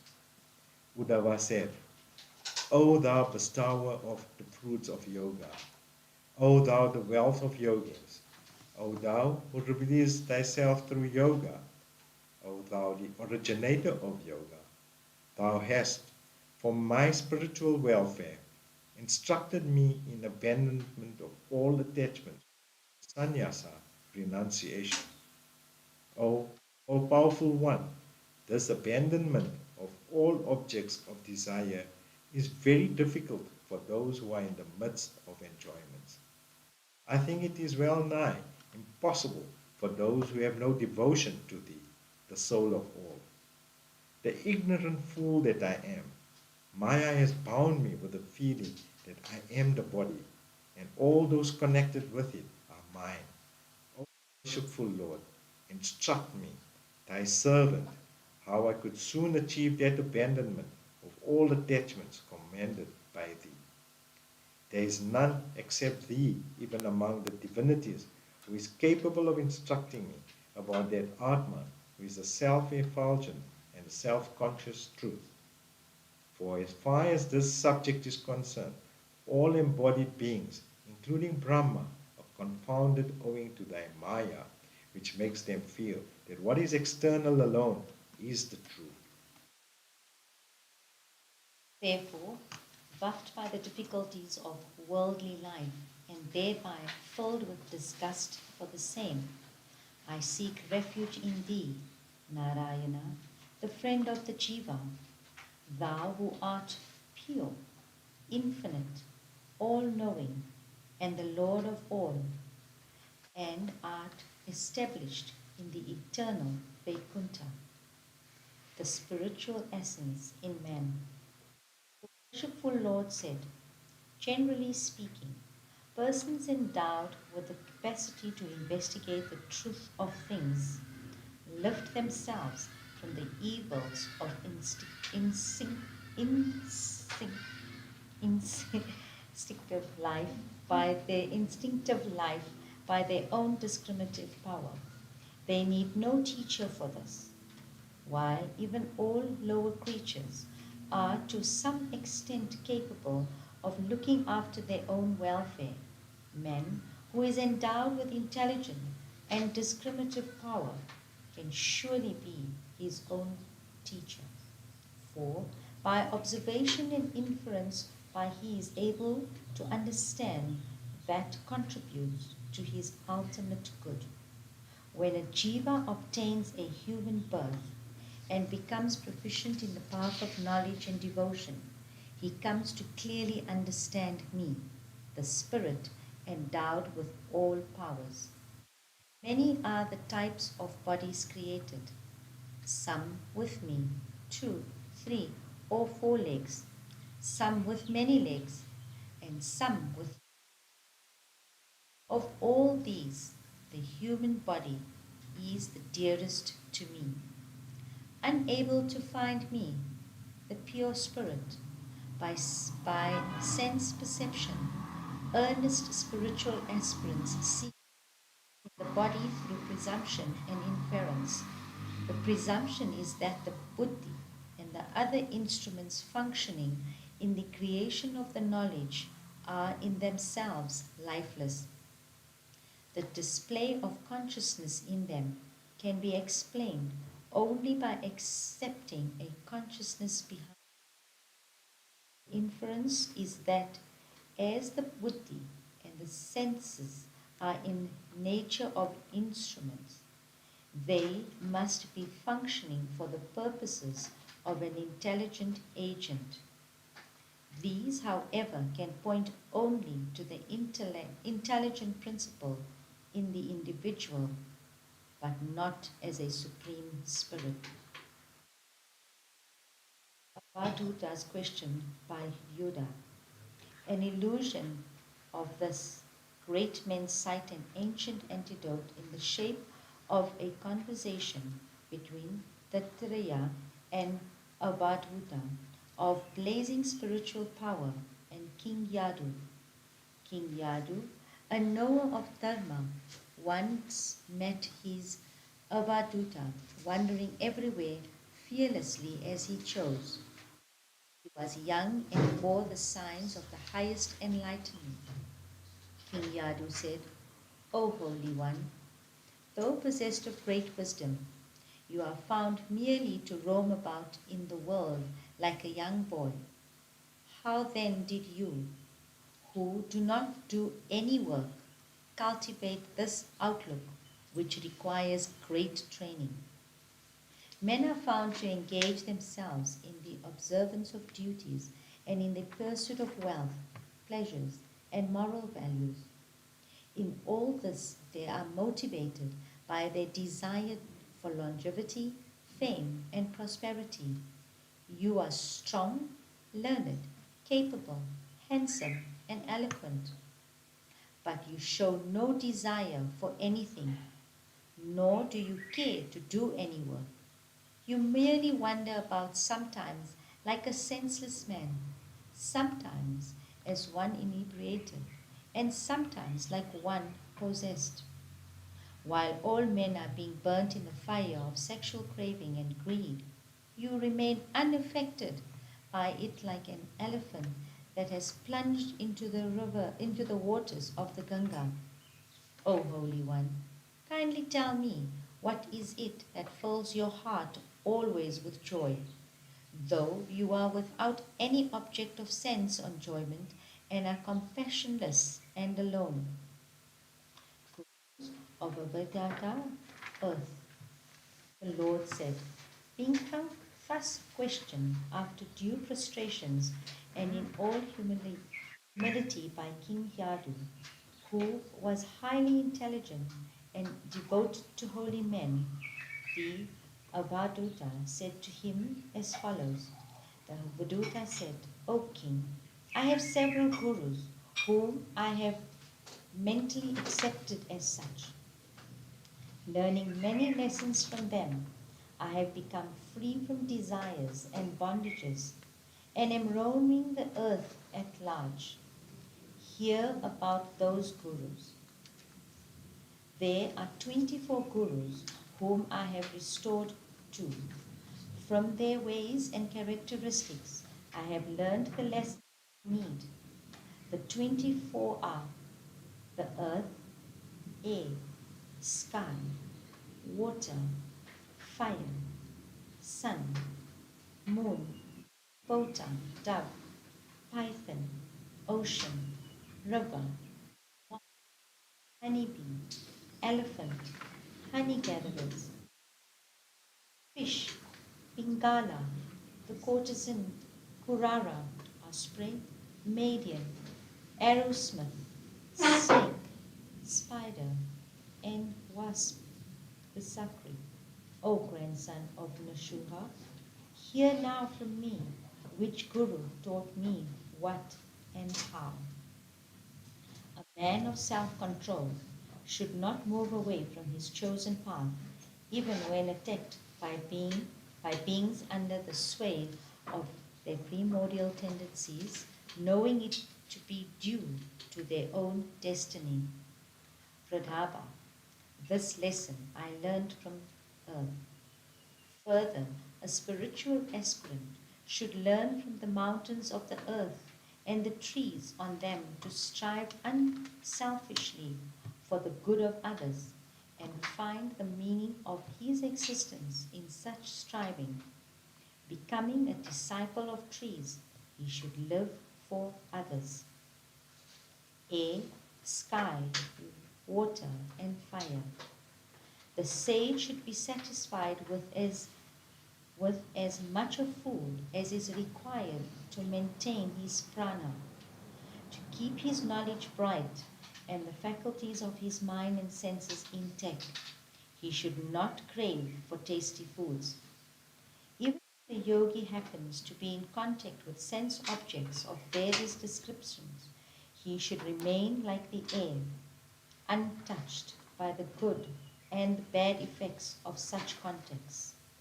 A yogi who is established in Atma consciousness, even if he is embodied in a material body and performs the various functions appropriate to such a body, is never affected by the sense objects, as air is not by the smell it carries.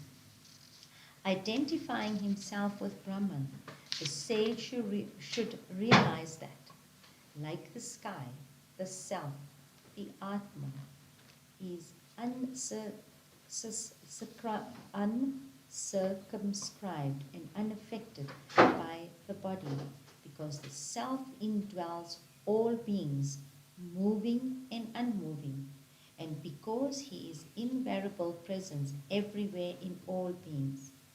Just as the clouds wafted by the wind do not affect the sky, so the Atma is not tainted by abundance in the body, which is a combination of the various elements like fire, water, and earth, into which the gunas of Prakriti evolve when stirred into actively by time.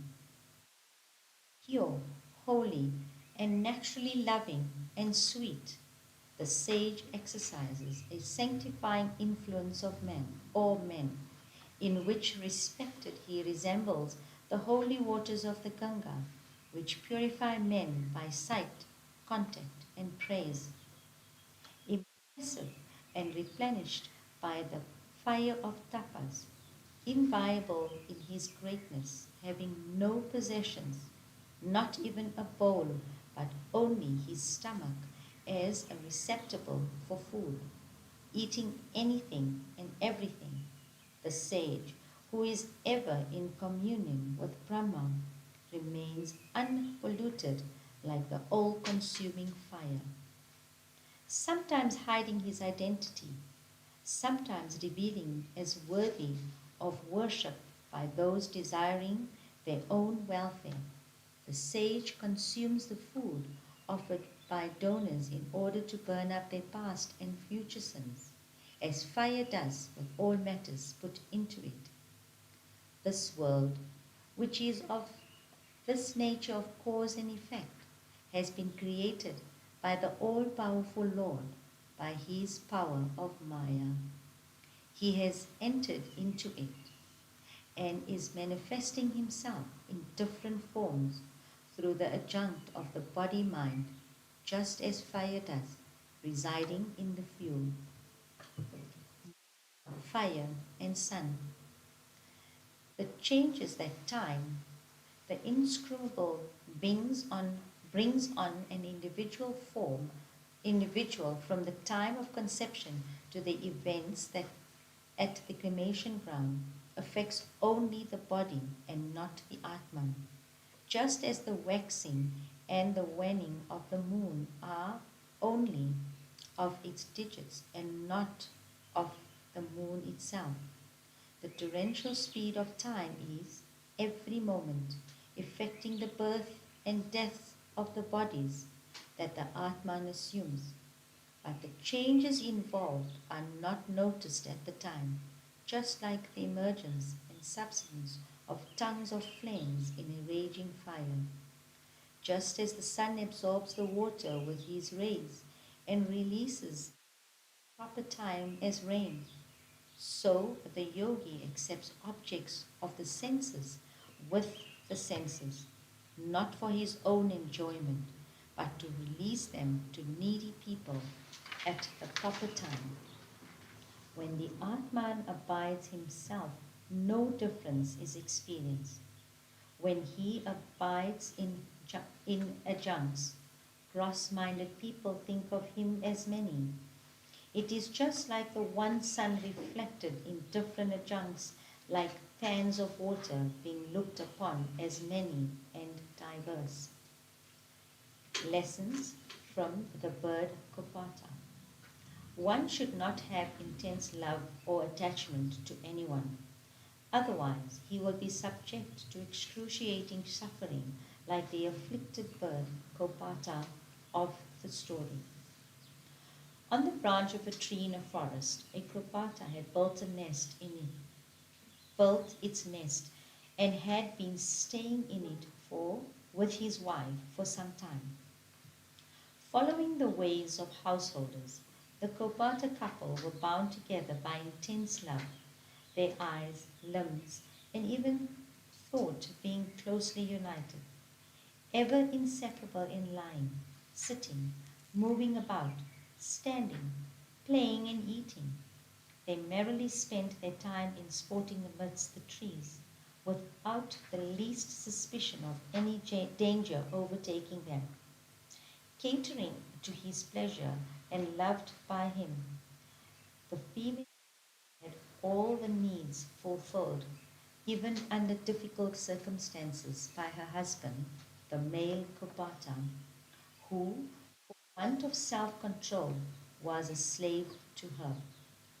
When the time came for that faithful female bird to lay eggs for the first time, she did so in her nest in the presence of her husband. In due time, thanks to the working of the mysterious power of Sri Hari, lovingly fledglings with charming limbs and feathers came out those eggs. The fond parent birds brought them up with proper care, lost in love of hearing their chirpings and indistinct twitterings.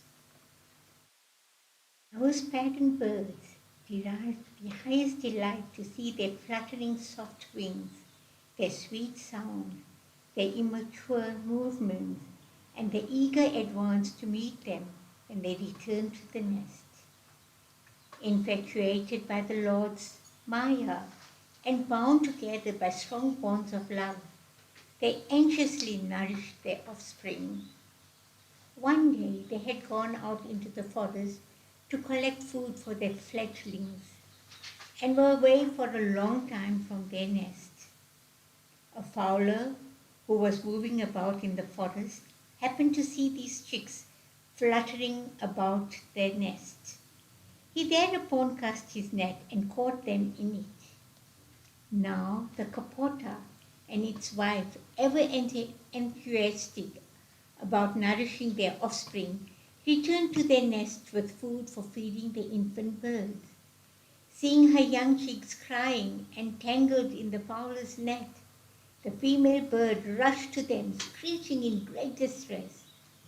Bound by cords of love by the Lord's Yoga Maya, the sight of her endangered offspring made her doubly desperate with sorrow. Forgetful of the danger posed by the net, and in spite of seeing her children's condition, she rushed in only to be entangled in the net. Seeing the perilous conditions of his wife, whom he loved as much as himself, and as his offspring who were dearer to him than life, the male bird began to bemoan his fate. He said, "Alas, look at the great danger that my luckless, unfortunate self is in. I am not yet satisfied with the enjoyments of life, nor have I gained the means of my spiritual welfare in the hereafter. And now my home, which is a means to attain virtue, wealth, and pleasure, is threatened with total destruction. When my wife, so well matched, obedient, and faithful, has chosen to leave me alone in an empty house in order to go to heaven with her dear offspring, why should I live alone and grief-stricken in an empty nest devoid of wife and children?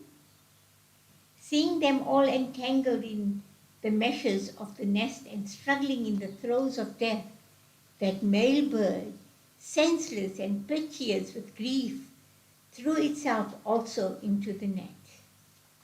Having thus got all the birds, the father, mother, and the fledglings, the cruel fowler went home with them, fully satisfied.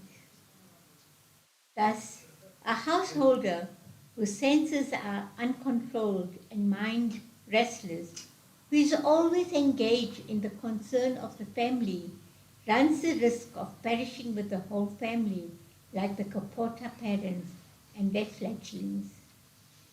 A person who, having attained to human birth, in which the doors of the mansion of mukti lie open for him, still continues to be wholly attached to his home and worldly concerns, like the birds mentioned above, is looked upon by great men as one who falls down into a bottomless abyss after attaining to a great height. Iti Shrimad Bhagavate Mahapurane Paramhansyam Sangitayam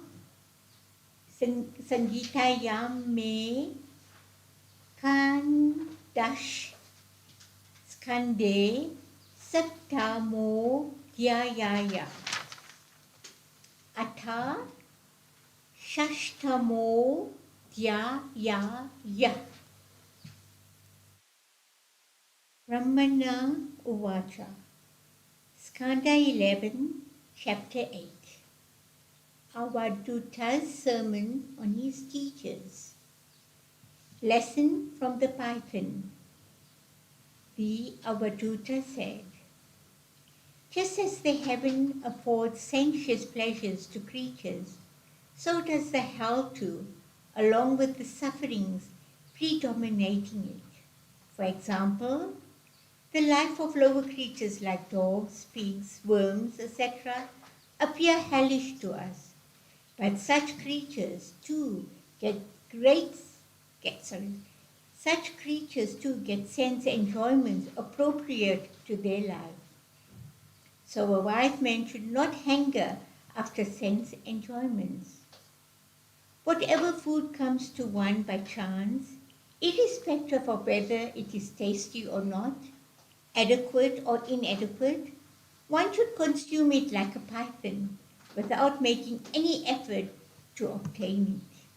If he fails to get any food sometimes, the aspirant should not make any effort for it. Recognizing it as one's prarabdha,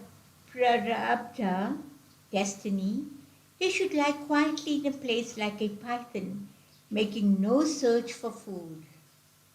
Though endowed with full powers of the senses, mind and body, the aspirant should not engage them in action, but lie quiet in a place, his mind awake and vigilant in respect of his ultimate objective in life. Lesson from the ocean and the moth. The sea should be like the ocean, still and calm, but deep and profound, unfathomable, inviolable, boundless, and unperturbed. The sage, whose mind is absorbed in contemplation of Narayana, is neither exhilarated by the plentiful supply of objects of enjoyment, nor dejected in their absence. Just like the ocean that keeps its bounds, neither overflowing nor shrinking, in respect of whether water flows in or evaporates. At the sight of woman, the Lord's instrument of delusion, the man of uncontrolled senses who is attracted by her charms, falls onto the blinding darkness of ignorance, just as the moth attracted by the glow of fire falls into it and perishes. Woman, gold, ornaments, clothes, etc., the creations of Maya, offer attraction to man as objects of enjoyment. Their infatuation deprives him of his discriminative vision and generates in him intense attachment to them. He thus falls a victim to the sense objects as moths to fire and perishes. Lesson from the honeybee. Following the way of the honey-gathering bee, the sage may collect small quantities of food from house to house, just enough for the upkeep of his body, and even that without being a burden on the householders. An intelligent man should seek the essential teachings of all scriptural texts of varying importance, just as a honeybee sucks the essence of all flowers. An ascetic should not store food, hot as holy alms, for the evening or for the next day. His palm should be his receiving plate, and the stomach the preserving vessel. He should not accumulate like the bee. A mendicant should not store anything even for the morrow, for if he accumulates, he is likely to perish like the bee along with that accumulated property. Lesson from the elephant. An ascetic should not allow even his feet to contact a young woman. He should not allow it even in the case of a wooden image of a woman. By such contact, he will get bound, as a bull elephant is entrapped through physical contact with a cow elephant. A wise man should not go for intimacy with a woman, as she may prove death to him at the hands of a more powerful rival, just as in the case of an elephant competing with another for a female. Lesson from Honey Gatherer.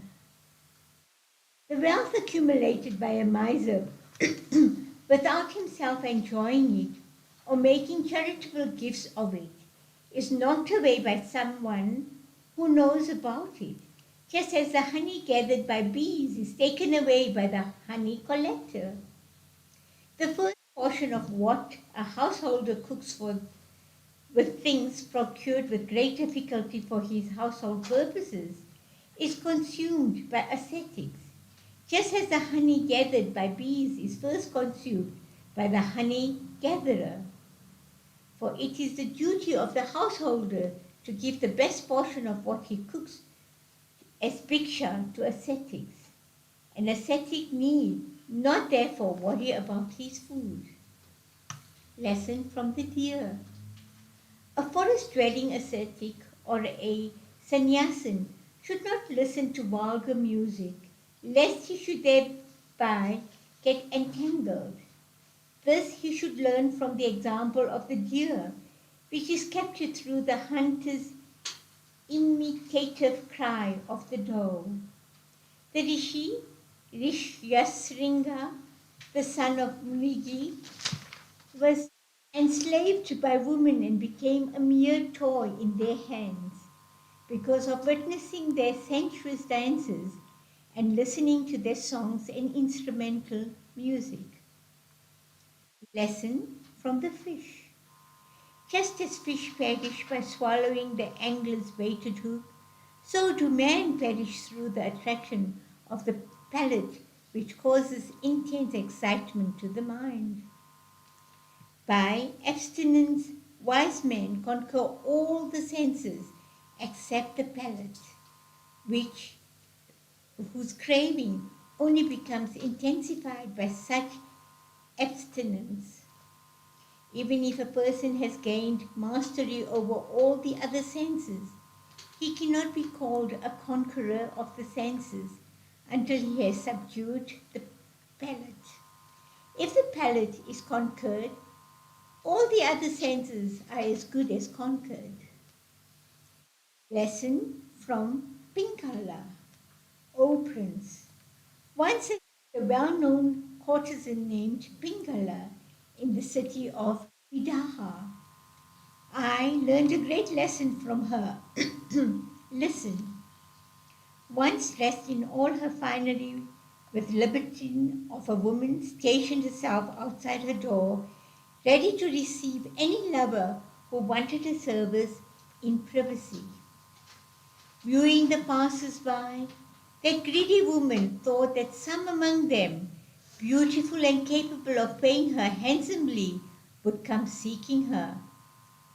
Potential clients came and went away, as that woman whose livelihood came from purveying sex expected the arrival of some man still more wealthy and capable of making her a still more handsome payment.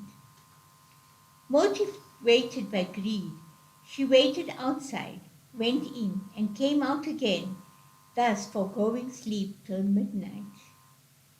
To her, thus despondent and downcast, with unfulfilled greed, a great feeling of revulsion against worldliness came, making her thoughtful and full of peace. Hear from me the song that Pingala sang at the dawn of renunciation, showing how this passion proves to be a sword that cuts the bonds of desire in men. King, just as one without illumination will not abandon the sense, I and mine. So also a man without this passion will not give up. Nay, even desire to give up the feeling that he is the body and nothing but the body. Pingala on renunciation. Pingala said, Alas, see the enormity of ignorance of a woman of uncontrolled mind like myself.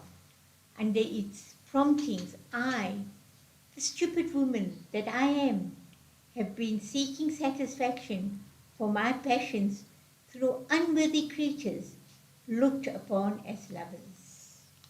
Lo, giving up the delight giving and bounteous lover seated closest to me in the heart, I, an ignorant woman, having been running after petty creatures who cannot fulfill my wants, but only purvey sorrow, fear, worry, and delusion.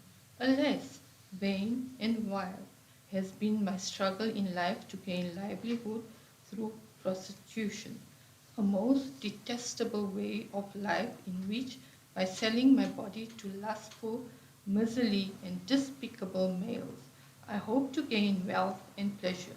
Who else but a fool like me would approach as a lover this hut of a male body, having a bony ridge pole of a spine, rafters of ribs, and pillars of limbs, roofed with a mantle of skin, hair, and nails, rent with 9 perpetually leaking bodily orifices, and filled with excreta, urine, and other dirty things. In this holy city of the Vidhas, I, an impure woman, am the only fool who has been after objects of love other than the Supreme Lord, a tutor, who gives himself over to those who are devoted to him. The Supreme Being, a tutor, is the friend, the innermost essence, and the dearest of the dear of all beings. I shall dedicate my body, mind, and soul to him, and just like his consort Rama, seek delight in him. The delights of sex life as well as the men and the devas through whom these satisfactions are derived are subject to origin and decay, and are at the mercy of hustling time. What pleasure or protection have beings of this type conferred on women who become their wives? By virtue of some good and pious work done in the past, the Lord Vishnu has now been gracious to me. Otherwise, how can I, who have been greedy and vicious, now attain the spirit of non-attachment and renunciation, which has conferred on me great joy? If I were really an unfortunate woman devoid of the Lord's grace, this misfortune of not getting income would not have befallen me, generating renunciation. It is through renunciation that man breaks the bond of home, wealth, relatives, etc., and attains to supreme peace.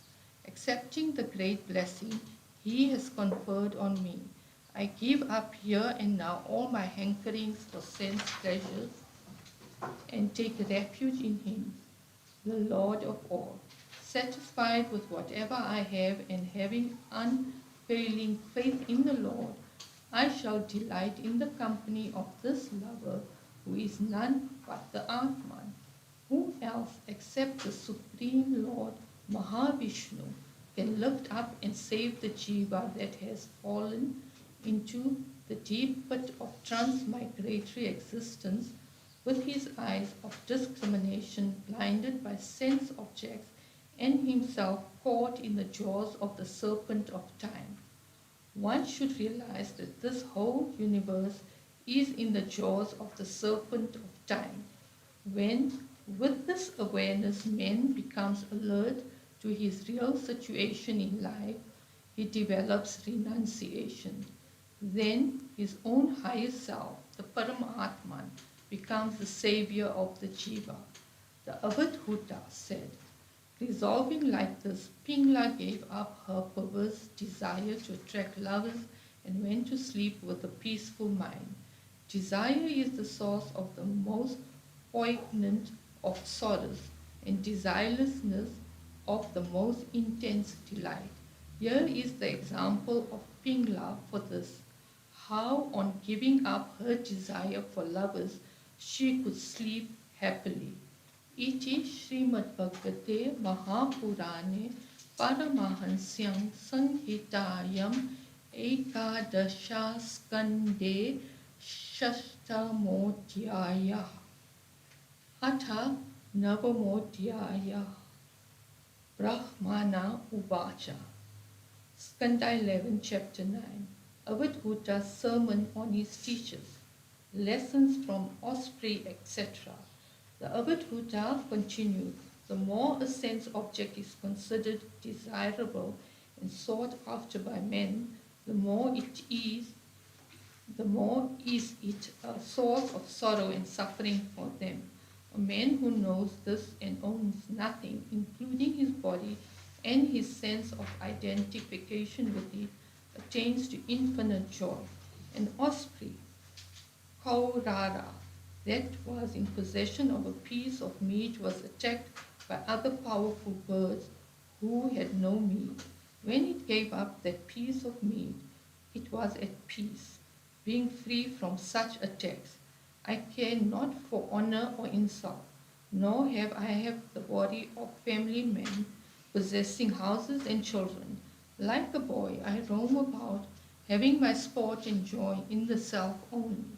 These two alone are free from worries and immersed in joy, the child, thoughtless and without any purposive effort, and the sage who has gone beyond the three gunas of Prakriti.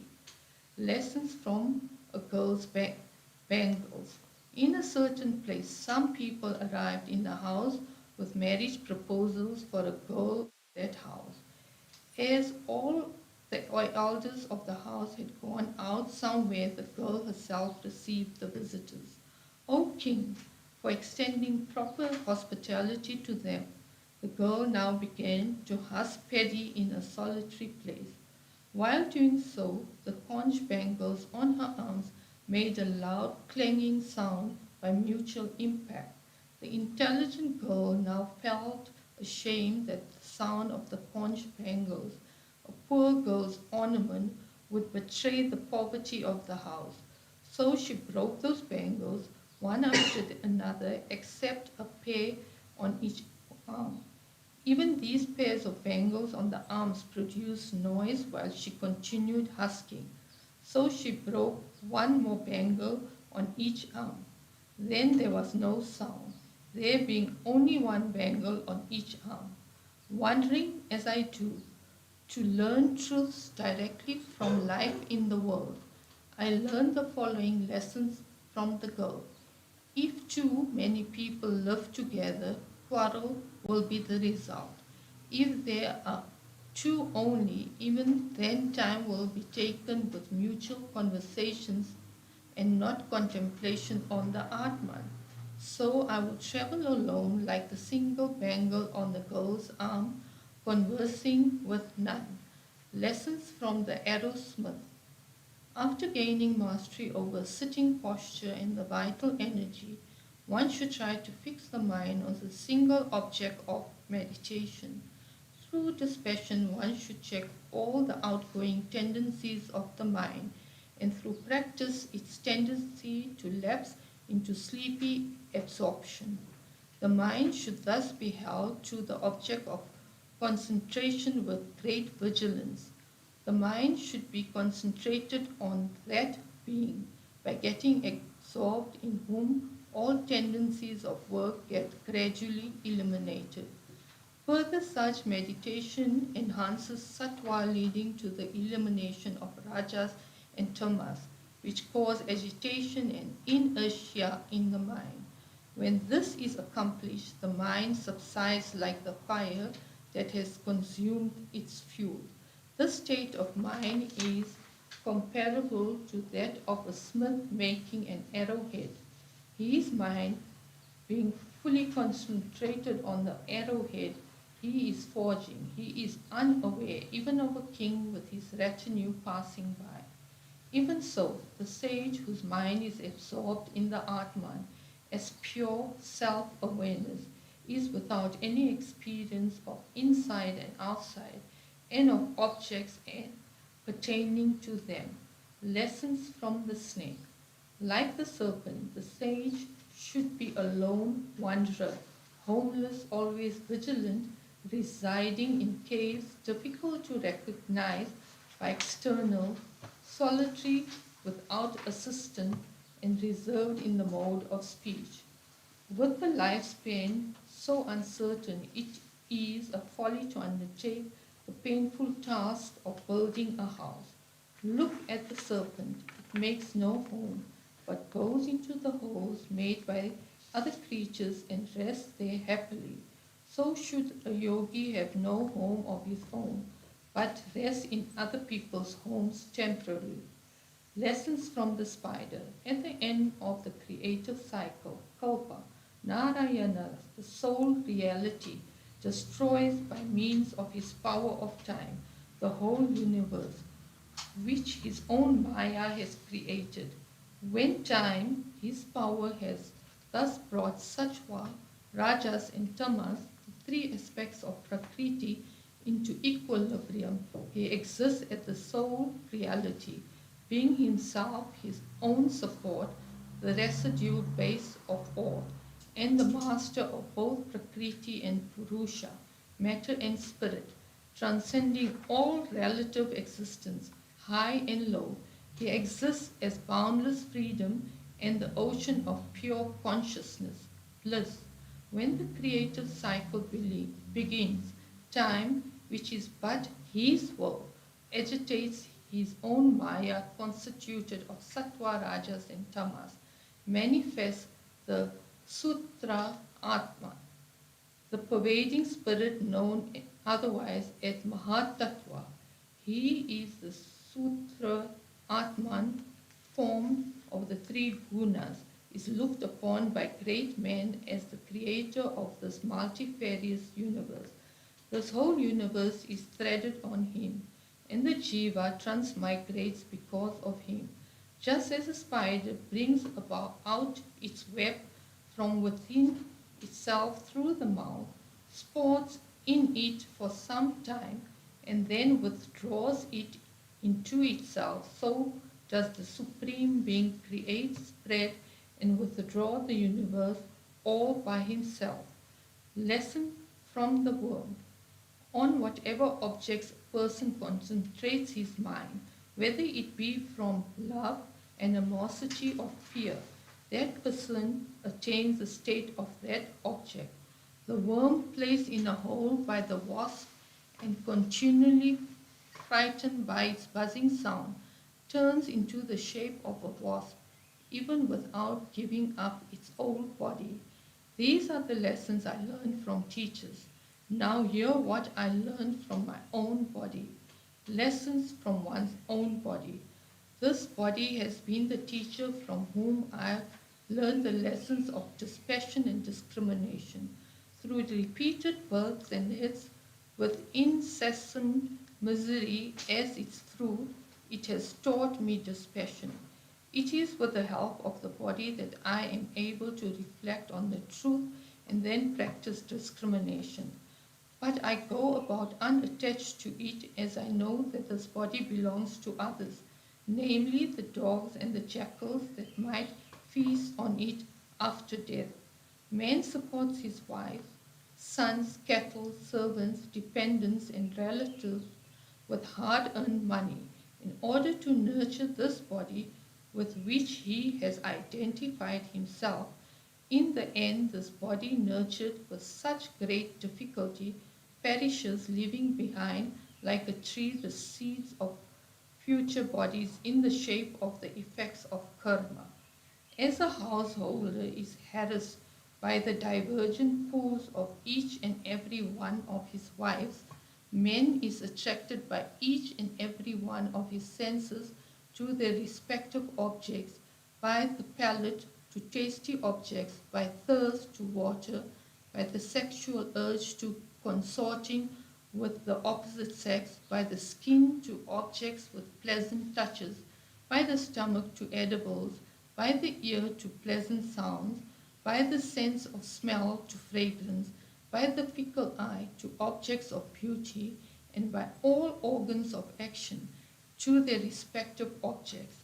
In the early stages of the creative cycle, the Lord brought into existence by his power various types of beings, trees, serpents, animals, birds, insects, fish, etc. Not being satisfied with any of these forms, he felt pleased when he brought into existence the human body endowed with a type of intelligence suited for intuitioning Brahman, the Supreme Being. This human body, which is attainable only after countless births in various species, is a very rare blessing that one could get. In spite of its impermanence, it is very precious, as a knowledge of the supreme truth, as also the other great values, can be had only through it. A wise man should therefore strive, as long as the body lasts, for the attainment of the ultimate good, namely liberation from the transmigratory cycle. To do otherwise will be a great loss, for sense enjoyments are possible in other bodies too. The Avadhuta on himself. Learning many lessons in this way from several gurus, this passion has dawned on me, and I have obtained the light of discriminative intelligence. So I am wandering in this world, established in the Atman, devoid of any attachments and without any sense of I, or feeling of agency and possession. With one guru alone, knowledge may not be firmly and completely established. So while there is one supreme guru, there may be upagurus or subsidiary teachers for instructing on various aspects of spiritual doctrine and practice. For the subject is so profound that this very non-dual Brahman has been presented very differently by various rishis in the scriptures as a cosmic and as the cause of all causes. The Lord said, so, saying and much pleased, that sage Dattatreya of deep understanding took leave of King Yadu after receiving the latter's respectful obeisance. As he came by chance, so he went away without any particular destination. Instructed by the sage in this way, Yadu, the ancestor of my clan, became completely free from all attachments and established in equanimity. Iti Shrimad Bhagavate Mahapurane Paramhansyam Sangitayam Mekha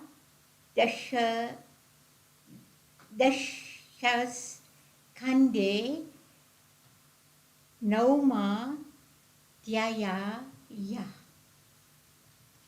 Atha Dashmo Dhyaya Ya Shri Bhagavan Uvacha Skanda 11, Chapter 10.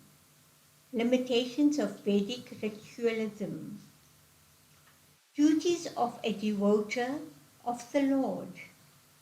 The Lord said, ever careful in the observance of the Bhagavata Dharma revealed by me, and depending on me, one should follow to the extent that is not contradictory to that Dharma, the traditions and practices of one's varna and ashrama and kula, clan or family, without personal motives. A man of purified understanding should always reflect on how the actions of sense-bound people, working always with an eye on the fruits of action and an assumption of their ultimacy, bring only contrary results in the end. Happiness, which they seek, never comes, while sufferings which they want to avoid do occur. The experiences of the sleeping man and of the daydreamer are without any substance because of their unstable variety. Regard to the changing diversity of the objects experienced by the senses in the waking life. One devoted to me should perform works conducive to renunciation, which consist in the daily and periodical rites of an obligatory nature, and works that from one's duty and those that serve charitable purposes. He should avoid other rites, rituals, and works for the fulfillment of selfish ends. One who has firmly set his foot on the path of inquiry for realization need not care for the Vedic commandment on works. The moral disciplines called yama, sense control, should always be practiced, and the rules of external conduct called niyamas, to the extent possible under varying circumstances. One should seek a guru who has realized me and is full of peace, and serve him as myself in essence. Guru is service and function. A person, while serving such a master, should be humble enough to do all service, devoid of quarrelsomeness, dexterous in all undertakings, devoid of personal possessions and attachments, having cordial and loving relationships with the teacher, calm and deliberate in his ways, keen in his quest for truth, free from jealousy, and controlled in speech. The Atman being the same in all, it is meaningless to think of any particular person or object as one's own. Realizing this, a person should become detached towards his wife, children, house, lands, relatives, wealth, etc. Fire, because it has burning and lightning property, is different from the fuel it burns and illumines. So also the Atman, the self-luminous sphere, is different from all objects seen, including the gross and the subtle bodies, forming its instruments of perception. Just as the fire with which the fuel is lighted assumes all the conditions and properties of the fuel, like origination, dissolution, smallness, brightness, manifoldness, etc. In the same way, the spirit within the body, though different from the latter, assumes through identification with it all the changes the body undergoes. The jiva's involvement in samsara, consisting in recurring birth and death, arises from his identification with the subtle and gross bodies generated by the gunas of prakriti. So, the knowledge of the real nature of the Atman will put an end to the jiva's entanglement of samsara. Therefore, through inquiry, one should understand that the spirit within is distinct and aloof from the body. Understanding this, One should deny the identification with the gross body, subtle body, etc., one after another. The teacher is the lower fire stick, and the disciple the upper one. The churning stick introduced between them for producing fire is the instruction, and the fire produced when churned is the blissful illumination of knowledge arising from the instruction. The pure fire of spiritual illumination thus imparted to the disciple effaces all the bondages caused by the gunas of Prakriti, as well as the gunas themselves, before it subsides like the element fire that has exhausted the fuel. That is, all modes of the mind, vrittis, including, the, including that of knowledge, subside, and then there exists only pure consciousness, unmodified and without subject-object relationship. Limitation of Vedic ritualism. There is a plurality of jivas doing karmas and enjoying their beneficent and painful fruits according to the nature of the karmas performed. The worlds, time, the Veda, and the jivas are eternal. The objects of enjoyment that can be had are also eternal through their unending recurrence as a stream. Just like other entities, consciousness too is ridden by plurality. As each apprehension comes into being, changes and perishes with each of the object of perception. So, moksha, the natural state of the jiva, can only be one of inertness, consciousness being only a derivative quality during sense context. Transmigratory state is therefore more desirable than the inertness of moksha or liberation of the jiva to its natural state. Even if this view of the purva me mam sakas is accepted, all jivas will have to be subjected to repeated births and deaths, as they have to get repeated embodiments from time to time in order to have continuous consciousness. This philosophy, therefore, only justifies the doctrine of renunciation, advocating the stopping of the recurring process of samsara with the implication of an unending series of deaths to the jiva. According to this doctrine, the jiva who performs karma and reaps the fruits yielding enjoyments and sufferings is without any freedom, for each act is determined by the earlier ones, and complete determinism is a consequence. What joy can there be for a slave? Even wise men are not found happy sometimes, nor are ignorant persons always unhappy. Thus, it is in the nature of things to have both happiness and misery in the embodied state. Vain, therefore, is the boast of the Vedic ritualist that by their rituals they can have pure happiness in an embodied state.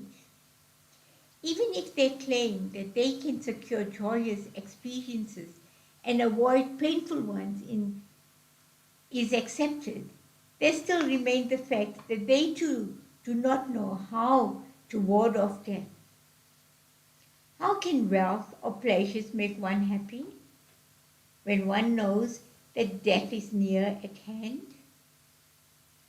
How can a condemned criminal who is being led to the hangman's scaffold feel joy in pleasurable things? The heavenly states we hear about as attainable hereafter are vitiated by the same evils as of this world: mutual antagonism, jealousy, surpassability, and finality. Besides, like agriculture, agriculture, its fruits are uncertain because of many obstacles, and even when obtained, they are not worthwhile as they are time bound. Now, hear from me how Vedic rituals, even if done without any obstruction or breach of procedure, yield only perishable results. Performing a yajna by way of worship of deity in this world, a Vedic ritualist attains to heaven, and like a celestial, he enjoys the heavenly felicities for which he has made himself eligible by the performance of Vedic rituals. By virtue of the merits he has acquired, he finds himself in a brilliant mansion full of delightful objects of enjoyments and sports, there amidst a bevy of handsomely dressed celestial damsels and the music of Gandharva singers. Sitting in that aerial vehicle having innumerable mini bells and capable of carrying one wherever one wants, and steeped in and excited by the joy of amorous indulgences with celestial women, the jiva lives oblivious of the imminent downfall that is in store for him. He can enjoy the felicities of heaven only till the exhaustion of the effects of the meritorious actions making him eligible for the same. Immediately the merits are exhausted, he will be forced down to inferior regions, even against his will, by the forces of time, consequences of evil action. There are other jivas who give themselves up to unrighteous living due to the influence of evil company. They become enslaved to the senses, filled with desires, and dominated by greed and sexuality. They turn into persecutors of living beings. They make sacrifices of animals against the scriptural commandments to elemental and ghosts. Such jivas helplessly go to the purgatory where they undergo punishments and are then reduced to the state of trees and vegetation, where their consciousness is absolutely covered with the darkness of tamas. Performing with one's body actions that bear evil fruits, one gets new bodies generated by those evil actions for undergoing and suffering due to them. And with those bodies, the jiva again perform actions with the same consequences. What happens can there be in this way of life leading to death again and again? The Lord as the time, the consumer. All the worlds and the protecting deities with a lifespan of a kalpa live in fear of me as time. Even Brahma with a life lasting 2 Paradhas lives in such fear. The senses, which are the products of the gunas of Prakriti, perform action, and it is also the gunas that prompt the senses to action, not the Atman. The embodied being, the Jiva, enjoys the fruits of action by identification with the product of the gunas, like the body and the mind. Only as long as these evolutes of gunas like the eye sense, the body, etc. exist, there is experience of plurality for the Atman, and it is only so long as there is this plurality that the Atman experiences bondage. So long as there is absence of freedom resulting from the perception of multiplicity, Ishvara, perceived as time the consumer of all, is a terror to the jiva. So the followers of the philosophy of ritualistic actions, who emphasize the plurality of jivas, are bound to be obsessed with sorrow and fear arising from death. When the creative cycle starts with the unsettling of the battle of the balance of the gunas, I am known in several aspects under different names such as time, kala, atmans, scriptures, agama, the world, loka, nature, swabhava, dharma, etc. Who is a holy man? Uddhava said, O Lord, the Atman may be without any adjuncts or coverings in himself, but how can it be maintained that he is not bound when he is actually engaged in actions in identification with adjuncts like the body and the senses?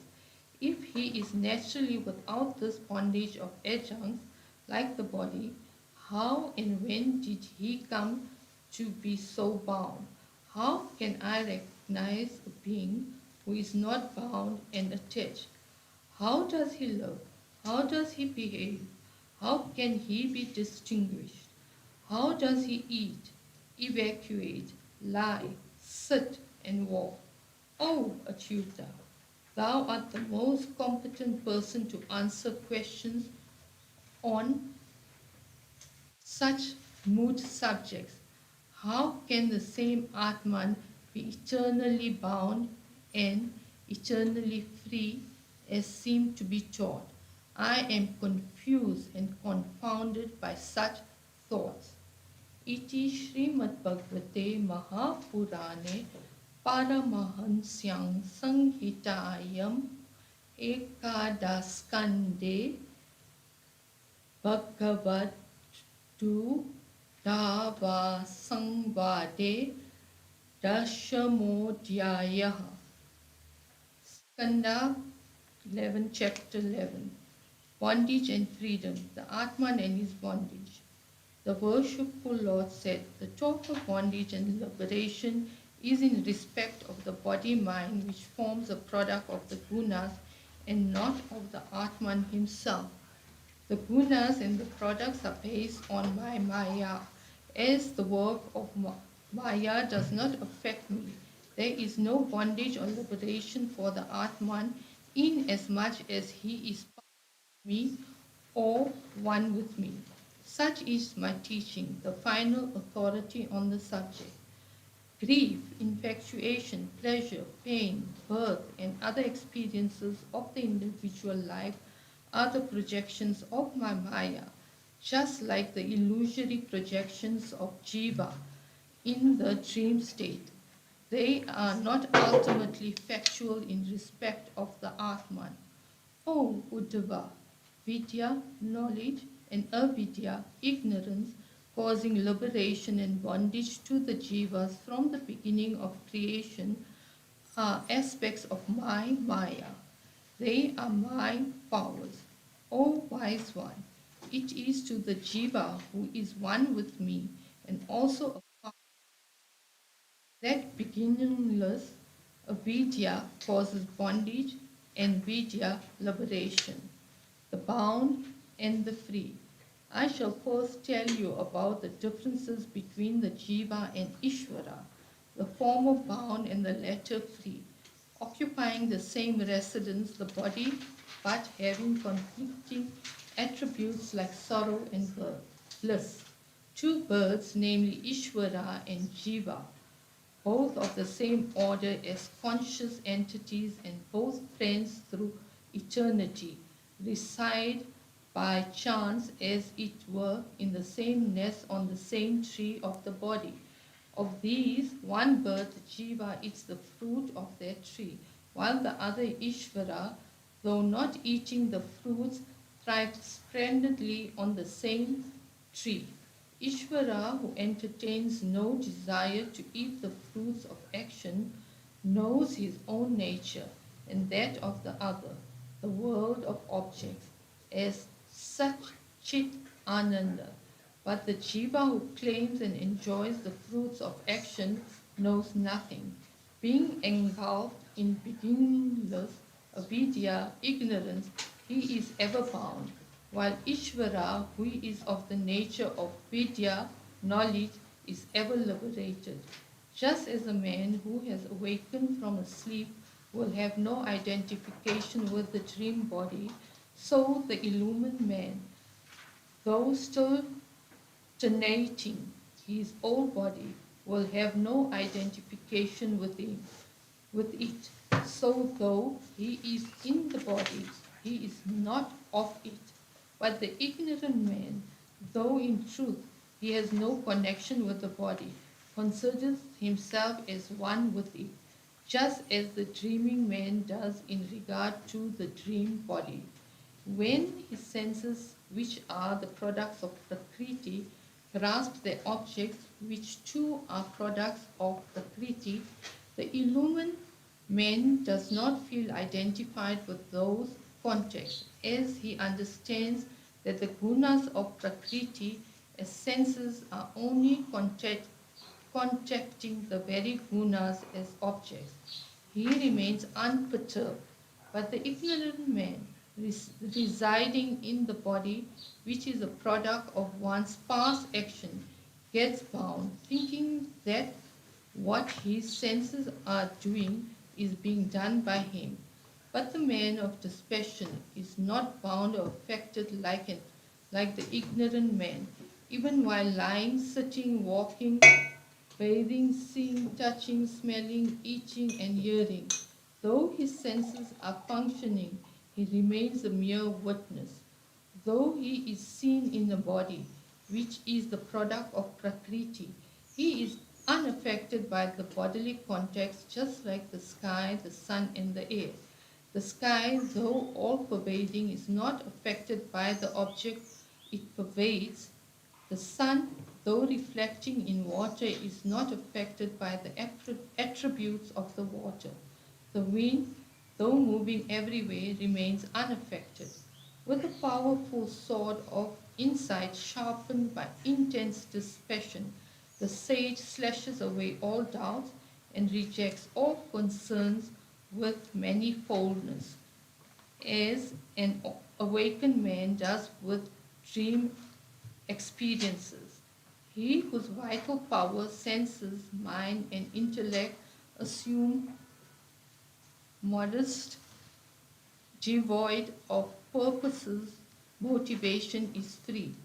Though having a body, he is free from the domination of bodily qualities and urges. A knowing one is impassive if his body is persecuted by wicked men or by chance adored by others. A sage will not lavish praise on persons who favor him by word or deed, nor will he be offended with others who do not contrary to him. A liberated sage is one who does not view experiences as favorable or unfavorable to himself, but remains even-sighted always, doing nothing, speaking little, and devoid of reflections on worldly topics, good or bad.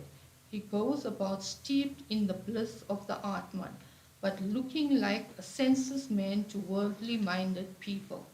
A person may be an adept in Sabda Brahman, learned in the scriptures, but if his mind is not absorbed in Para Brahman, Supreme Brahman, through spiritual disciplines, his efforts are futile, like those of a person who maintains a sterile cow, hoping to milk it. Sorrow over sorrow is the fate of a man who keeps a cow that has ceased calving, maintains a wife who is unfaithful, keeps up a body that is enslaved to another, has a son who is useless and unworthy, accumulates wealth that is not purified by liberal gifts, and is endowed with learning and with literary and artistic tastes which are never used in the service of the Lord. O friend, a wise man should never concern himself with such barren, literally gifts. Barren because they are devoid of references to, or not descriptive of, my glory expressed through creation, preservation and dissolution, and through my various portal incarnation. On the other hand, after eradicating the wrong perception of manifoldness in the Atman through proper investigation, an aspirant should withdraw himself from all other concerns and dissolve his purified mind in me, the all-pervading path of devotion. If you are not able to make your mind one-pointed in Brahman in the manner described, then perform all your actions in dedication to me without any self-centered motive. O Uddhava, hear with full faith the world-sanctifying accounts of my deeds and sing about them in devotional hymns. Again and again, remember and ruminate in your mind over me and my deeds as the divine incarnate, and imitate them in high emotional identification. Depending completely on me, convert all your worldly efforts, your pursuit of dharma, artha, and kama, as having my satisfaction as their goal.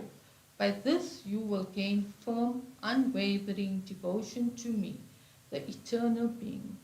Those who adore me with devotion generated by association with holy men will easily attain to that spiritual goal revealed by wise men, the holy man and his ways. Uddhava said, O Lord of holy fame, what type of holy men, sadhu, dost thou approve of? And what type of devotion has the approval of saints and is pleasing to thee? O thou Master of all divinities, O thy Lord of all spheres, O thy Lord of the universe, deign to explain these matters to me, thy prostrating and deeply devout refugee. Thou art Supreme Brahman, like the ether, thou art unaffected by anything. Thou art the Purusha, transcending Prakriti. Thou art now incarnate in a body, divine and auspicious, out of thy own choice, without any extraneous compulsion. The worshipful Lord said, a holy man, sadhu, is one who is kind, never doing a bad turn to anyone, forbearing, fortified in truth, free from impurities of the mind, unperturbed in happiness and suffering, and ever helpful to all the best of his abilities. He is free from passion, he has mastery of the senses, he is pure, possessionless, non-attached, calm, firm, free from self-centered action, spare in eating, dutiful, and ever resigned to me. A holy man is ever awake, vigilant, and self-possessed.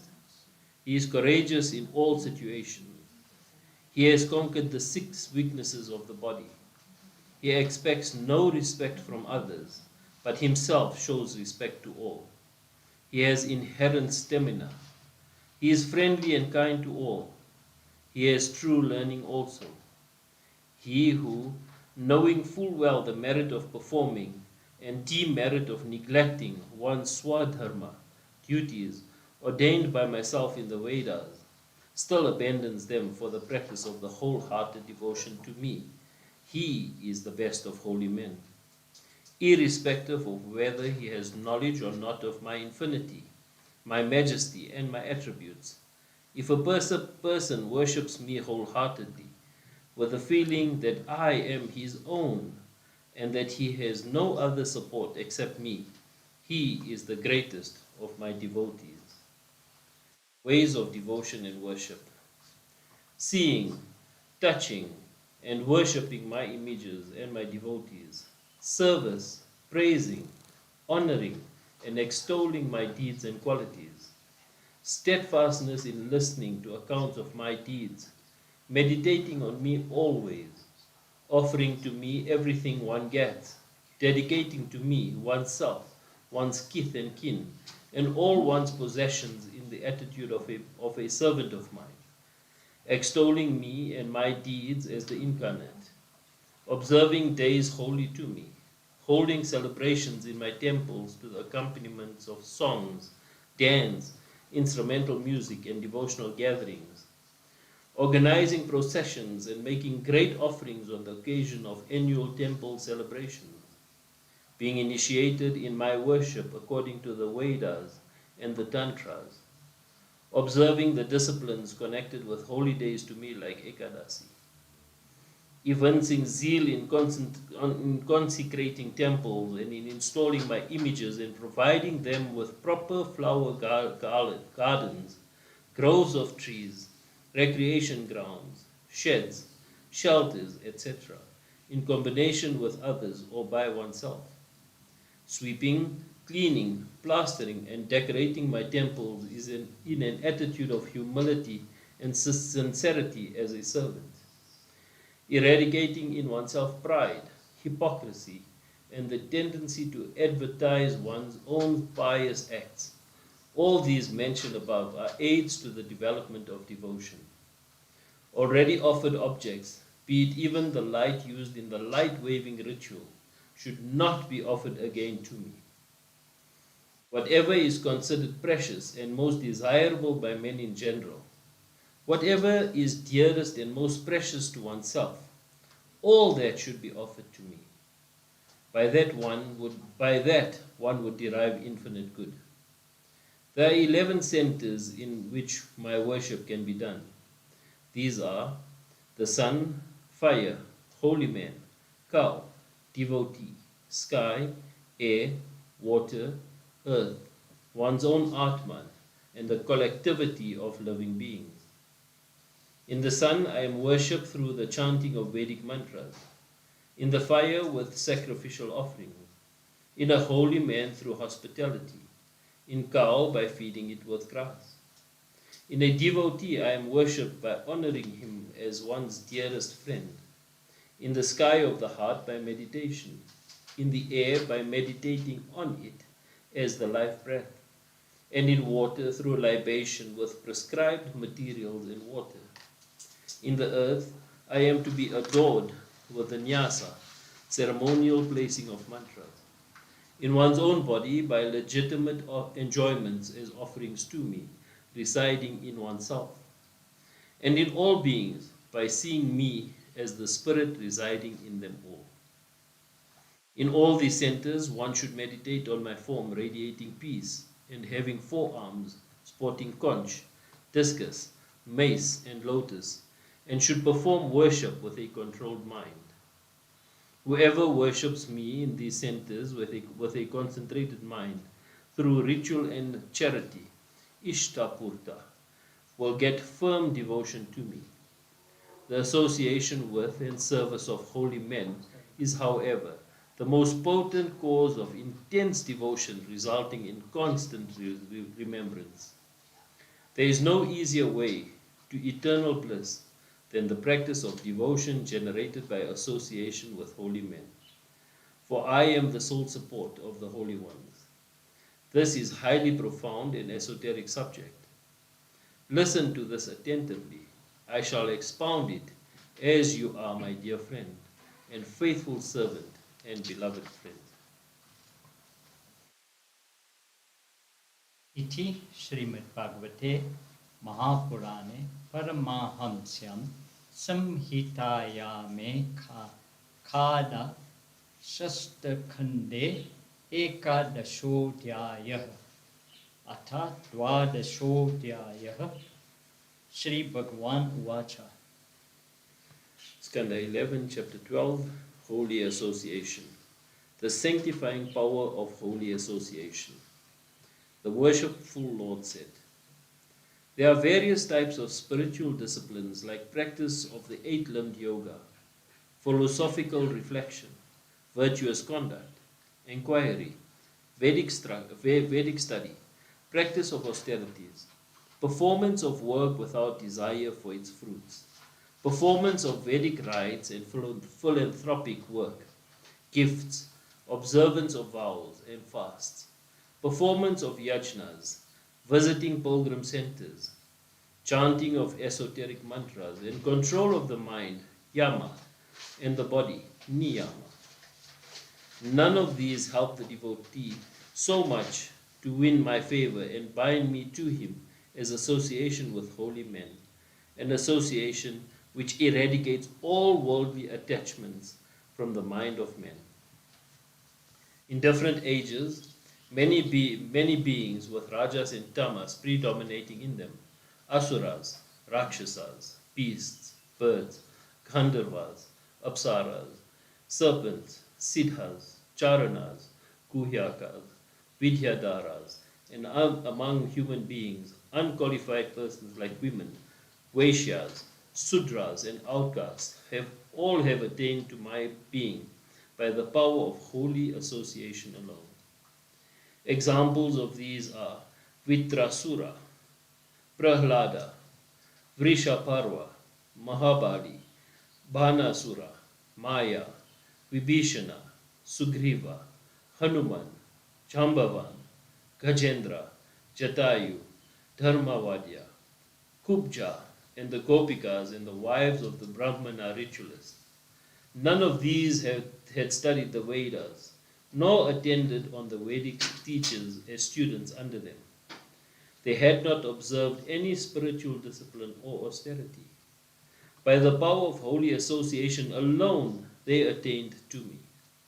By devotion alone, generated through holy contact, many an ignorant being, the gopis, cows, trees, animals, serpents, and the like, attained to me with ease. Me, whom aspirants do not reach even by putting forth great effort by way of practicing yoga, philosophical inquiry, charity, vows, austerity, sacrifices, Vedic studies, and formal renunciation, they attained through holy contact. Supreme example of the Gopikas. After Akrura took me and Rama from Vraja to Mathura, these Gopikas, who entertained intense love and attachment to me, were painfully distressed by separation from me, and found nothing else in the world to give them solace.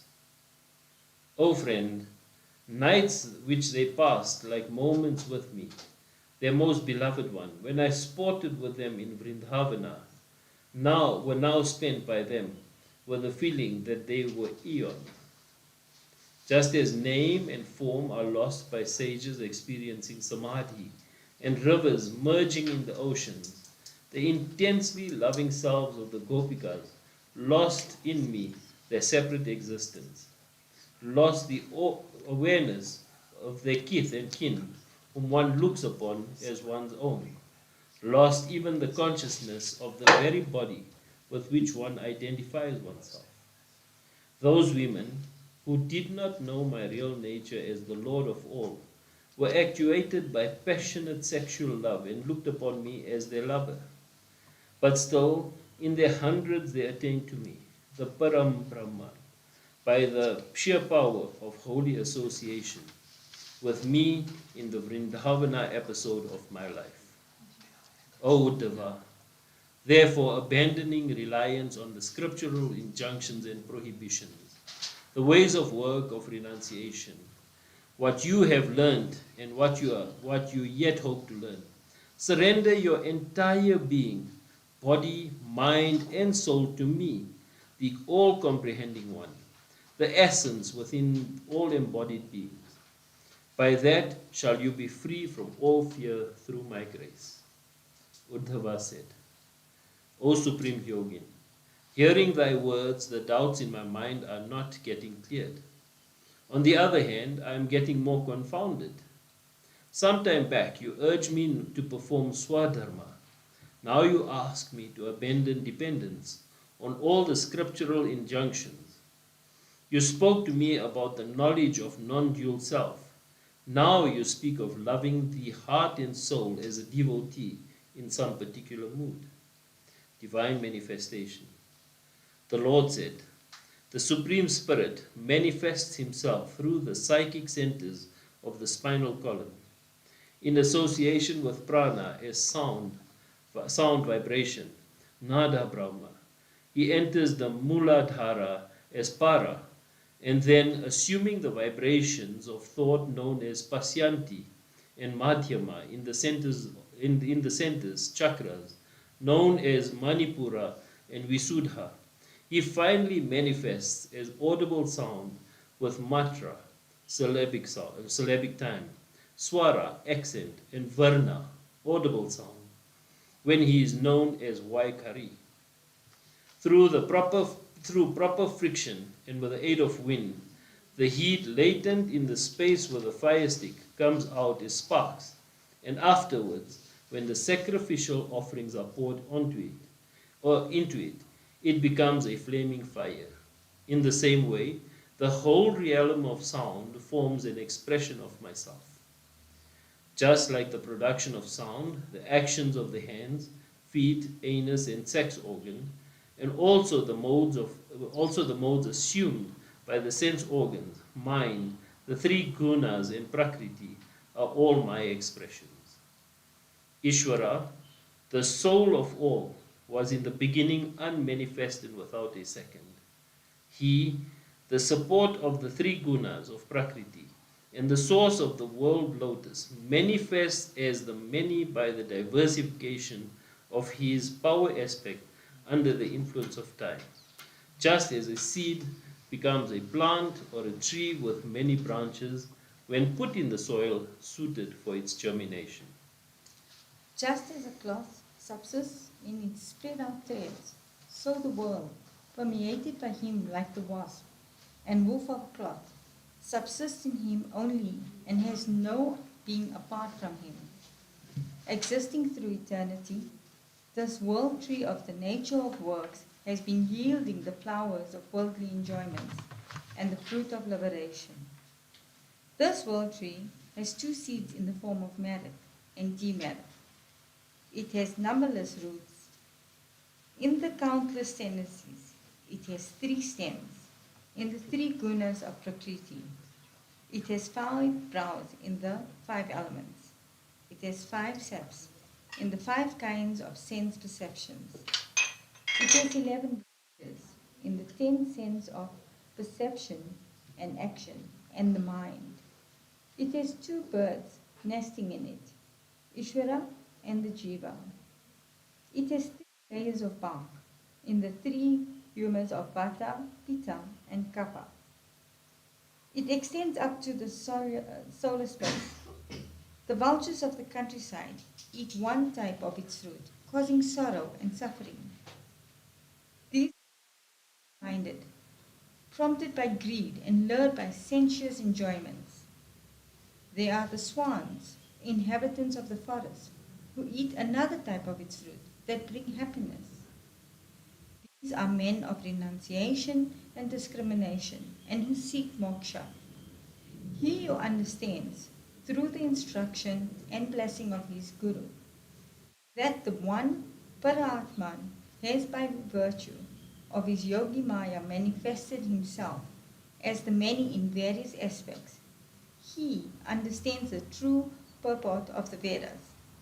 Thus, through the one-pointed devotion developed by the service of the Guru, the axe of knowledge is sharpened.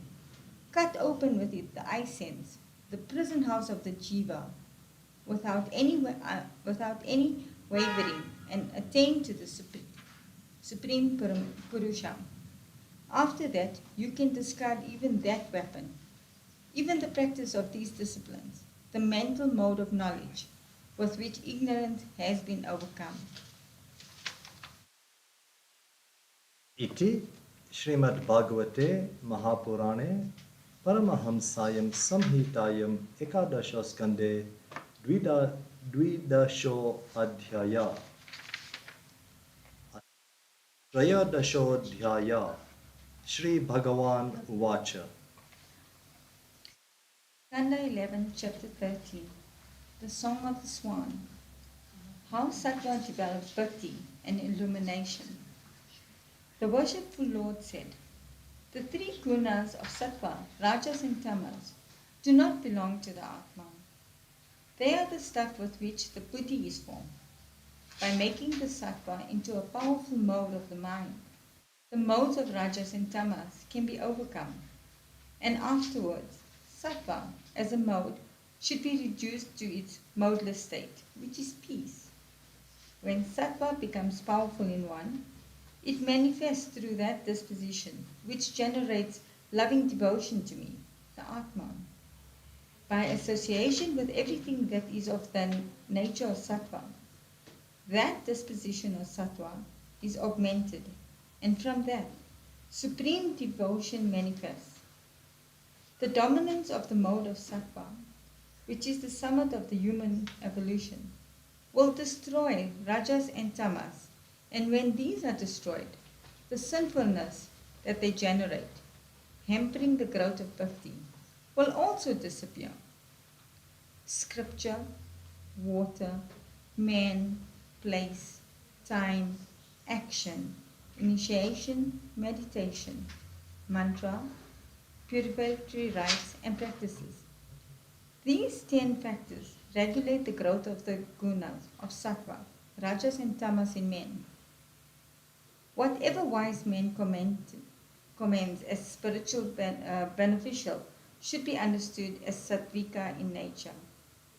Whatever they condemn are to be taken as tamasic, and for whoever they ignore as rajasic. For the development of sattva, man should associate himself with the 10 sattvic developing entities and substances. From that will devotion and knowledge develop. Only then will the memory of one's spiritual nature arise and the bondage of matter get effaced. The fire generated by the friction of bamboos in a forest consumes the whole forest and then subsides. Just like that, the fire of knowledge, kindled by the disciplines practiced by the jiva's body-mind, which is a product of the gunas of prakriti, ultimately destroys that very body-mind and then subsides. How to avoid sense slavery? Uddhava said, O Krishna, men generally understand that the pursuit of sense objects leads to danger and unhappiness. Still, how is it that they follow them like dogs, asses and goats, forgetting the suffering involved and the dangers ahead? The worshipful Lord said, for the men of confused understanding, there arises the sense of absolute identification with the body. Where there is this identification, the mind, in spite of its origin in sattvika, happens to be overcome by powerful rajas. When the mind is seized with rajas, it makes plans for ends to be achieved and difficulties to be overcome. Such brooding over material objects and their attractiveness generates intense, irresistible desires in the mind of the perverse man. A man of uncontrolled senses, dominated by desires and infatuated by the fast flow of rajas, performs actions whose final end is well known to him to be misery. Supporting a man becomes subject to the agitation of the mind by rajas and tamas. Even then, if he, without getting disappointed and dispirited, strives to perceive the evil of such sense slavery and makes an effort to control the senses, he will succeed with the help of added strength generated through refraction. Without carelessness and indolence, he will master posture and breathe, and with patience direct his mind to me and make it one pointed in me. My discipline, Sanaka, and his group of sages were instructed by me that the highest form of yoga consists in drawing away the mind from all objects and concentrating it wholly in me. Hamsavata. Uddhava said, O Keshava, when and in what form do you give instruction to Sanaka and others? I wish to know all about it. The worshipful Lord said, Sanaka and his group of sages, who were mind-born sons of Brahma, once asked their father about the very subtle aspects of yoga in its highest reaches. Sanaka said, the mind, drawn by desire, naturally engages itself with sense objects, and sense objects, by the force of tendencies, enter into the mind as impressions and tendencies. O Lord, how then can a spiritual aspirant striving to overcome the senses hope to wean the mind away from the senses? So Brahma is the Lord of all divinities, the self-born and the creator of all beings. He could not grasp the real point involved in the questions, as his mind was too much involved in his creative activities. Brahma thereupon thought of me in order to know the answer for that question, and I appeared to him in the form of a swan. Seeing me there, Sanaka and the other sages came near me and saluted at my feet, and with Brahma standing before us, questioned me who I was.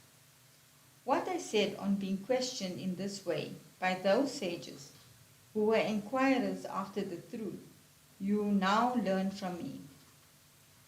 The conquest of the mind. I said, O holy men, how is this question relevant when the Atman in reality is not many? For only when there are many Atmans can I distinguish myself and say who I am. On what basis can I therefore answer your question? Even if the question is with reference to the body, it is meaningless.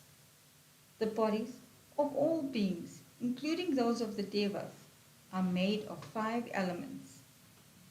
These elements are not separate from the ultimate cause, Brahma. So too all the bodies are basically the same and cannot be distinguished from one another. Whatever is grasped by the mind, words, eyes, and other sense organs, all that is myself. Know that there is nothing different from me. O children, the mind enters into the sense objects, and the sense objects enter the mind as impressions. Both the mind and the body with which sense objects are contacted are only the adjunct which apparently clothe the Atman, who is not different from me. The mind has by repeat contact become bound with the sense objects, and the sense objects have entrenched themselves in the mind as sense impressions. Both these, the sense objects and the impressions, must be overcome by recognizing the identity in me. The state of sleep, dream, and waking are modes of the intellect only, and not of the Atman. The jiva is distinguished from them as the witness of these states. As long as the Atman is connected with the buddhi by superimposition, so long will that connection involve him in the body-mind and the experiences gained through them. This involvement in matter can be overcome by recognizing one's identity with me, the fourth, who is the witness of the 3 stages. The bondage with the sense objects established by ahankara, the identification with the buddhi manifesting as the I sense, detracts the Atman from the truth, causing infinite suffering. The wise men should therefore cultivate dispassion for this life of bondage and its experiences, and abandon all thoughts of them, dwelling in me, the fourth. Spiritual awakening. So long as an aspirant has not overcome the sense of reality, for the many through discrimination and reasoning, he is only a dreamer, though through all the while he is apparently awake. His case is like that of a somniac bliss, who is asleep but behaves like one awake. All the entities other than the Atman are false. So the body and all the institutions, ends and practices based upon this false multiplicity, like the Varnash Ashrama, social order, the duties and the religious practices based on it, and the heavenly regions attainable through these, are equally false, like the objects seen by a dreamer. He who enjoys through all the senses the perpetually changing gross objects of the external world during the waking hours, he who enjoys within the heart of the subjective impressions of the same world in dream, and he who in deep sleep withdraws from all perceptions and is aware of nothing. He is the one unitary self, as proved by the continuing memory of all the states in the subject. He is the witness and master of all these movements of the body-mind, which is a product of the gunas. That there is continuing memory of experiences running through all these states is the proof of the existence of a unitary witnessing principle. In this way, let an aspirant come to the conclusion that all these three states of consciousness are the manifestations of the gunas of Prakriti, brought about by my Maya within myself. Let him sharpen his sword of understanding by sound reasoning and the instructions of the wise, and with that cut us under the very root of doubt, and resign himself to me, residing in his heart. Know that this world experience is false, like the dream experience, because it is a mental projection, because it is an objective experience, and because it is destructible. It is an unstable as the ring of fire produced by a whirling firebrand. The one consciousness appears as the three states and their contents. This world of diversity, produced by the evolutive Prakriti, is only the projection of Maya, my mysterious power. State of the awakened one. Withdrawing attention from the false objective world, abandoning all ideas of enjoyment from any object of desire, and steeped in the bliss that is oneself, the aspirant should withdraw from all work and sit absolutely quiet. But the world of multiplicity rejected by him will be experienced now and then, owing to the strength of tendencies acquired in the past. But it will not attract and involve him in any way, as he has lost the sense of reality for it. The memory will persist, but only as of a dream, all through life. Such a man of realization is not even aware of the body, with the help of which he has attained that state.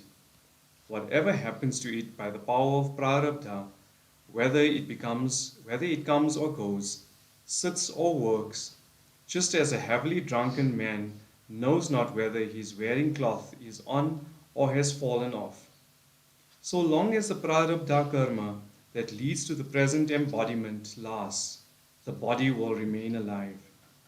But the knowledge, one who has attained the state of samadhi, will view the body and the world connected with it only as an awakened man views the body and experiences of his dream. The Lord as support of values. O learned ones, I have now given you the quintessence, the most hidden part of the teachings of Yoga and Sankhya.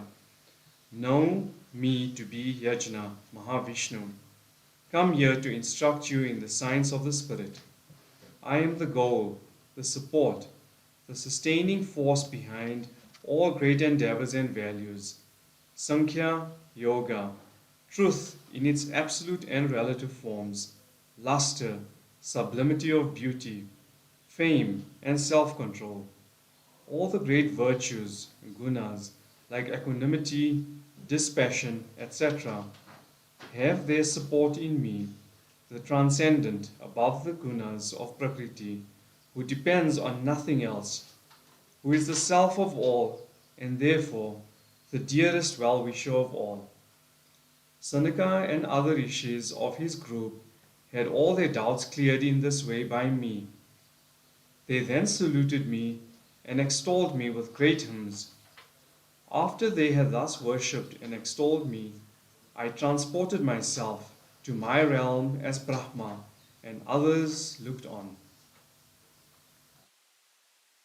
Skanda 11, chapter 14. Bhakti as the supreme means of spiritual fulfillment. Diversity of Vedic interpretations. Uddhava said, O Krishna, the Vedic scholars speak of many means for the spiritual advancement of man. Are they all alike in efficacy individually, or is any one discipline considered the chief? O Lord, you have instructed that communion with Thee through love, bhakti in which one is to abandon love and attachment for everything else and concentrate one's mind wholeheartedly and constantly on Thee, is an independent path requiring the help of no other path. It looks therefore that Thou attachest special importance and superiority for this discipline over all others. The Lord said, the Veda, which was lost at the time of Pralaya, was revealed by me to Brahma at the beginning of the creative cycle. It is the Veda that contains the Dharma, the way of life and disciplines for directing the mind towards me. Brahma taught it to Swayambhuva, his son, and the first of Manus. Then Bhrigu and his group of 7 sages, known as the Sapta Rishis, learned the Vedas from Swayambhuva. From these 7 rishis, their offspring consisting of Devas, Asuras, Guyakas, Manushyas, Siddhas, Gandharvas, Vidyadharas, Charanas, Kimdevas, Kinnaras, Nagas, Rakshasas, and Kimpurushas learnt it.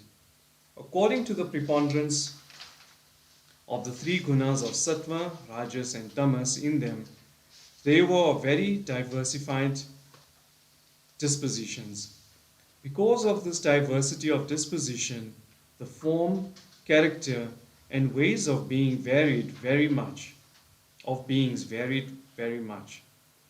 So following their own nature, their interpretation of the Vedas too are divergent. Thus, because of the diversity of dispositions in beings, their ways of thinking also vary. Some of them, though not instructed in Vedic study and interpretation, hold to views inherited from ancestral traditions, while others, following their own nature, take to atheistic ways of thinking. O noble one, under the infatuation of my Maya, they speak divergently as to what constitutes the ultimate good of man according to their past karma and present tendencies. Dharma, fame, enjoyment, truth, self-control, prosperity, eating, evacuating, yajna, austerity, charity, vows, all these are among the divergent human ends and means conceived by people according to their tendencies. All aspiration and endeavors in these directions will lead the jiva only to realms that are karma born, fleeting and productive of subsequent suffering, founded in ignorance and yielding only pseudo bliss. They are bedeviled even at the time of enjoyment itself with defects like vindictiveness, jealousy, etc. The supremacy of devotion. O Uddhava, in the case of a devotee who is free from all worldly desires and who has offered himself heart and soul to me, I shine in his heart as his very self. The joy arising from this experience is something that a sense-bound creature can never realize.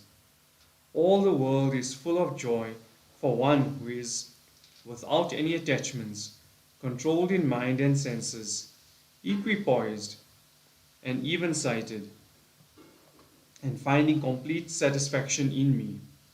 Apart from me, neither the position of an emperor nor the lordship of Rasatala, neither the state of Brahma nor the attainment of all yogi powers. Why, for that matter, not even liberation from the cycles of births and deaths is desired by a devotee who has completely resigned himself to me. Neither Brahma, my offspring, nor Sankara, my own emanation, nor Balarama, my brother, nor Shri, my consort, nor even my own self is so dear to me as you, devotees, are. I always follow the footsteps of a sage who desires nothing, who is always tranquil, and who has enmity to none, in order that all the worlds within me may get purified by the dust of his feet. None else, including aspirants of moksha, can experience that state of desireless bliss, attainable by those devotees who have no wealth except myself, who have deep attachment for me, who have universal love for all beings, and whose minds are free from the stains of lust. Though a devotee of mine might be under the domination of the senses at the start of his spiritual life, with the gradual growth of devotion, he is able to overcome them. Just as a flaming fire reduces all fuel to ashes, so does devotion to me destroy all sins obstructing its development. O Uddhava, neither yoga, nor philosophy, nor karma, nor Vedic study, nor austerity, nor renunciation attracts me as intense bhakti does. I, the very soul and the dearest love of all holy men, can be attained through intense faith and unswerving and wholehearted devotion to me. Steady and deep-rooted devotion to me purifies and elevates even a man of ignoble birth in societies given to unclean ways of life. Any dharma, religion or moral discipline, though it may be inculcating practice of truthfulness, compassion, learning, austerity, etc., fails to purify a mind that has no place in it for the cultivation of devotion to me. Where is bhakti without the liquefaction of mind expressed through horripilations all over and the flow of tears of joy from the eyes? And without this kind of intense devotion, how can a total purification of one's being be effected? He whose words falter due to excess of joy, whose heart melts due to the tenderness of love, who weeps from the grief of separations from me, who now and then loudly laughs at the thought of the mysterious workings of my Maya, who sings and dances in joy without any inhibition, thinking of my play in creation as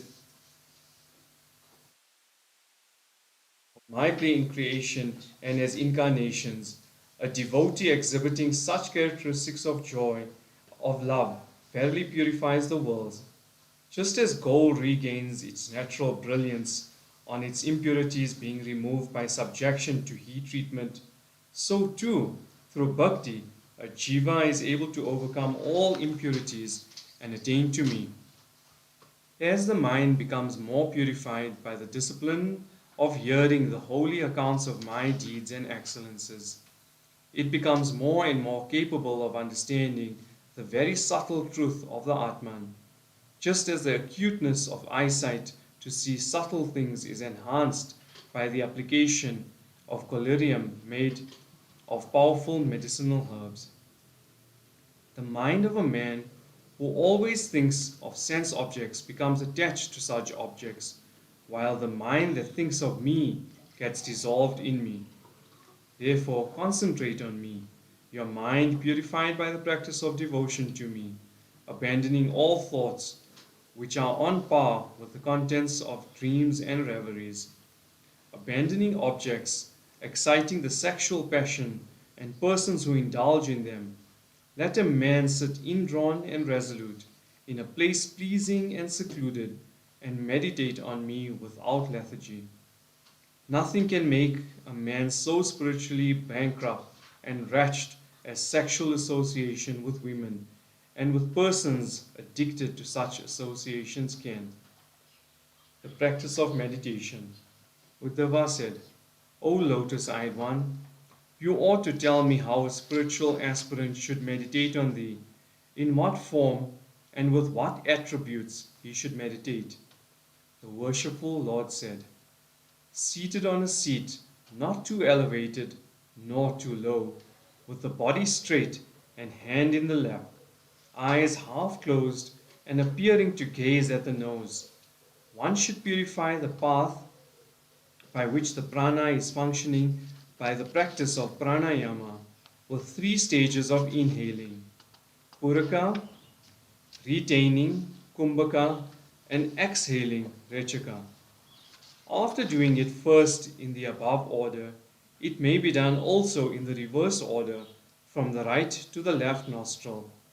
One must exercise control over his senses also.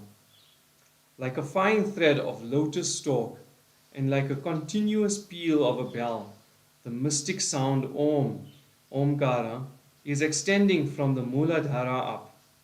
By the regulation of the prana, this mystic sound should be raised to the heart and made clearly manifest in there. Such a pranayama with a meditative content is called sagarbha.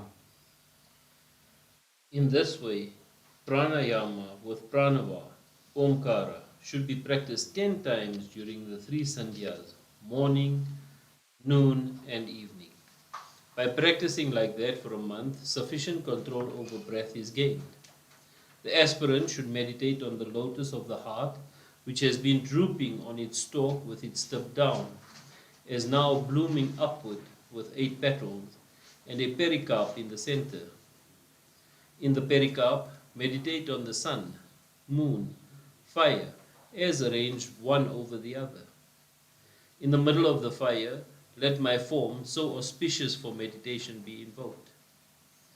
Let the form be meditated upon with the following features: having well-proportioned limbs, extremely calm and tranquil and beautiful, with 4 long, well-formed arms, set with a neck well-proportioned and handsome, with shining cheeks, illumined by a charming smile, bedecked with fish-marked pendants on well-matched ears, wearing a gold-colored cloth, blue like a rain cloud, and as the habitat of Sri and Srivatsa. Also is equipped with conch, discus, mace, and play lotus, and decorated with a wreath of wild flowers, and with shining anklets on the feet, and with resplendent jewel like kostaba on the neck, shining with diadem, wristlets, girdle, and armlets, lovely in every limb, heart bewitching, and with eyes radiating peace and joy. The resolute aspirant should withdraw the senses from their objects into the mind, and the mind, directed by its controller, the buddhi, should be made to dwell on my complete form with all its parts. The mind that is thus made to dwell on the total form must next be made to concentrate exclusively on one limb or part, preferably on the face illumined by a smile. When the mind is fixed there is no need to think of the rest of the form. When the mind has thus got one-pointedness, it can dwell on me as the unrelated and absolute being without any other thought. One who has thus ingathered and concentrated his mind will see me, the Supreme Self, Param Atman, in the Self, and the Self in that Supreme Self without a difference, as when a minute point of light has merged with a very luminous light. For a yogi who strives assiduously to practice meditation will soon overcome the erroneous view of the absolute distinction between the seer, the seen, and the act of seeing.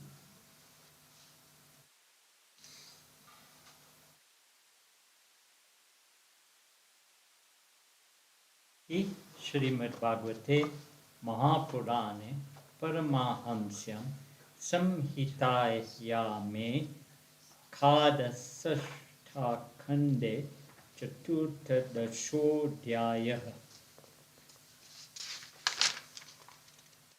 अथ पञ्चदशोऽध्यायः श्रीभगवान् उवाच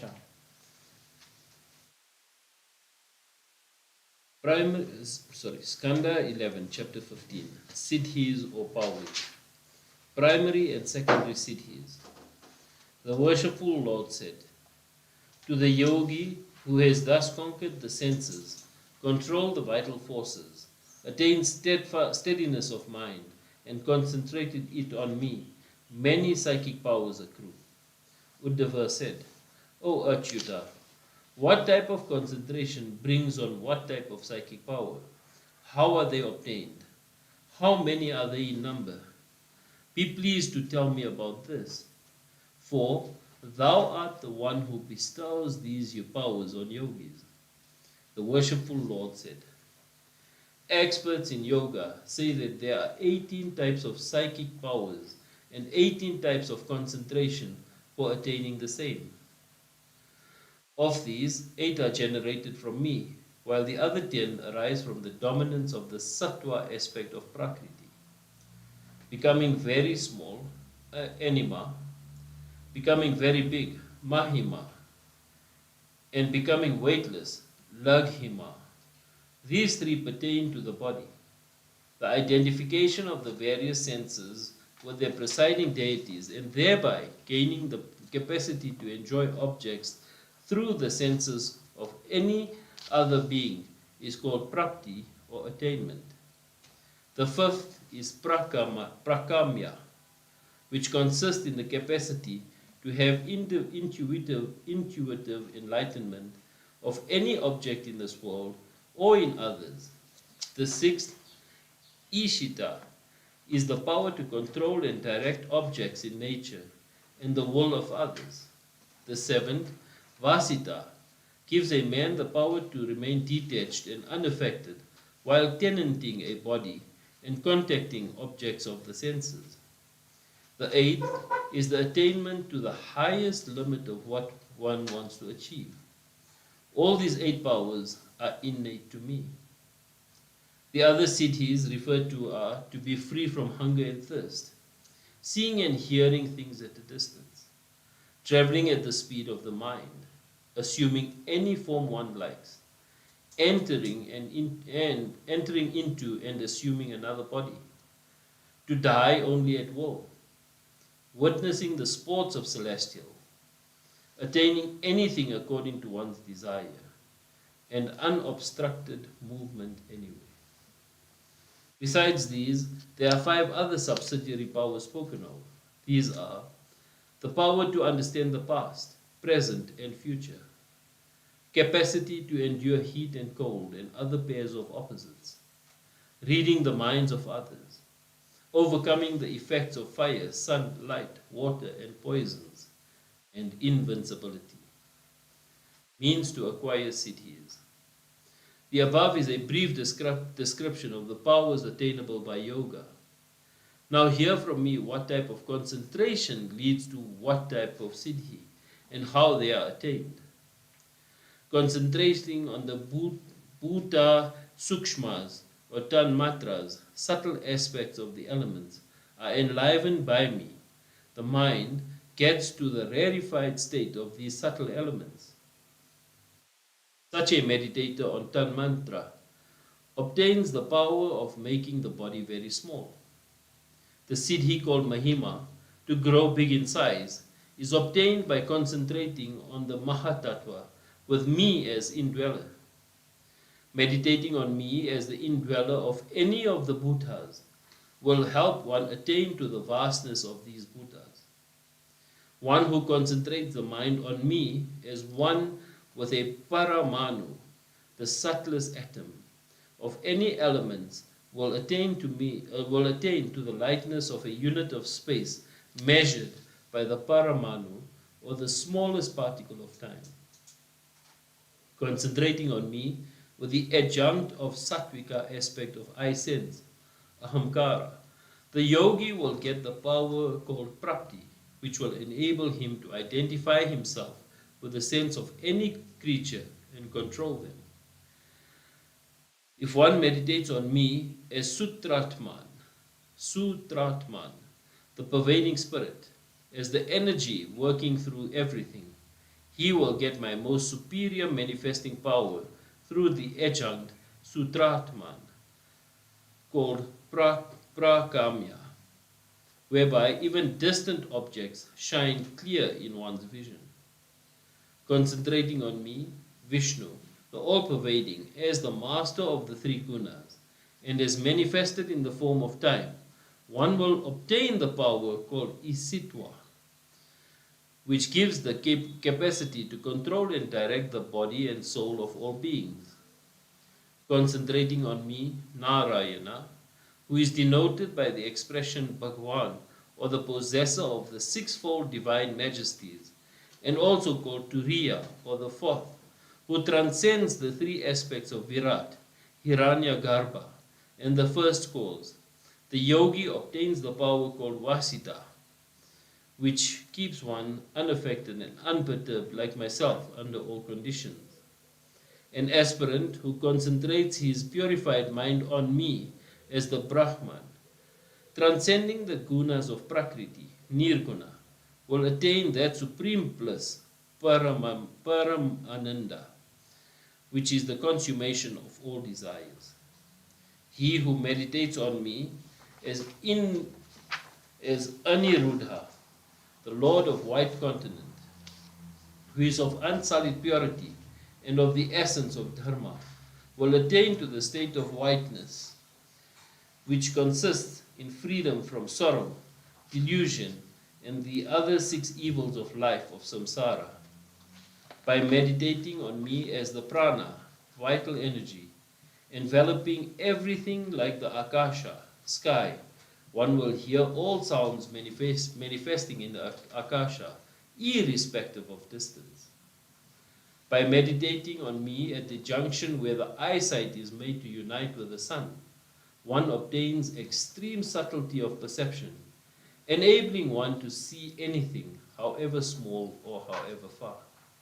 By uniting the body and the mind along with the prana accompanying them, with me in meditation, one attains the power of physically reaching any place that the mind reaches. By the power obtained by meditation on me, the yogi can assume any form he likes by impressing that form on the mind stuff. A siddha, one with psychic powers, who desires to enter another body, should first mentally think of himself as being in that body. Then his subtle body comes out, merges with the air, and as breath enters into the other body, as a bee transits from one flower to another. Pressing the anus with the heel, the subtle body or the linga sarira, constituting the adjunct of the Atman, should be raised to the heart, chest, neck, and crown of the head, stage by stage. Then passing out through the aperture at the crown called the Brahmarandhra, the body must be abandoned and unity with Brahman attained. Those who desire to sport in heavenly gardens should meditate on Sudha Sattva, the undiluted divine substance. Then divine damsels who are formed of Sattva will arrive in celestial vehicles and attend on him. When an aspirant who is completely resigned to me and dependent on me fixes his mind on me, the truth world, with any particular wish, that wish shall be instantly fulfilled. He who has become absorbed in me, the Lord and Master of all, the eternally free being, will not meet with obstruction anyway. His resolve and commands will be accomplished just like mine. He whose nature has become purified by bhakti and who knows the art of concentration can gain knowledge past, present, and future, including his own births and deaths in different bodies. The yoga in filled body of a contemplative practicing meditation sedulously will not be endangered by fire, just as aquatic creatures are not adversely affected by water. One who meditates on my divine manifestation, having all my embellishments like the Shrivatsa mark, conch, and discus, besides other paraphernalia like flagstaff, ceremonial umbrella, and chowries, will never meet with defeat. Siddhi, an obstacle.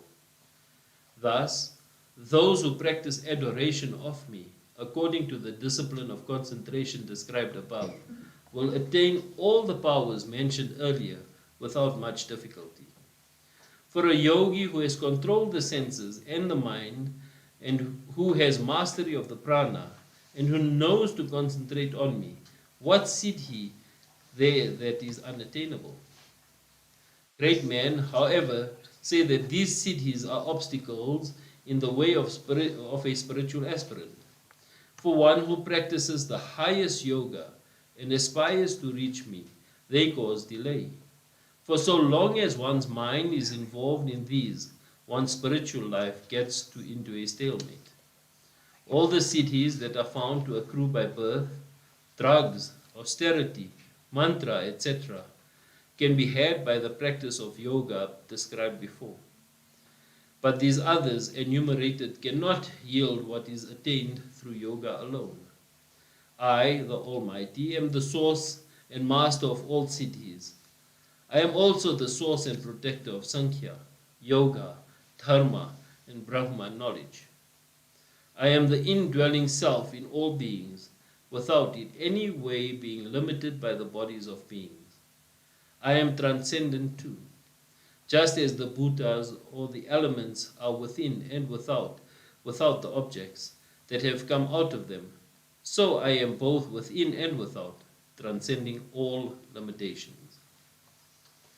Iti Shrimad Bhagavate Mahapurane Paramahamsayam Samhitayam Ekadasho Skande Panchadasho Dhyaya Atha Shodadasho Adhyaya Uddhava Uvacha.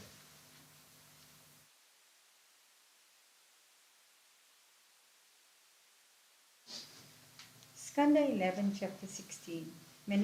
Manifestations of divine glory. Uddhava said, Thou art verily the Brahman supreme, without any limiting adjuncts, without a beginning and an end. Thou art also the cause of the birth, life, preservation and death of all entities that are of the nature of effects. The knowers of the Veda see and worship thee in all that is high and low. This is beyond the understanding of impure and immature minds.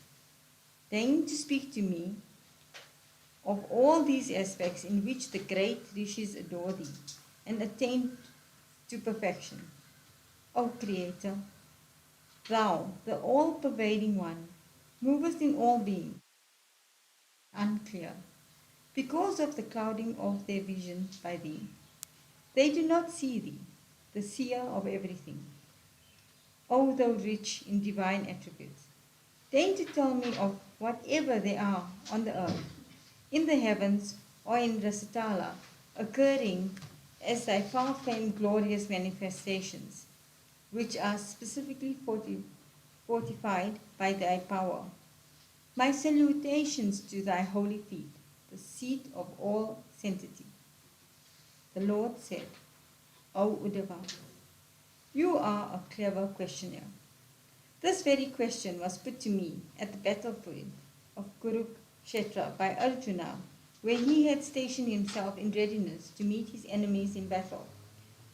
Thinking that the slaughter of one's own kith and kin in battle for the sake of a kingdom is sinful, he wanted to withdraw from battle, for he was dominated by the ordinary, ignorant man's idea, I am the killer, he is the killed. When I restored that hero's balance of mind, by rational instructions, he put me in that battlefield, the same question you have now raised. I shall now give you the same answer. O Uddhava, I am the Atman, the essence, the well-wisher, and the master of all beings. I am the all-formed, and I am simultaneously the one from whom all creations spring, by whom all beings are sustained, and whom they all dissolve. I am the power of movement in all moving creatures. I am time amongst all forces that track all. I am amongst gunas, I am sattva, and among the virtues, I am the natural virtue. Of all the products of the gunas, I am Sutratman, the spirit that runs as a thread through all. And of all comprehending entities, I am the Mahatattva, the primeval category from which all things have evolved. Of subtle entities, I am the Jiva, and of the unconquerable ones, I am the mind. Among the propagators of the Veda, I am Hiranyagarbha, Brahma. Among others, I am the sound symbol, Om, which combines in itself the three sounds particles, A, U, and M.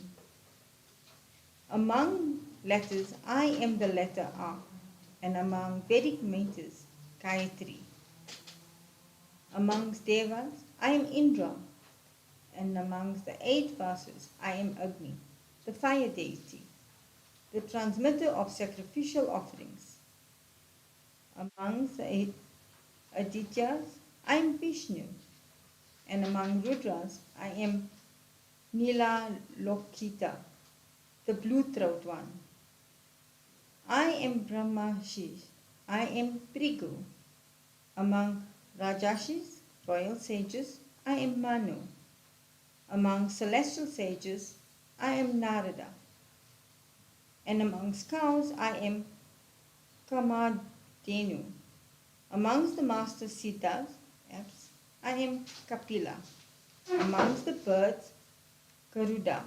Amongst the Prajapatis, Daksha. And amongst Prithis, Mains. Aryama, know, O Uddhava, that I am Prahlada amongst Dayas, Soma, the king amongst the stars and the planets, and Kubera, the ruler amongst the Rakshasas and the Yakshas. Amongst the great elephants, I am Aravat. Amongst dwellers of the water, Varuna, their lord. Amongst the hot and brilliant bodies, the sun. And amongst men, the king. Know me to be Charyavas amongst horses, gold amongst metal, Yamas amongst disciplinarians, and Vasuki amongst serpents. Amongst the great Nagas, I am Anata, amongst animals having horns and fangs, their king, the lion.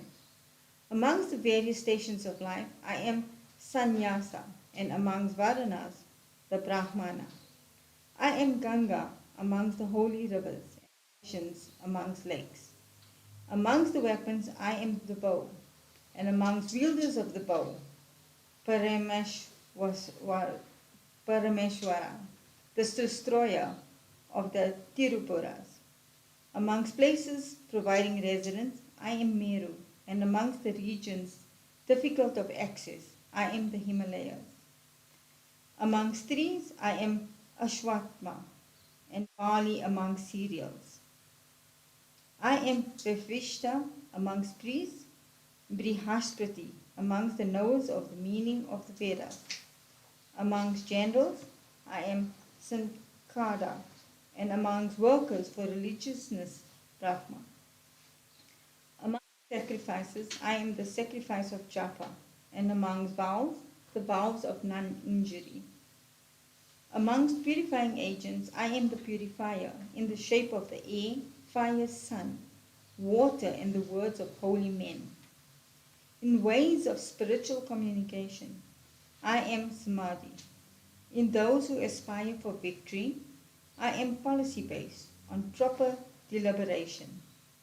Amongst methods of investigation, I am the discriminative process by which the spirit is differentiated from matter, and amongst the theoreticians on the problem of truth and illusion, I am the persisting differences. Amongst women, I am Citrarupa.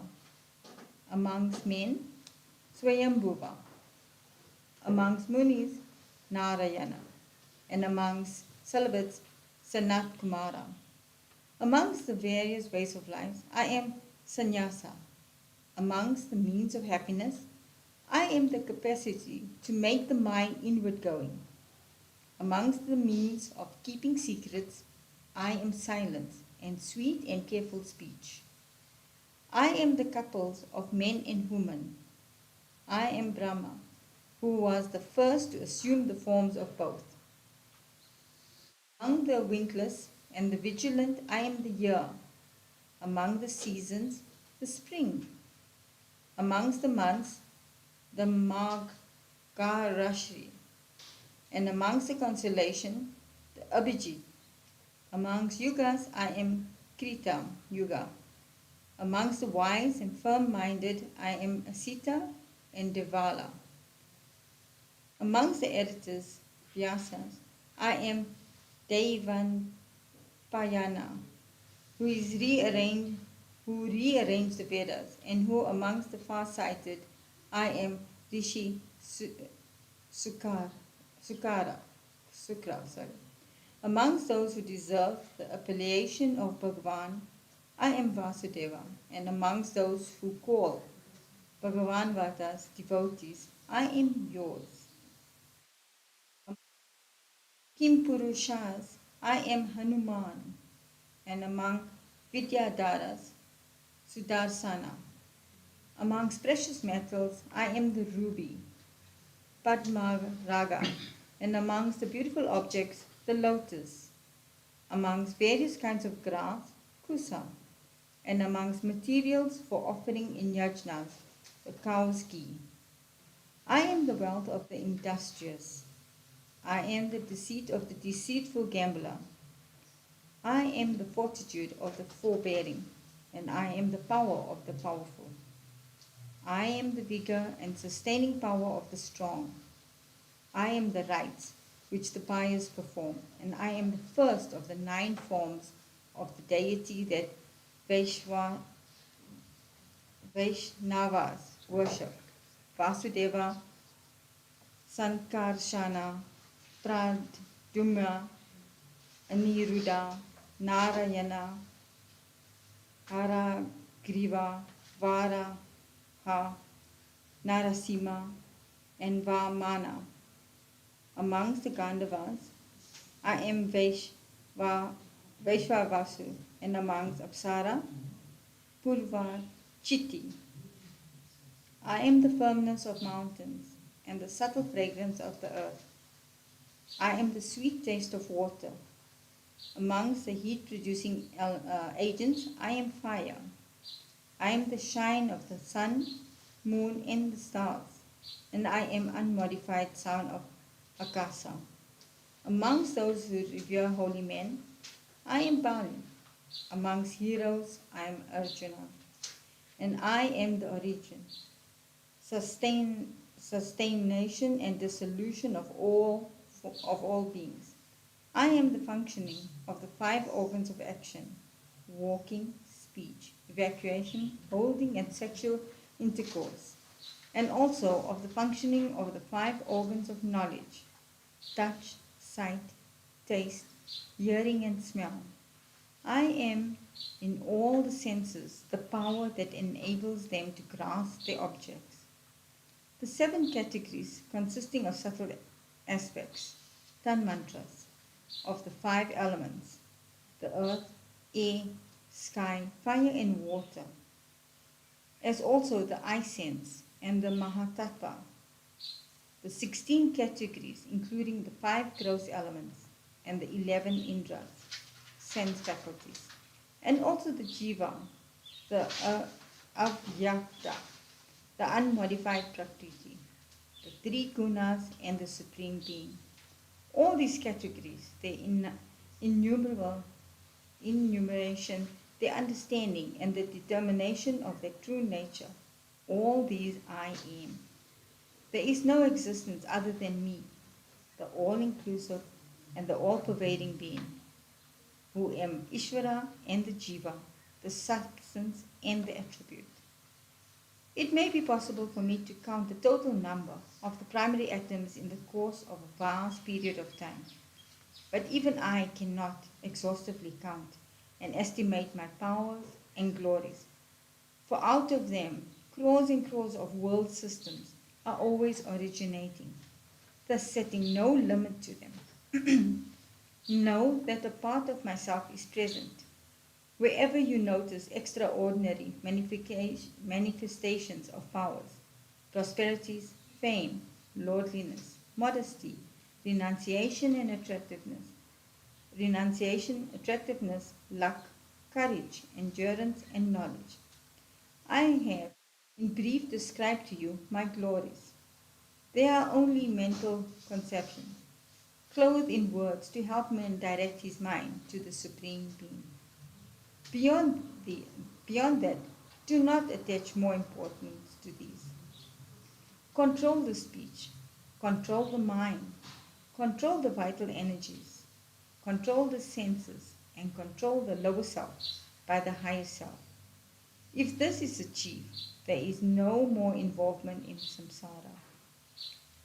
If a sannyasin fails to control his speech and his mind, the effects of his spiritual striving by means of vows, austerities, and acts of charity will all leak out like water kept in an unbaked pot.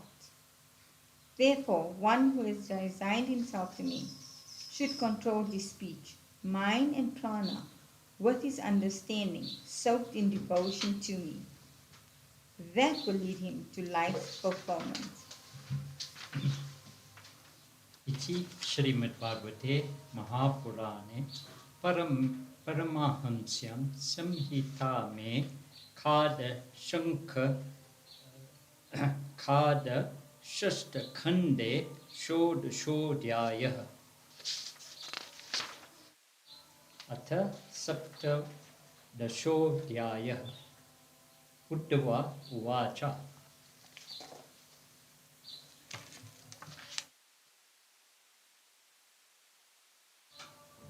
Skanda 11, chapter 17.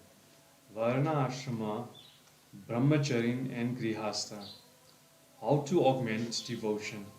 Uddhava said, in ancient times, thou hast given thy teachings on Swadharma, the way of life by following which persons included in the four Varnas and Ashramas, as well as others, can attain devotion to thee. It behoves thee, O lotus-eyed one, to tell me how bhakti is generated by such actions known as Swadharma. True, in ages past, in thy incarnation as the swan, thou, O Madhava, thou, Lord of all, didst reveal to Brahma this Dharma, which is a pathway to salvation. The passage of time has, however, dimmed it in the minds of men. O Achyuta, even in the assembly of Brahma, where all the arts and sciences are present in embodied forms to present their teachings, thou art the only one competent authority to expound, put into practice, and protect Dharma. O Madhusudana, when thou, who art the promulgator and protector, who art the promulgator, the protector, and the teacher of Dharma, has left the world at the close of thy divine play as the incarnate, who will be there to revive this Dharma when it is lost by disuse? So, O knower of the Dharma in all its aspects, deign to speak to me about the Dharma that will augment devotion to thee, to whom this Dharma is ordained, and how they are to practice it. Varnas, their characteristics. Sri Shuka said, being thus questioned by his servant, Sri Hari expounded the Dharma as follows with great joy for the benefit of all mankind. The worshipful Lord said, O Uddhava, your question pertaining to Dharma will be very beneficial to the followers of Varna Ashrama Dharma, as also to other righteous men, as it will help to promote their spiritual evolution. In the first Krita Yuga, after the beginning of the Kalpa, there was only one Varna known as Hamsa. That yuga was called Krita because all men then were naturally Krityas, self-fulfilled and perfect. In the primeval age, the Veda was Pranava, Omkara alone, and I was manifested as Dharma, having its four aspects intact. The worshippers then were pure and sinless, and their worship took the form of meditation. In the Treta Yuga, the Veda emerged from my heart with prana as the medium. Thus I appeared as the Yajna, with its three divisions represented by three priestly functionaries, Hota, Advaryu, and Udgata. From the face, hands, thighs, and feet of the Virat Purusha, who is myself in my cosmic form, were born the four Varnas, the Brahmanas, Kshatriya, Vaishya, and Shudra, respectively. They have their specific duties naturally laid down for them. The ashrama of the householders sprang from my hip, of the brahmacharin from my heart, of the hermit vanaprashta from my chest, and of the sannyasin from my head. The nature of the members of the varnas and the ashramas was determined by the place of their origins in the Virat. Those who were born of the higher regions were endowed with nobler nature, and those who originated from lower parts were of lower nature. Those of Brahmanical nature are characterized by control of mind, control of the senses, purity internal and external, contemplativeness, contentment, forbearance, integrity, devotion to me, kindliness and truthfulness, impressiveness, strength, self-control, courage, endurance, generosity, enterprise, firmness, reverence for holy men, commanding power. These are the inborn characteristics of a Kshatriya.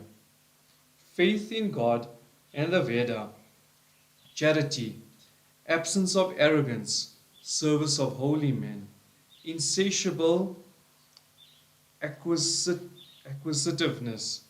These are the natural traits of a Vaishya. The spirit of sincere service of all, the Devas, holy men, and the other Varnas, the cows, etc. Satisfaction with what he receives for his services. These are the inborn traits of a Sudra. Impurity, duplicity, thieving, lack of belief in God and the Veda, wanton quarrelsomeness, lust, anger, and greed are the characteristics of people outside of the Varnashrama discipline. Brahmacharin's duties. It is the common dharma of persons belonging to all Varnas to be free from cruelty, dishonesty, thieving, lust, anger, and greed, as also to do what is good and pleasing to all creatures. Brahmacharins are of two classes, Upakurvanas and Naishtikas. The duties of the former are as follows. A Dvija, or member of the first three Varnas, should have undergone all the earlier prenatal and postnatal purificatory rites and attained to his second birth with the Upanayana, or investiture with the sacred thread, which makes one eligible for Vedic study and rites. He should then live in the household of a guru, a highly disciplined life, studying the Vedas from him whenever the teacher calls him for instruction. Dressed in deer skin, wearing a grass girdle and a sacred thread, having matted locks, holding in hand a staff, string beads for japa, and a water pot and some kusha grass, a brahmacharin should live without bestowing much attention on his physical appearance, dress, fashions, and personal comforts. He should observe silence at the times of bath, food, evacuation, sacrificial rites, and making japa. He should not pare his nails or shave off his hair, including those under his armpits and the private parts. A student who has taken the vow of a brahmacharya should never consciously allow the ejaculation of his semen to take place. If it should take place naturally by itself, he should bathe, perform pranayama, and utter the Gayatri mantra. Observing purity of body and mind and bestowing deep attention, he should do service to the fire, sun, teacher, cow, holy men, elders, old people, devas, etc. At sunrise and sunset, he should sit in silence and repeat the Gayatri. He should look upon the Acharya to be myself and not as a mere man. One should never insult him or revolt against him. For the Guru is the embodiment of all divinities. The brahmacharya should, morning and evening, go about for bhiksha and present whatever food material or other things he has collected as offering to the Guru. Restraining his own impulse to eat, he should take only such of those things as the Guru permits him to eat. He should serve the Guru like a servant, going behind him wherever he goes, sleeping near where he sleeps, shampooing his feet when he rests, and standing with joined palms nearby when he sits. Until his education is over, he should live in this way at the Guru's house, avoiding all luxury, following a code of austere disciplines, and observing the vow of celibacy without compromise. Lifelong brahmacharyan's duties. If the brahmacharyan aspires to attain to Brahmalok, he should make his vow of celibacy lifelong and dedicate himself to the Guru with a view to utilize his whole life for the study of the Veda. Such a lifelong celibate is called Naishtika Brahmacharya, in contrast to Upakurvanas, described earlier. A lifelong brahmacharya with his spiritual splendor augmented by Vedic study and a pure life should meditate on me as manifesting in the fire, in the Acharya, in himself and all beings in an attitude of non-separateness. Accepting the householder, the others should not indulge in sexually motivated behavior towards women, like viewing, touching, holding homely conversations, joking, etc. They should avoid also the sight of animals and birds copulating. The Naishtika should, along with members of all other ashramas, practice the following universal disciplines: cleanliness, sipping water ceremonially, achmana, bathing, performing sandhya vandana, being straightforward, visiting holy places, doing jap, avoiding contacts, food and associations that are degrading, habituating to feel my presence in everyone, and control of mind, speech, and action, etc. A Naishtika brahmacharya who follows this intensely austere way of life will shine like fire. His mind with all its tendencies will be purified in the fire of knowledge. He will consequently develop intense devotion to me. Brahmana householder's duties. After having studied the Veda with its meaning, one desirous of entering the life of the householder should make adequate parting presents to the learned teacher of the Veda, and with the blessing of the teacher, perform the ceremonial bath of Samavartana, indicating the conclusion of Vedic study and of the period of Brahmacharya. He is now free to become a householder or forest-dwelling ascetic, Varnaprashta, the former. The former, if he seeks enjoyment, and the latter, if he seeks purification of the mind. But if he is an aspirant of the highest order, he can become a sannyasin directly.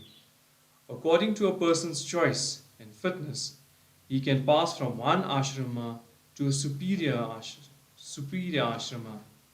But a devotee of mine should never do the reverse. nor should he remain without adopting any ashrama. One who enters the householder's life should marry a girl younger to him in years, unblemished in respect of family traditions and auspiciousness, and well matched with him in all respects. She must be of his own varna, and if absolutely necessary, wives from lower varnas may be married in their succeeding order. Performance of yajna, learning the Veda, and making gifts form the duty of all the twice-borns. But receiving gifts, teaching the Vedas, and conducting yajnas is the exclusive right of the Brahmanas. If one thinks that acceptance of gifts is detrimental to austerity, spirituality, and good name, one may live by the other two occupations of teaching and conducting sacrifices. If one finds even these defective, he may subsist on fallen grains gathered from the fields after harvest. The body of a Brahmana is not meant for indulgence in vulgar enjoyments. It is meant for a life of hardship and austerity here, and for eternal bliss hereafter. One who thus lives in stray grain collected from fields and bazaars, who is content with it, and who follows the lofty ideals of a desireless life dedicated to Dharma, that man, with his mind wholly resigned to me and free from attachments, will attain liberation even while remaining a householder. Anyone who renders help in difficulties to such a holy man, who is entirely dedicated to me, I will save him when he is in difficulties, as a boat saves one from the ocean. A king should protect his subjects from all dangers as a father does to his children. As an elephant saves himself and his herd, so should a king be a savior of all. Such a king will overcome all his sins here itself, and he will hereafter reside with Indra in a mansion resplendent like the sun and enjoy heavenly delights. Duties in times of danger. If a Brahmana is in a dangerous situation which upsets his way of life, he may take to trading like a Vaishya until he gets over the difficulties. If difficulties overwhelm him, there also he may take to the sword like a Kshatriya. But he should never descend to a livelihood of a dog serving mean masters. A Kshatriya, too, when he is in danger, can take to trading or to hunting for his livelihood, or even to Brahmanical duty of teaching, but he should never descend to the life of a dog serving a mean master. If a Vaishya falls into a dangerous situation, he can follow the duty of a Shudra, and if a Shudra is in difficulty, he can take to a carpenter's or matmaker's work for livelihood. When all are free from their difficulties, they should not continue to live by inferior professions. Salvation in householders' life. With the idea of my presence in them, a householder should daily adore devas, rishis, pitris, men and lower creations with offerings in the form of homas, Vedic studies, shraddhas, festive feeding, and edibles respectively. This is the Pancha Mahayajna incumbent on a householder. Either the wealth that has come to one and unexpectedly, or what one has earned by honest means, other yajnas can also be performed without practicing any oppression on one's dependents or servants. Even though one has a family, one should not get too much attached to its members. Without any slackness, one should be vigilant in regard to the true nature of life. One must note that all the enjoyments expected in the afterlife are as perishable as those of this life. The association with sons, wives, dear friends, and relatives is no better than the chance gathering of a group of travelers in a caravanserai. Just as dream relatives change in the recurring dream state that follows sleep, in the dream states that follow sleep, so do those of the waking life change in repeated embodiments. A person will not get attached to the home if he reflects on this truth and lives in the home like a guest without any feeling of I and mine with regard to anything or anybody in life. One who is devoted to me can continue to live in the home itself till his end, performing all the duties of the home as offerings to me. Or he can become a vanaprashta, living the life of an ascetic in the forest, or entrusting all his household affairs to his son, if he has one. He can become a sannyasin, a holy wanderer in the broad world with no fixed residence. He whose mind is extremely attached to the home, ever worried with thoughts of his children, wealth, and luxuries, and is pitiably petty-minded and grossly ignorant of spiritual matters, is strongly fastened with the chain of I and mine. He will be given to such thoughts as this: alas, sorrow-stricken by my death, how will my old parents and my wife with orphan children get on in this world without me? Attracted in this way by the insatiable attachment for home, the ignorant man ruminates again and again over the experiences and enjoyments of home life until death overtakes him. Birth in low levels of evolution, dominated by the blinding darkness of ignorance, awaits him thereafter. Iti Shrimad Bhagavate Mahapurane Paramahansyam Samhitayam Ekadasha Skandhe Saptadashodhyaya Athashtadashodhyaya Shri Bhagavan Skanda 11, chapter 18. Varna Ashrama, Vanaprastha, and the Sannyasi. Vanaprastha's way of life. One who desires to be a Vanaprastha should spend a third of his life, from 50 to 75, in the forest hermitage, leaving his wife to the care of his son at home, or accompanied by her. He should subsist on permitted roots, tubers, and fruits available in the forest. For dress, he should use tree bark, grass, or deer skin. He should leave his body untended and uncared for, allowing his hair and nails to grow uncut. Care of the teeth must be minimal. He should bathe thrice a day and sleep on the floor. In the summer, he should practice concentration, sitting amidst the heat of 5 fires, 4 fires on 4 sides and the sun above. In the rainy season, he should observe the vow of Abhravakasha, consisting in the exposure to torrential rain. In winter, he should submerge himself in neck-deep water, an austere practice called Udhakavasha. A Vanaprastha should thus lead a life given to such very austere practices. He can eat things cooked in the fire or ripened by time. He can use cereals pounded in mortar or with stones, or merely masticate them with the mortar of his teeth. A Vanaprastha should gather materials for his food from the forest himself. As far as the conditions of place and time would permit, he should not store materials or food got from elsewhere for use afterwards. He can perform seasonal sacrifices like Agrayana, and enjoin on him with offerings of charu and purodasa made of wild cereal.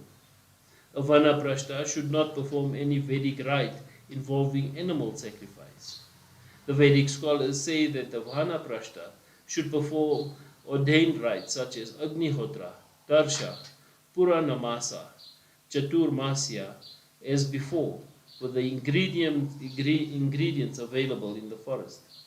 Worshipping me, the embodiment of tapas, in this way, by severe austerities that emaciate him to such an extent as to reveal the contours of all his blood vessels, he reaches me stage by stage, passing through Maharloka and other spheres, as happened to those who attain Krama Mukti, or gradual salvation.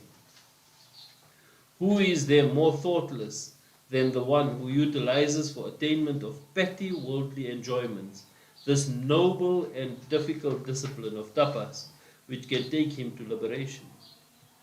When a man becomes feeble and tottering because of advancing years and is unable to perform his obligatory duties, swadharma, he should, through contemplation, withdraw into the heart the sacred fires he has been tending, and then concentrating his mind fully on me, immolate himself in a well-lit fire. Sannyasin's way of life. When complete dispassion for life in any world obtained by karma is generated by the recognition of that all places and experiences are hellish, then such a person is fit to give up duties of fire rites and take to the life of a wandering sannyasi. Adoring me with prajapatya sacrifice, according to the instruction received, and giving up all one's possessions as gifts to assisting priests, and withdrawing one's sacred fires into the self. One should take to the life of a sannyasin without looking for anything to depend upon. But out of jealousy that the one taking to sannyasa will go beyond their pale of influence and importance, the devas will at first cause obstructions to such an aspirant, appearing in the guise of wife and children. A sannyasin should have a codpiece alone as dress, and should he wear anything more, it should only be a loincloth to cover the codpiece. He should not keep with any properties of his previous station of life except his staff and water pot. Nothing else he should keep except in times of grave danger. He should take paces only carefully lest he should trample over any living creatures. For the same reason, he should drink water only after filtering it with cloth. He should speak only what has got the sacred stamp of truth. He should act only what has been sanctified by proper reflection. O Uddhava, a person merely because he carries a three-pronged staff of bamboo, tridanda, will not become a tridandi sannyasin unless he is also equipped with the three staffs of silence, breath control, and desirelessness, which constitute the restraints of speech, body, and mind. Except from those given to evil ways of life, he can take bhiksha, holy alms, from 7 houses of persons of the 4 varnas, without any predetermination of selection of the houses or persons to be visited.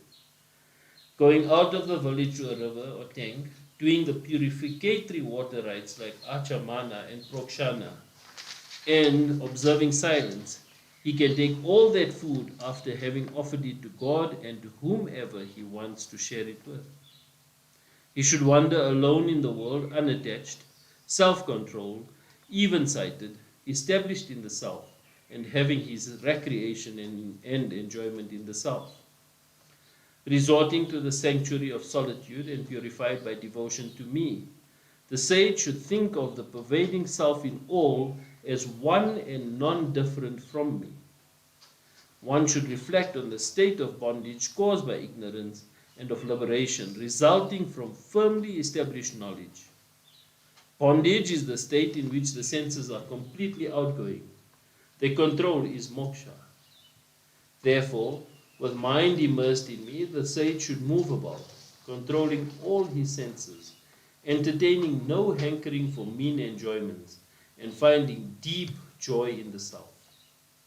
Entering into towns, villages, cowherd settlements, and almhouses, only to collect holy alms, bhiksha, he should wander over the world, visiting all holy lands, holy rivers, holy mountains, and settlements of holy men. He should take bhiksha, holy alms, frequently from the settlement of vanaprashthas, for the food of these hermits, made of grains collected by gleaning from fields, is highly purifying.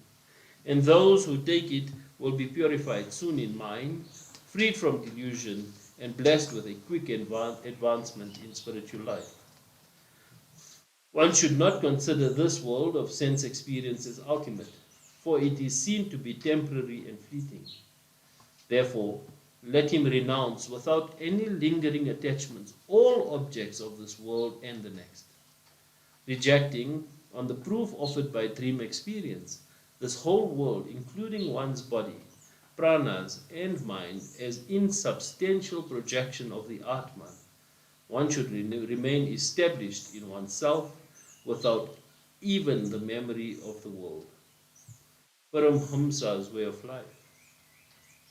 If one has reached the state of firm establishment in knowledge and absolute renunciation, or if one has become that type of my devotees who abandon even the desire for salvation, he may give up the external symbols of his ashrama, like the staff, and move about as a Paramhamsa without subjection to any commandment. Though wise, he should sport like a child unconcerned about status. Though highly intelligent, he should behave like a dull-witted person without any plans.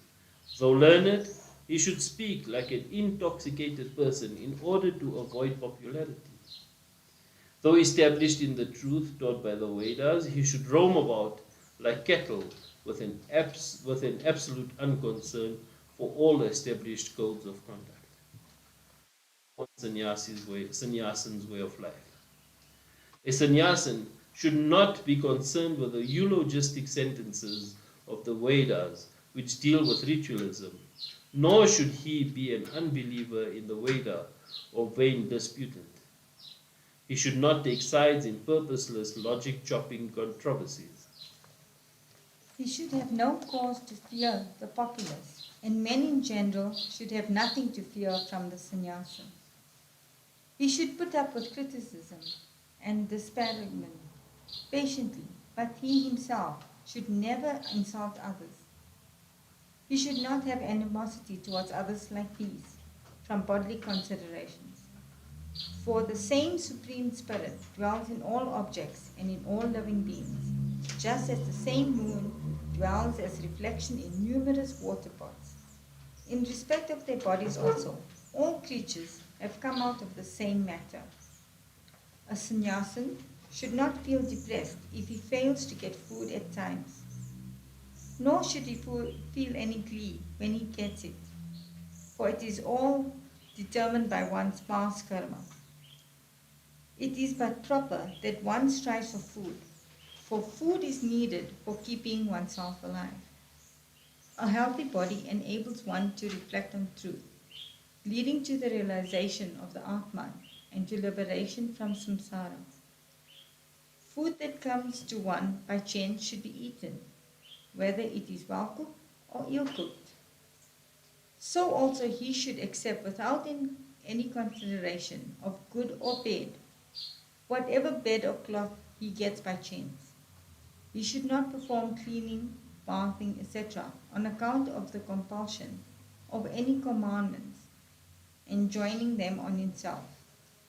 He should attend to them only as a free spirit, just as I do everything as play in complete freedom. He has no diverse consciousness, and that has also been obliterated on realizing me. A semblance of it, that it seems in taking food, etc., will last only as long as the body is there. When the body falls, he becomes one with me. Premature sannyasin, its evils. One might have realized that suffering is the final fruit of desires, and has by this realization developed renunciation for worldly life. He might also have the mastery of the senses, but he might yet be ignorant of the highest dharma leading to the attainment of me. Such a person, in order to be instructed in this, must seek a guru who is a muni, one fully absorbed in the reflection of the Atman. Until he attains to the spiritual realization, he should serve the Guru with great faith and attention, avoiding all adverse thoughts against him, and looking upon him as myself.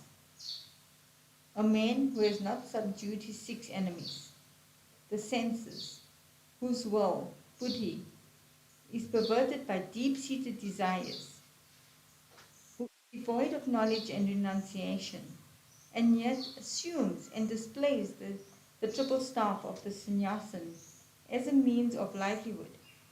That traitor to Dharma deceives the adorable Deva, his own self, and me, the dweller in all beings, including himself, with all evil tendencies latent and waiting to come out.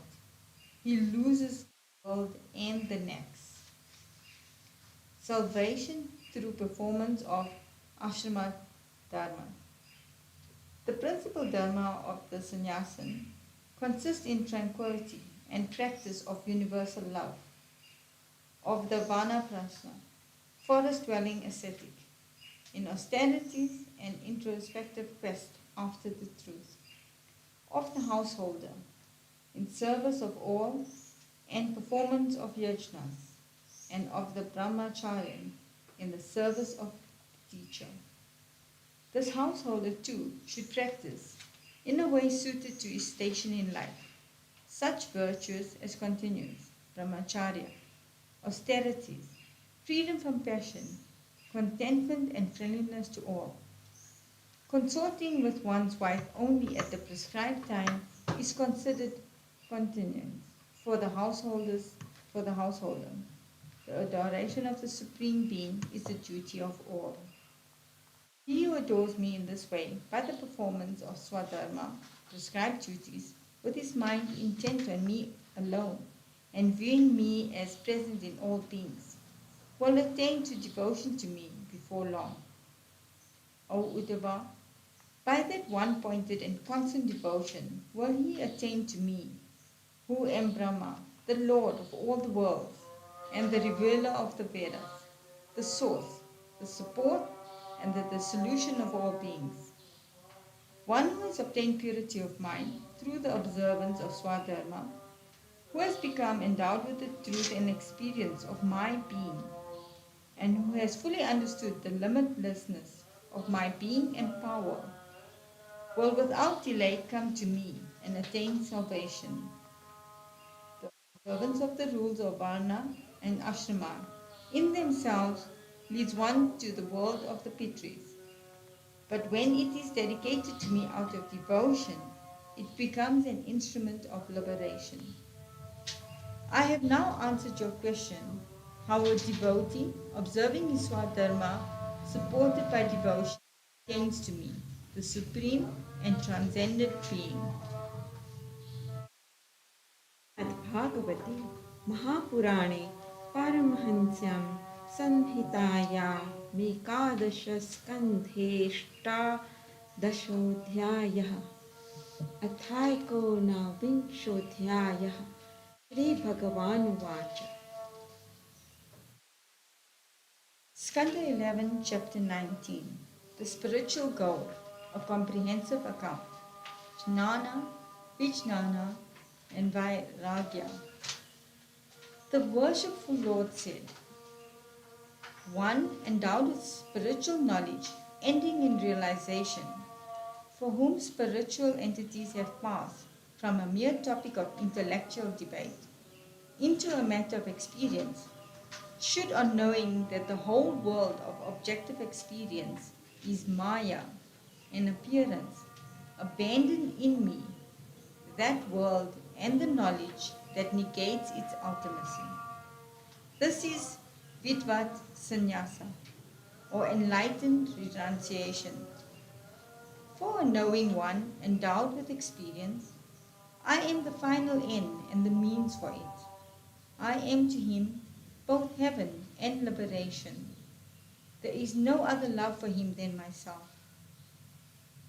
Those who are endowed with knowledge and experience attain to my transcendent state. The knowing one is therefore the most beloved of me. For through knowledge he bears me ever in himself.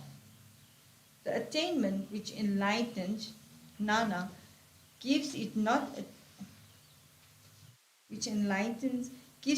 attained through austerities, resorting to sacred places, repetition of mantras, charity, and other holy disciplines. Therefore, O Uddhava, knowing yourself as spirit through enlightened understanding and endowed with knowledge and experience, adore me with loving devotion. The sages of old make sacrificial offerings of their knowledge and realization to me, the master of all sacrifices, dwelling as the self within, and hereby attained the highest. The threefold formation of the gross, subtle, and causal bodies have you as their center, are only passing appearances. At the beginning and at the end of the series of changes, they are not seen. Change is only a middle phenomenon. As your spiritual self, the Atman, subsists therefore, the start of the series of changes, and as it is bound to exist at the end of the series also, you have to accept that the self has been there in the middle too, though hidden by the changing forms that are phenomenal. In the case of the universe too, which comes into being, subsists, and dissolves, you have no cause to feel confused. The universal spirit, for whom the series of changes that you call the world started, existed before the world was, and he will exist when it is dissolved. As he exists at the beginning